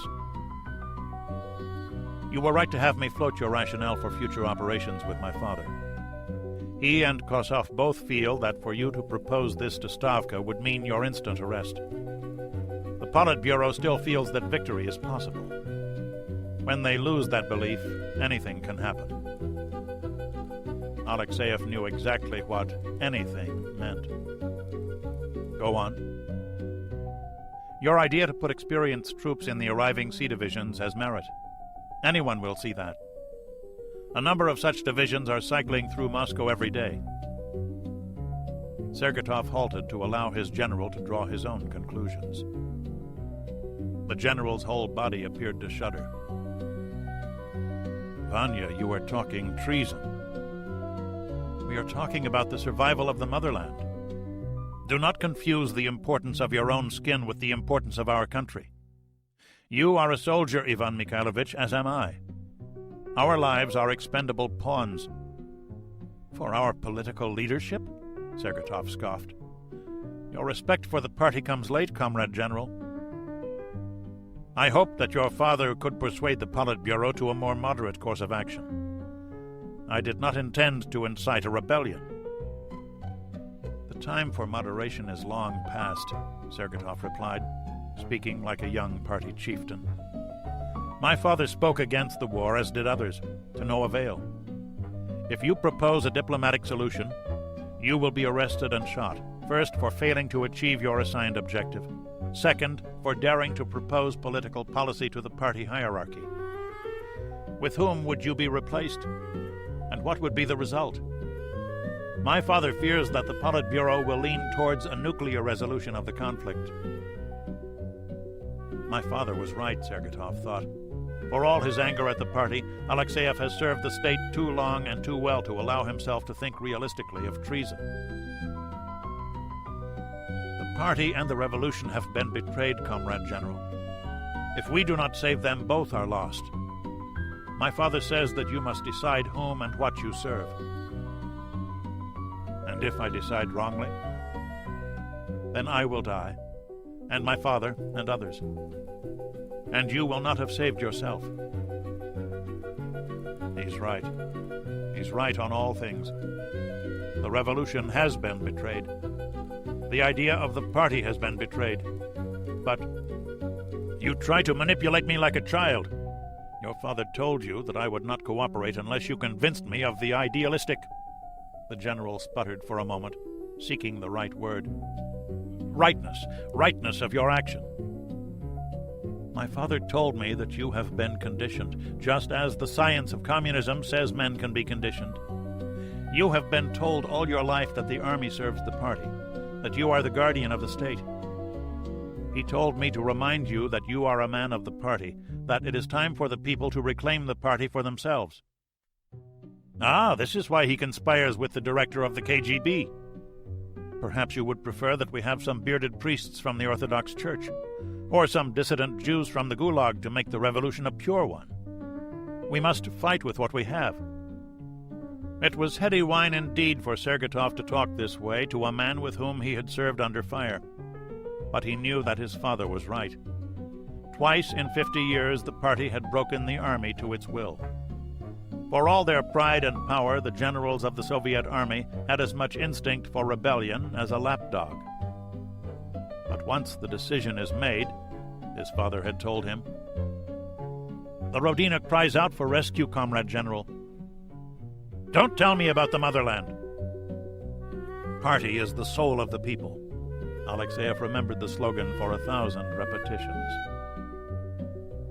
Then what of the children of Pskov? The KGB did that. Do you blame the sword for the hand that wields it? If so, what does that make you? Alexeyev wavered. It is not an easy thing to overturn the state, Ivan Mikhailovich. Comrade General, is it your duty to carry out orders that will only bring about its destruction? We do not seek to overturn the state, Sergatov said gently. We seek to restore the state. We will probably fail. Alexeyev took a perverse comfort in the statement. He sat down at his desk. But if I must die, better that it should be as a man than a dog. The general took out a pad of paper and a pencil. He began to formulate a plan to ensure that they would not fail, and that he would not die until he had accomplished at least one thing. Hill 914, Iceland. They were good troops up there, Colonel Lowe knew. Nearly all of the division's artillery was lashing the hill, plus continuous air attacks, plus the battleship's 5-inch guns. He watched his troops advancing up the steep slopes under fire from the remaining Russians. The battle wagons were close inshore, delivering VT proximity rounds from their secondary batteries. The shells exploded 20 feet or so from the ground in ugly black puffs that sprayed the hill with fragments, while the Marines' own heavy guns plowed up the hilltop. Every few minutes, the artillery would stop for a moment to allow the aircraft to swoop in with napalm and cluster bombs. And still the Russians fought back. Now, move the choppers now, Lowe ordered. 10 minutes later, he heard the stuttering sound of rotors as 15 helicopters passed his command post to the east, curving around the back side of the hill. His artillery coordinator called to halt the fire briefly as the 2 companies of men landed on the hill's southern rim. They were supported by Sea Cobra attack choppers and advanced at a run toward the Russian positions on the northern crests. The Russian commander was wounded, and his second-in-command was slow to realize that he had enemy troops in his rear. When he did, a hopeless situation became one of despair. The word got out slowly. Many of the Russian radios were destroyed. Some of the troopers never got the word and had to be killed in their holes. But they were the exceptions. Most heard the diminishing fire and saw the raised hands. With a mixture of shame and relief, they disabled their weapons and waited for capture. The battle for the hill had lasted 4 hours. Hill 914 does not answer, Comrade General, the communications officer said. It's hopeless, Andreev muttered to himself. His artillery was destroyed. His SAMs were gone. He'd been ordered to hold the island for only a few weeks, been promised seaborne reinforcement, been told that the war in Europe would last 2 weeks, 4 at the most. He'd held longer than that. One of his regiments had been destroyed north of Reykjavik, and now that the Americans had Hill 914, they could see into the island's capital. 2,000 of his men were dead or missing, another 1,000 wounded. It was enough. See if you can raise the American commander on the radio. Say that I request a ceasefire and desire to meet with him at a place of his choosing. USS Nassau. So, you're Beagle. Yes, General. Edwards tried to sit up a little straighter in the bed. The tubes in his arm and the cast on his leg didn't help. The landing ship's hospital was full of wounded men. And this must be Miss Vigdis. They told me you were pretty. I have a daughter about your age. The Navy corpsman had gotten her clothes that nearly fit. A doctor had examined her and pronounced her pregnancy normal and healthy. She was rested and bathed. To Mike and everyone else who had seen her, she was a reminder of better times and better things. Except for Michael, I would be dead. So I've heard. Is there anything you need, miss? She looked down at Edwards, and that answered the question. You've done pretty well for a weatherman, Lieutenant. Sir, all we did was keep out of the way. No. You told us what Ivan had on this rock and where they were. Well, at least where they weren't. You and your people did a lot more than just keep out of the way, son. The general pulled a small box out of his pocket. Well done, Marine. Sir, I'm Air Force. Oh, yeah? Well, this here says you're a Marine. The general pinned a Navy cross to his pillow. A major approached the general and handed him a message form. The general pocketed it and looked down the rows of hospital beds. About time, he breathed.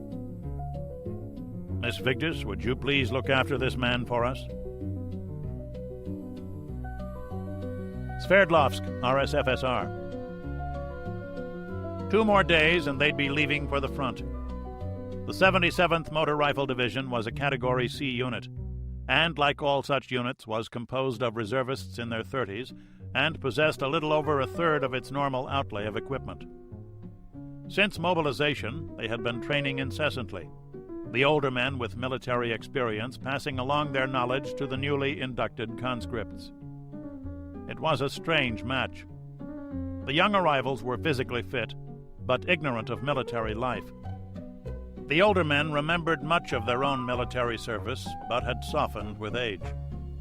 The young men had the ardor of youth, and as much as they naturally feared exposure to danger on the battlefield, they would not hesitate to defend their country.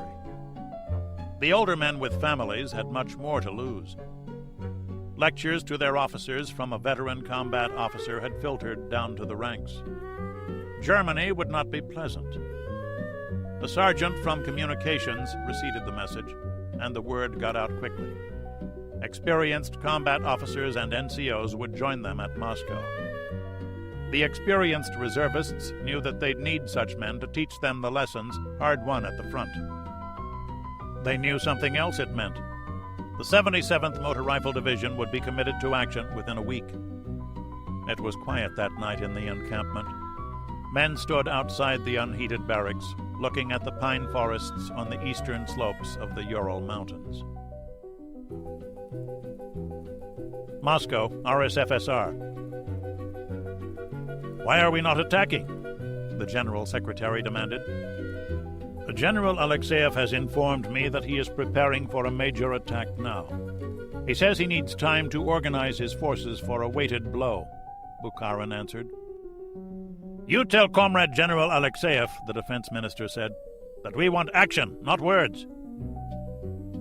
Comrades, Sergetov said, I seem to recall from my own military service that one should not attack until one has a decisive advantage in men and weapons. If we order Alexeyev to attack before he is ready, we condemn our army to failure. We must give him time to do his job properly. And now you are an expert on defense matters? The defense minister inquired. A pity you are not so expert in your own field, or we should not be in this predicament. Comrade Minister, I told you that your projections for oil use at the front were overly optimistic, and I was correct. You said, give us the fuel and we'll see it is properly used, did you not? You said a 2-week campaign, 4 at the worst, did you not? Sergetov looked around the table. Such expertise as this has brought us to disaster. We will not fail. We will defeat the West. Comrades, Kosov walked into the room. Forgive me for being late. I just received notification that our forces on Iceland are surrendering. The general in command cites 30% casualties and a hopeless tactical situation. Have him arrested at once, Defense roared, and arrest the family of the traitor. Our comrade defense minister seems far more efficient in arresting our own people than in defeating our enemies, Sergetov observed dryly. You young whelp! The defense minister went white with rage. I do not say that we have been defeated, but it is clear that we have not yet been victorious. It is time that we seek a political conclusion to this war. We could accept the German terms, the foreign minister said hopefully. I regret to inform you that this is no longer a possibility, Kosov replied. I have reason to believe that this was a sham, a German maskirovka. But your deputy said only the day before yesterday. I warned him and you that I had my doubts. A story appeared today in the French newspaper Le Monde that the Germans have rejected a Soviet offer for a political settlement to the war. They give the correct times and location that the meetings took place. The story could only have come from official German channels, and the clear implication is that this was all along a NATO effort to affect our strategic thinking. They are sending us a message, comrades. They say that they are prepared to fight the war to the finish. Marshal Bukharin, what is the strength of the NATO forces? The General Secretary asked. They have taken massive losses in men and materiel. Their armies are exhausted. They must be, else they would have counterattacked in strength already. One more push, then, Defense said. He looked to the head of the table for support. One more very, very hard push. Perhaps Alexeyev is right. We need to coordinate a single massive attack to smash their lines. Now you are grasping at other men's straws, Sergetov thought. The Defense Council will consider this in private, the General Secretary said. No, Sergetov objected. This is now a political question for the entire Politburo. The fate of the country will not be decided by 5 men only. You have no place to object, Mikhail Eduardovich. You have no vote at this table. Sergetov was stunned to hear these words from Kosov. Perhaps he should, Bromkovsky said. That is not a question to be decided now, the General Secretary announced. Sergetov watched the faces arrayed around the oak table. No one had the courage to speak up now. He had almost altered the power balance of the Politburo, but until it was clear which faction was stronger, the old rules would prevail. The meeting adjourned. The members filed out except for the 5 Defense Council members, who kept Bukharin with them. The candidate member lingered outside looking for allies. His fellow chieftains filed past. Several met his eyes, then looked away. Mikhail Eduardovich, it was the Minister for Agriculture. How much fuel will be available for food distribution? How much food will there be? Sergetov asked. How much food can there be? More than you think. We have tripled the size of private plots throughout the Russian Republic. What? Yes, the old people on the farms are growing plenty of food now, at least enough to feed us for the time being. The problem is now one of distribution. No one told me. Some good news? Sergetov wondered. Do you know how many times I have proposed this? No, you weren't here last July, were you? I've said for years that by doing this we could solve many problems. And finally they listened to me. We have food, Mikhail Eduardovich. I just hope we will have people to eat it. I need fuel to transport it to the cities. Will I have the fuel? I will see what I can do, Philip Moiseyevich. You have spoken well, comrade.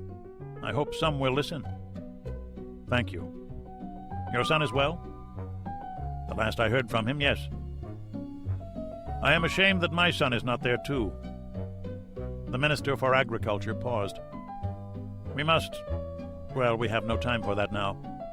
Get me the fuel figures as quickly as you can. A convert? Or an agent provocateur? Stendhal, German Democratic Republic. Alexeyev held the message in his hand. Fly at once to Moscow for consultations. Was it his death sentence? The general summoned his deputy. Nothing new. We have some probes around Hamburg and what looks like preparations for an attack north of Hanover, but nothing we should not be able to handle. I have to go to Moscow. Alexeyev saw the concern on the man's face. Don't worry, Anatoly. I haven't been in command long enough to be shot. We will have to arrange our personnel transfers in a systematic way if we have any hope of transforming these sea divisions into a fighting force.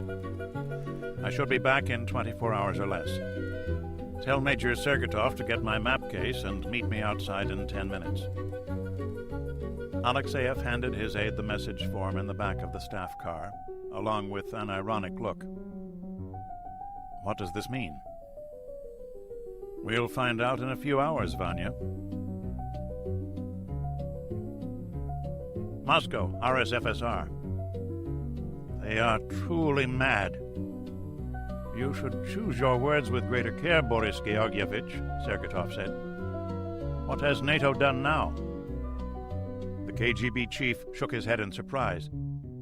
I mean the Defense Council, you young fool. This young fool has no vote on the Politburo. You pointed that out yourself. Sergetov had held the fleeting hope that the Politburo might be brought to its senses.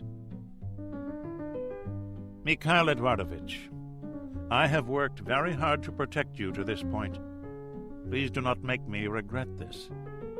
If you had managed to force a Politburo decision in the open, you would have lost and possibly destroyed yourself. As it is, Kosov paused for another of his grins. As it is, they have asked me to discuss their decision with you in hope of getting your support. They are doubly mad, Kosov went on. First, the defense minister wishes to initiate the use of a few small tactical nuclear warheads. Second, he hopes for your support. They propose the Maskirovka all over again. They will explode a small tactical device in the DDR, forcing us to retaliate while proclaiming that NATO has violated the No First Use Agreement. But it could be worse. They've summoned Alexeyev to Moscow to seek his assessment of the plan and how best to implement it. He should be on his way here now. The Politburo will never agree to this. We're not all crazy, are we? Have you told them how NATO will react? Of course. I've told them that NATO will not react at all at first. They will be too confused. You encourage them? I wish you would keep in mind that they prefer Larionov's opinions to my own. Comrade Kosov, Sergetov thought to himself. You care less about the danger to the Rodina than you do for your own future. You'd be quite satisfied to bring the whole country down if you bring them down first, wouldn't you? The votes on the Politburo will support the Defense Council. Think. Romkovsky will vote no, perhaps agriculture also, though I doubt it. They want you to speak in favor of the plan. This will reduce the opposition to old Petya. Petya is a good old man, but no one really listens to him anymore.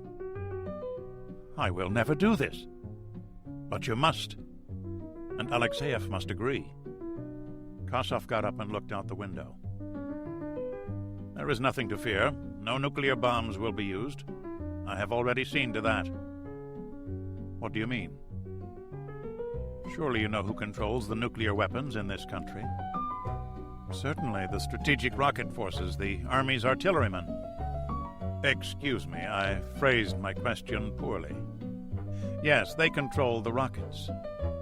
It is my people who control the warheads, and Joseph Larionov's faction does not include that segment of the KGB. This is why you must play along. Very well. Then we must warn Alexeyev. With caution now. No one seems to have noticed that your son has made several trips to Moscow, but if you are seen with General Alexeyev before he meets with them... Yes, I can understand that. Sergetov thought for a moment. Perhaps Vitaly can meet them at the airport and pass a message. Very good. I will make a Chekist of you yet. The minister's driver was summoned and handed a written note. He departed at once, taking the minister's zeal out toward the airport. A military convoy of wheeled armored personnel carriers held him up. 40 minutes later, he noticed that his gas gauge was down. Odd, he'd just filled the car up the day before. The Politburo members were never short of anything. But it kept dropping. Then the engine stopped. Vitaly pulled the car over, 7 kilometers from the airport, got out, and opened the hood.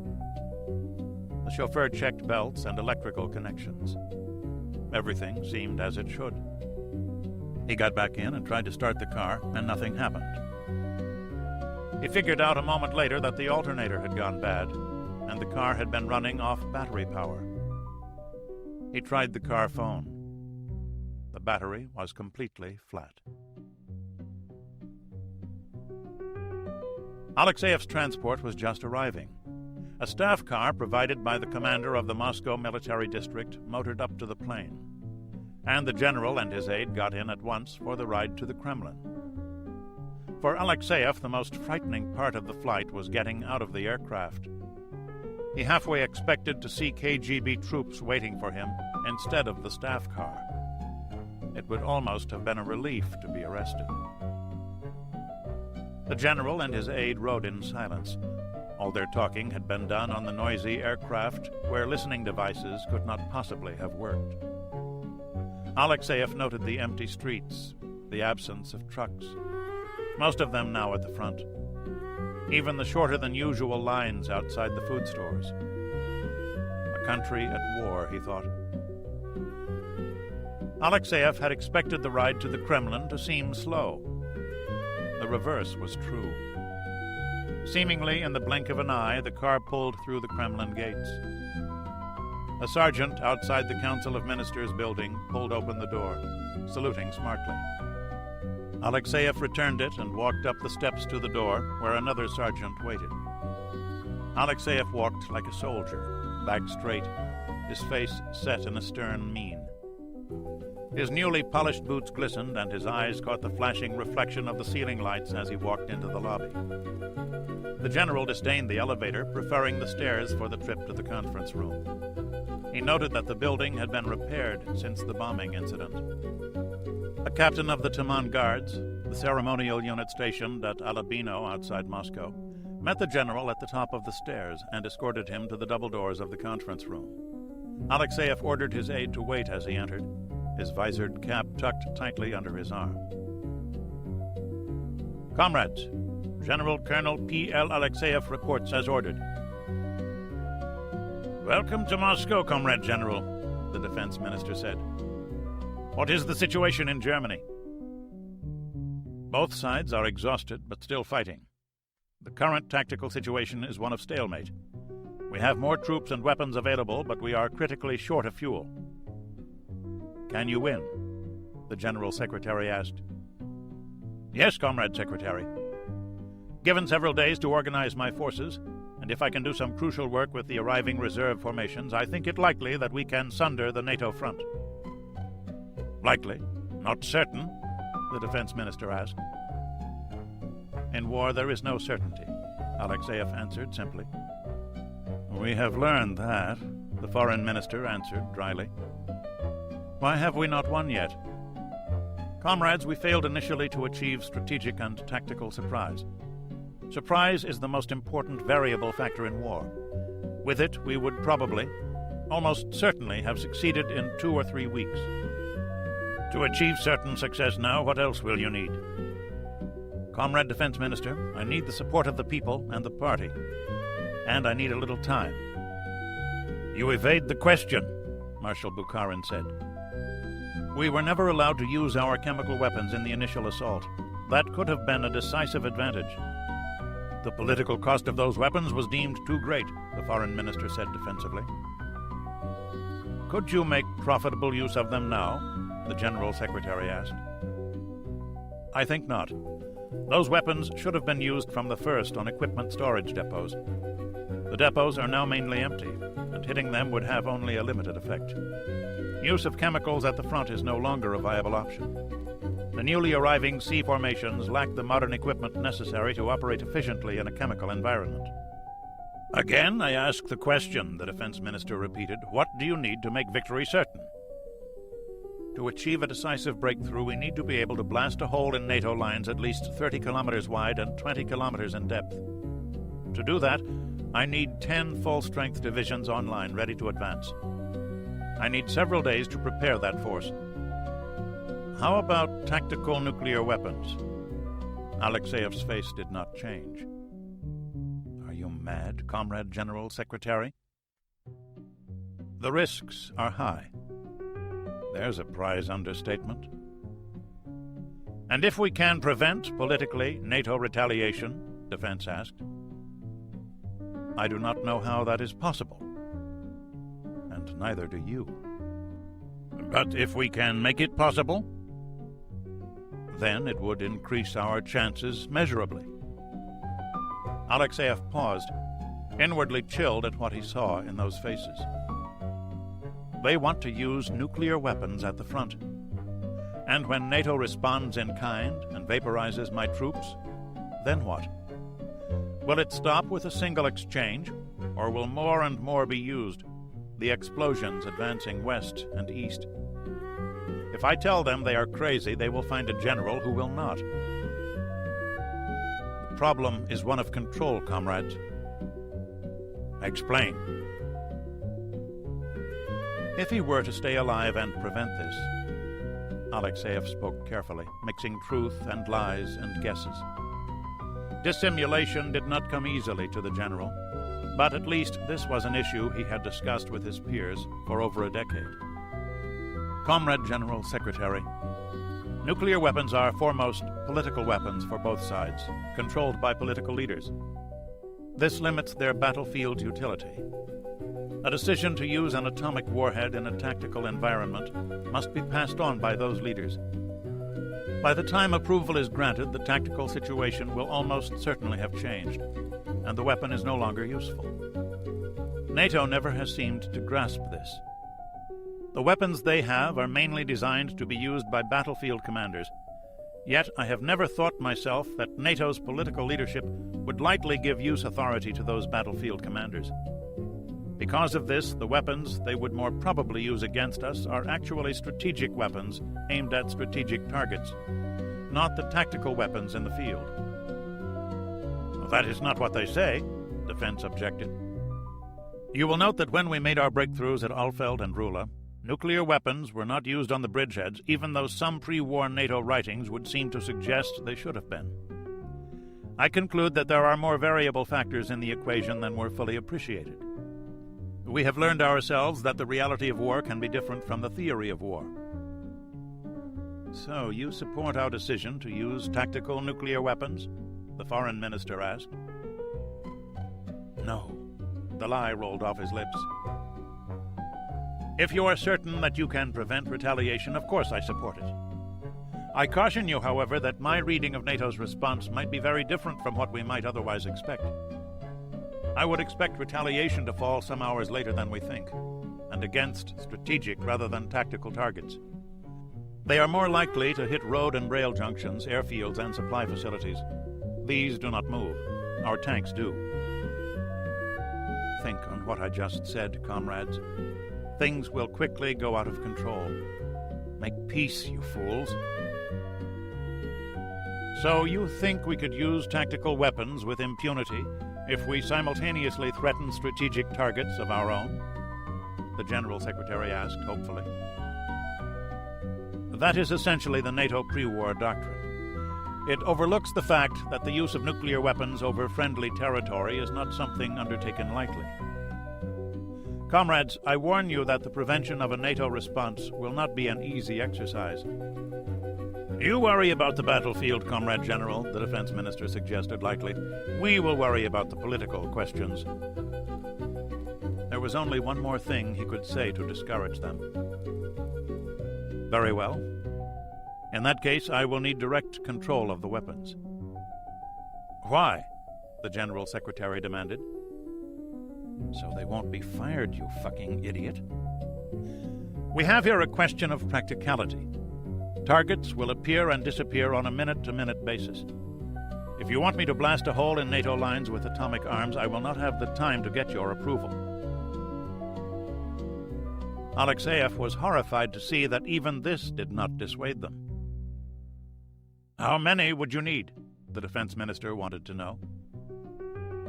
That is a question contingent upon the time and place of the breakthrough operation, and we would use small weapons against discrete point targets, not population centers. I would say a maximum of 30 weapons in the 5 to 10 kiloton range. We would launch them with free-flight artillery rockets. How soon will you be ready for your attack? Marshal Bukharin asked. Well, that depends on how quickly I can get veteran troops into the new divisions. If these reservists are to survive on the battlefield, we must get experienced men to firm up their ranks. A good idea, Comrade General, the defense minister approved. We will not detain you further. In 2 days, I want to see detailed plans for your breakthrough. The 5 members of the Defense Council watched Alexeyev salute, pivot on his heels, and depart. Kosov looked up at Marshal Bukharin. "And you wanted to replace this man?" The General Secretary agreed. "That's the first real fighting soldier I've seen in years." Alexeyev waved for Major Sergatov to follow him. Only he felt the cold lead weight in his belly. Only he knew how weak his knees were as they trod down the marble steps. Alexeyev didn't believe in God, but he knew that he had just seen the door to hell cracked open. "Major," he said casually as they entered the staff car, "since we're in Moscow, perhaps you would like to visit your father, the minister, before we return to the front." "That's very kind of you, Comrade General." "You have earned it, Comrade Major. Besides, I want figures on our oil supply." The driver would report what he'd heard, of course. "They want me to use nuclear weapons at the front," Alexeyev whispered as soon as the minister's door was closed. "Yes, I was afraid of that. They must be stopped. There is no predicting what catastrophe this could bring about. The defense minister says that a tactical nuclear environment could easily be controlled. He's talking like one of those NATO idiots.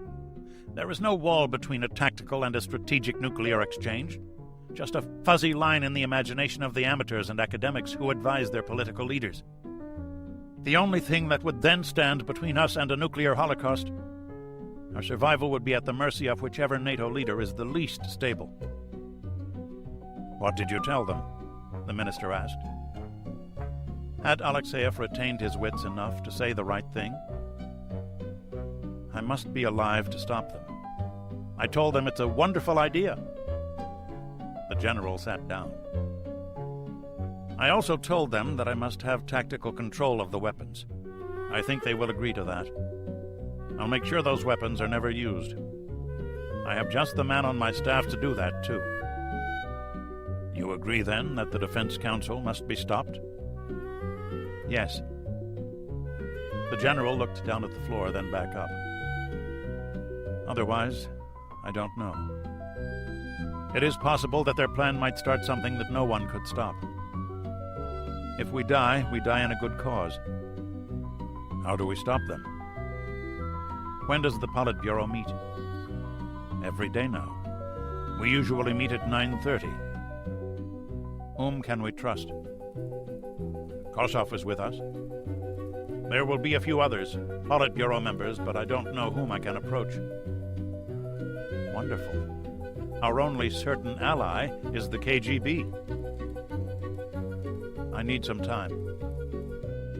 Perhaps this will help." Sergatov handed over a file he'd gotten from Kosov.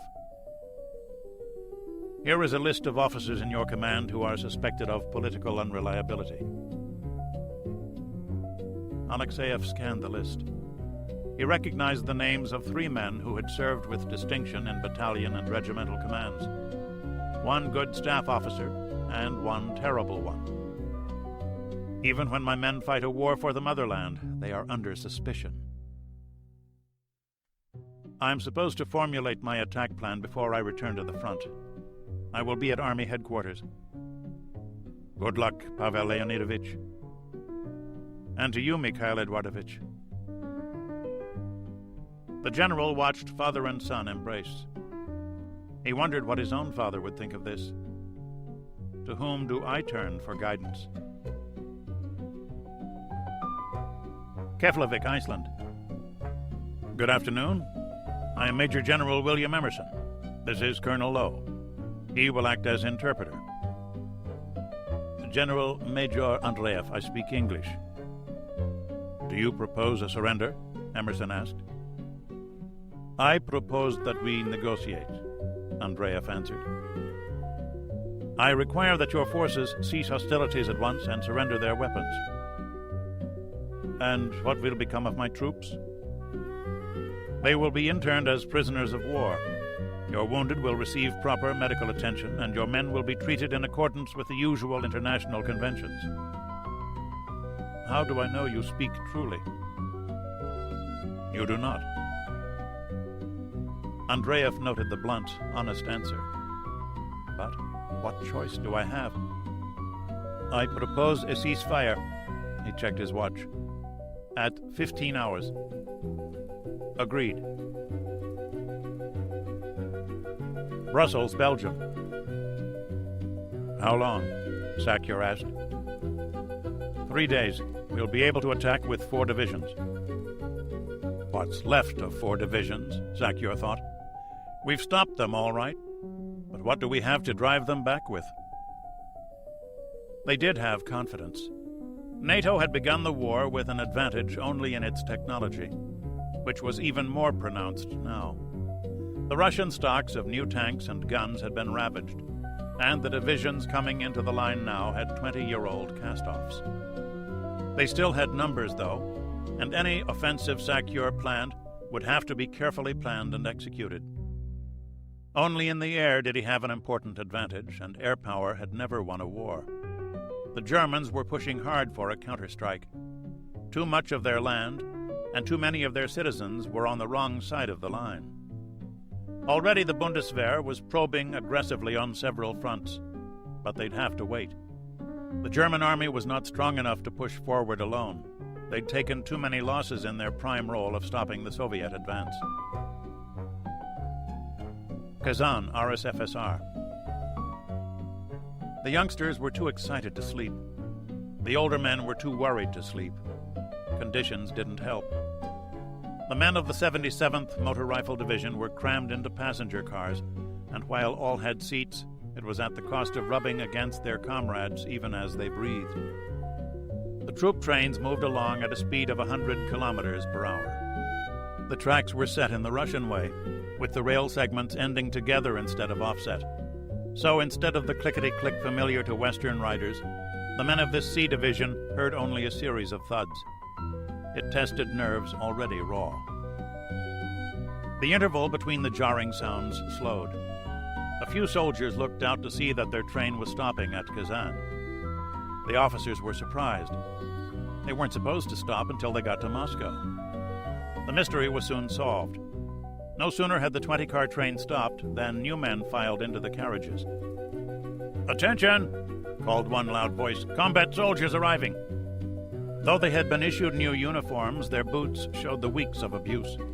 Their swagger marked them as veterans. About 20 got onto each passenger car and rapidly secured comfortable seating for themselves. Those displaced would have to stand. There were officers, too, and they found their counterparts. The officers of the 77th began to get first-hand information of NATO doctrine and tactics, what worked and what didn't work. All the lessons paid for in blood by the soldiers who did not join the division at Kazan. The enlisted men got no such lessons. They watched men who were able to sleep even as they rode to the fighting front. Faslane, Scotland. Chicago was alongside the pier, loading torpedoes and missiles for her next mission. Half her crew was ashore, stretching their legs and buying drinks for the crew of Torbay. Their boat had acquired quite a reputation for her work in the Barents Sea, enough so that they'd be heading back as soon as she was ready, to escort the carrier battle groups now in the Norwegian Sea, heading for the Soviet bases on the Kola Peninsula. McCafferty sat alone in his stateroom, wondering why a mission that had ended in disaster was considered successful, hoping that he wouldn't be sent out again, but knowing that he would. Moscow, RSFSR. Good news, Comrade General. A colonel stuck his head in the office Alexeyev had taken for himself. Your people were able to join up with the 77th at Kazan. Thank you. Alexeyev's head went back to his maps when the colonel withdrew. It's amazing. What's that, Vanya? The men you selected for the 77th, the paperwork, the orders, they went through just like that. A routine transfer of personnel, why shouldn't it go through? The general asked. The Politburo approved the procedure. But this is the only group of men flown out. They had the farthest to go. Alexeyev held up a message form he'd just filled out. Captain, no, now he was Major Arkady Semyonovich Sorokin of the 76th Guards Airborne Division, was ordered to report to Moscow immediately. He would fly also. A pity he could not have the captain bring some of his men along, but they were where no Soviet general could reach. So, Mikhail Eduardovich, what does General Alexeyev plan? Sergatov handed over some notes. Kossoff leafed through the pages in a few minutes. If he succeeds, at least an order of Lenin from us, yes? That general is overly smart. Too bad for him. We are far from that point. What about the timing? We depend on you to set the stage. I have a colonel who specializes in this sort of thing. I'm sure. One other thing we should do, Kossoff said. He explained for several minutes before taking his leave. Sergatov shredded the notes he had from Alexeyev and had Vitaly burn them. The trouble light and buzzer caught the dispatcher's attention at once. Something was wrong with the trackage on the Elektrozavodskaya bridge, 3 kilometers east of Kazan station. Get an inspector out there. There's a train half a kilometer away, his assistant warned. Tell it to stop at once. The dispatcher flipped the switch controlling the tower signal. The deputy dispatcher lifted his radio telephone. Train 1191, this is Kazan Central Dispatch. Trouble on the bridge ahead, stop immediately. I see the signal. Stopping now, the engineer replied. We won't make it. And he couldn't. 1191 was a 100-car unit, flat cars loaded with armored vehicles and box cars loaded with munitions. Sparks flew in the pre-dawn light as the engineer applied the brakes on every car. But he needed more than a few hundred meters to halt the train. He peered ahead looking for the problem. A bad signal, he hoped. No, a track was loose just at the west side of the bridge.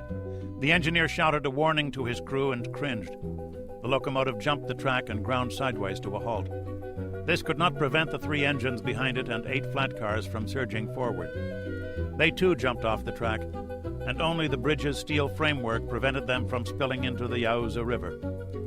The track inspector arrived a minute later. He cursed all the way to the telephone box. We need 2 big wreckers here. How bad? The dispatcher asked. Not as bad as the one last August. 12 hours, perhaps 16. What went wrong? All the traffic on this bridge, what do you think? Anyone hurt? Don't think so. They weren't going very fast. I'll have a crew out there in 10 minutes. The dispatcher looked up at the blackboard list of arriving trains. Damn, what are we going to do with these? We can't split them up. It's a whole army division traveling as a unit. They were supposed to go around the north side. We can't send them around to the south either. Novodanilovsky Bridge is packed solid for hours. Reroute them into Kursk Station. I'll call the Rozhevskaya dispatcher and see if he can get us a routing on his track. The trains arrived at 7:30. One by one, they were shunted onto the sidings at Kursk Station and stopped. Many of the troops aboard had never been to Moscow before, but except for those on the outermost sidings, all they could see were the trains of their fellow soldiers. A deliberate attempt to sabotage the state railroads, the KGB colonel said. More probably it was worn trackage, comrade, the Kazan dispatcher said. But you are correct to be prudent. Worn trackage? The colonel snarled. He knew for certain that it had been a different cause. I think perhaps you do not take this seriously enough. The dispatcher's blood chilled at that statement. I have my responsibilities too. For the moment that means clearing the wreckage off that damned bridge and getting my trains rolling again. Now I have a 7-train unit sitting at Kursk, and unless I can get them moving north... From what I see of your map, moving all the traffic around the city's northern perimeter depends on a single switch. Well, yes, but that's the responsibility of the Rozhevskaya dispatcher. Has it ever occurred to you that saboteurs are not assigned in the same way as dispatchers? Perhaps the same man could operate in a different district. Has anyone checked that switch? I don't know. Well, find out. No, I will send my own people to check before you railroad fools wreck anything else. But my scheduling... The dispatcher was a proud man, but he knew that he had pressed his luck too far already. "Welcome to Moscow," Alexeyev said genially. Major Arkady Semyonovich Sorokin was short, like most paratroop officers. A handsome young man with light brown hair, his blue eyes burned for a reason that Alexeyev understood better than the major did. He limped slightly from 2 bullets he'd taken in the leg during the initial assault on the Keflavik Air Base on Iceland. On his breast was the ribbon of the Order of the Red Banner, earned for leading his company into enemy fire. Sorokin and most of the early casualties had been flown out for medical treatment. He and they were now awaiting new assignment since their division had been captured on Iceland. "How may I serve the General?" Sorokin asked. "I need a new aide, and I prefer officers with combat experience. More than that, Arkady Semyonovich, I will need you to perform a delicate task. But before we discuss that, there is something I need to explain to you. Please sit down." "Your leg?" "The doctors advised me not to run on it for another week. They were right. I tried to do my 10 kilometers yesterday and pulled up lame after only 2. He didn't smile. Alexeyev imagined that the boy hadn't smiled at all since May. The general explained to him for the first time why this was true. 5 minutes later, Sorokin's hand was opening and closing beside the arm of the leather chair, about where his pistol holster would be if he'd been standing. "Major, the essence of a soldier is discipline," Alexeyev concluded. "I have brought you here for a reason, but I must know that you will carry out your orders exactly. I will understand if you cannot." There was no emotion on his face at all, but the hand relaxed. "Yes, Comrade General, and I thank you from my soul for bringing me here. It will be exactly as you say." "Come then, we have work to do." The general's car was already waiting. Alexeyev and Sorokin drove to the inner ring road around central Moscow that changes its name every few kilometers. It is called Chkalova, where it passes the Star Theater toward the Kursk railroad station.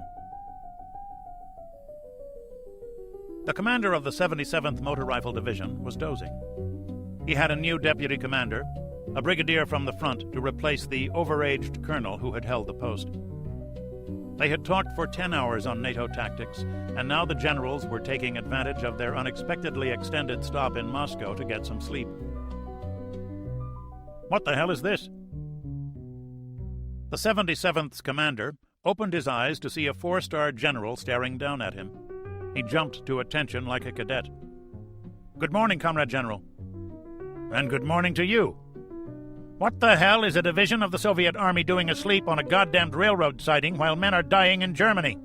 Alexeyev nearly screamed at the man. We can't make the trains move. There is some problem with the tracks." "There is a problem with the tracks? You have your vehicles, don't you?" "The train goes to Kiev Station, where we switch locomotives for the trip to Poland." "I'll arrange transport for you." "We don't have time," Alexeyev explained, as though to a wayward child, "to have a fighting division sit on its ass. If the train can't move, you can. Roll your vehicles off the flat cars. We'll take you through Moscow, and you can get to Kiev Station yourself. Now, rub the sleep out of your eyes and get this division rolling before I find someone else who can." It never failed to amaze the general what a little screaming could do. Alexeyev watched the division commander scream at his regimental commanders, who went off to scream at their battalion commanders. In 10 minutes, the screaming was done at the squad level. 10 minutes after that, the tie-down chains were being stripped off the BTR-60 infantry carriers, and the first of them rolled off the back of the train for assembly in Korskago Square in front of the station. The infantrymen mounted their vehicles, looking very dangerous in battle dress, their weapons in their hands. "You got your new communications officers?" Alexeyev asked. "Yes, they have completely replaced my own people," the division commander nodded. "Good. We've learned the hard way about communications security at the front. Your new men will serve you well. And the new riflemen?" "One company of veterans in each regiment, plus others spread individually throughout the rifle companies." The commander was also pleased to have some new combat officers to replace a few of his less well-regarded subordinates. Alexeyev had clearly sent him good ones. "Good. Get your division formed up in columns of regiments. Let's show the people something, comrade. Show them what a Soviet Army division is supposed to look like. They need it." "How do we proceed through the city?" "I have gotten some KGB border guards for traffic control. Keep your people in proper order. I don't want anyone to get lost." A major came running up. "Ready to move in 20 minutes." 15, the commander insisted. "Very good," Alexeyev observed. "General, I will accompany you. I want to see how familiar your men are with their equipment." Mikhail Sergetov arrived early for the Politburo meeting, as was his habit. The usual complement of Kremlin guards was about, one company of infantry with light arms. They were from the Taman Guards Division, ceremonial troops with minimal weapons training. A praetorial guard without teeth. Like many ceremonial units, they practiced parading and boot-shining and looking like soldiers, though at Alabino they did have a full divisional set of tanks and guns. The real Kremlin guardians were the KGB border guards and the division of MVD troops garrisoned outside Moscow. It was typical of the Soviet system that there would be 3 armed formations loyal to 3 separate ministries. The Taman division had the best weapons but the least training. The KGB had the best training but only light weapons. The MVD, which answered to the Ministry of the Interior, was also short on weapons and trained mainly as a paramilitary police force. But they were composed of Tartars, troops of known ferocity and antipathy toward the ethnic Russian people. The relationship among the 3 was more than merely complex. "Mikhail Eduardovich." "Ah." It was the agriculture minister. "Good morning, Philip Moisevich." "I am worried," the man said quietly. "About what?" "I fear the Defense Council may be thinking about atomic weapons." "They cannot be so desperate." "If you are an agent provocateur, comrade, you know that I've been told this. Better that I should know now what you are." The man's open Slavic face did not change. "I hope you are right. I have not managed to feed this country for once to see someone blow it up." "An ally," Sergetov told himself. "If they put it to a vote, what then?" "I don't know, Misha. I wish I did. Too many of us are being swept away by events." "Will you speak out against this madness?" "Yes. I will soon have a grandchild, and he will have a country to grow up in, even if it means my life." "Forgive me, comrade. Forgive me for all the things I have thought of you before." "Always the early bird, Mikhail Eduardovich?" Kossoff and the defense minister arrived together. "Philip and I had to discuss fuel allocations for food transport." "You worry about my tanks. Food can wait." Defense walked past them into the conference room. Sergetov and his compatriot shared a look. The meeting came to order 10 minutes later. The General Secretary began it, immediately turning over discussions to defense. "We must make a decisive move in Germany." "You have been promising us one of those for weeks," Bromkovsky said. "This time it will work. General Alexeyev will be here in an hour to present his plan. For the moment, we will discuss the use of tactical nuclear weapons at the front and how to prevent a NATO nuclear response." Sergetov's was one of the impassive faces at the table. He counted 4 who displayed obvious horror. The discussion that followed was spirited. Alexeyev rode with the division commander for the first few kilometers, past the Indian embassy and the Justice Ministry. The latter drew an ironic look from the general. How fitting that I should pass that building today. The command vehicle was essentially a radio with 8 wheels. 6 communications officers rode in the back to allow the commander to run his division right from here. The communications officers were from the front, and loyal to the combat officers who'd brought them back. Progress was slow. The combat vehicles were designed for speed, but speed also made for breakdowns, and at anything over 20 kilometers per hour the tanks would tear the pavement apart. As it was, they motored along placidly, attracting small knots of people who watched and waved and cheered as the soldiers passed. The procession was not as precise as one of the parades for which the Taman Guards practiced every day. If anything, this made the people more enthusiastic. Here were real soldiers going to the front. KGB officers stood along the route, advising the officers of the Moscow militia to let the division pass. They'd explained the reason, the foul-up in the Eastern Rail network, and the traffic policemen were only too happy to make way for the soldiers of the motherland. Alexeyev stood up in the gunner's hatch as the column reached Nogina Square. "You've done well to get your men to this level of training," he told the divisional commander. "I want to dismount and see how the rest of your troops are doing. I will see you again at Stendal." Alexeyev told the driver not to stop. He jumped off the command vehicle carrier with the agility of a young corporal and stood in the street, waving the vehicles past, saluting the officers who rode proudly in their vehicles. It was 5 minutes until the 2nd Regiment reached him, and he waited for its 2nd Battalion. Major Sorokin was in the battalion command vehicle and leaned over to grasp the general's hand and pull him up off the street. "An old man like you could get hurt that way, Comrade General," Sorokin warned. "You young buck." Alexeyev was proud of his physical condition. He looked at the battalion commander, a man newly arrived from the front. "Ready?" "I am ready, Comrade General." "Remember your orders and keep control of your men." Alexeyev pulled the flap loose on his holster. Sorokin had himself an AK-47 rifle.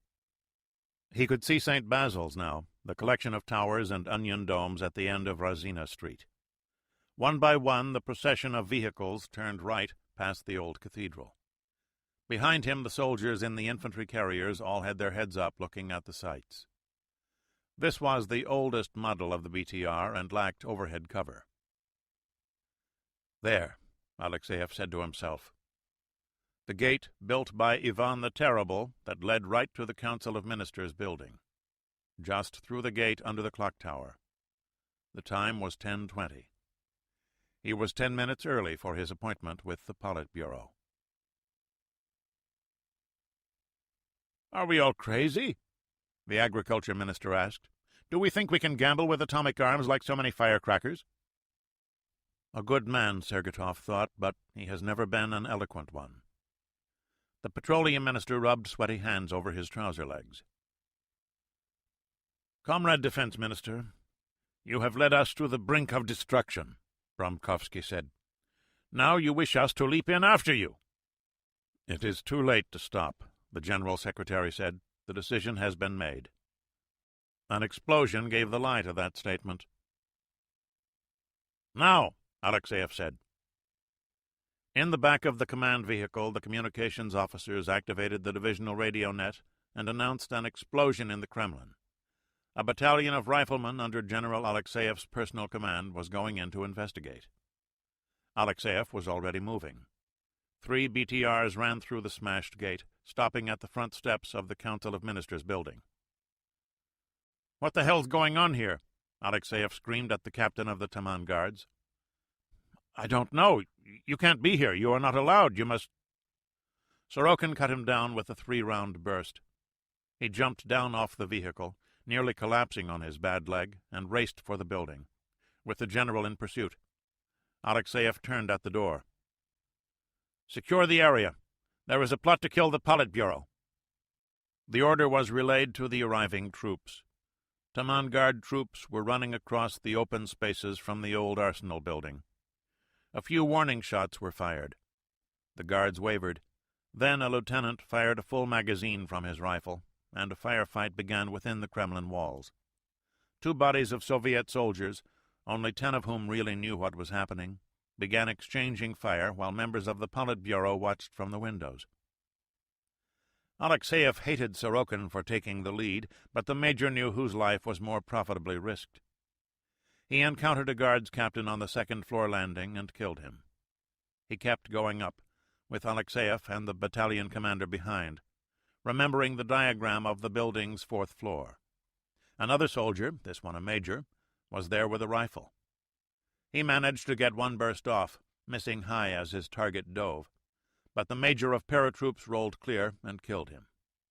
The conference room was only 20 meters away. They found a colonel of the KGB who held his hands out in the clear. "Where is Alexeyev?" "Here." The general had his pistol in his hand. "No more guards alive on this floor," the Chekist said. He'd just killed 4 with a silenced automatic hidden under his tunic. "Door." Alexeyev motioned Sorokin. He didn't kick it down, it was unlocked, and led into an anteroom. The double oak doors beyond led to the Politburo. Sorokin went through first. They found 21 old and middle-aged men, mainly standing at the windows watching a small infantry engagement that had about run its course. The Taman guards stationed throughout the Kremlin grounds were not organized for this sort of assault, and had not the smallest chance of overwhelming a company of experienced riflemen. Alexeyev came in next, holstering his pistol. "Comrades, please go back to your seats. Evidently there is a plot to seize the Kremlin. Fortunately, I was just arriving for my appointment when this column of troops passed by." "Sit down, comrades," the general ordered. "What the hell is going on here?" the defense minister asked. "When I entered military school 34 years ago, I swore an oath to defend the state and the party from all enemies," Alexeyev said coldly, "including those who would kill my country because they don't know what the hell else to do. Comrade Sergetov?" The petroleum minister pointed to 2 men. "You comrades and Comrade Kosov will stay. The others will be leaving with me in a few minutes." "Alexeyev, you have signed your own death warrant," the Minister of the Interior said. He reached for a telephone. Major Sorokin lifted his rifle and destroyed the phone with a single round. "Do not make that mistake again. We can very easily kill you all. That would be much more convenient than what we have in mind." Alexeyev waited for a moment. Another officer ran into the room and nodded. "We will now leave, comrades. If one of you attempts to speak to anyone, you will all be killed immediately. 2 by 2, start moving." The KGB colonel, who had just set off his second Kremlin bomb, took out the first group. After they left, Sergetov and Kosov came up to the general. "Well done," said the director of the KGB. "Things are ready at Lefortovo. The men on duty are all mine." "We're not going to Lefortovo. A change in plans," Alexeyev said. "They go to the old airport, and after that I helicopter them to a military camp commanded by someone I trust." "But I have it all arranged." "I'm sure you do. This is my new aide, Major Sorokin. Major Sergetov is at that camp right now making final arrangements. Tell me, Comrade Director, does Sorokin look familiar to you?" He did look vaguely familiar, but Kosov couldn't place him. "He was a captain, since promoted for bravery, in the 76th Guards Airborne Division." "Yes." Kosov sensed the danger, but not the reason. "Major Sorokin had a daughter in the Young Octobrists. 76th Airborne is home-based at Pskov," Alexeyev explained. "For my little Svetlana," Sorokin said, "who died without a face." All Kosov had time to see was a rifle and a white flash. Sergetov leaped out of the way and looked to Alexeyev in shock. "Even if you were right to trust the Chekist, I will not take orders from one. I leave you with a company of loyal troops. I must get control of the army. Your job is to get control of the party apparatus." "How can we trust you now?" Agriculture asked. "By now we should be on our way to control of the communications lines. All will be done in accordance with our plan. They will announce an attempt to topple the government, prevented by loyal troops. Later today, one of you will appear on television. I must go. Good luck." Directed by their KGB guides, the motorized battalions headed for the television and radio stations, and the main telephone exchanges. They moved rapidly now, responding to emergency calls to secure the city against an unknown number of counter-revolutionaries. In fact, they had not the least idea what they were doing, only that they had orders from a 4-star general. That was enough for the officers of the 77th Motor Rifle. The communications teams had done well.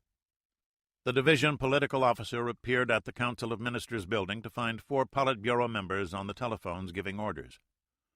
All was not as it should be, but the party men seemed to have things under control. The other members, he learned, had all been killed or wounded in a vicious attack by the Kremlin guards themselves. The director of the KGB had detected the plot barely in time to summon loyal troops, but died heroically resisting the attackers. None of this made much sense to the divisional Zampolit, but it didn't have to. His orders made perfectly good sense, and he radioed instructions to the divisional commander.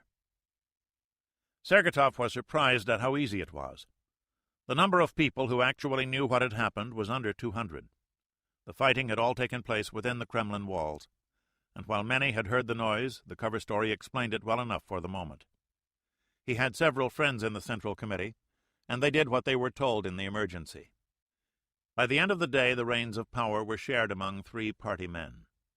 The other Politburo members were under armed guard outside the city, with Major Sorokin in charge of their care.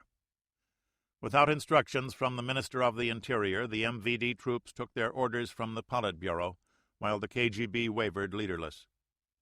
It was the final irony of the Soviet system that, headless, it could not save itself. The Politburo's pervasive control of all aspects of Soviet life prevented people now from asking the questions that had to be asked before any organized resistance could begin, and every hour gave Sergatov and his clique more time to consolidate their rule. He had the aged but distinguished Pyotr Bromkovsky to head the party apparatus and act as defense minister. Remembered in the army as a commissar who cared about the men he served with, Petya was able to anoint Alexeyev as deputy defense minister and chief of the general staff. Philip Moiseyevich Krylov retained agriculture and acquired internal affairs. Sergatov would be acting general secretary. The 3 men formed a troika, which would appeal to their countrymen until more of their people could be brought in. One paramount task remained.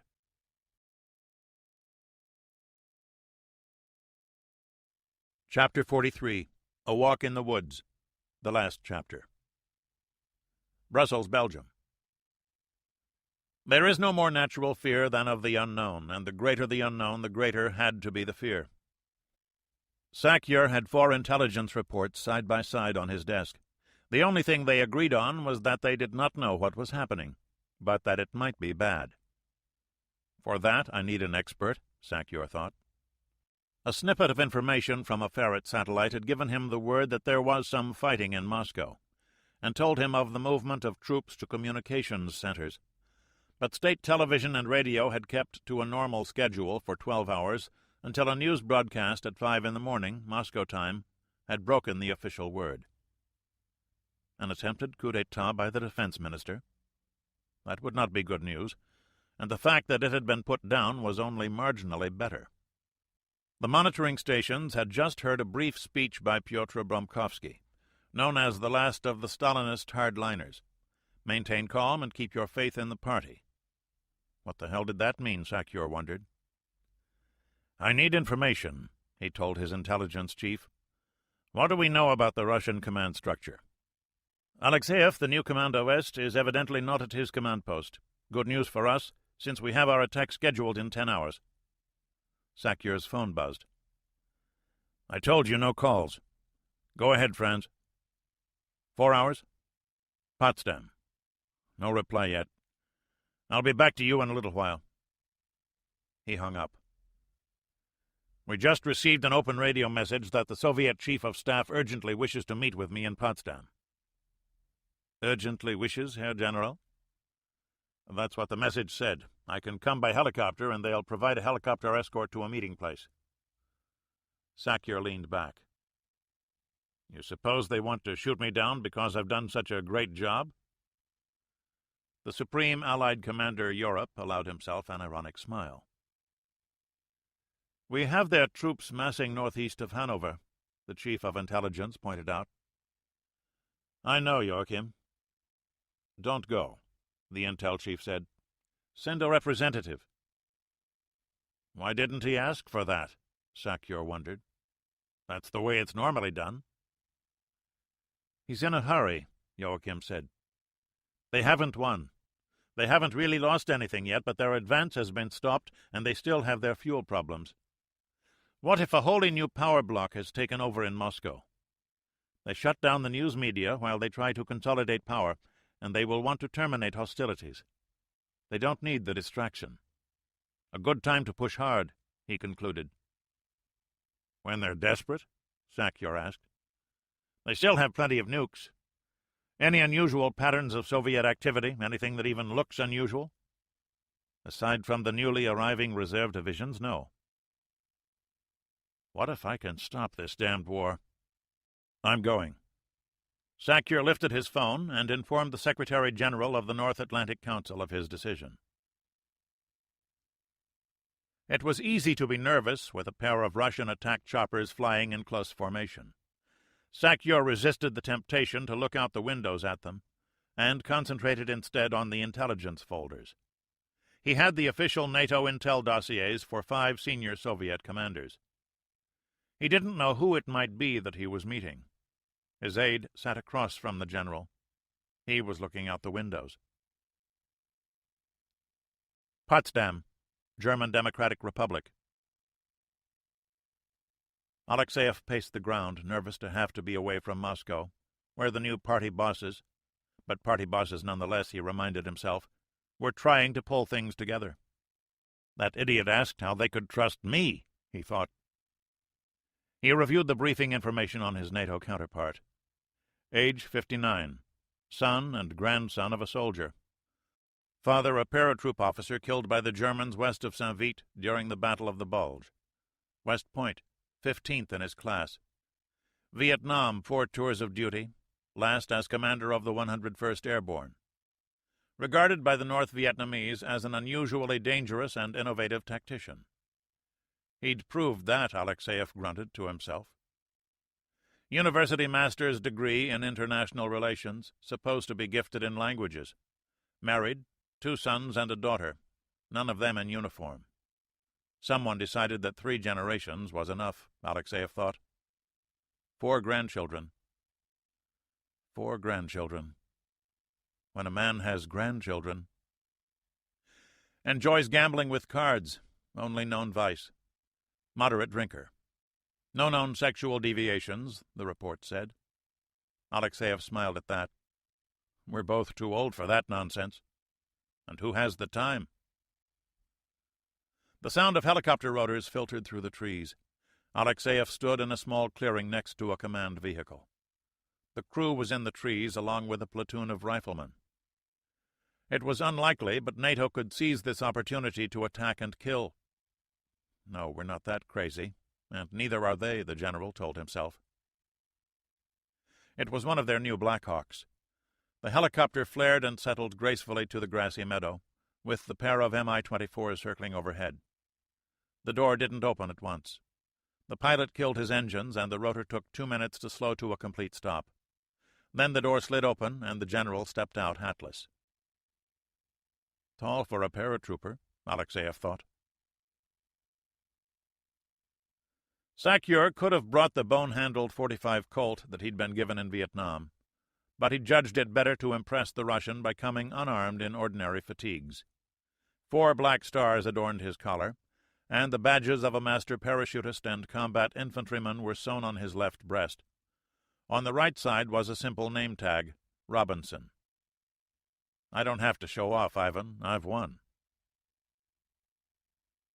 Tell the men in the woods to stand down and withdraw. But, Comrade General! It was a new aide, and he didn't know his general yet. Quickly! If I need an interpreter, I will wave. Alexeyev walked toward the NATO commander. The aides gravitated together. Salutes were exchanged, but neither wanted to offer a hand first. You are Alexeyev, General Robinson said. I expected someone else. Marshal Bukharin is in retirement. Your Russian is excellent, General Robinson. Thank you, General Alexeyev. Some years ago I got interested in the plays of Chekhov. You can really understand a play only in its original language. Since then I have read a good deal of Russian literature. Alexeyev nodded. The better to understand your enemy. He went on in English. Very sensible of you. Shall we take a walk? How many men do you have in the trees? A platoon of motor riflemen. Alexeyev switched back to his native language. Robinson's mastery of Russian was better than his of English, and Pasha had made his point. How were we to know what would come out of the helicopter? True, Sakyr conceded. Yet you were standing out in the open, to show me that you are fearless. What shall we talk about? A termination of hostilities, perhaps. I am listening. You know, of course, that I had no part in starting this madness. Robinson's head turned. What soldier ever does, General? We merely shed the blood and get the blame. Your father was a soldier, was he not? A tanker. He was luckier than your father. That's often what it is, isn't it? Luck. We should not tell our political leaders that. Alexeyev almost ventured a smile until he saw that he'd given Robinson an opening. Who are your political leaders? If we are to reach a workable agreement, I must be able to tell mine who is in charge. The General Secretary of the Communist Party of the Soviet Union is Mikhail Eduardovich Sergetov. Who? Sakyr wondered. He did not remember the name. He'd refreshed his memory on all the full Politburo members, but that name wasn't on the list. He temporized. What the hell happened? Alexeyev saw the puzzlement on Robinson's face, and this time he did venture a smile. You do not know who he is, do you, Comrade General? There is an unknown for you to ponder. As you Americans are fond of saying, it was time for a change. Who taught you to play poker, son? Sakyr wondered. But I'm holding aces over kings. What are you holding? What is your proposal? I do not know how to be a diplomat, only how to be a soldier, Alexeyev said. We propose a ceasefire in place, followed by a phased withdrawal to pre-war positions over a period of 2 weeks. In 2 weeks I can achieve that without a ceasefire, Robinson said coldly. At great cost, and greater risk, the Russian pointed out. We know that you are short of fuel. Your entire national economy could come apart. Yes, General Robinson. And if our army comes apart, as you say, we have only one defense option to safeguard the state. Your country has launched a war of aggression against the NATO alliance. Do you suppose that we can let you return to status quo ante? Nothing else? Sakyr asked quietly. He was keeping close rein on his emotions. He'd already made one slip, and that was too many. And don't tell me about the Kremlin bomb plot. You know sure as hell we had no part of that. I have told you that I had no part in this. I follow orders. But did you expect the Politburo to sit still while our national economy ground to a halt? What political pressure would you have put on us, eh? If you knew about our oil shortage? We didn't until a few days ago. The Maskarovka worked? Why didn't you tell us you needed oil? Robinson asked. And you would have given it to us? Robinson, I do not have your degree in international relations, but I am not so much of a fool as that. We would have demanded and gotten concessions of some kind, but don't you think we would have tried to prevent all this? Alexeyev tore a leaf off a tree. He stared at it for a moment, the marvelous networking of veins, everything interconnected with everything else. You have just killed another living thing, Pasha. I suppose the Politburo never thought about that. They launched a war of aggression, Robinson repeated. How many are dead because of them? The men who made that decision are under arrest. They will be tried in a people's court for crimes against the state. Comrade Sergetov spoke against the war and has risked his life, as have I, to bring it to a just end. We want them. We will reconvene the Nuremberg Tribunal and try them for crimes against humanity. You may have them only after we are finished with them. It will be a dull trial, General Robinson, Alexeyev added. Both men were now talking like soldiers, not diplomats. You think your countries have suffered? Some day I will tell you about the suffering we have endured from these corrupt men.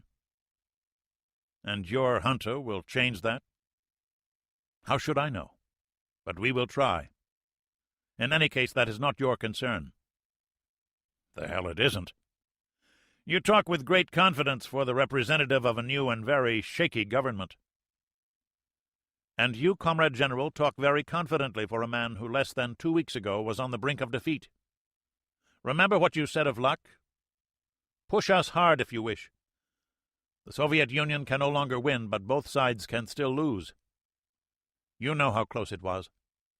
We nearly defeated you. If those damned invisible bombers of yours hadn't hit our bridges on the first day, or if we had managed to smash 3 or 4 more of your convoys, you would be offering me terms. Make that 1 or 2 more convoys, Robinson reminded himself. It was that close. I offer you a ceasefire in place, Alexeyev repeated. It could begin as early as midnight. After that, in 2 weeks, we return to our pre-war lines, and the killing will stop. Exchange of prisoners? We can work that out later. For the moment, I think Berlin is the obvious place. Berlin, as expected, had remained largely untouched by the war. What about the German civilians behind your lines? Alexeyev thought that one over. They may leave freely after the ceasefire. Better than that, I will allow supplies of food to pass through our lines to them under our supervision. And mistreatment of German civilians? That is my affair. Anyone who has violated field service regulations will be court-martialed. How do I know that you will not use your 2 weeks to prepare a new offensive? How do I know that you will not launch the counterattack you have scheduled for tomorrow? Alexeyev countered. Actually, a few hours from now. Robinson wanted to accept. Will your political leaders abide by your terms? Yes. Will yours? I must present it to them, but I do have the authority to honor a ceasefire. Then the decision is yours, General Robinson. The general's aides were standing uneasily together at the edge of the trees. Also watching was the platoon of Soviet infantrymen and the crew of the helicopter. General Robinson extended his hand. Thank God, said the Soviet aide. Da, agreed his American counterpart. Alexeyev pulled a half-liter bottle of vodka from his back pocket. I have not had a drink in several months, but we Russians cannot have an agreement without one. Robinson took a swig and handed it back. Alexeyev did the same, and threw the bottle against a tree. It didn't break. Both men laughed out loud as the relief of what they had just agreed to swept over each like a wave. You know, Alexeyev, if we were diplomats instead of soldiers— Yes, that is why I am here. It is easier for men who understand war to stop one. You have that right. Tell me, Robinson. Alexeyev paused, remembering Sakyer's first name, Eugene. Father's name, Stephen. Tell me, Yevgeny Stepanovich, when we made the breakthrough at Alfeld, how close— Very close. Close enough that even I don't know for sure. We were down to 5 days of supplies at one point, but a couple of convoys got through nearly intact, and that kept us going. Robinson stopped walking. What will you do with your country? I cannot say. I do not know.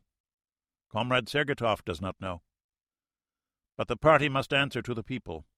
The leaders must be responsible to someone. We have learned that. I must go. Pavel Leonidovich, I wish you luck. Perhaps later. Yes, perhaps later. They shook hands again.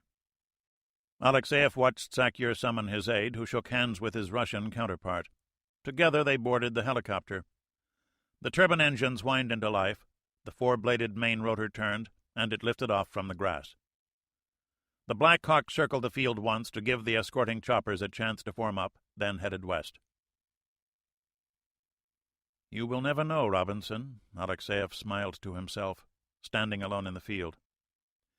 You will never know that when Kossoff died, we were unable to find his personal codes for control of our nuclear weapons. It would have been at least another day until we could have made use of them. The general and his aide walked to their command vehicle, where Alexeyev made a terse radio broadcast that would be relayed to Moscow. Sac, Federal Republic of Germany. Colonel Ellington helped Isley through the trees. Both men had been through escape and evasion training, a course so tough that Ellington once swore that if he had to go through it again, he'd turn in his wings, which was why he remembered the lessons he knew. 14 hours they'd waited to cross just one damned road. He figured 15 miles from where they'd crashed to friendly lines. A walk in the country that had turned into a week of hiding, drinking water from streams like animals and moving from tree to tree. Now they were on the edge of some open ground. It was dark and surprisingly quiet. Had the Russians pulled back here? "Let's give it a try, Duke," Isley said. His back had gotten worse, and he could walk only with assistance. "Okay." They moved forward as quickly as they could. They'd gotten 100 yards when shadows moved around them. "Shit," Isley whispered. "Sorry, Duke." "Me too," the colonel agreed. He didn't even think about reaching for his revolver. He counted at least 8 men, and they all seemed to be carrying rifles. They converged quickly on the 2 Americans. "Wer sind Sie?" a voice asked. "Ich bin Amerikaner," Ellington answered. "Thank God they're Germans." They weren't. The shape of the helmets told him that a moment later. "Shit, we've come so close." The Russian lieutenant examined his face with a flashlight.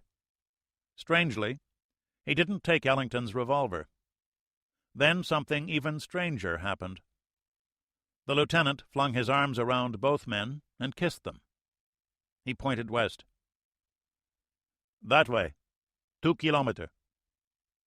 "Don't argue with the man, Duke," Isley whispered. As they walked off, the Russian eyes were a physical weight on their backs. The 2 flyers reached friendly lines an hour later, where they learned of the ceasefire. USS Independence. The battle group was heading southwest.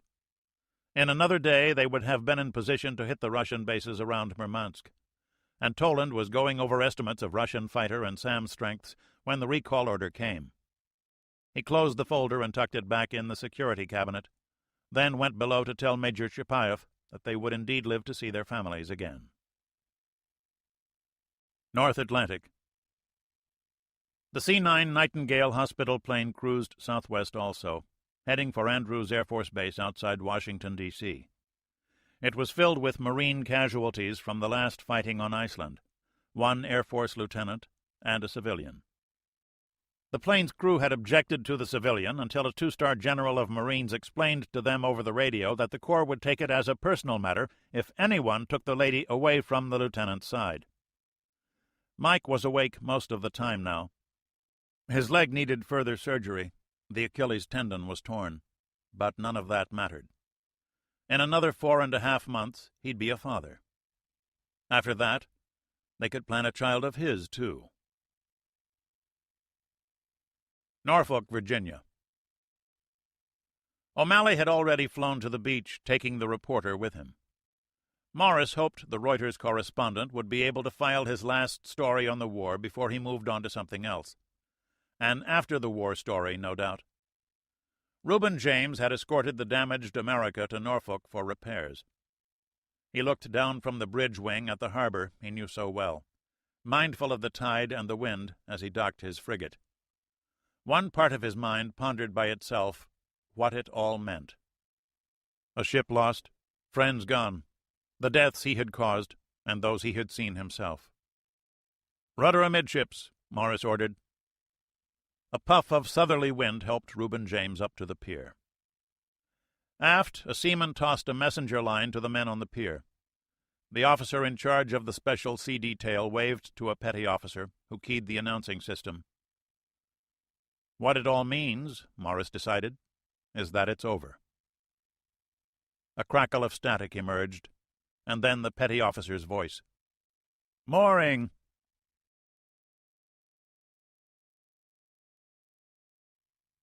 This concludes the reading of Red Storm Rising. Copyright 1986 by Jack Ryan Enterprises Limited, and Larry Bond. This full-length reading was published by arrangement with the William Morris Agency, Incorporated, and was produced in 2002 by Books on Tape, Incorporated, which holds the copyright thereto. This book was read by Michael Pritchard.